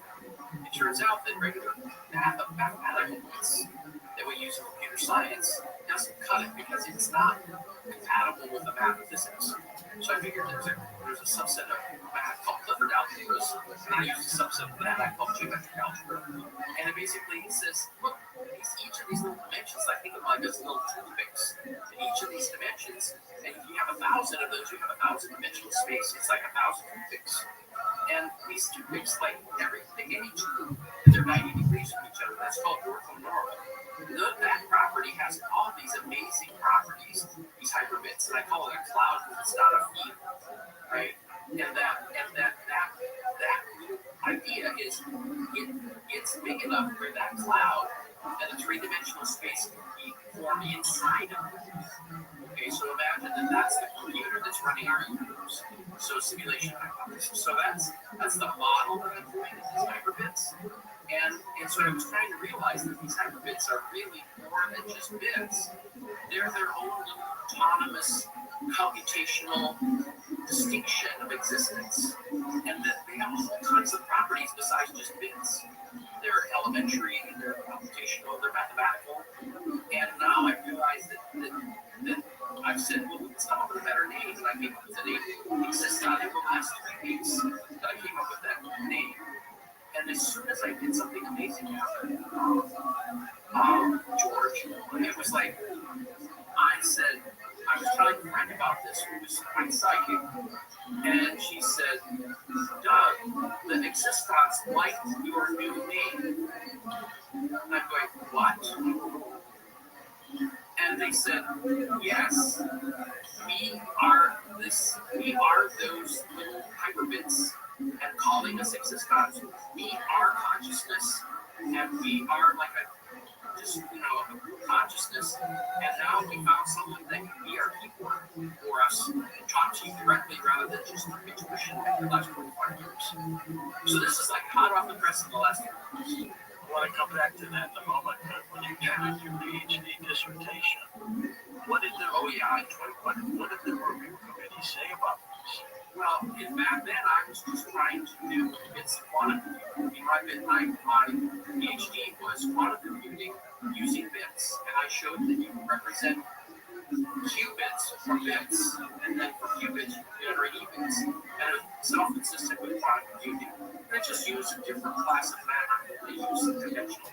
Normally they use Hilbert space math. And so I was interested in it from a consciousness perspective, but the dissertation was just about, the very narrow subject of qubits from bits.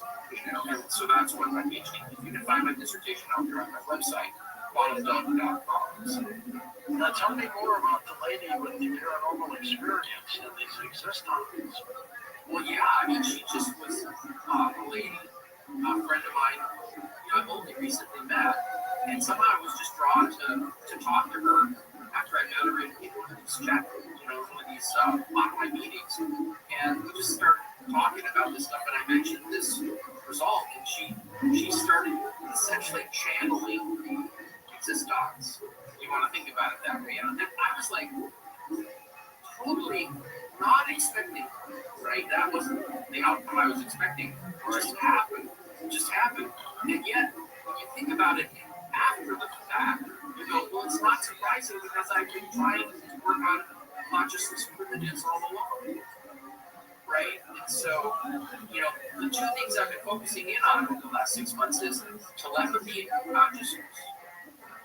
And you say, why would an engineer be interested in that? I'm saying, well, because if we can figure out the representation for telepathy that supports true consciousness, we can solve a whole bunch of technology issues that we don't understand in the paranormal and in the physical world too. Right? You've had some kind of expression where you knew something that you didn't know about someone, sort of an intuition or telepathy. I've experienced that. How about you? And everybody has. I think yeah, exactly. So I was interested in that problem, and so in fact, these existents started giving the information. I would ask the questions, and they would say, we are the primitive consciousness construct that's discrete in the universe, and all other consciousnesses are built on them, including the entire physical universe. And I was like blown away. It's like I couldn't believe that I was hearing these comments coming from this kind of a channel, when I think about it. So my goal is how can I prove that these guys are really there and that they really are having this conversation with me and I'm not just making it up, it's not just hallucinatory, So that's my next step as a scientist. And I make this whole discussion more credible even more than I've already done for that. What role do you think they played in the creation of the universe or the Big Bang? Well, there are these scientists like Bob Campbell and Federico Veggie who say that consciousness is primary. So if consciousness is primary, then they would have had to been there all from the beginning, right? And because you can't get consciousness from inanimate matter. In fact, that was sort of the problem I was dealing with. How can I get consciousness from math? It's the same problem, right? It's one level bigger. So that was the question I was having. And so and also meaning, if you have telepathy, you go, here comes this quad packet of meaning, and it has meaning in it. Where is that meaning stored? How is it stored like a little molecular meaning packet, like an internet packet of the mind, right? So that's the representation I'm looking at. And by the way, the method I'm using can actually make little molecules of meaning because there's more. It's more than just these little toothpicks. These little toothpicks form together to form little planes of little volumes, little squares, and little more volumes. So there's structure that forms in this. It's not just a big pile of dimensions like in Hilbert space.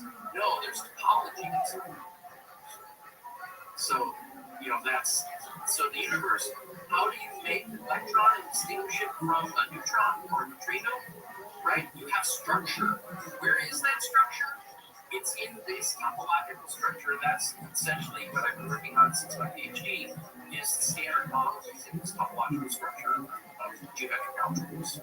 Are you the only one who discovered the existence, or are other scientists learning about this? Well, I'm the guy who's working with a man named my family, and he's now passed away. He was the one who taught me this math. Okay, and there's an organization called the Alternate Natural Philosophy Association from England, and they were that had this sort of marching motto, which is, I want to create the universe with bits only. So it's sort of their philosophy, but nobody else has gone as deep as this guy Mike and I did together, and we met in 1994, which was actually 30 years ago, and then we worked on my PhD 25 years ago. And so trying to get traction in this area when it's a new idea is hard because physicists and mathematicians don't want anything unusual. They want to hear the same old story, right? So I'm ready to give up on the mathematician physicists and start talking to the mystical people because they're more interested in helping explain their experience. You know, they have a spiritually transformative experience and everybody thinks they're crazy. And I'm saying, no, that's the math that tells you that, the physics tells you that, the information science tells you that that's real, you know, the near-death experiences and stuff. And how does it tie into telepathy? Well, because if you have these little packets of meaning, you have to have a representation for them, you know? And so then I've experienced telepathy, okay? I've experienced telepathy with another person, and the first time we met, we both knew. We were there hearing each other's thoughts. It was amazing. And but I've also had telepathy with relief clothes, where they were saying, here we are. I'm going, oh, thank you, because I was looking for this moment. You know, they were interacting at that moment. So you don't just need brains to be telepathic. You just need something that's conscious, and most living things are conscious, like plants. But at this level, even water being conscious, because it's made of these quantum things that are also conscious.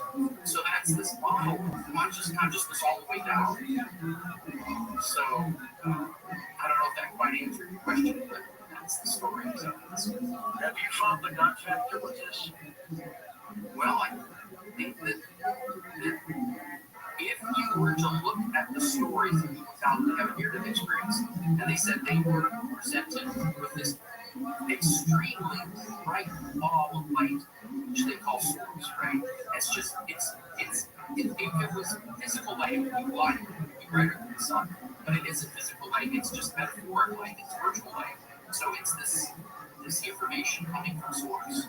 Well, what are those little things coming from source, this big ball of light? What is those little things from source? Well, I think that's what these are. There's either 1, 2, or 3 of these little existons working together to give you. If you take 3 of those, you get virtual light, right? That's a cute trick. And that they know that this is virtual light. There's no energy or matter. There's energy associated with space and time associated with, but it's the structure of light that's a real thing. Okay? So the source then, so you say, how can you represent the source that we're experiencing when they have a near-death experience? And it would look like this. Okay? And so then telepathy comes as part of this result of this representation as little packets of meaning, just like electrons are little packets of meaning too, that they have some particular behaviors that we see as an electron. If you were in a meeting and somebody stood up and said, Dr. Mansky, please explain to us how these existence came about, what would you say? Well, they've been whispering to me for 25 years. And you at an intuitive level, I've been hearing the kind of thought process that you need to justify all these requirements, right? I'm essentially collecting the requirements for their existence, right? And so it turns out that these other people, these scientists like Tom and Federico, they're doing the same thing. They're saying, here's a bunch of requirements we have to have, and they come up with a very similar solution. The only difference is I've got detailed math to show where it comes from. And I can write actual mathematical formulas for the sum of the structure out of it. And so it's a little bit deeper than they're talking about information, but I actually have a mathematical representation of information that's compatible with physics and math. So I think it would be good for all of us to work together. Instead of working in silos, that we start working together, so science, spirit and science will work. And by the way, George, you know that our science would be nowhere if it wasn't for things like telescopes and microscopes, right? That's right. And guess what we're doing? We're still building better and better microscopes and telescopes, right? Everything we do in science is usually building in those areas, right? And the mind is the ultimate mental scope of the universe.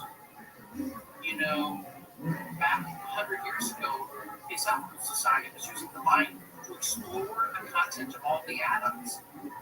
And the Philosophical Society, and they created a book called chemistry, and they were using the mind to map out force before they realized they were so this was in the 1920s. Okay, so if you realize that the mind is the ultimate instrument, then you say, well, what is the representation to allow the mind to be the ultimate instrument at any scale, down at the quark level, or down at the supernova level, or down at remote viewing off of Mars, right? What allows the mind to do that? Well, it's a representation of attention and awareness that can interact with information at its core root, and all of those representations, all those modalities of the way it's expressed in this universe, including telepathy. What are some of the New Age scientists saying about this? Well, it's so hot on the press. Literally, this is one of the first times I've talked. I mean, I had a you go to Dr.com, a woman named Valerie, a friend of mine. She helped me to introduce this last week. So there's a small amount of it up there, but I'm talking about it probably even more here with you, George, because it's so good that I'm just starting to build, get feedback from people about this idea. It's the same in physics I've been doing all along, adding the consciousness aspect of it, and adding the fact that it's a group consciousness, and people can start interacting with it if they want to as a group consciousness. And this also has to do with consciousness about if we survive physical death, what are we? Well, we're a mind that's being. We go in and we interact with our spirit guides, and that spirit guides is a group consciousness that are helping us in interacting. Hold that thought, Doug. We're going to take a short break and come back and talk more. I want to get into your book you wrote 5 years ago called Deep Reality, and we're opening up the phone lines when we come back. Coast Insiders, the new version of the Coast to Coast AM app, is now available for iPhone and now Android 4.0 and above. Listen live or on demand, anywhere, anytime. Go to coasttocoastam.com and download it today.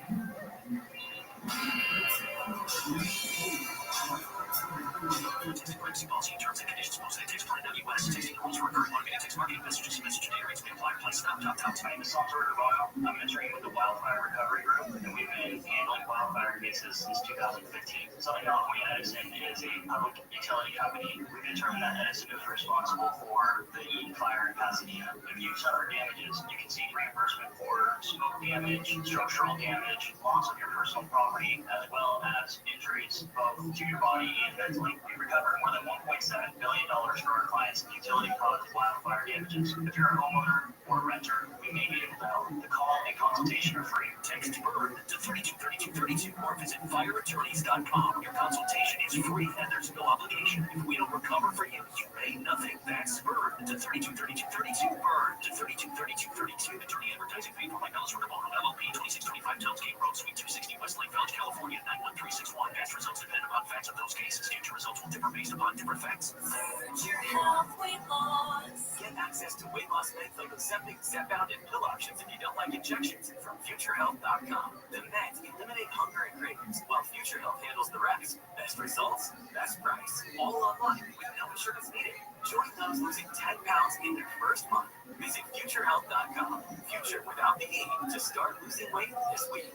Future health weight loss. Database on independent study sponsored by Future Health. Future Health is not a healthcare services provider. Meds are prescribed provider discretion. iHeartRadio straight from the studio with Elton John. Well, Randy wrote the lyric, which I thought was an amazing lyric. I found it very easy to write to it because it's just such a great lyric. It starts off slowly and then it builds to crescendo with a chorus. And it was so much fun to write. And it was, as soon as we wrote this, we knew it was going to be the time to song out. Hear Elton John's music, including his new album, Who Believes in Angels, on the iHeartRadio app. AM 640. More stimulating talk, no login required. KFI and KOST HD2. Los Angeles, Orange County. Live everywhere on the iHeartRadio app. Santa Monica out. Ivory tennis in the KF5 24-hour newsroom. The International Olympic Committee says volleyball competitions will not take place at Santa Monica Beach. They're now looking at Huntington Beach for the 2028 Summer Games. A new California bill aims to prevent cities and counties from punishing homeless for sleeping or camping in public. This new legislation, called Right to Rest Act, would still allow local governments to clear encampments, but it would protect both homeless people and those who assist them with basic survival needs from civil or criminal penalties. The bill is set to go before the Senate Local Government Committee later this month. The judge in the Brian Kocher murder trial has approved banning some phrases. KFI's Brad Ford with details. Judge Stephen Edwards said he didn't want to police phraseology because a mistakenly used word could lead to a mistrial. He did agree the words psychopath and sociopath cannot be used. Edwards also considering whether to allow a witness statement about a suspect with bushy eyebrows and a selfie that co-worker took the day of the murders. Co-workers accused of killing 4 University of Idaho students. Stocks closed sharply higher following President Trump's 90-day pause on some tariffs. Investors now waiting for the opening bell this morning. A Kentucky Fried Chicken-inspired toothpaste has already sold out. KFI's Mark Mayfield with details. KFC teamed up with Australian World Beer brand Bismarck to create a fried chicken-flavored toothpaste that the fast food chain described as a craveable toothpaste that delivers next-level freshness with every brush. The toothpaste sold for $13 and sold out shortly after being released. And LeBron James getting a Ken doll. He's the first male athlete to be featured as a Ken ambassador. The doll costs $75. Southside weather from KFI. Sunshine with temperatures in the 80s and 90s. Right now it's 59 degrees in Tustin, 60 for Mission Viejo, 53 in Oxnard, and 58 in Hermosa Beach. Feeling local from the KFI 24-hour newsroom. I'm Bree Tennis. You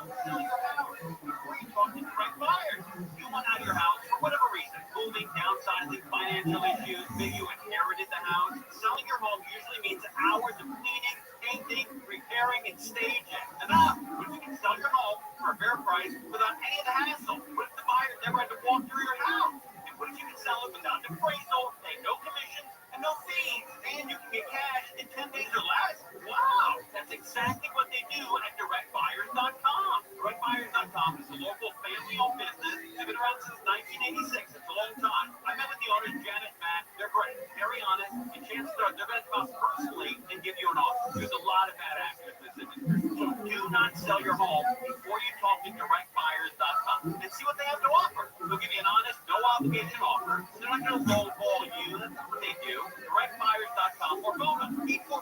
844-242-SELL. 844-242-SELL. DirectBuyers.com. DirectBuyers.com. Are you a business owner, CEO, or responsible for marketing? If you are, iHeartMedia can help you reach your goals and find new customers. We reach more consumers in your target area than anyone else, and we can give you access to those potential customers more cost-effectively across radio, digital, podcasting, and social.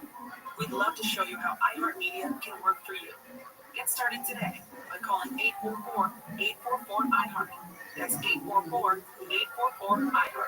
Future Health Weight Loss. Get access to weight loss meds like Ozempic, Zepbound, and pill options if you don't like injections from FutureHealth.com. The meds eliminate hunger and cravings while Future Health handles the rest. Best results, best price. All online with no insurance needed. Join those losing 10 pounds in their first month. Visit FutureHealth.com. Future without the E to start losing weight this week. Future Health Weight Loss.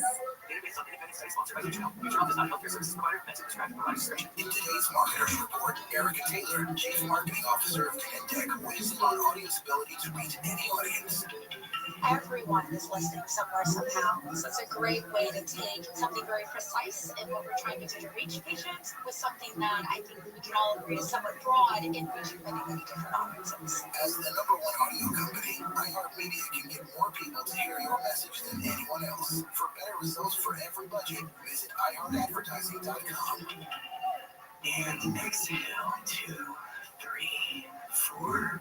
Walking with friends, watering my plants, getting rest, breathing exercises. They don't just feel good. There's science backing these to help me heal from adverse childhood experiences, or ACEs. Toxic stress that can be caused by ACEs can impact your relationship. But there are so many ways to heal. And You don't have to do it alone. Training pros can help. Learn more at livebeyondca.org. The rest of the country works.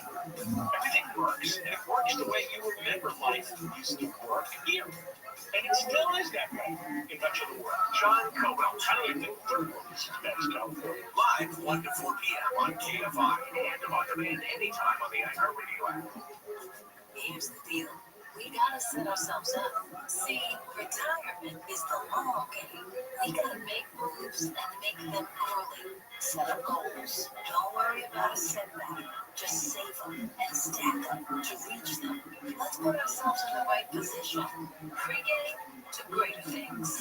Start building your retirement plan at thisisretirement.org.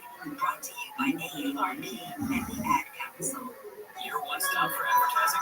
Call 844-844-iHeart. KFI, AM 640, more stimulating talk.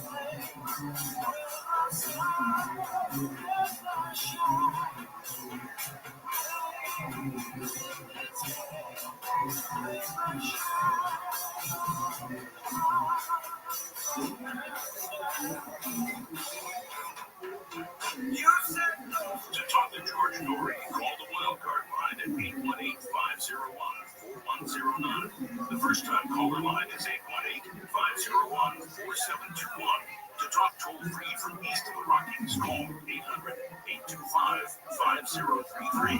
From west of the Rockies, toll free, call 800-618-8255. To reach George via Skype, use Skype name George97313. Send George a text message anytime at 818-298-6521. This is Coast to Coast AM with George Norrie. Dr. Doug Metzke with us. His book is called Deep Reality. We're going to chat about that for a little bit when we come back and take your calls on Coast to Coast AM. Well, we see what the tariffs are doing to the economy. Stock market went crazy today when it was announced that the president had halted things for 90 days except for China. It took off by 3,000 points. But there's a silver lining in all this that a lot of people have missed. President Trump specifically has exempted gold and silver bullion from these sweeping tariffs. While these new policies are triggering significant financial chaos, the administration preserved your ability to diversify into precious metals. If you're concerned about your savings, why don't you have a free consultation with a virtual precious metal specialist?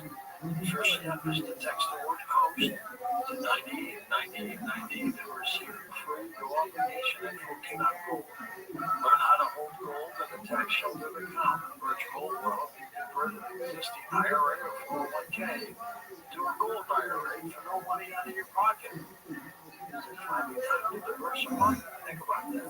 A+ rating with the BBB, thousands of thankful customers. Text the word COAST to the number 989890. Again, text COAST 989890 to take that free info kit right now.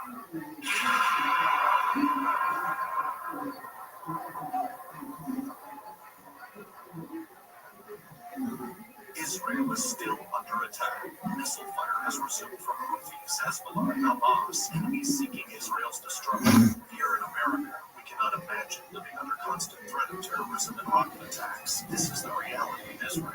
Parents taking their children to school, falling to the ground to lay on top of their small children, trying to comfort them as sirens blare. The next attack against Israel is happening now, with little time to prepare, so we must act now. That's why I'm partnering with the International Fellowship of Christians and Jews to help provide life-saving aid and security essentials. Your urgently needed gift today will help provide security essentials like bomb shelters, flak jackets, and bulletproof vests for first responders, armored security vehicles, ambulances, and more. Join me in standing with Israel. Call to make your gift at 888-488-IFCJ. That's 888-488-4325. Or online at supportifcj.org to give. One word, supportifcj.org.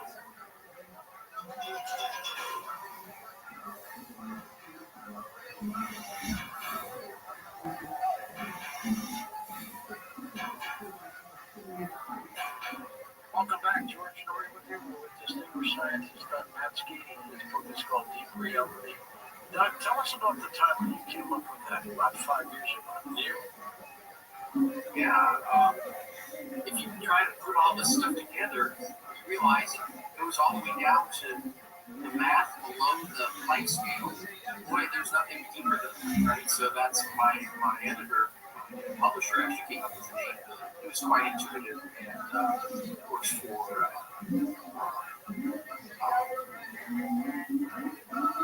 Waterside Publishing, and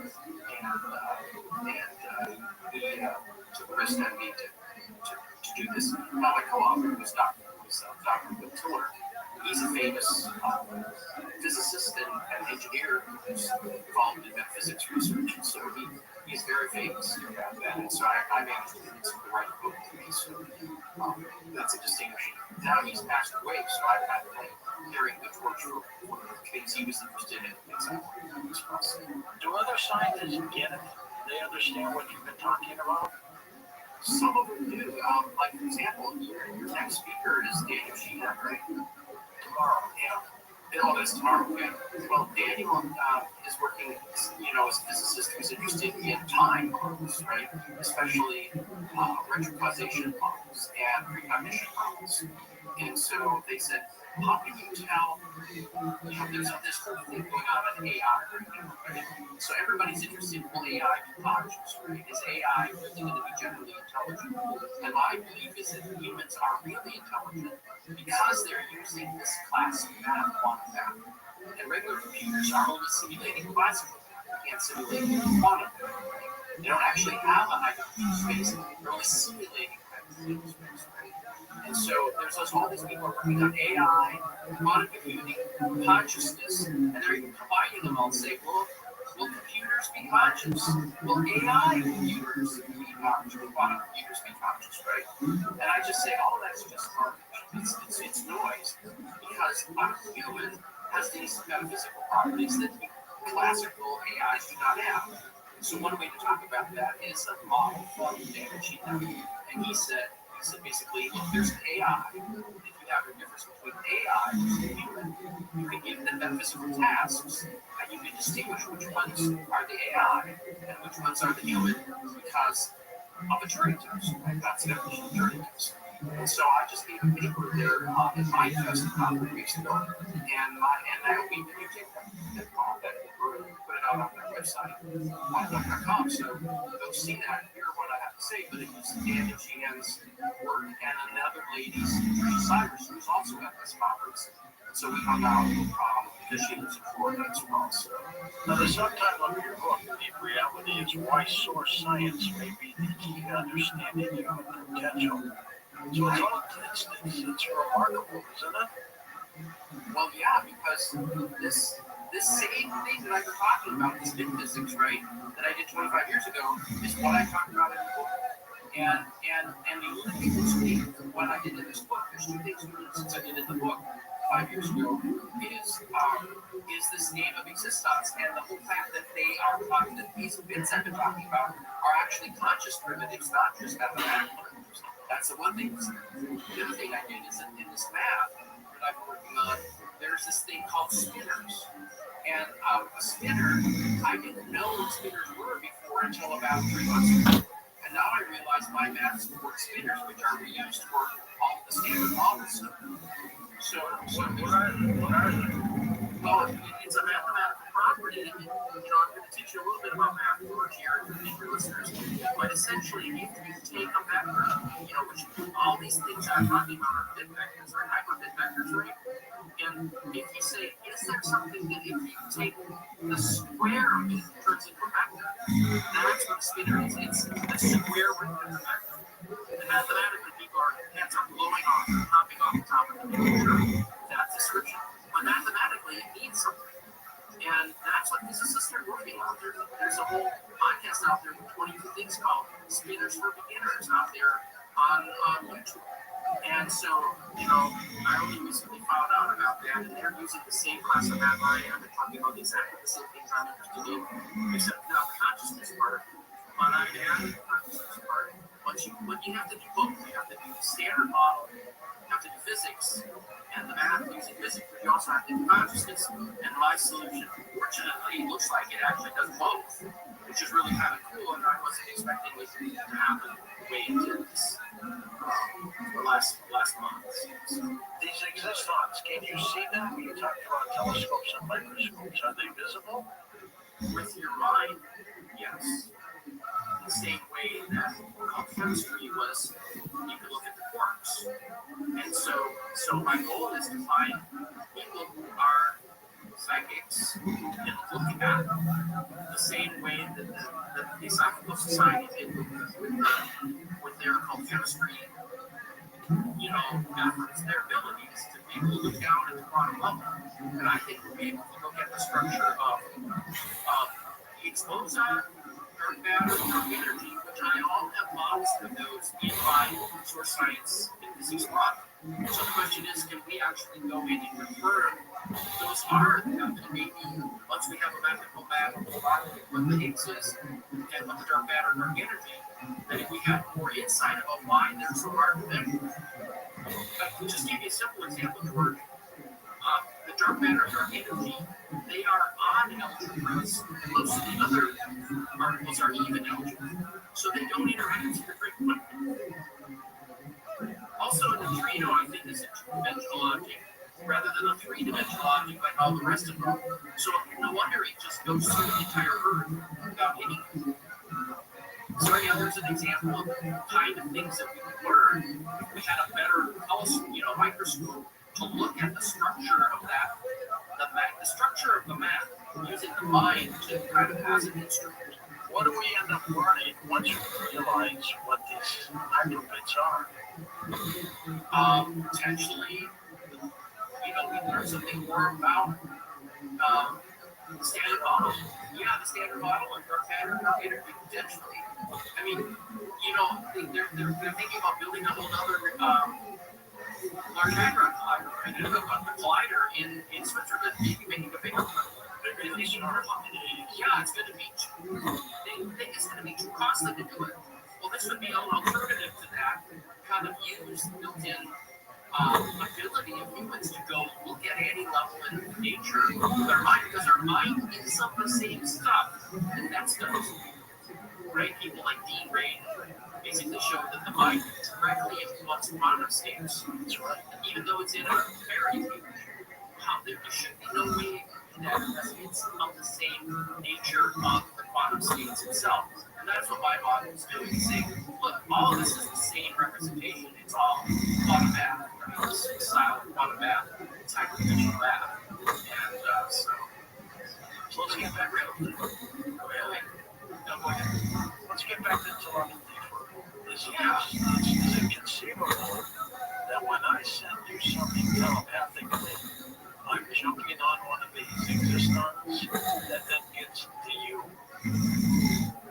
Well, in this space, hyperdimensional space, there is no distance and there is no time. All there is relationships. And the kind of relationships that telepathy has is this: I'm generating this structure, and you and I are both observing it non-locally into the point like it's entangled, or like a quantum entanglement, like anything. So we're both connected to it, even though there's no distance. We can just say, I want to include those dimensions in my collection of dimensions, and the same with you. So that's where this telepathy happens. Essentially, you're observing the quantum scale and observing it without destroying it, using your mind as as a memory. And that's how you pull the information. Where do people get your book, Deep Reality? Amazon. I also have a Deep Reality website that tells you more about it. And also quantum.com has all my talks listed there in the most recently at the top.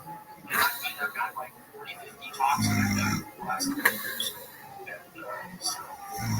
And you also have a tech company, don't you?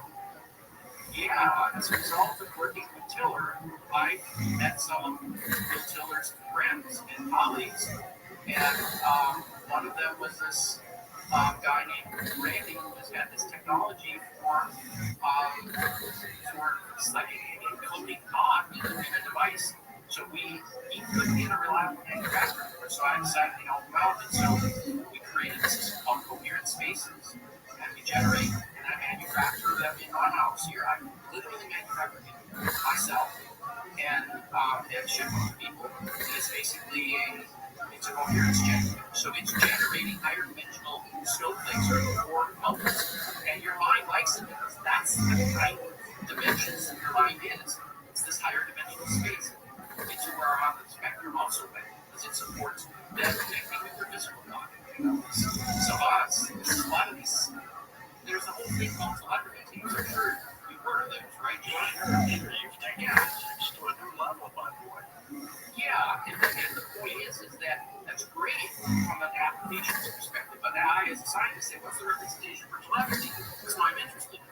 And one of the ladies, Sophie Miller, helped co-found this company because she works with autistic kids for 20 years, like this, okay, using telepathy. So she was a co-founder of Coherent Spaces. And so we were trying to help her, her population. And so it turns out it actually creates a buffer zone between these savant kids who are telepathic and they're not verbal because they don't interact with their brain. You get this bridge between their savantness, their higher dimensional states, their mind, and physical brain. And some of them, with help with these kinds of help, start actually interacting better with the physical world. So we found those examples, and there's a bunch of testimonials on Coherent Spaces life website. So that's what we're doing. That's an amazing apparatus.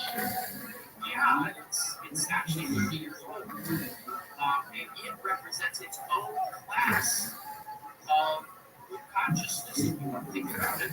And guess what? So autistic kids have their own consciousness, and they all hang out in this virtual consciousness place that they call the hill.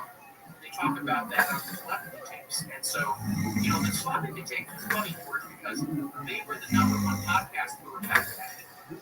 And Joe Rogan didn't like the fact that he wasn't the top one, so he decided to invite Dickens over to his. So she got done with it. She got on Joe Rogan too. And I happened to be in Austin for work, so Joe was in Austin. So if he wants to talk deeper about this stuff, give me a call because I'm working with Tom's group. Will not have a store. Tell him I sent you. He's a nice guy. Well, yeah, I know. He's a hard guy to reach. So send him my way. You can see a few things on podcasts that you can't see on radio with what they have, right? Yeah, I mean, like I said, he's in Austin. He lost Tom's channel, and so hopefully next time Tom's in town, I'll have him talk to. So what does consciousness mean to you? Well, that's the million-dollar question that people have been asking at the Consciousness Conference for 30 years. What is consciousness? What is it? And it's more than just microtubules, I'll tell you that. It includes telepathy, and it includes consciousness, and it includes survival. You have to have a model and representation that is not in the brain and exists outside of space-time. And so we're the best people to work on this, not the neurologists, not the psychologists, not necessarily the physicists. It's us engineers that are interested in this because we're cross-disciplinary. We cross all those domains. So we're interested in consciousness as a mathematical, computational abstraction, which is what computer scientists do, right? Physicists don't tend to do that, but that's what computer scientists, that's what I do. And then including the simulation hypothesis in there as well. We're good at simulating. So engineers are the ideal people who work on this. Those are the kinds. That's what I am. I think God was an engineer because he created the universe and then it runs ever since then. Pretty good engineer, he didn't make any mistakes. Yeah, and it's all running perfectly ever since then. We're talking Batsky, PhD. Let's take some calls, and we'll take calls when we come back after the break. Let's go to Keith in Virginia. Keith, go ahead. Thank you. Hello, George. Dr. Batsky. What's up? Go ahead. Many of the things that you mentioned tonight are several. Been familiar. And I'm wondering if you had read or heard any of these from actually Brooks News, the first American presidential candidate assassinated. Yeah, that was 1844. But from 1820 to 1844, Joseph Smith said that he had received a lot of information and knowledge from the resurrected living Jesus Christ and his messengers. And it included things like the fact that we, as you mentioned before, we were in fact eternal with God. In fact, Trey Mack, one of your professors, wrote a book called Eternal Man. Take a look at that, some of that information. But and he said, God is not speaking when this book went to Christ. Right? But about the telepathy and other methods of receiving intuition, inspiration, things like that. The Life of Christ by Boyd Packer, on that online, talks about this kind of universal internet communication network. And I was just curious if you had looked at or read any of these things about, you mentioned as well, all the different things in this world that have spirit. You learned from Enoch that our Mother Earth has a spirit, and in fact, have information about that communication that Enoch had with our Mother Earth and with the pre-mortal Jesus Christ. We're all connected to this wireless internet, Doug. Absolutely. That's what I'm saying. The representation that's towards all this. Think of it as a whole bunch of consciousnesses that we're all interacting in space where there's no separation. We're all one in that space, just looking at only parts of ourselves at a time. And I think all spiritual traditions bring up to your point that all these spiritual traditions are based on experiences that are supported by some kind of law. And I'm interested in, I love to hear the stories, all the near-death experience stories, all the religious stories, all the yogi stories, all the Buddhist stories, all these chi stories. What's the science behind all of that? What is the commonality? It's like, could you use science to form a collective basis for all of spiritual phenomena? That's what I'm interested in. I think other people are too. And knowing that we have to honor these experiences as well. We talked before the flows and near-death experiences. So I'm raised Catholic, but I did Buddhism, Tibet, monks, meditation, all of that stuff, and people who are having spiritual transformative experiences all the time. Doug, we'll come back and take final calls with you in just a moment on Coast to Coast. Sign up now for Coast Zone, our free email newsletter. Get it today at coasttocoastam.com.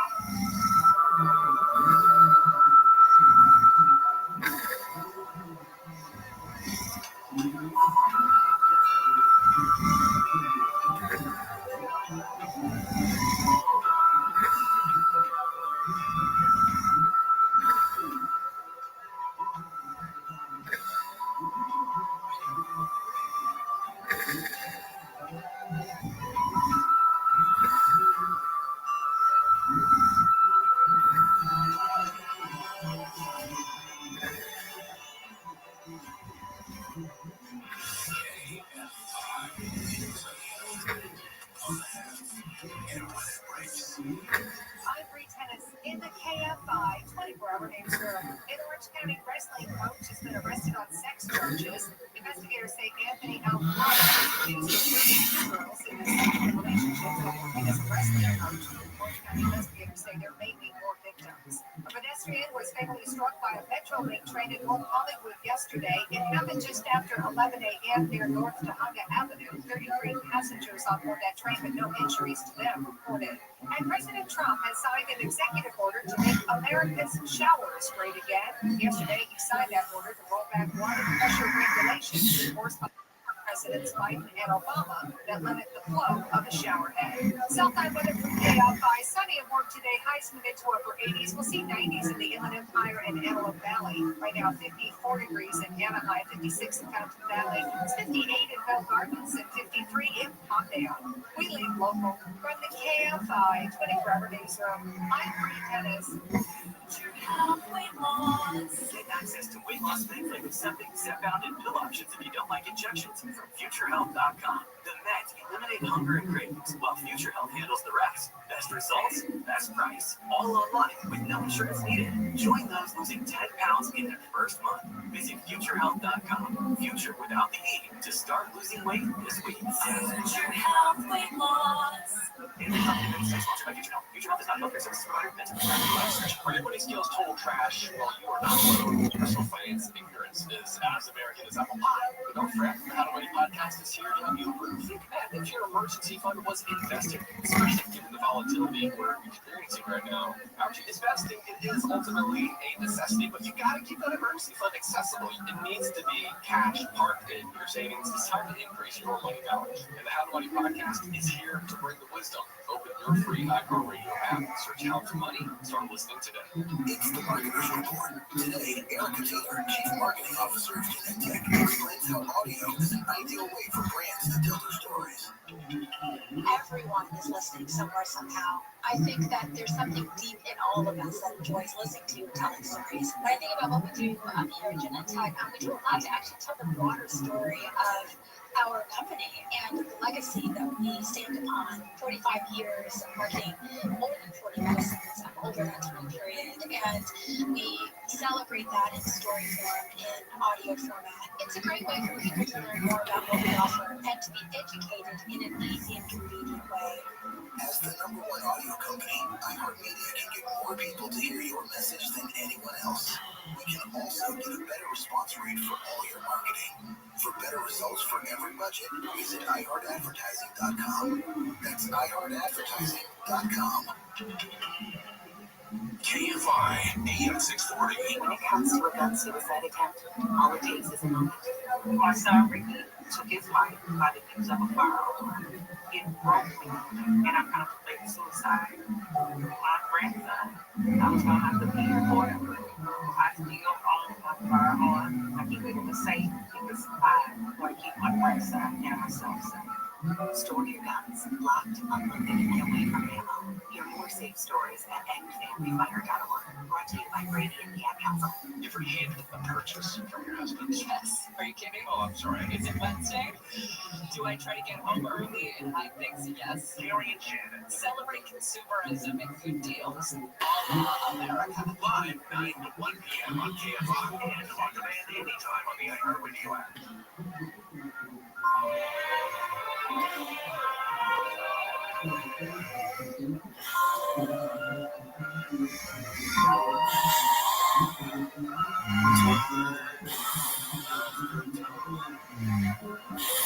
I tell myself,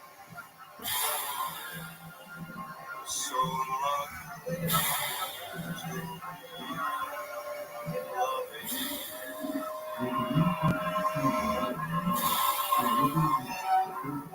So lucky,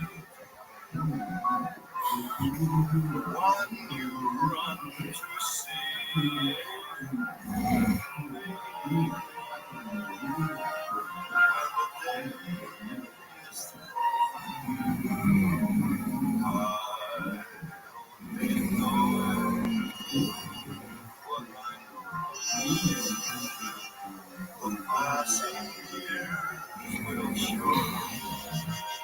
You've kept my love So young, so new, time. You'll hear me say life, so lucky to be loving.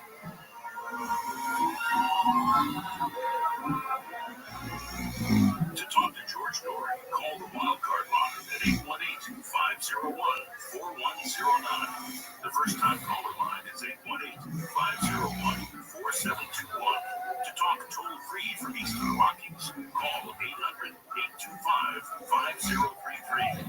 From west of the Rockies, toll free, call 800-618-8255. To reach George via Skype, use Skype name George97313. Send George a text message anytime at 818-298-6521. This is Coast to Coast AM with George Norrie. And we'll be back in a moment with final questions with Dr. Doug Mansky in just a moment on Coast to Coast. Next hour, Oliver Williams joins us to talk about John Teeter, that fellow who showed up on the internet in the early 2000s and claims to have been a time traveler and merely disappeared. Tom is with us to talk about the Art Bell Vault for you Coast Insiders.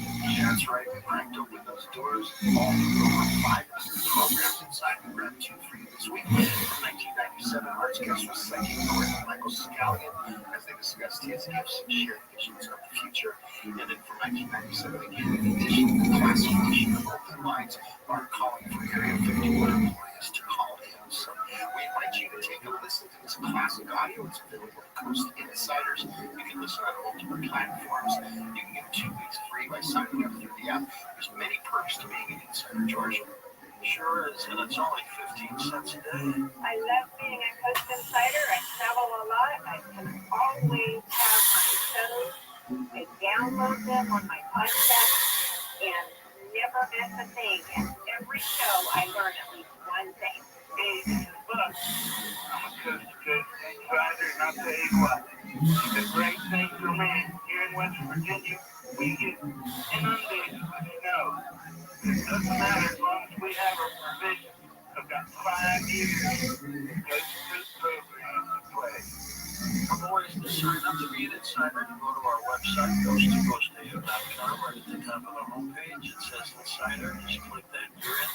The other way is to go to your app store and download the Coast to Coast AM app. It's free. Put it on your phone. And through the app, you can sign up to be an insider as well. Time for something for you men and women to preserve your testosterone level. Research shows that testosterone deficiency affects a large portion of men and women at a much younger age than before. Addressing testosterone is crucial for maintaining overall health. Introducing FMT, not a drug, but 100% natural capsule with amazing results. Here's product creator Dan Levin.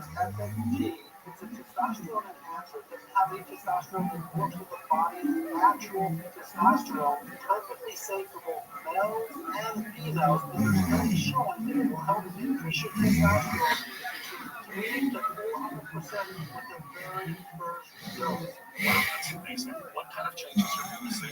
Their hair is growing like they've never seen it before. The differences in their skin after they cut their nails more than 1 time per week. We're losing weight. It's got a mental clarity. So this is a 100% natural product. Optimizing the testosterone that you already have. So that when your body's producing testosterone at night, this day, throughout the entire day, people are starting to see after the first week, first 2 weeks, massive differences. We've seen anywhere from 200 to 700% increases in the first 90 days. It's recommended that the males actually take the product right before they go to bed. The women actually take the product in the morning. So anybody who's wanting to reverse that aging process, or again, just wants to feel better, feel younger, this is absolutely incredible product. FMT capsules for men and women from HealthyLooking.com or at 800-549-9596. FMT capsules at HealthyLooking.com or 800-549-9596. Promo code George for Bridget from HealthyLooking.com. According to the Identity Theft Resource Center, the cybercrime market is poised to rise this year. With tools like artificial intelligence intelligence making it easier for scammers to take advantage of you. It's a good idea to prepare yourself for possible rise in cyber threats. Safeguard your personal information. Change your passwords as often as you can. It's important to understand how cybercrime and identity theft are affecting our lives.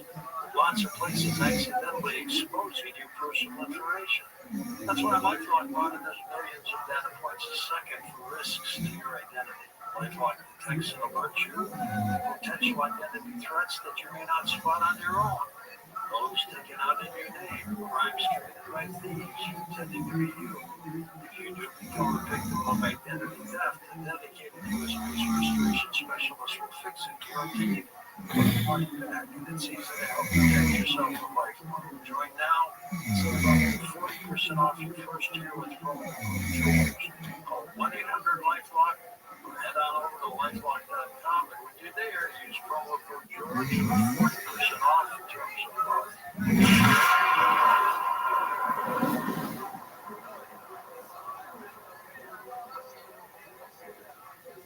Real people, real stories. I was only sick for 7 days, but the exhaustion lasted for 2 years. I had this horrible brain fog.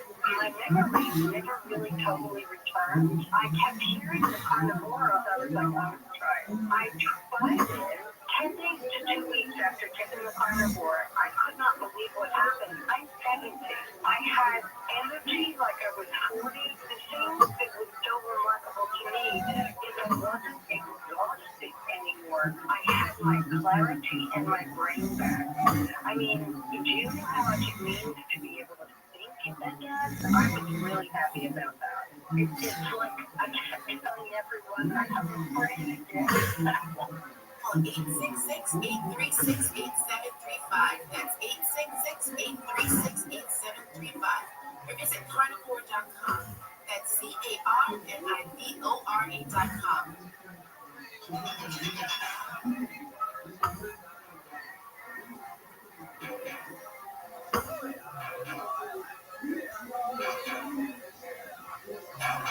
And welcome back to our story, back with Douglas Metsky. Doctor is on Facebook as well, and his website's linked up at coasttocoastam.com. This book is called Deep Reality, Why Source Science May Be the Key to Understanding Human Potential. He's come up with a novel idea of the universe. Is it safe to say, Doug, that these existence are particles or not?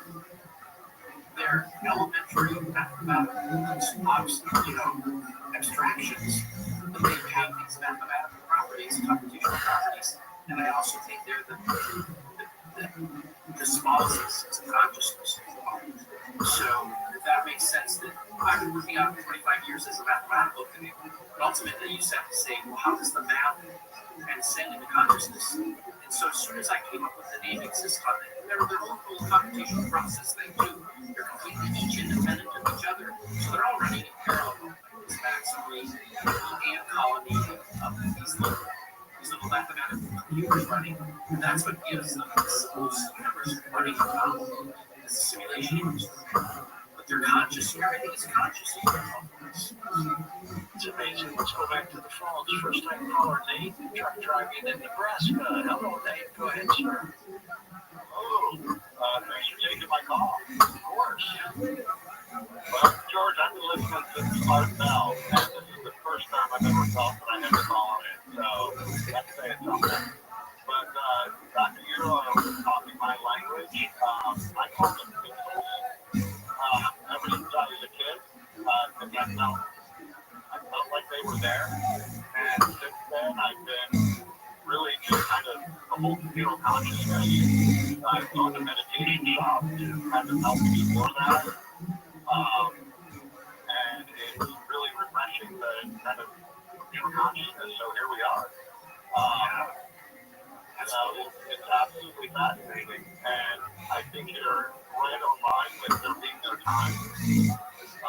As far as they don't exist in time as we know it, and I don't think we do either. We just kind of put things together so it makes sense.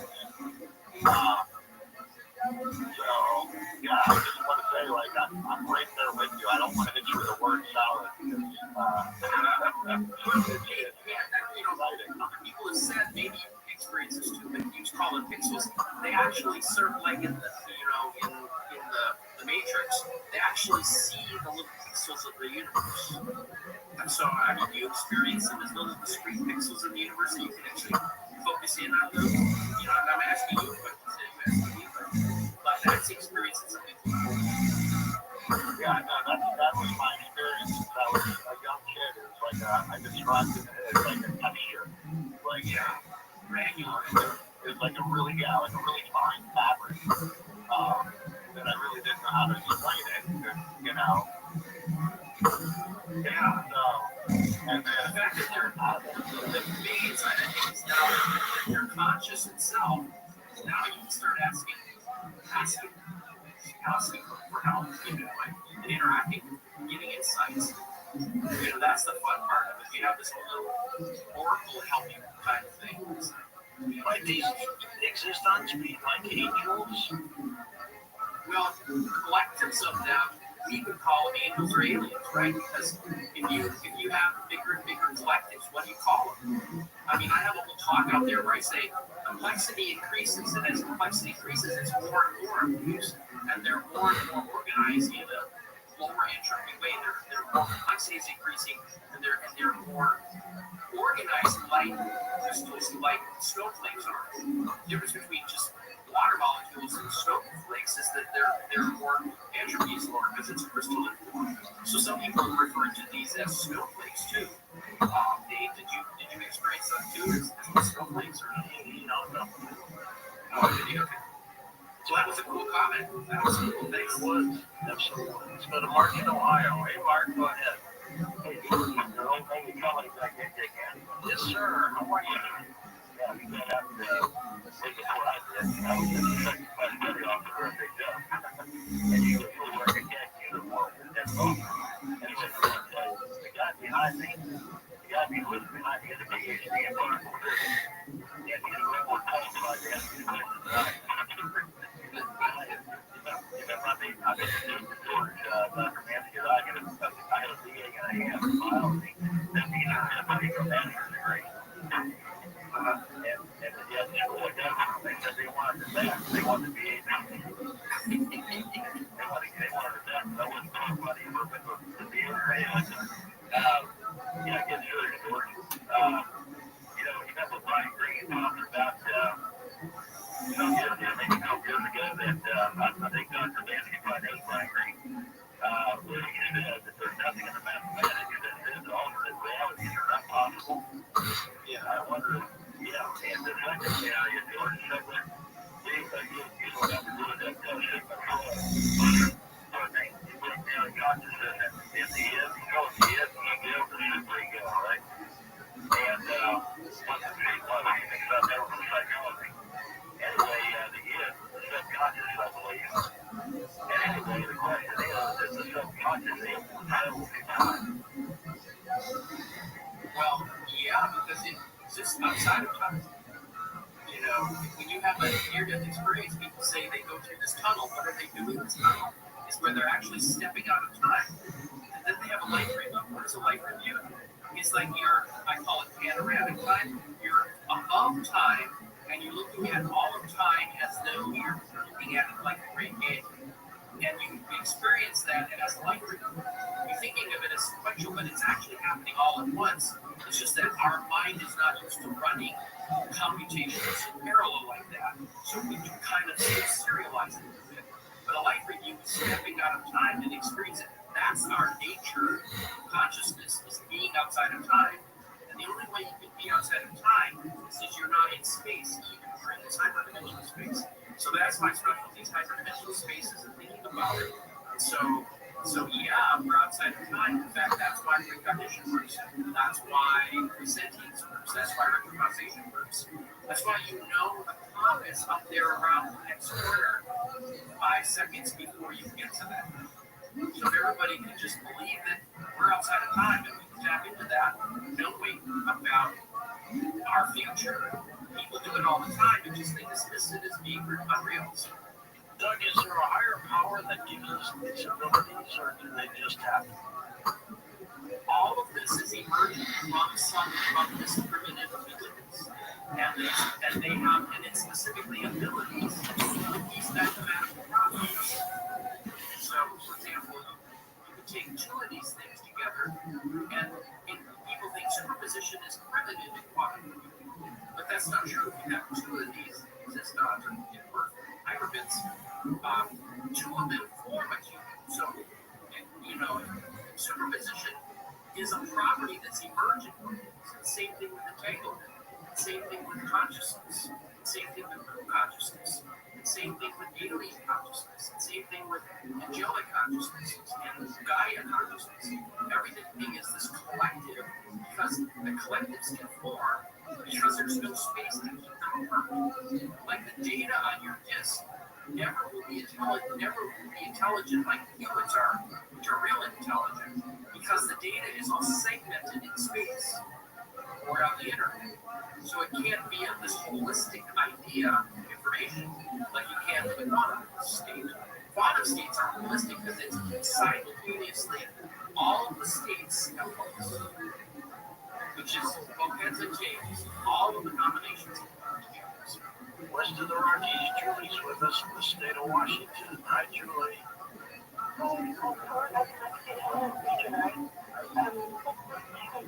My question is, particles that look like two move identically, but when examined it looks like one. The actual one that's vibrating back and forth, making it look like two, has traveled from one end of the vibration wave to the other end, appears to create distance or space, and the traveler takes time to travel, thus creating an illusion of time and space. Isn't this? The scientific space, time and space an illusion, and what's your understanding of that particle? Well, remember that if you don't have, this is really hard, even physicists to understand, because they're assuming that space-time is solved too. So that's my specialty, is trying to figure out what happens if you don't have space and time. All you have is little hyperbits, right? So in these hyperbits, they're more like vibrational modes. They're not even a frequency. It's like a string, and either it's vibrating with one trough or two troughs, right? But it doesn't exist it's as a vibration, but there's no frequency because there's no space and there's no time. Frequency is a metric associated with space-time. It's like energy is associated with space-time. Distance is associated with space-time.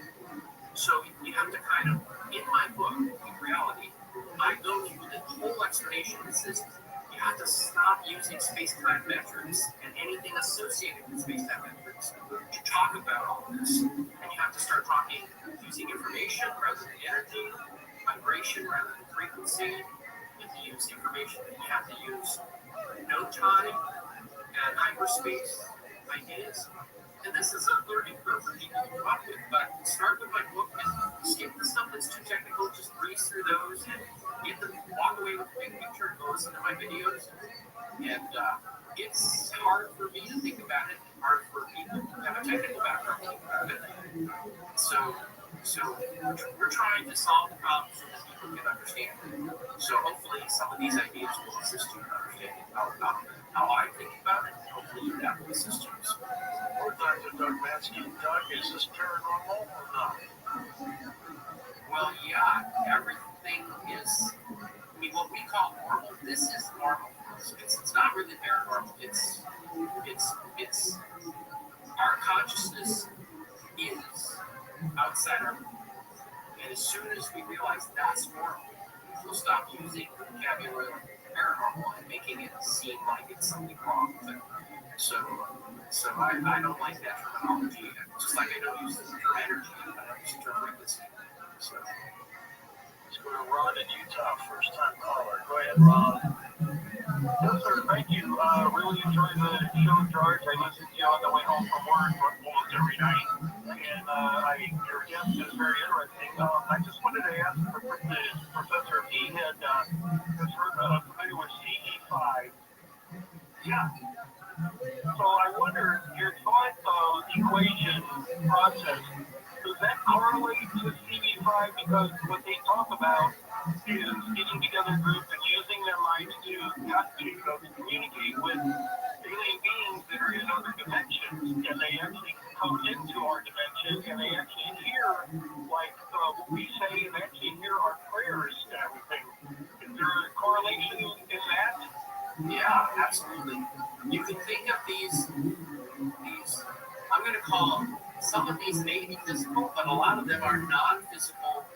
They don't have physical bodies. They're literally, think about them in the fifth dimensional beings, right? So they just are consciousness fifth dimensional beings, and they have what we would consider ships or structures or planets that are not physical, but that's the same thing that happens in the near-death experience or illusion. You have these structures that look like planets and Earth ships. So what is the representation in hyperdimensional space to support that structure when they don't have physicality or three-dimensional spaces?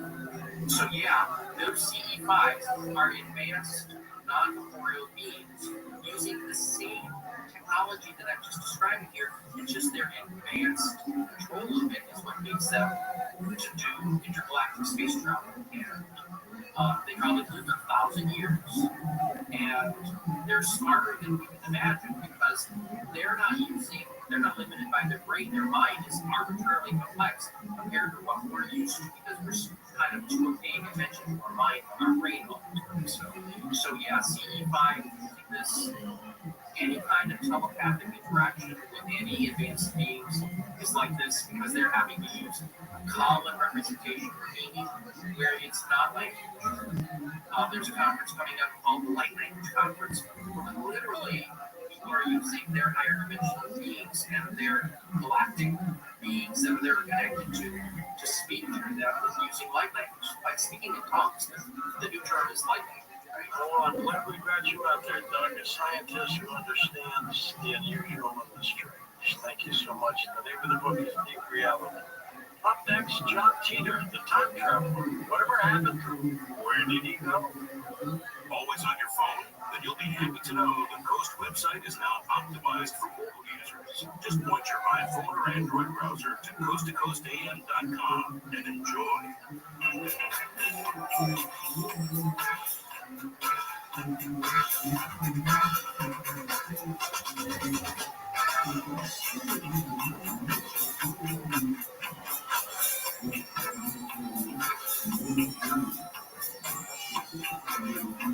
Policy, terms and conditions posted at textplan.us. Texting rules for current automated text marketing messages. Message data rates may apply. Please stop, top, out. My name is Salvatore Devano. I'm an attorney with the Wildfire Recovery Group, and we've been handling wildfire cases since 2015. Southern California Edison is a public utility company. We determined that Edison is responsible for the Eaton fire in Pasadena. If you suffer damages, you can seek reimbursement for smoke damage, structural damage, loss of your personal property, as well as injuries both to your body and mentally. We recovered more than $1.7 billion for our clients in utility-caused wildfire damages. If you're a homeowner or a renter, we may be able to help. The call and consultation are free. Text BURN to 323232 or visit fireattorneys.com. Your consultation is free and there's no obligation. If we don't recover for you, you pay nothing. That's BURN to 323232. BURN to 323232. Attorney advertising paid for by Nellis Riccoboni LLP, 2625 Townsgate Road, Suite 260, Westlake Village, California, 91361. Past results depend upon facts of those cases. Future results will differ based upon different facts. Future Health Weight Loss. Get access to weight loss meds like Ozempic, Zepbound, and pill options if you don't like injections from FutureHealth.com.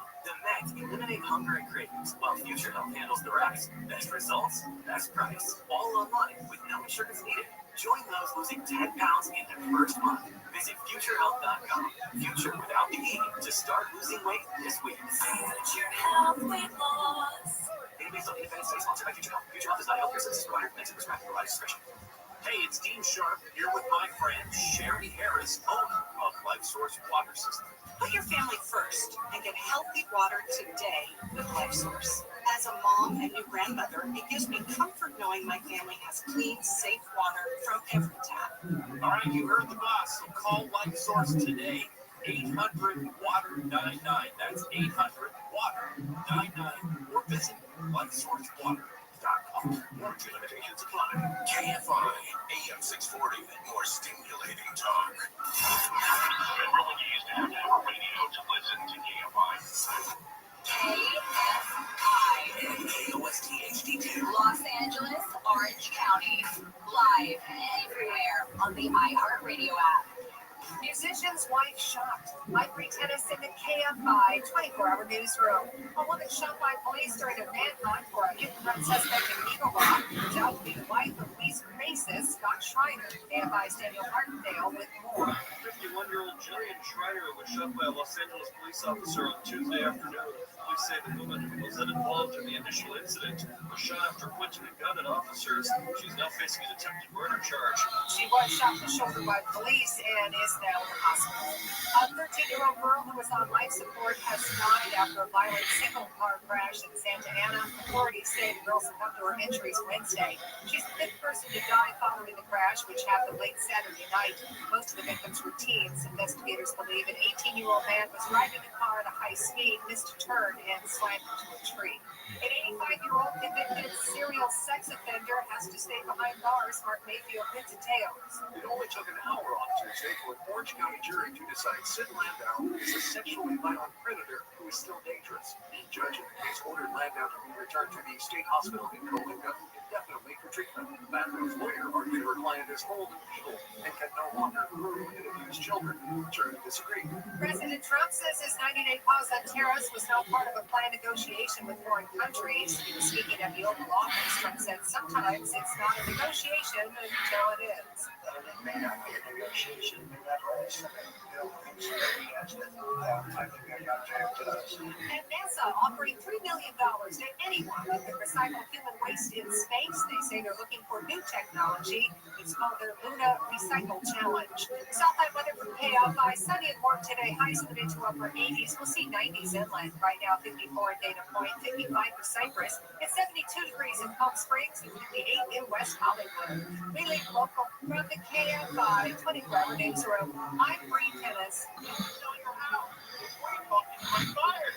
You want out of your house for whatever reason. Moving, downsizing, financial issues, maybe you inherited the house. Selling your home usually means hours of cleaning, painting, repairing, and staging. Enough! What if you can sell your home for a fair price without any of the hassle? What if the buyer never had to walk through your house? And what if you can sell it without an appraisal, pay no commissions, and no fees? And you can get cash in 10 days or less? Wow! That's exactly what they do at DirectBuyers.com. DirectBuyers.com is a local family-owned business. They've been around since 1986. It's a long time. I met with the owners, Janet and Matt. They're great, very honest, and chances are they're going to come out personally and give you an offer. There's a lot of bad actors in this industry. So do not sell your home before you talk to DirectBuyers.com and see what they have to offer. They'll give you an honest, no-obligation offer. They're not going to lowball you. That's not what they do. DirectBuyers.com or phone them 844-242-SELL.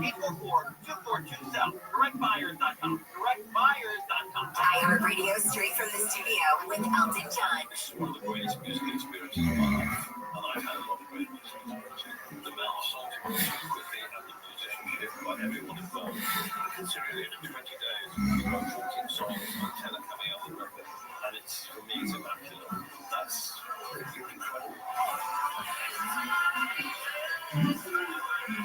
Hear Elton John's music, including his new album, Who Believes in Angels, on the iHeartRadio app. Future Health Weight Loss. Get access to weight loss meds like Ozempic, Zepbound, and pill options if you don't like injections from FutureHealth.com. The meds eliminate hunger and cravings, while Future Health handles the rest. Best results, best price, all online with no insurance needed. Join those losing 10 pounds in their first month. Visit FutureHealth.com. Future without the E to start losing weight this week. Future Health Weight Loss. Database on independent study sponsored by Future Health. Future Health is not a healthcare services provider. Medicare prescribing provider discretion. Are your money skills total trash? Well, you are not alone. Personal finance ignorance is as American as apple pie. But don't fret. The How to Money podcast is here to help you think back if your emergency fund was invested, especially given the volatility we're experiencing right now. After investing, it is ultimately a necessity, but you got to keep that emergency fund accessible. It needs to be cash parked in your savings. It's time to increase your money balance. And the How to Money podcast is here to bring the wisdom. Open your free iHeartRadio app, search How to Money, start listening today. Your one stop for advertising. Call 844-844-IHEART. It is Ryan Seacrest. Join me in the incomparable Vanna White for Wheel of Fortune, midnight 7:30, only on ABC7. Are you a cheese guy or I'm a cheese guy? Just straight cheese? I do a lot of cheese. And I'll tell you, I like sausage sense of humor. I know.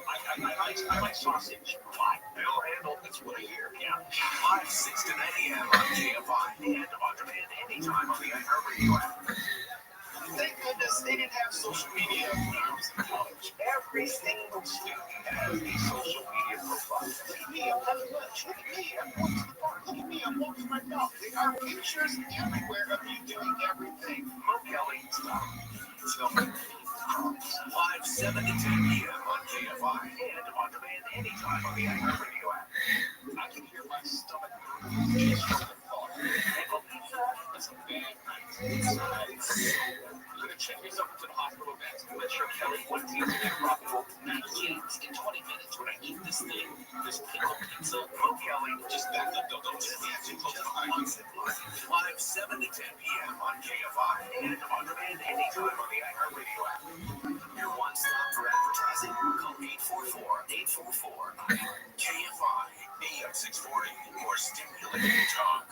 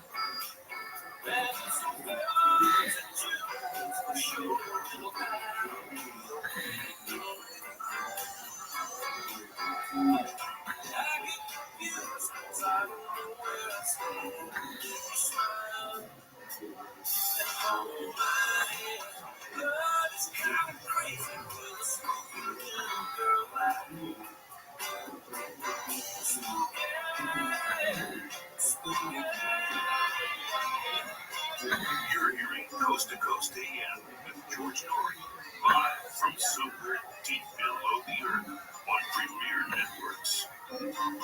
There's an amazing story. In the early 2000s, a fellow by the name of John Teeter popped up on the internet, claiming to be a time traveler from 2036 coming back into our period. And in the moment, I'd be talking to an individual who tracked as many things as he could find on John Teeter. And the website is johnteeter.com. In a moment, Oliver Williams back with us on Coast to Coast AM after 14 years.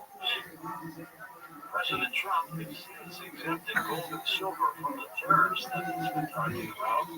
While these new policies are triggering significant financial chaos, the administration preserved your ability to diversify into precious metals. If you are concerned about your savings, why don't you have a free consultation with a virtual precious metals specialist? Take advantage of this offer. The first step is to text the word COAST to 989898 to receive your free obligation info key on gold.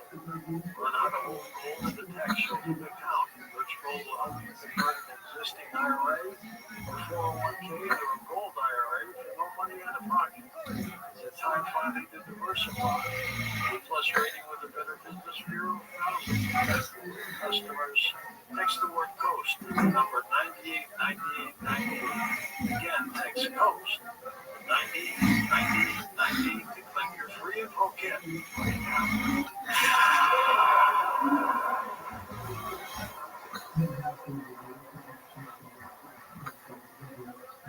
Israel is still under attack. Missile fire has resumed from Houthis, Hezbollah, and Hamas, enemies seeking Israel's destruction. Here in America, we cannot imagine living under constant threat of terrorism and rocket attacks. This is the reality in Israel. Parents taking their children to school, falling to the ground to lay on top of their small children, trying to comfort them as sirens play. The The next attack against Israel is happening now, with little time to prepare, so we must act now. That's why I'm partnering with the International Fellowship of Christians and Jews to help provide life-saving aid and security essentials. Your urgently needed gift today will help provide security essentials like bomb shelters, flak jackets, and bulletproof vests for first responders, armored security vehicles, ambulances, and more. Join me in standing with Israel. Call to make your gift at 888-488-IFCJ. That's 888-488-4325. Or online at supportifcj.org to give. One word, supportifcj.org.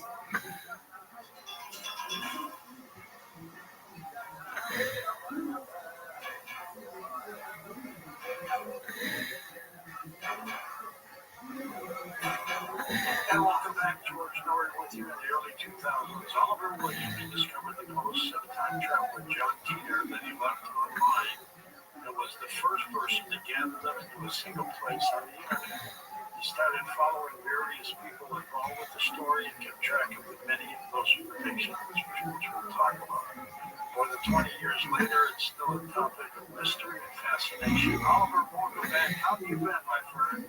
Hey, George, I've been okay. It's good talking to you. It's been a while.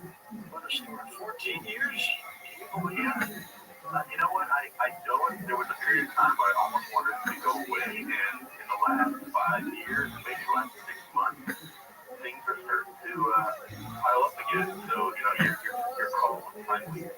Perfect. For people who don't know who John Titor is or was, tell us who he was. All right, here's a quick recap. So, back in November, actually before that, Art Bell actually interacted with John Titor back in 1998. It is believed that he said two facts to Art, where he laid out the basis of time travel and he made some predictions.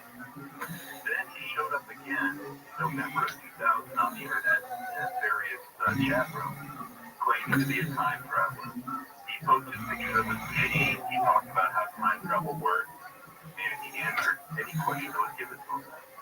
In about March of 2001, he said he was leaving, that his mission was done, and he was leaving. And nobody really took it seriously, just a guy on the internet, apparently.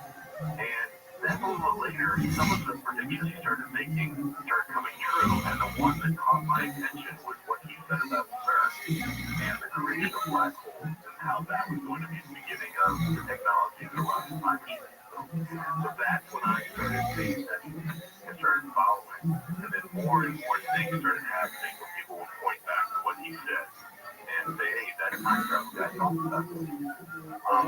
Since then, a book has come out. There's other things that come up about the story. I don't know if you know that there's a guy named Jane Shield is making a documentary which is supposed to be on a streaming service soon. And in that process, I actually had a chance to meet Larry Haber, who is the attorney that apparently represents John's family now. And he claims that he's got some documents, some other things that he wants to send to me, and some other folks that I know more about what John has to say. Now, my opinion about all of this has always been I wanted to concentrate on the post. So if anything was said or done after the post, I kind of take it with a grain of salt. But that's kind of where we are today. Later on in the program, Oliver, I may play a tape of Larry Haber's interview with us from a long time ago where he talked about being the attorney for the family. It's an incredible, the story itself is bizarre and incredible, isn't it? It is, and I find it strange how it seems its way as a meme into our society. The website, I haven't been keeping up with it too much, but I do get tons of emails still from people that are fascinated by the story, and they're pointing things out to me that I was completely unaware of. A couple of examples. Marvel, there's the Deadpool guide to supervillains, and John Titor is one of the big names for getting the comic. I have the web alert up for Google if anything comes across John Titor, and I see headlines all the time that say stuff like, hey, it's such and such the John Titor of fashion. So it's now weaved its way into our, subconscious as somebody who tells the future and might be real. So I I really find it interesting that that's the level that sort of creeped in, and I don't think it's going anywhere. What compelled you to put together the website, JohnTeeter.com? Well, I noticed that John actually spoke on different forums. There's like 3 or 4 of them. And he said slightly different things that agreed with each other, but he gave more detail on some than others. And there was no one place where you could see all of those posts. And this was well after the fact he was gone. There was no controversy about what was said. And I basically took all those posts, put them together, and then I started grabbing little things in the news and started talking or supporting what he was saying. So that's originally how the site got started. And that was back in 2003. We'll go through some of his predictions, some that have come true, some that have not, and some where the time just hasn't come up yet. But he was quite... How old do you think he was, Oliver, when he was starting to mention time travel? All right, so I'm gonna pull this from memory, and I can't give the exact quote. I believe he was in his late 30s, like 38, somewhere in there. And he came back because he needed parts from a computer? Yeah, he was part of a military group, and his mission was to go back in time and get a obscure old portable computer that IBM made back in the early 70s. And according to John, where he came from needed this computer in order to communicate with large IBM mainframes that no longer working. So he went back to 1975 to get this computer. And then something happened in 1975 which caused him to come to our time. And he claimed that the IBM computer had some sort of a special feature to it that allowed the future to be able to use it to communicate with the big mainframe. And he said that this feature was not advertised and that nobody knew about it. And after the fact, IBM engineers started coming out the woodwork and saying, yeah, this guy is right. This did happen. We did have this feature and we never talked about it. And that was actually one of the things that a lot of people said, oh, this guy knows a lot more than he's talking about. He might actually be a time travel. Well, there's what's so bizarre about all this, that if time travel is indeed possible in the future, and I believe somehow it's going to be, what are the odds of coming back to this time period? It could be pretty high. Yeah, it's interesting that you say that because, again, this is outside the post, but this is stuff that I've been picking up from Larry and from other folks that have been following this. It is believed now that the reason John left these posts is that he was trying to communicate to somebody. Maybe it was himself in the future, maybe it was another John, and they were both bouncing back and forth between times. But the reason that the posts were there was to communicate between the both of them, so that if other Johns showed up, they could read the post and they could know what they needed to do and where they needed to go. And again, it's my understanding, this is outside of the post, I just want to stress that. Apparently, Larry has a piece of the 5100 that he's hanging on to, and he's waiting to do something with it. And that's all I know. So my supposition would be someone's going to come back with it. At what point did you think this guy's not real? Did that ever cross your mind? Okay, to me there are 3 possibilities.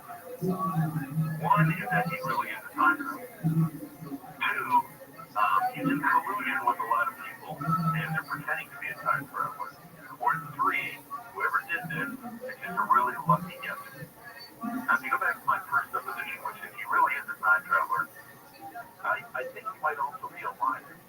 So just because you're a time traveler doesn't mean that you're telling us the truth about everything that's happening or going to happen or what you know about. And I go back and forth between this guy might be a time traveler or it's a group of people that have been working together and they're very organized, very smart, and they're into organizations like CERN and IBM. They know how to draw, they know about physics, they know and be able to wheel all this stuff off the cuff. So that's what I believe. If it was a hoax, Oliver, I don't see any monetary gain here.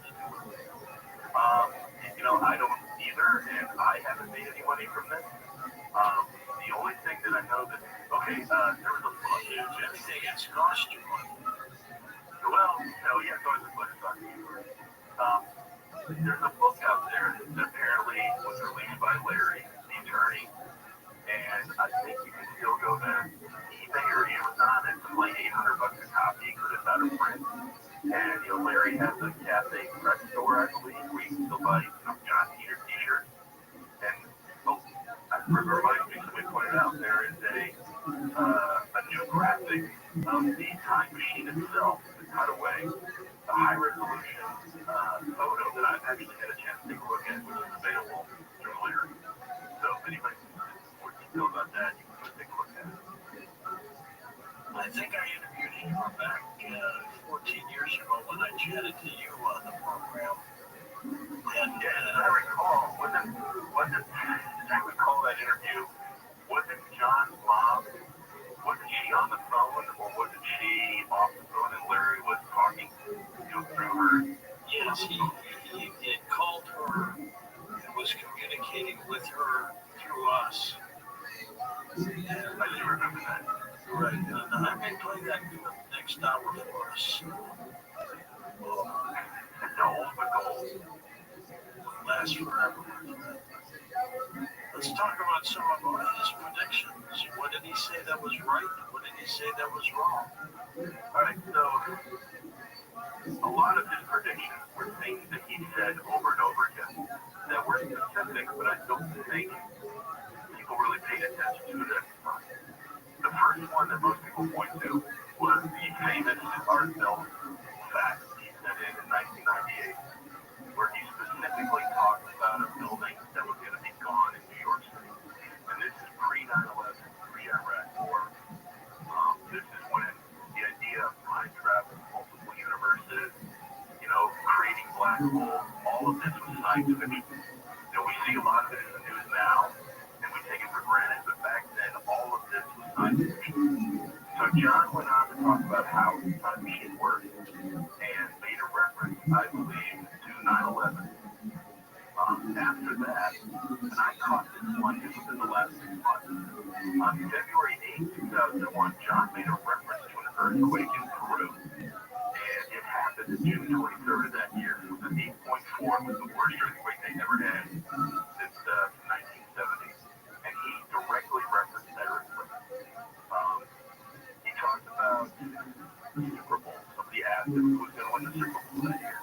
And, John had 3 rules about what he was going to say, but one of the cryptic things he said was, if you asked me if it rained in New York City that day, and it rained, did that help you do anything? And basically, people look at that now and think, oh, it was New York that lost the game. So he was referencing the Giants losing the Super Bowl with the New Yorkers. Maybe somebody wanted to make a little wager, too. Yeah, and that was one of his rules, that he was not going to divulge any information that would allow somebody to make money. That was one of his primary rules. The other one was he wasn't going to, you asked him something specific about a person, he wasn't going to answer that. And he said he was not going to answer anything that allowed people to avoid death by probability. So nothing about plane crashes or anything that you could avoid if it would take your life. So those were his 3 rules. The other big predictions he made, and this is just in general, he talked about CERN, talked about the creation of many black holes, empowered his time machine. And one of the significant things he said, people would point out, well, according to Stephen Hawking, that's possible because of the nature of radiation. John said Hawking was going to change his mind. And, he did. Hawking did change his mind about how black holes work, which now means that what John was saying is theoretically possible now based on what he described. He went on to talk about the IBM machine. He talked about, little details. He talked about the space shuttle. He talked about viruses being used to fight cancer. I mean, he just went on and on and on with little things that people are now going back and looking at, taking a look at. And, it looks like he might have done exactly what he said he was. What did he say about World War III? John's future was different than ours.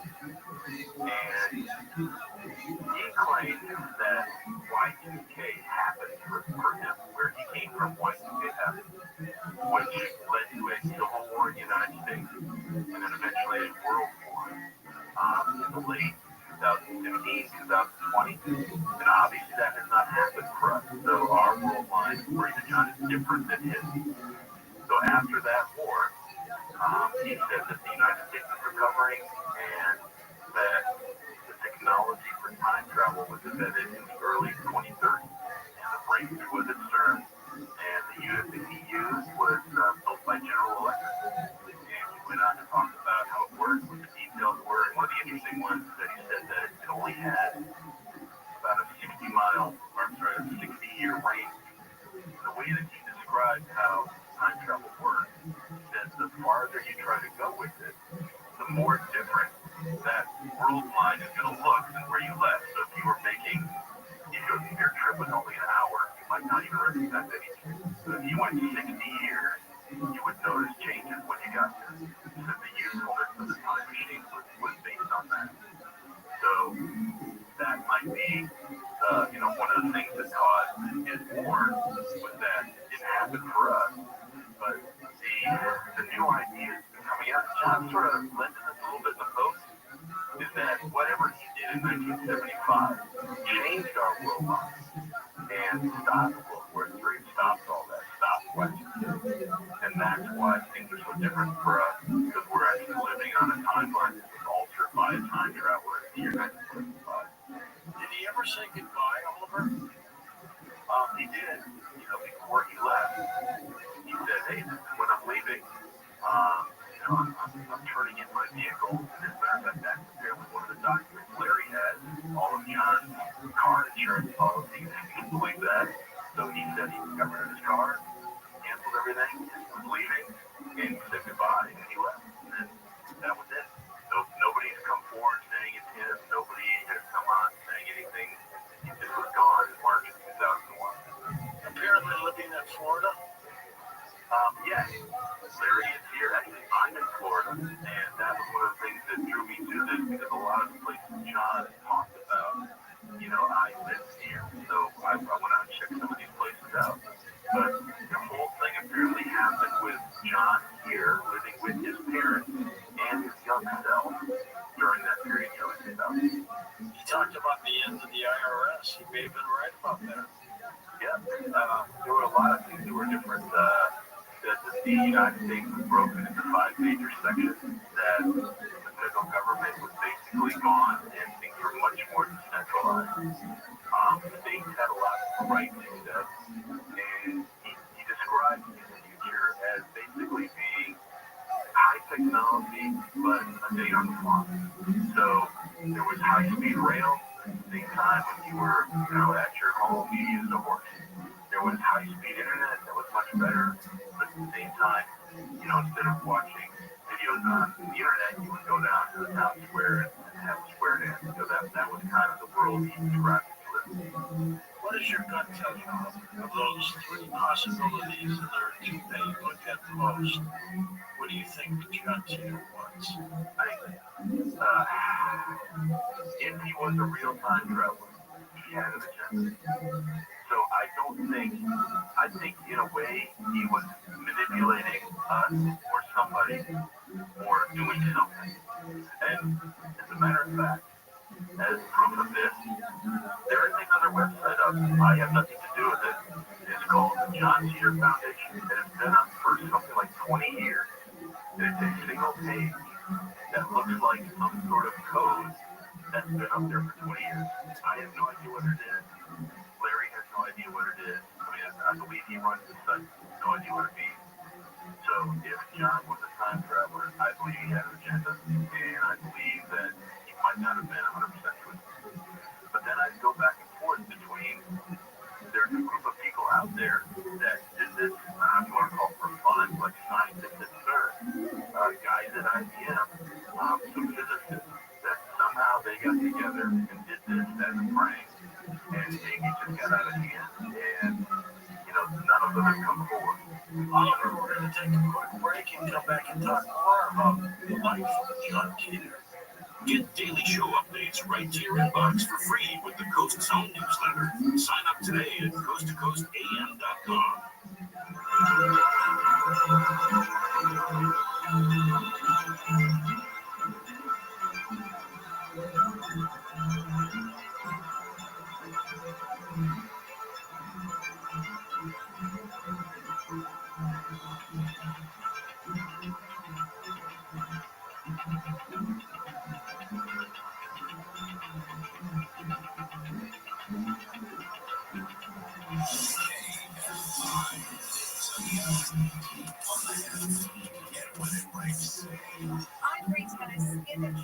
KFI 24-hour newsroom. A man is dead after confronting shoplifters in a parking lot in South El Monte.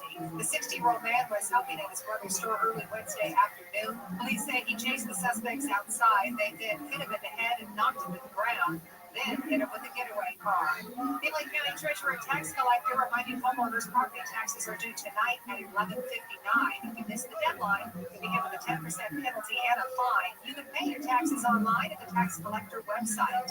Mexico reporting 5 million gallons of wastewater per day now flowing into San Diego. They say the repairs will take about 4 days. And the first building permit has been issued in the Eaton Fire burn zone. Southbound weather from KFI. Sunny and warm today. Highs in the mid to upper 80s, 90s inland. Right now, 54 degrees in Brea. Seal Beach is 58.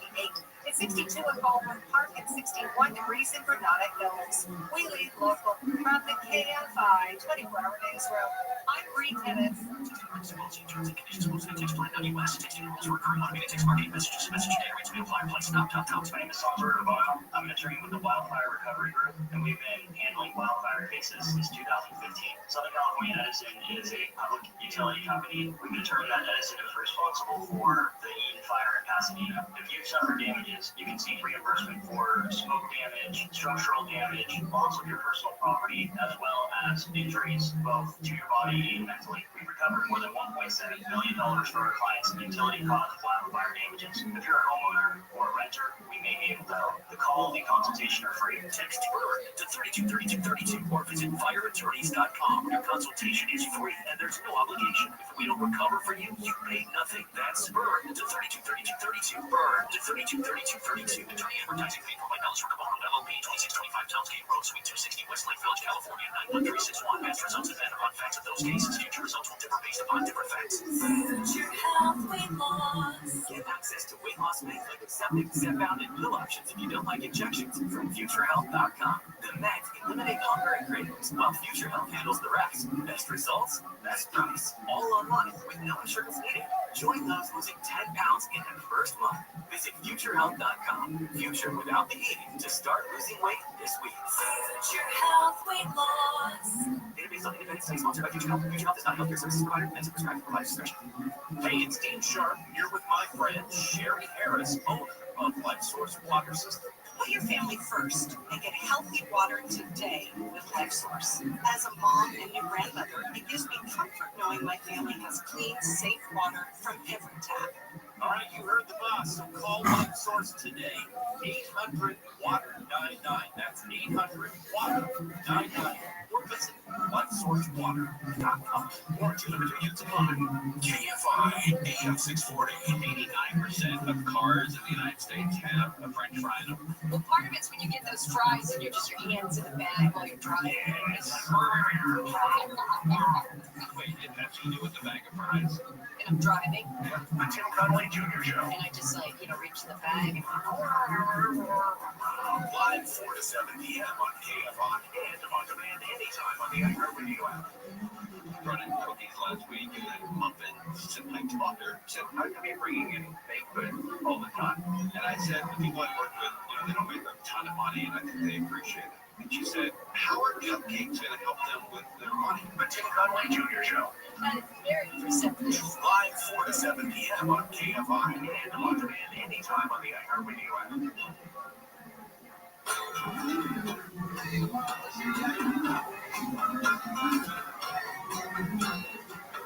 There were mountains on a hill, but I never heard them ringing.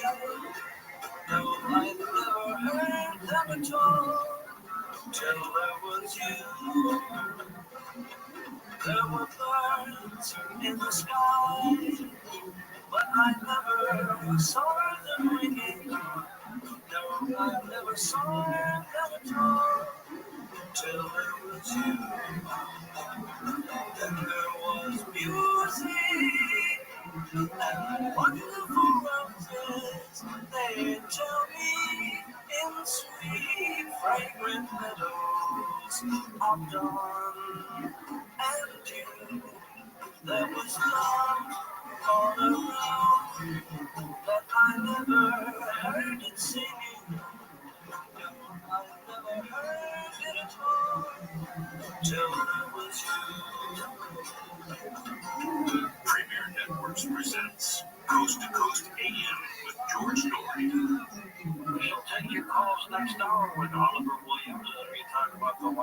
supposed time traveler John Teeters getting ready to jump aboard. Lots more to talk with Oliver about when we come back in a moment. ParanormalDate.com is running crazy these days with people signing up left and right.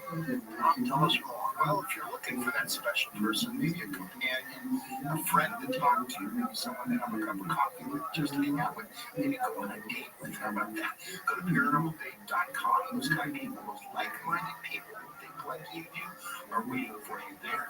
Now, if you're looking for somebody a bit more mature, say 60 plus, you can go to ParanormalDate.com/seniors for that special friend. That is 60 plus. So find your friend, find your love. Head over to ParanormalDate.com. ParanormalDate.com/seniors. And here's something for you to build up that immune system. HealthyLooking.com. Dr. Alan Millay brings 4 decades of experience in natural products for the exclusive stem cell wellness kit that works with your body's stem cells to assist your immune system. Here's Dr. Millay with more. Whether it's physical activity, obesity, diet, smoking, low hormones, stress, sleep disorders, or your age can be supported by reducing inflammation and aiding the body to heal itself appropriately. A stem cell is a cell waiting to be told what it needs to be. If there is inflammation, that inflammation needs to be stopped. High blood pressure, high cholesterol, kidney disease, various types of cancer, depression, autoimmune disorders, osteoporosis, even fatty liver are chronic signs of inflammation and can be aided by supporting the body's ability to protect those cells that it needs. And that is the purpose of ImmuStem and Adaptostim together, supporting the body to be the best it can be. Dr. Millay, how will I feel after taking Adaptostim and ImmuStem? The ImmuStem is going to have an immediate effect, but I tell you, your immune system is starting to function better after 24 hours. You put Adaptostim along with it, and most will feel it within 30 minutes. Order now at HealthyLooking.com. The stem cell wellness kit from Dr. Millay protects your body's stem cells and will make you feel better faster. The stem cell wellness kit with Adaptostim and ImmuStem and your free gift Relaxol is only available at HealthyLooking.com or toll free at 800-563-3980. That's 800-563-3980. Don't forget to enter promo code George for free shipping. George's stem cell wellness kit at HealthyLooking.com. That's HealthyLooking.com.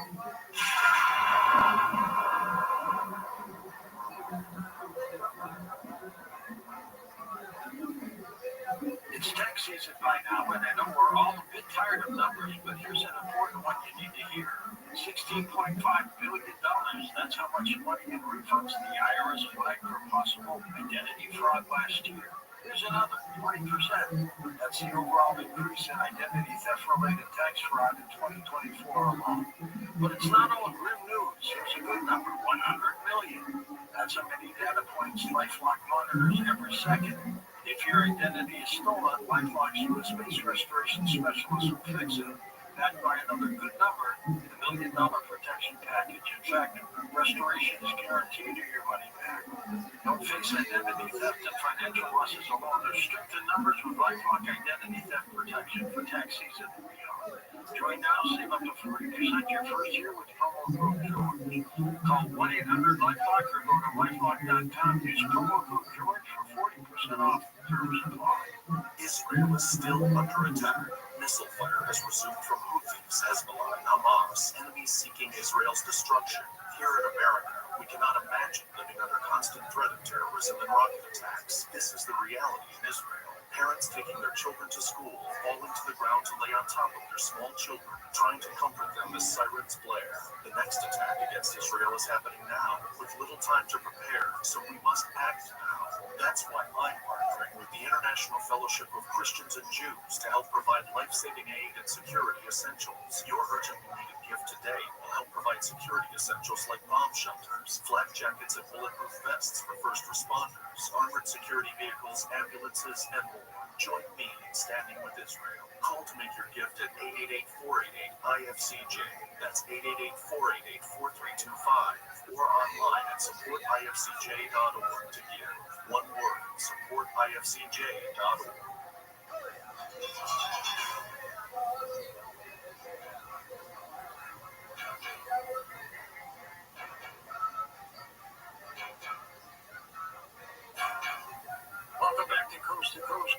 story with you with Oliver Williams. Oliver, where do you think John is right now? Well, I can tell you what I think. I can tell you what's in the post. If you read the post, John went home. He finished his mission. He, whatever he needed to do, and he went home. And home being Florida 2036, right? Yeah. And, okay, did you mention that? I think his base is actually located in Tampa. That it was the Special Operations Command in Tampa, which is where he was based. So apparently that's where he went. Now there is wide belief, and again, this is not in the post, but there is wide belief that different versions of John that were here at the same time, and one of them went home, and one of them did not. And right now, I have no idea what the one who did not go home did. But that's what I believe. What's bizarre is we're only 11 years away from that time period now. Well, yeah, according to, okay, so I'm going to present this idea to you. So I get a lot of emails that have their own theories, their own speculation, and some people are very, very relentless and adamant, and I get something, once a week or once a day. So there's a guy out there, and he thinks that the way that time works, that he calls it temporal momentum, and he even gave the name, so he calls it the fulcrum effect. I think he named it after himself. But the idea is that there are events in time that have so much momentum that you can't go back and change it. And for example, if you wanted to stop World War II, just going back and eliminating Hitler might not stop somebody else to take his place, and all the events that you tried to stop would still happen.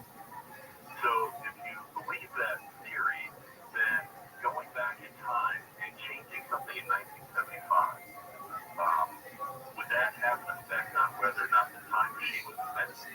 So basically all the technology would still be developed, all the people would still be working on it. It's physical facts and information that would exist no matter who worked on it. And according to John, 2034 is when the time machine is invented. Interesting. Now, if you wanted to go back into time and save Jesus, you probably couldn't do that.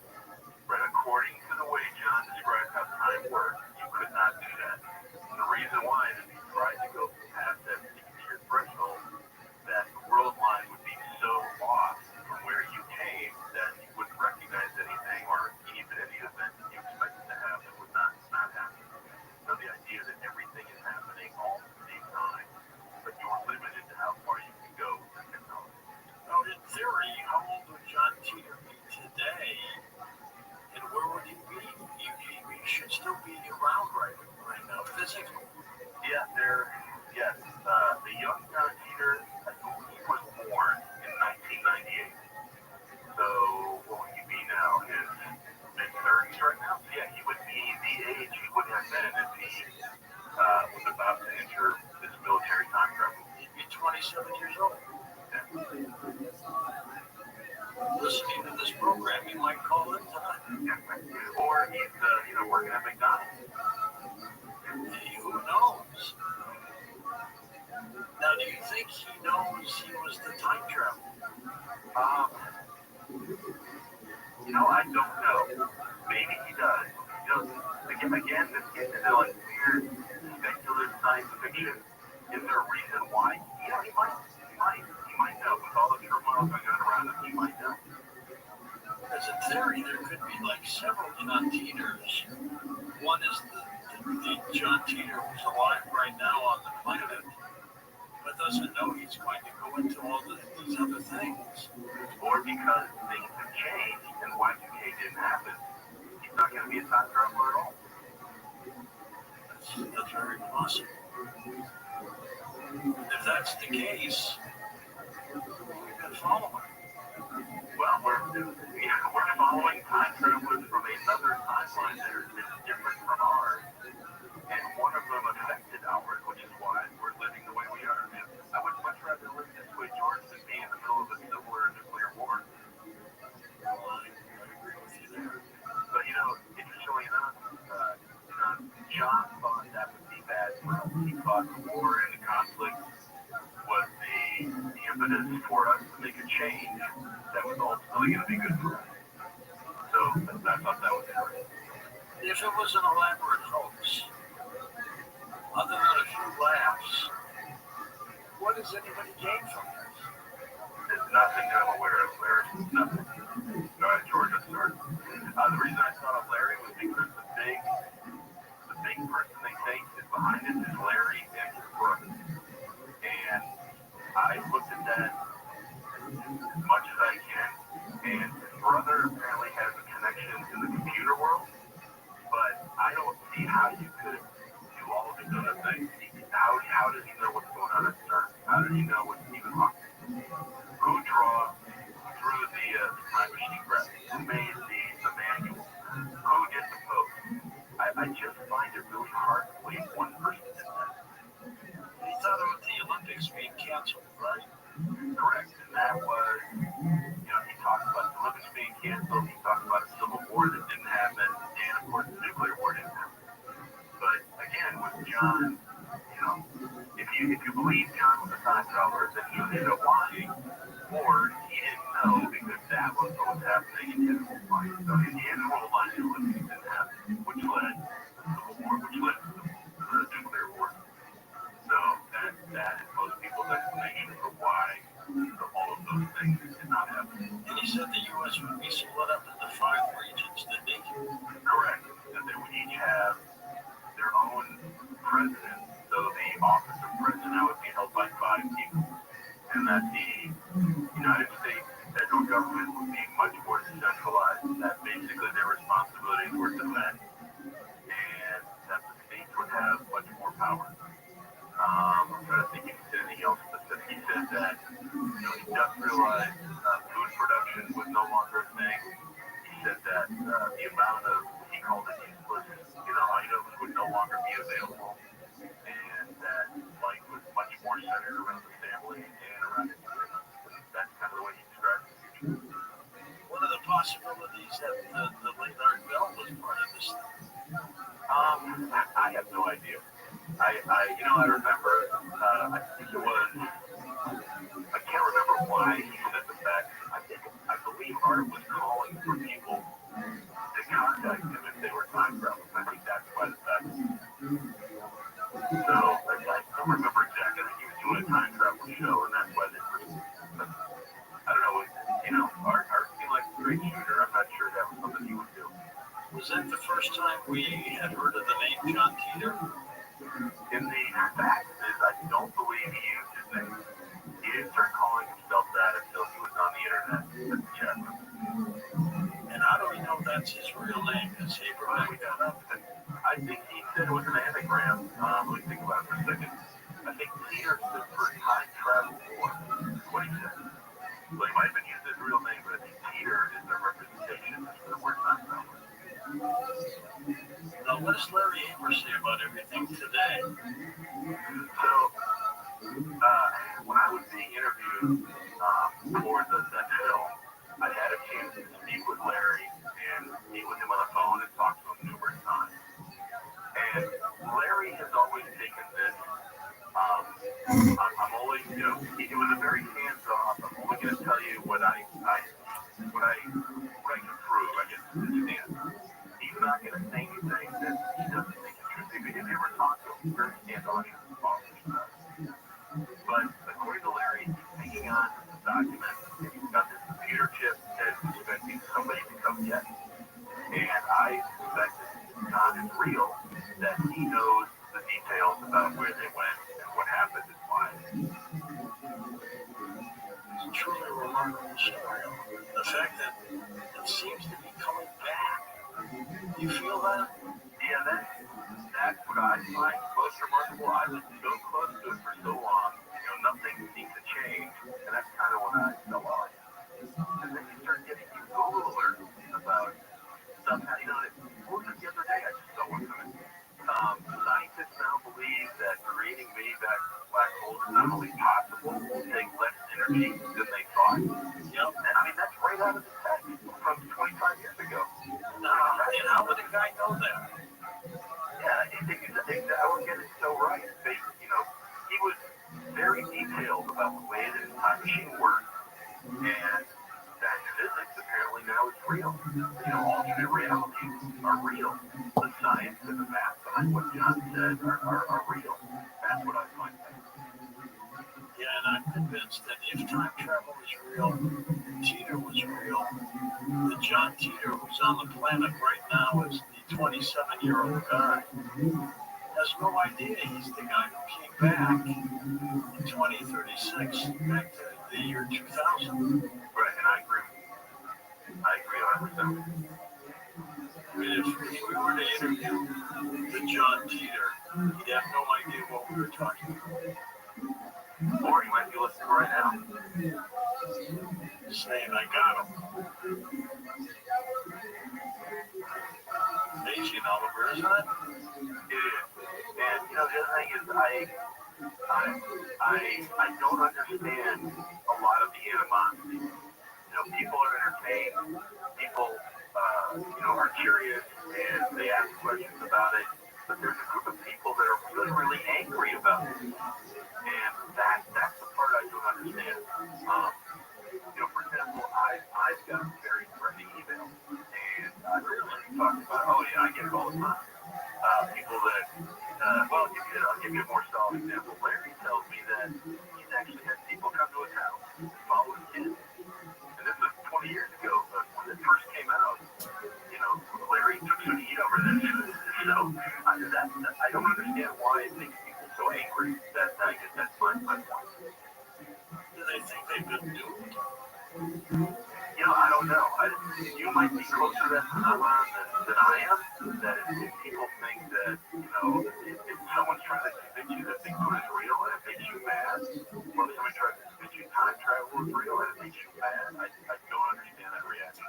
I mean, either this is just a really well-told tale, or it really is a time travel, but I don't understand the anger behind it. And that I think. Well, with Oliver Williams, who compiled the John Teeter website years ago and is still open, though he hasn't updated it too much. Done a little massage to it, but not much of it. Yeah, again, I'm being recruited to do some sort of a podcast. I'm trying to decide if there's some material out there to do that. But, I've thought about updating the website, thought about doing something else. I may, we're starting to get a flood of stuff. And if Larry says anything new, I'll let you know. Yeah, definitely. And when you get that podcast up and running, let us know. All right, thanks, George. Oliver Williams with us. His website, can I say it's johnteeter.com? Yeah, absolutely. And I promise to get to it soon and add more stuff. We're going to take calls with Oliver next hour. And towards the end of the program, I'll probably play the interview I did with Larry Haber. It's about 8 minutes long, but it's fascinating. And I bet Larry would love to hear that all over again, Oliver. Yeah, there's a possibility he's listening too. The people who were involved, if there were other people involved with John Teeter as a real time traveler, what do you think they told him about coming back here? So you mean the people that sent him here on his mission? Yes. Well, according to John, they needed this computer to communicate with larger IBM mainframe computers that no longer work in the future. And his mission was to go back, get this computer, and then return. And if you think about it, you think about the science behind the way he described time travel, it basically means that John would never get home. There would always be a slight variation wherever he traveled. So the whole idea of this mission must have been somebody's going to return with the computer. So from the perspective of John leaving, my guess is whatever happened to John, he returned with the computer, but he might be 5 years older than he was. But the people that needed the computer in the future got it an hour after they sent it. If that makes any sense. Technically, is that accurate? Yeah, based on the way John described time travel, that would be accurate. He said that time travel, multiple realities were real. He said the Everett-Wheeler model was correct. And he said, imagine that you're standing in a room with mirrors on all the walls. Look to the left and your right, you see infinite number of reflections in all directions. And he described time travel as being having the ability to step out of one mirror and into the other. The closer the mirrors are, the less variation there's going to be between the timelines. If you step way far away, there's going to be a larger variation. But if you're looking for a computer, you could step back into that variation, still get the computer, and then return to where you started. Things might be very different, but at least you completed your mission. And that's kind of my understanding of what he was doing. Did Teeter explain when he came back how he existed, how he lived? You mean how he lived in his time? No, in our time. Yeah, he did talk about, some of the reactions he had thus far time. And to be honest, John was angry with us. He didn't think much of us. He thought we didn't pay attention to our constitutional rights, that we were lazy, that the reason things were bad in the future was because of us. He blamed us for that. He talked about going into a store and just being overwhelmed with all of the useless merchandise and choices that people had. I do remember he said he was jealous of how much information was available to us that we don't take advantage of. So the number of books. You could go to a bookstore and buy a book, or go online and download something. That apparently was a surprise to him, to see how much of it was available to us that we didn't take advantage of. So yeah, I think he warmed up to us in the end, but at the beginning, I don't think he thought well of us, basically, because he blamed us for what happened in his time. Let's take a short break, Oliver, then come back and take phone calls. The lines are open. Back in a moment.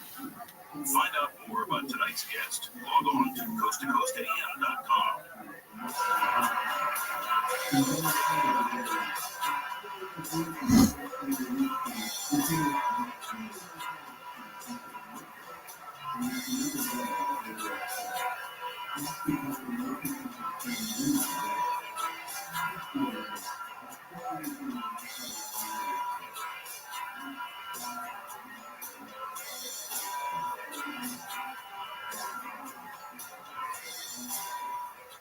Business owner, CEO, or responsible for marketing? If you are, iHeartMedia can help you reach your goals and find new customers. We reach more consumers in your target area than anyone else, and we can give you access to those potential customers more cost-effectively across radio, digital, podcasting, and social. We'd love to show you how iHeartMedia can work for you. Get started today by calling 844-844-iHeart. That's 844-844-iHeart. Future Health Weight Loss. Get access to weight loss meds like Ozempic, Zepbound, and pill options if you don't like injections from FutureHealth.com. The meds eliminate hunger and cravings, while Future Health handles the rest. Best results, best price. All online with no insurance needed. Join those losing 10 pounds in their first month. Visit FutureHealth.com. Future without the E to start losing weight this week. Future Health Weight Loss. Database on independent study sponsored by Future Health. Future Health is not a healthcare services provider. Meds are prescribed by discretion. Texting privacy policy and terms and conditions posted at textplan.us. Texting rules are recurring automated text marketing messages. Message and data rates may apply. Reply stop. My name is Salter Roboto. I'm mentoring with the Wildfire Recovery Group, and we've been handling wildfire cases since 2015. Southern California Edison is a public utility company. We've determined that Edison is responsible for the Eaton fire in Pasadena. If you suffer damages, you can seek reimbursement for smoke damage, structural damage, loss of your personal property, as well as injuries, both to your body and mentally. We've recovered more than $1.7 billion for our clients in utility-caused wildfire damages. If you're a homeowner or a renter, we may be able to help. The call and consultation are free. Text BIRD to 323232 or visit fireattorneys.com. Your consultation is free and there's no obligation. If we don't recover for you, you pay nothing. That's BIRD to 323232. BIRD to 323232. Attorney advertising paid for by Nellis Riccoboni, LLP, 2625 Townsgate Road, Suite 260, Westlake Village, California, 91361. Past results depend upon facts of those cases. Future results will differ based upon different facts. KFI AM 640. When you're hot, you feel different. But if you feel different, you drop different. So don't drop high. Brought to you by NITSA and the Ad Council. Talk without the tilt. KFI and KOST HD2, Los Angeles, Orange County.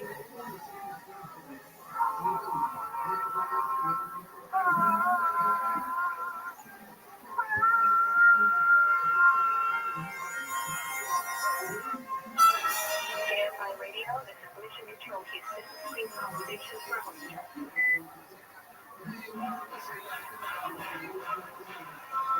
Station, this is Amy King with KFI's Wake Up Call. How do you hear me? I can hear you loud and clear. It's time for your morning wake-up call.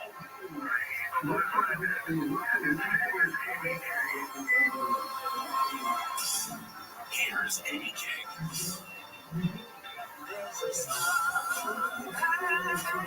It's 5 o'clock. This is your wake-up call for Thursday, April 10th. Good morning. I'm Amy King. We're live everywhere on the iHeartRadio app. Keep your radios close this morning. We get to talk to Colonel Nick Hague. He's the Space Force Guardian and NASA astronaut. And last time we talked to him, he was live on the International Space Station. Now he's got his feet back on the ground, and he's going to come visit Wake Up Call. That's happening a little bit later this hour, so please do stick around. Can't wait to talk to him about his adventures and his spacewalk, and like everything that is just something that none of us get to experience except for a handful of people on this planet. And we're so excited to have Colonel Hague back with us again. Here's what's ahead on Wake Up Call. Stock futures are down this morning after a huge bounce back on Wall Street. The Dow gained more than 2,900 points yesterday following President Trump's announcement that a 90-day pause was being put on tariffs for everyone except China. The president announced tariffs against China would increase to 125%. A U.S.-Russian national from Los Angeles has been freed in a prisoner swap between the U.S. and Russia. Secretary of State Marco Rubio says ballerina Casina Carolina is on her way back to the U.S. Carolina was serving a 12-year sentence after being convicted of treason last year for making a $52 donation to a charity aiding Ukraine. Construction on the first house to be rebuilt following the fire in Pacific Palisades is underway.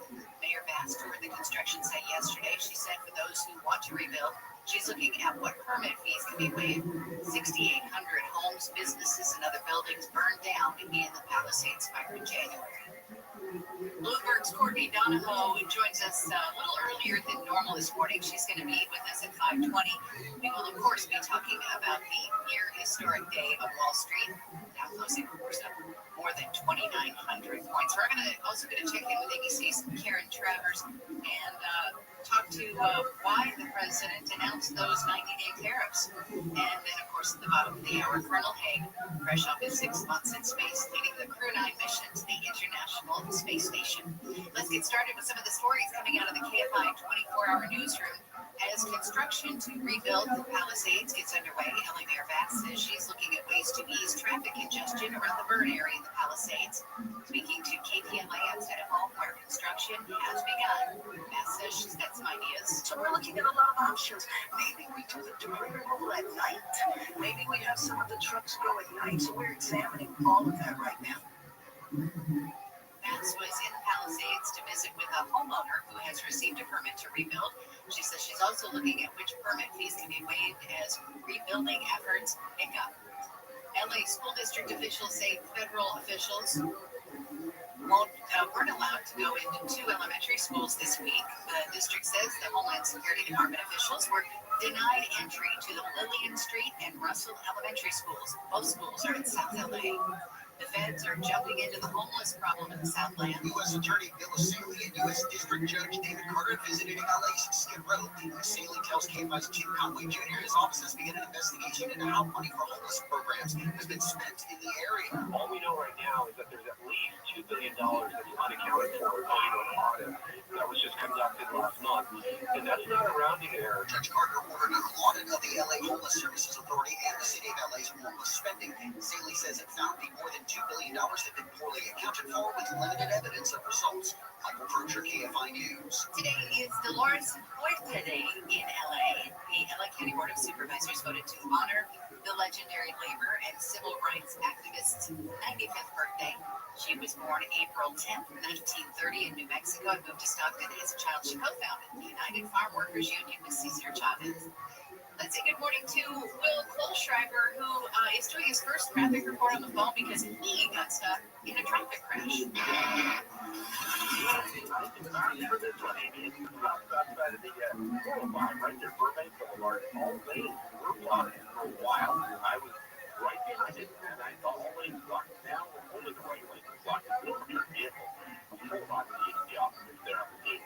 I didn't see any injuries, but dad's backing up all the way back from about Victory Boulevard. Other than that, things are looking pretty good across the southwest. We'll have more details. The complete report for you coming up in just a few minutes with Southern California Back Air Traffic Report. I'm Will Coltrane. Thank you, Bill. Get in here safely. Let's say good morning now to ABC's Karen Travers. So, Karen, if there's one predictable thing about President Trump, it's that he's unpredictable. And, you know, it's a complete reversal from what he had said on Monday, where he told my colleague Mary Bruce that he was not looking at a pause on tariffs through offer negotiation. And that's exactly what he did yesterday. His team said yesterday that this was a strategy all along, and this was the president's negotiating strategy. But the president then undercut that message by saying that he was looking at the market, that he saw people getting a little afraid, and that the markets were looking a little glum over the last few days, and that was driving his decision to put this pause in place. Okay, and what exactly happened, and why does he say that he did it? You said that it was because they were immune. That's what he said. I mean, his reason yesterday was because of the market. That's what he said. His advisor said it was because countries were reaching out to negotiate. But we asked him on Monday, why not put a pause in place before they go into effect? Because countries had already started reaching out to negotiate at that point. Why not move forward with it and just do negotiations? Why announce it last week when you could have had negotiations already? That's what the president said. We're moving ahead. He wasn't looking at a pause. The tariffs went into effect. They were in effect for 13 hours before the president announced this reversal. And so it was exciting yesterday. Only the stock market and the bond market, I should say. Okay, and then the big exception to pausing all the tariffs is China. Yes, China now has a 125% tariff on goods coming into the U.S. from China. China has retaliated with the tariff on U.S. goods. It also said this morning that they're going to limit the number of Hollywood films that will be shown from China as a way to strike back at American cultural exports as well. And this is showing no signs of slowing down. The Chinese have not engaged at all with the White House, despite the White House needs to reach out, let's talk, let's have negotiations. They're not doing that. They have said they're going to fight this to the end, and that the United States trade policy right now amounts to economic bullying. So it's not clear where the growth is going to be in sight here when it comes to China. One thing, though, is that this could grind trade between the two countries to a halt. And there's a lot of it. I mean, that's a huge amount of trade. Significant amount of trade. And also, states will use consumers to go out and buy a lot of products. And then you think of the materials that go into things for small businesses. A lot of that comes from China, and that's a significant concern for companies that are, getting parts for things. People that have already placed orders at this point, they already believe for things, and now they're on their way to make on their stuff, whatever that is, which is their widget. They already bought $100 of widgets, and now that widget, when it gets offloaded at the port in California, is going to have an additional $125 charge to it. You didn't factor that in to your business plan. What are you going to do? Right? And what happens if you don't accept the shipment? I mean, I just can imagine at the ports that could be kind of a nightmare. Yeah, I mean, and that's all coming in the next couple of weeks. Okay, and we will be watching it. We were just talking about everything changes so quickly these days. Kind of hard to keep track of it. But thank you for helping us make sense of it, Karen Travers. Have a great day. All right, you too. Let's get back to some of the stories coming out of the KFI 24-hour newsroom. House Speaker Mike Johnson has delayed a vote on President Trump's budget bill. The bill, which passed the Senate, includes tax cuts, more immigration enforcement, more defense spending, and a higher debt limit. The House was set to vote last night, but some Republicans opposed it mainly because the Senate's version only includes $4 billion in spending cuts. The House wants up to $2 trillion in cuts. The vote's been pushed back to today at the earliest. The Department of Homeland Security says the Trump administration will keep deporting alleged gang members to El Salvador. BBC's Matt Rivers says they're being held in a notorious prison. There's a reason why it's become known as infamous. It is an incredibly harsh place. It is brutal. Frankly, it is depressing, and it is designed to kill. He says it was built as part of the El Salvador government's push to clean up crime in that country.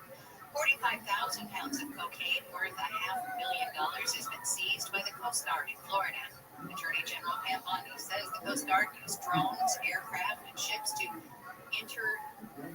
intercept the traffickers leading to the bust yesterday. What they did saved countless American lives. Countless lives. This cocaine could have been distributed throughout our country and perhaps throughout our world. Bondi says the drugs originated from Mexican cartels. 11 people have been arrested in connection with the bust. The Supreme Court has reversed a lower court ruling that ordered the Trump administration to reinstate 2 heads of watchdog agencies. The High Court says it will hear arguments from the lawyers for the head of the National Labor Relations Board and the Merit Systems Protection Board on why they should be allowed to keep their positions. The search for survivors of the nightclub roof collapse in the Dominican Republic is over, and victim recovery efforts are now underway. BBC's Victor Oquendo says the death toll is at least 218. Just an incredibly difficult scene here outside of the Jet Set nightclub. As you can see where the roof collapsed, there's all that heavy machinery. He says at least 1 American has died. Ahead of the trial in the Idaho college killings, the defense is pushing for the death penalty to be taken off the table because of Brian Koberger's autism spectrum disorder.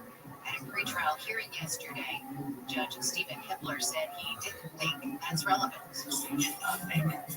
The general argument somehow the diagnosis is an aggravating factor. The trial is set to start later this summer.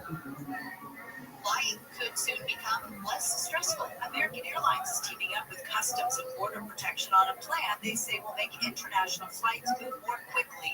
Passengers would no longer pick up their bags when they arrive and then recheck them for a domestic connecting flight. Instead, the luggage would be transferred automatically. The carrier says this will enhance safety. The pilot program will be tested on flights from Sydney to Los Angeles. Deborah Mark, KFI News. Speaking of airlines, Delta Airlines has pulled its financial outlook for this year, saying it's because of concerns about where global trade is headed. Virgin Atlantic is cutting back its scheduled flights from London to New York and Seattle this winter.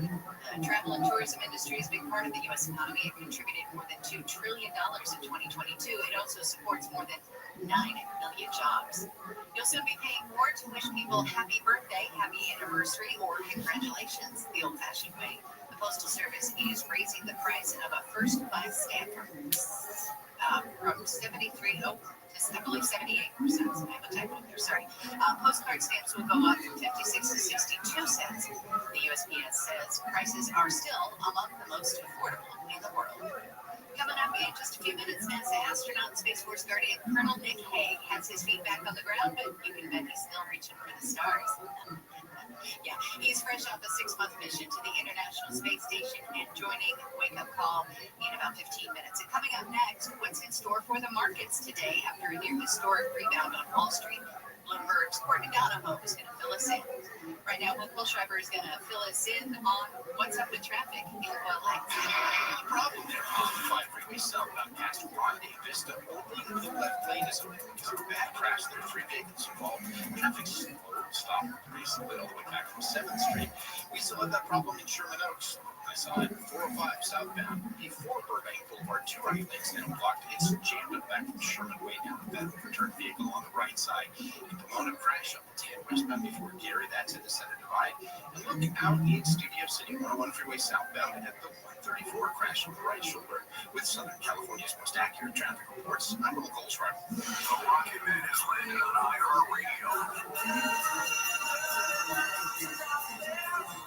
Hi, this is Elton John, and this is iHeart's Elton John Radio. Every hit, every deep cut, and the behind-the-scenes stories from Sir Elton himself. And my first ever hit. From the anthems that made history to Elton's own picks, all commercial-free, including his new song with Brandi Carlile, the soundtrack of a legend. Search Elton John Radio on your iHeart app to listen now. Saturday workouts. Girls, get excited. You almost done? 2 minutes or so. Meet you outside. That much. Getting back to the moments we miss starts with getting informed. Get the latest info about COVID-19 vaccines at getvaccineanswers.org. It's up to you. Brought to you by iHeartRadio and the Ad Council.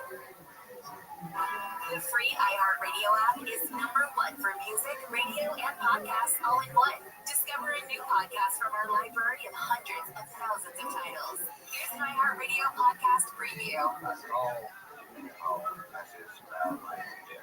I think it makes it better to give out to him.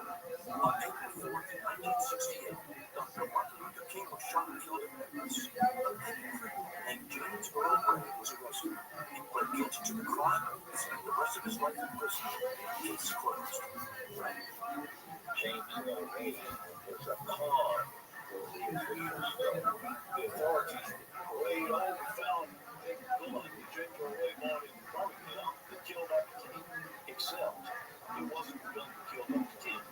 One of the problems that came out when I got the Ray case was that some of the evidence, as far as I was concerned, did not match the circumstances. This is the MLK Tips. The first 2 episodes are available on the iHeartRadio app or wherever you get podcasts. The iHeartRadio app, #1 for music, radio, and podcasts, all in one app. Trump is announcing a 90-day pause on some tariffs. Dr. Amir Khan with the University of Arizona Army Advisory Group believes this was all part of the White House plan starting on the day the tariffs were announced. Give a shock, right? All foreign business involved.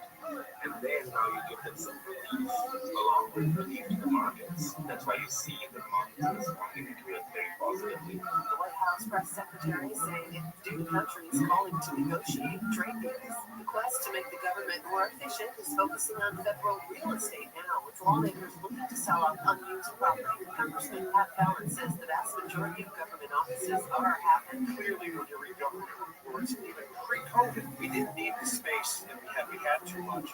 Very expensive real estate in Washington, D.C., New York City, San Francisco. He adds if it's taken off the books, it will save taxpayers big bucks. Just in time for tax season, the acting IRS commissioner is resigning. Multiple reports say Melanie Krause is stepping down after the agency agreed to share illegal immigrants' tax information with federal immigration agents, as Jody Jacobs reports. Melanie Krause becomes the agency's third leader to leave since the start of the year. According to reports, the deal with federal agents was finalized on Monday, with officials from the Treasury Department bypassing the office. Whoa, that 18-wheeler next to you on the highway might not have a driver. The self-driving tech company Aurora is launching their first autonomous big rig this month in Texas, which has truckers paying close attention. More worry when you pay attention to the policies, to the legislation, to the things that people really pay attention to. That's John Esparza, who heads the Texas Trucking Association. They support the move towards automation along the highways. He says there will always be a need for drivers in urban settings. I'm Monica Nelson with your consumer and business news. The hit HBO series The Last of Us is getting renewed for a 3rd season. The Emmy-winning show is set to return for its 2nd season this weekend. The new season has received immense praise from critics and currently sits at 92% fresh on Rotten Tomatoes. The Last of Us Season 2 debuts on April 13th. Adam Levine is confirming that Maroon 5 will drop a new album this year. During an appearance on The Tonight Show starring Jimmy Fallon this week, the singer was asked about the speculation surrounding Maroon 5's return. Levine said he's going to confirm the rumors are true, but said he can't divulge all the details right now. However, he did confirm there's a single coming out near the end of this month, while the album will be out in the summer. Levine also said Maroon 5 will go on tour sometime in the fall.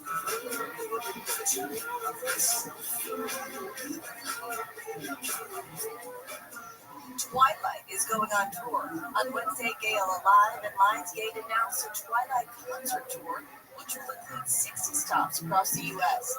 It kicks off on September 12th and wraps up on November 30th in Milwaukee, Wisconsin.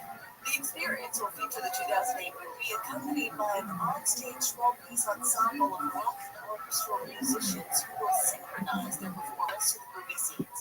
Tickets go on sale this Friday. That's entertainment. I'm Jacqueline Cora. AM 644, stimulating talk.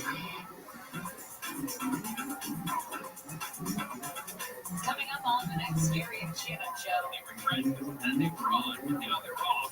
What do these tariffs mean? Our global trade outlook expert Sahak Manwele is to the case. Coming up today at 9:30 on Gary and Shannon.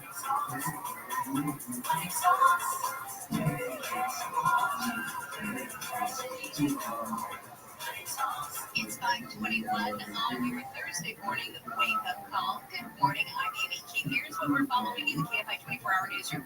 2 LA City Council committees have advanced a plan to hike trash collection fees by more than 50%. If it's approved by the City Council on Friday, it would be the first increase in 17 years. City's looking for ways to raise revenues as it faces a nearly $1 billion budget shortfall. A 5th person has died following a high-speed crash into a tree in Santa Ana. Authorities say a 13-year-old girl who was on life support following the crash late Saturday night has succumbed to her injuries. Most of the people killed were teenagers. Police are still investigating what led to the deadly crash. Pope Francis has met privately with King Charles III and Queen Camilla at the Vatican. The royal couple is in Italy to celebrate their 20th wedding anniversary. It was the first confirmed meeting for the Pope since he returned to the Vatican after spending 5 weeks in the hospital with life-threatening double pneumonia. At 6:05, it's Handle on the News. Was it part of the deal or a fix? Because of a falling stock market, Bill's going to be talking about huge gains on Wall Street following the president's announcement of a 90-day pause in tariffs. Okay, so we had to switch stuff up a little bit this morning because we get to talk to Colonel Nick Hague, a NASA astronaut, Space Force Guardian. We talked to him several times as he was getting ready for his trip to the International Space Station, and then we were so lucky we got to talk to him while he was on the International Space Station, and now he's back on Earth. So we're going to be talking to him in about 10 minutes. And so we moved Courtney Donahoe, Bloomberg's business specialist, giving your business, to 5:20. But maybe she didn't get the message because we haven't heard from Courtney. So we're going to try to reach out to her. And there's a lot to talk about with the stock market. Man, was that crazy when President Trump announced the pause in tariffs. At about 10 o'clock yesterday, actually it was just about 10:15 yesterday morning, and immediately the stocks shot up and ended the day up down 2,900 points. Right now the Dow futures are down like 481 points, or down. Now it's down 559. So maybe things are looking a little better, but now we have Courtney Donahoe. So glad you could join us early. We're getting in your business with Bloomberg's Courtney Donahoe. Thanks so much for joining us early today, Courtney. I guess the only thing we can say is buckle up. We were just talking while we were waiting to connect with you about the crazy day it was on Wall Street. Oh my goodness, it was unbelievable. All the tariff twists and turns continue with the president announcing that 90-day tariff pause. The New York Stock Exchange actually exploded in a huge roar as the news hit. But Wall Street was practically begging for some relief, and yesterday traders got it with the S&P 500 ending the day up 9.5%. Now this morning, it's not looking so good. It's looking pretty rough out there. Looking at Dow futures down 588 points. points. S&P futures falling 1.9%, but kind of buried in all of this news in just a few minutes from now. And why I kind of have to jump here is the March consumer price report is going to be out, and economists say inflation will likely step down last month, but the information it contains is somewhat stale compared to some of the big economic policy changes that came in the past week. Okay, and you have to jump. Yes, I do. It's so busy here today. Sorry. Well, and we appreciate you, adjusting your schedule. So we'll be watching and see what happens, and then we'll talk to you tomorrow and get a recap of everything. Exactly.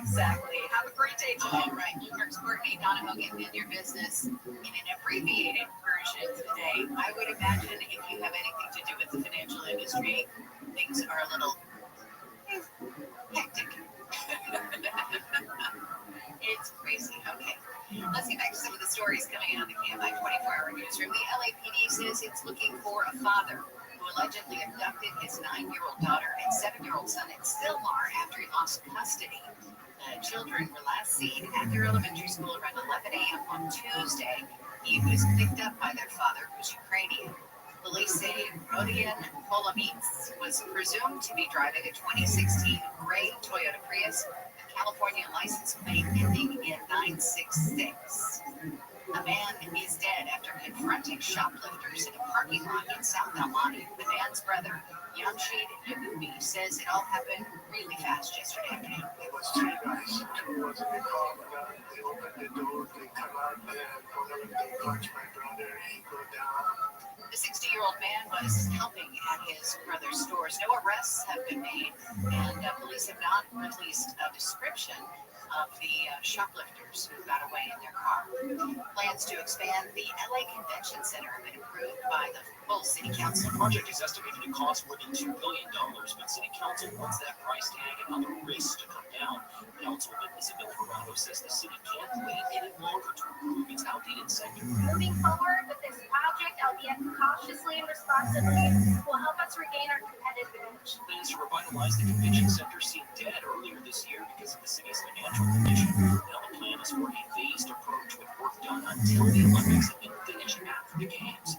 Michael Monks, KFI News. Some Democrats say they want Congress to investigate if anyone may have known about President Trump's tariff moves in advance. ABC's Jareen Shaw says they want to know if anyone may have benefited from the drastic market shifts. About $6 trillion wiped out from the S&P 500, a major sell-off in American bonds led by China and Japan. Some experts believe could sway the president. The Dow Jones, S&P 500, and NASDAQ all reversed their losses yesterday. Amazon says it's canceling orders for a lot of products made in China and other Asian countries, so it won't have to pay tariffs on them. The products are mainly summer things like beach chairs, air conditioners, and scooters. The things we need during the summer. Bloomberg says one company that's been selling Chinese-made beach chairs to Amazon for years got an email from the online merchandiser saying it was canceling its orders and not to ship them. Cal Fire's urging residents across the state to take precautions as peak wildfire season approaches. California Natural Resources Agency Secretary Wade Crawford says the government is ready and the public needs to be too. State, federal, local partnerships remain intensely focused on helping these communities recover and rebuild and protecting Californians from catastrophic wildfire. Remember, everybody has a role to play. Crawford says the fires in the Palisades and Altadena have shown the importance of being prepared. He says home hardening and having defensible space are the most important preparations. Cal Fire does offer a fire planner tool. It's at readyforwildfire.org. The president of the LA Urban Policy Task Force is calling on police to do something about what he calls the epidemic of hit and runs in South LA. Earl Ofari Hutchison is asking police to set up a task force to help prosecute what he calls hit and run murders. Half a dozen people have been killed in hit and run wrecks in South LA in just the last 3 months.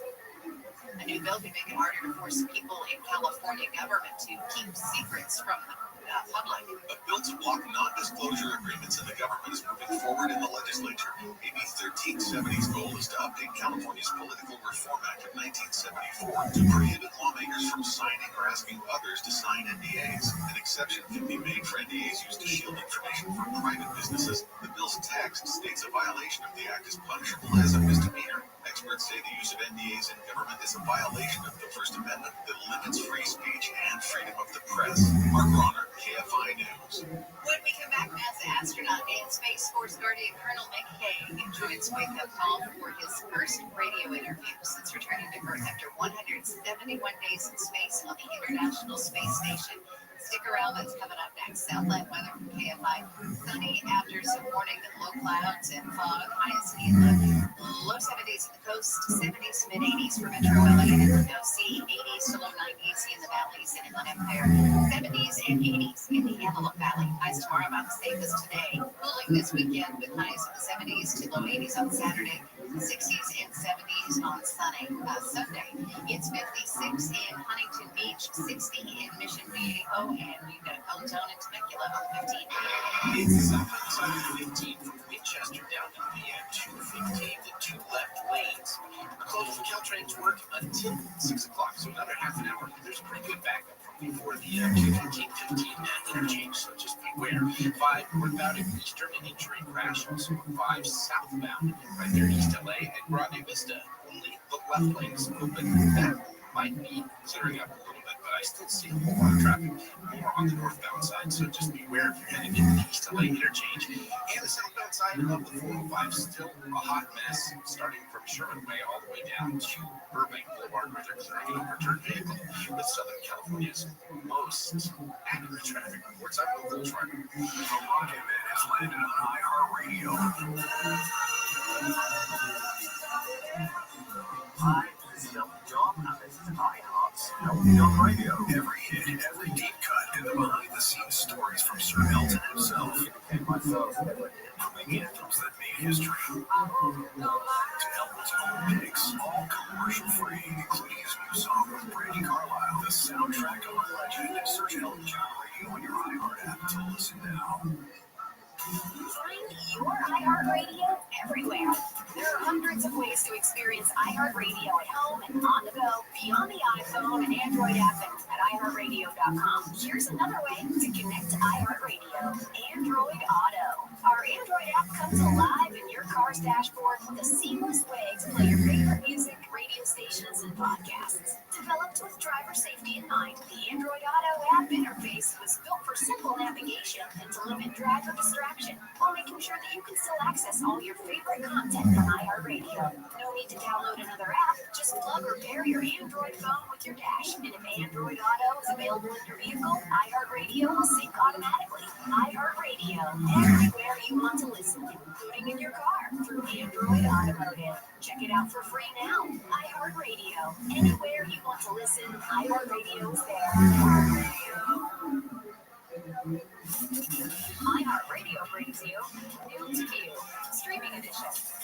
Looking for something to watch? Listen up. Next week on Netflix, Tuesday, the debut of the Swedish mystery series The Glass Dome, as well as the documentary special Behind the Curtain, Stranger Things, The First Shadow. Next Wednesday on Netflix, the launch of the British docu-series The Diamond Heist. Next Thursday, the kickoff of the Netflix romantic drama series Ransom Canyon, starring Josh Duhamel and Minka Kelly. Next Friday on Netflix, the debut of the documentary film Oklahoma City Bombing, American Terror, as well as the Dutch thriller movie I Hostage. Next Tuesday on Paramount Plus, the launch of the two-part docu-series The Carters, Hurts to Love You. Next Wednesday on Hulu, season 2 of the drama series No Man's Land. Next Thursday on Tubi, the premiere of season 2 comedy series Borders, and over on Peacock, the fifth season debut of Law and Order Organized Crime. Next Friday on Disney Plus, the second season launch of Light and Magic. Next Wednesday on Apple TV Plus, the debut of the new comedy Government Cheese, starring David Oyelowo. Next Wednesday over on Amazon Prime Video, the second season launch of Last One Laughing Columbia. Next Thursday on Amazon Prime Video, the kickoff of the new animated comedy series #1 Happy Family USA, as well as the third season of Leverage Redemption. Next Friday on Apple TV Plus, the third season premiere of the kids show Jane. And next Friday over on Amazon Prime Video, the debut of the limited drama series The Narrow Road to the Deep North. And that's New to View on iHeartRadio. Happy New Day. They say nothing like a break, so we figured $1,000 might help you feel a little free or a little cash for Free your budget, free your mind, and claim your $1,000 freedom fund. Powered by Sweet James Accident Attorneys. If you're in an accident, winning is everything. Call the winning attorneys at Sweet James. 1-800-9-MILLION. That's 1-800-9-MILLION or sweetjames.com. Winning starts Monday on KFI AM 640. More stimulating talk. Welcome back.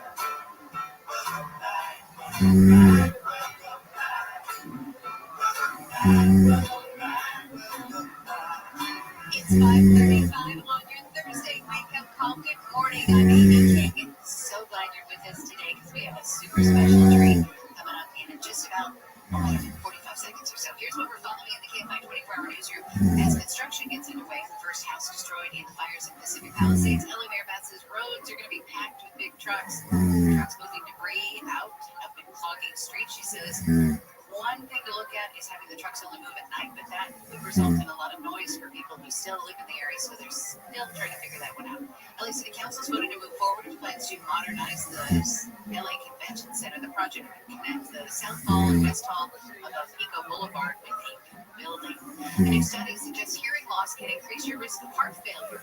Researchers at UK Biobank say they found that those with mild hearing issues had a 15% increased risk if they were poor hearing. That was a 28% increase in risk of heart failure. Got Handle on the news coming up at 6:05. Of course, he's going to be talking tariffs, the stock market, and a whole lot more. But right now, we have a very special treat.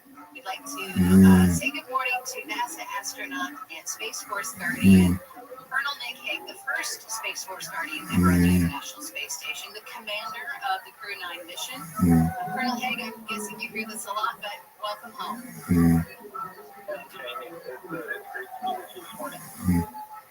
So you spent 171 days in space. You did a spacewalk. You had a successful splashdown, obviously, back down on Earth, along with Alex and, of course, Sunny Williams and Butch Wilmore. It's been an exciting 6 months. How are you and everybody doing? Yeah, it's hard to believe the 6 months goes by really fast. And, we're back on the ground, and just over 3 weeks back in gravity and adjusting, and it's been pretty good. Okay, so I want to ask you about that gravity because we saw you when the capsule splashed down and saw you come out of the capsule with a pretty big smile on your face. Can you tell us what you were feeling at that moment and what it feels like to go from weightlessness to full-on gravity in a matter of minutes?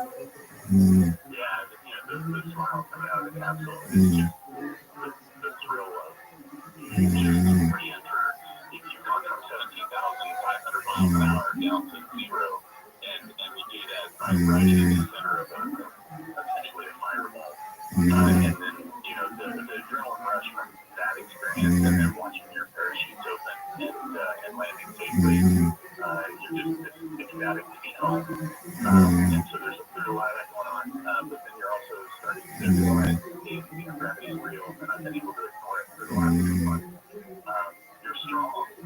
You can stand up, you can carry your own weight, but your sense of balance is really not there. And so that's why they pull us out, they put us on a gurney, they wheel us around. For the first day or so, somebody is there making sure that when we're walking, we don't stumble. But after 2 days, the body snaps back. It is just truly amazing how adaptable our bodies are. Okay, so when you say that it's hard because your balance is off, do you have sort of like a vertigo feeling, or you're just not used to having to balance? You have to use that part of your brain. Your ear kind of ignored for the last 6 months while you've been in space.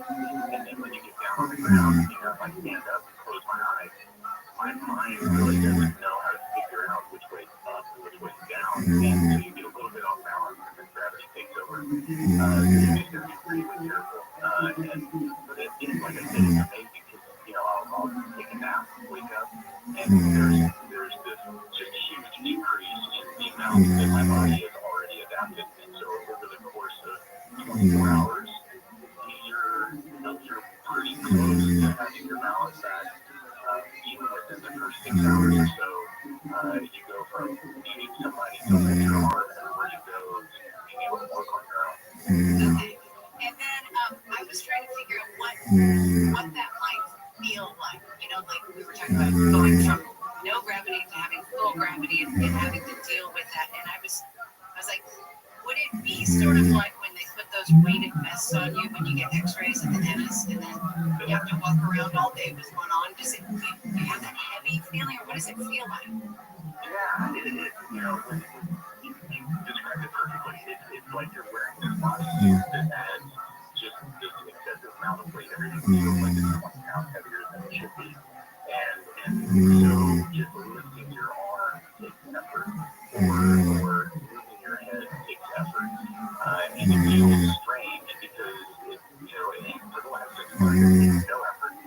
And then slowly over the course of a couple days, that just becomes your new normal.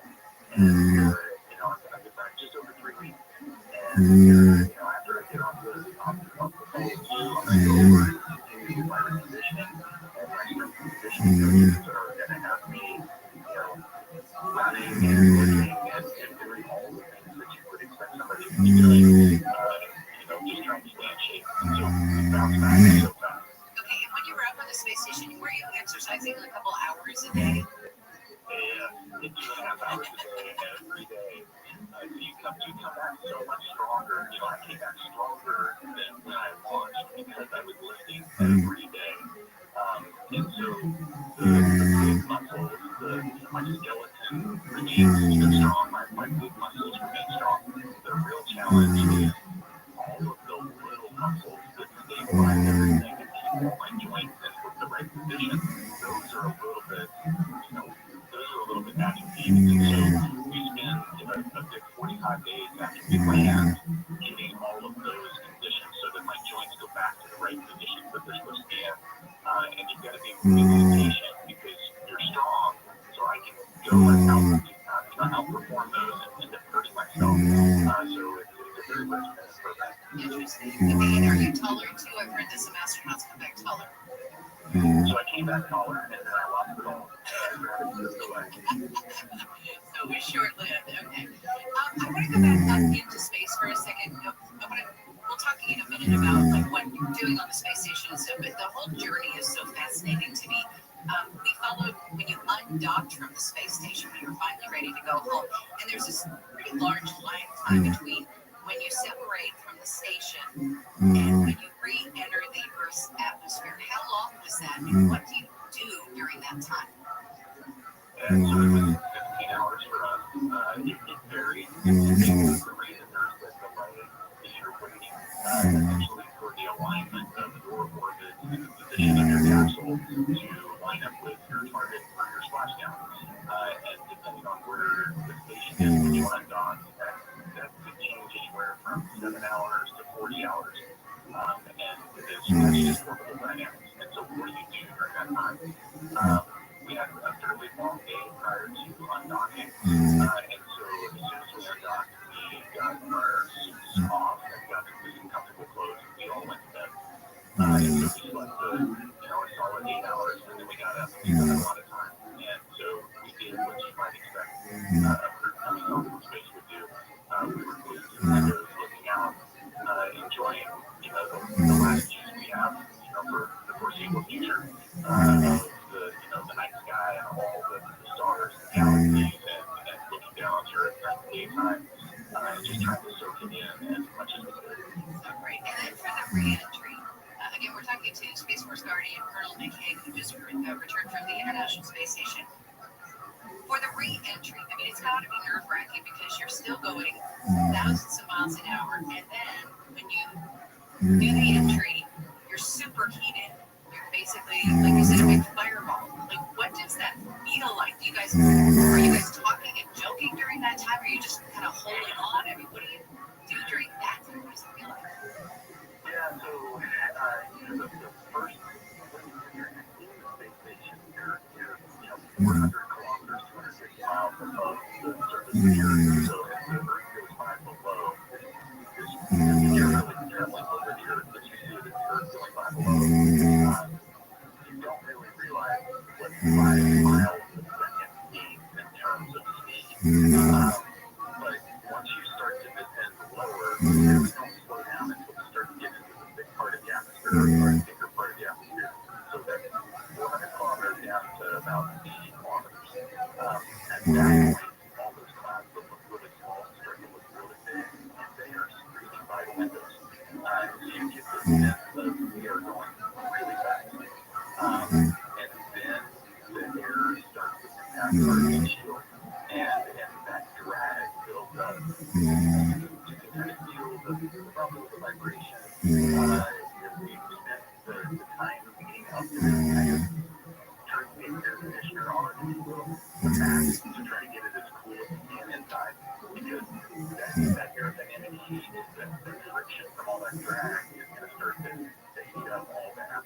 And essentially it creates a fireball around us with about 3,000 degrees. And we're in the center of that, in the calm sky of the storm, and what we feel is essentially just cheap. So we get squashed into our seat, and it goes from 6 months of not feeling anything and floating to all of a sudden the G meter reads 0.01 G or 0.02. By the time it gets to 0.1, 1/10 of the gravity everybody feels every day, it feels like somebody's sitting on you because you just haven't been used to feeling it. And, it's surprising that the first time of G, it's like, oh man, I don't know if I'm going to be able to handle this. And then your body kind of gets used to it. And by the time you reach our maximum G, which is just under 5 G, you're kind of comfortable. So I'm, looking at the displays, I'm talking the crew through everything that's going on, where we're at with prepare for next, getting ready for sheets to deploy. And so it's kind of a normal conversation. And you just get used to having the bird squash you a little bit. Another day at the office is now